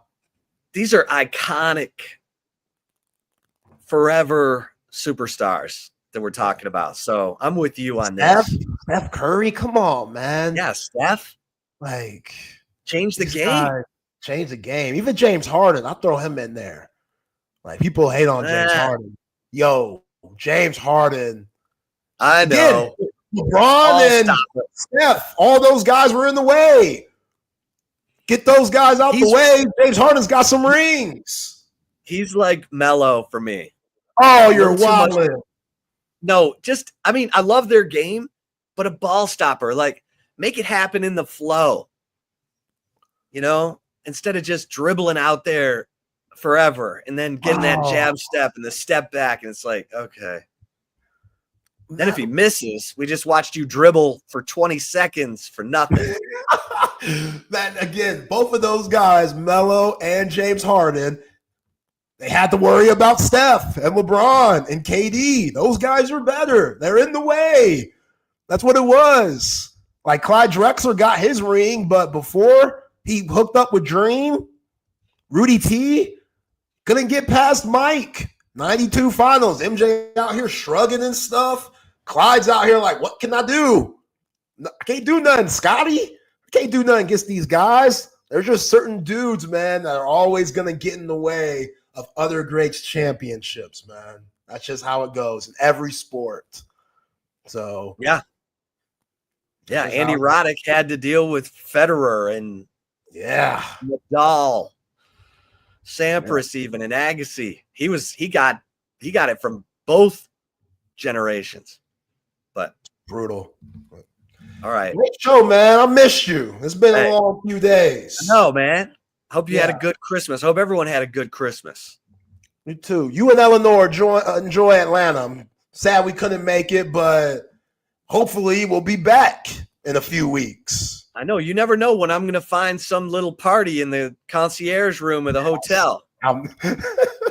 You got one more chance to redeem yourself. You find another party, I will show up. That's because you're my boy, but I'm only giving you one more chance because of how bad it was last New Year's Eve. What was that gal's name? Oh, my God. Oh, that poor girl. No one showed up to her birthday party. So we were like, poor girl. Right, well, that woman was like 75. I know. And she was trying to tongue kiss everybody. Oh, my God.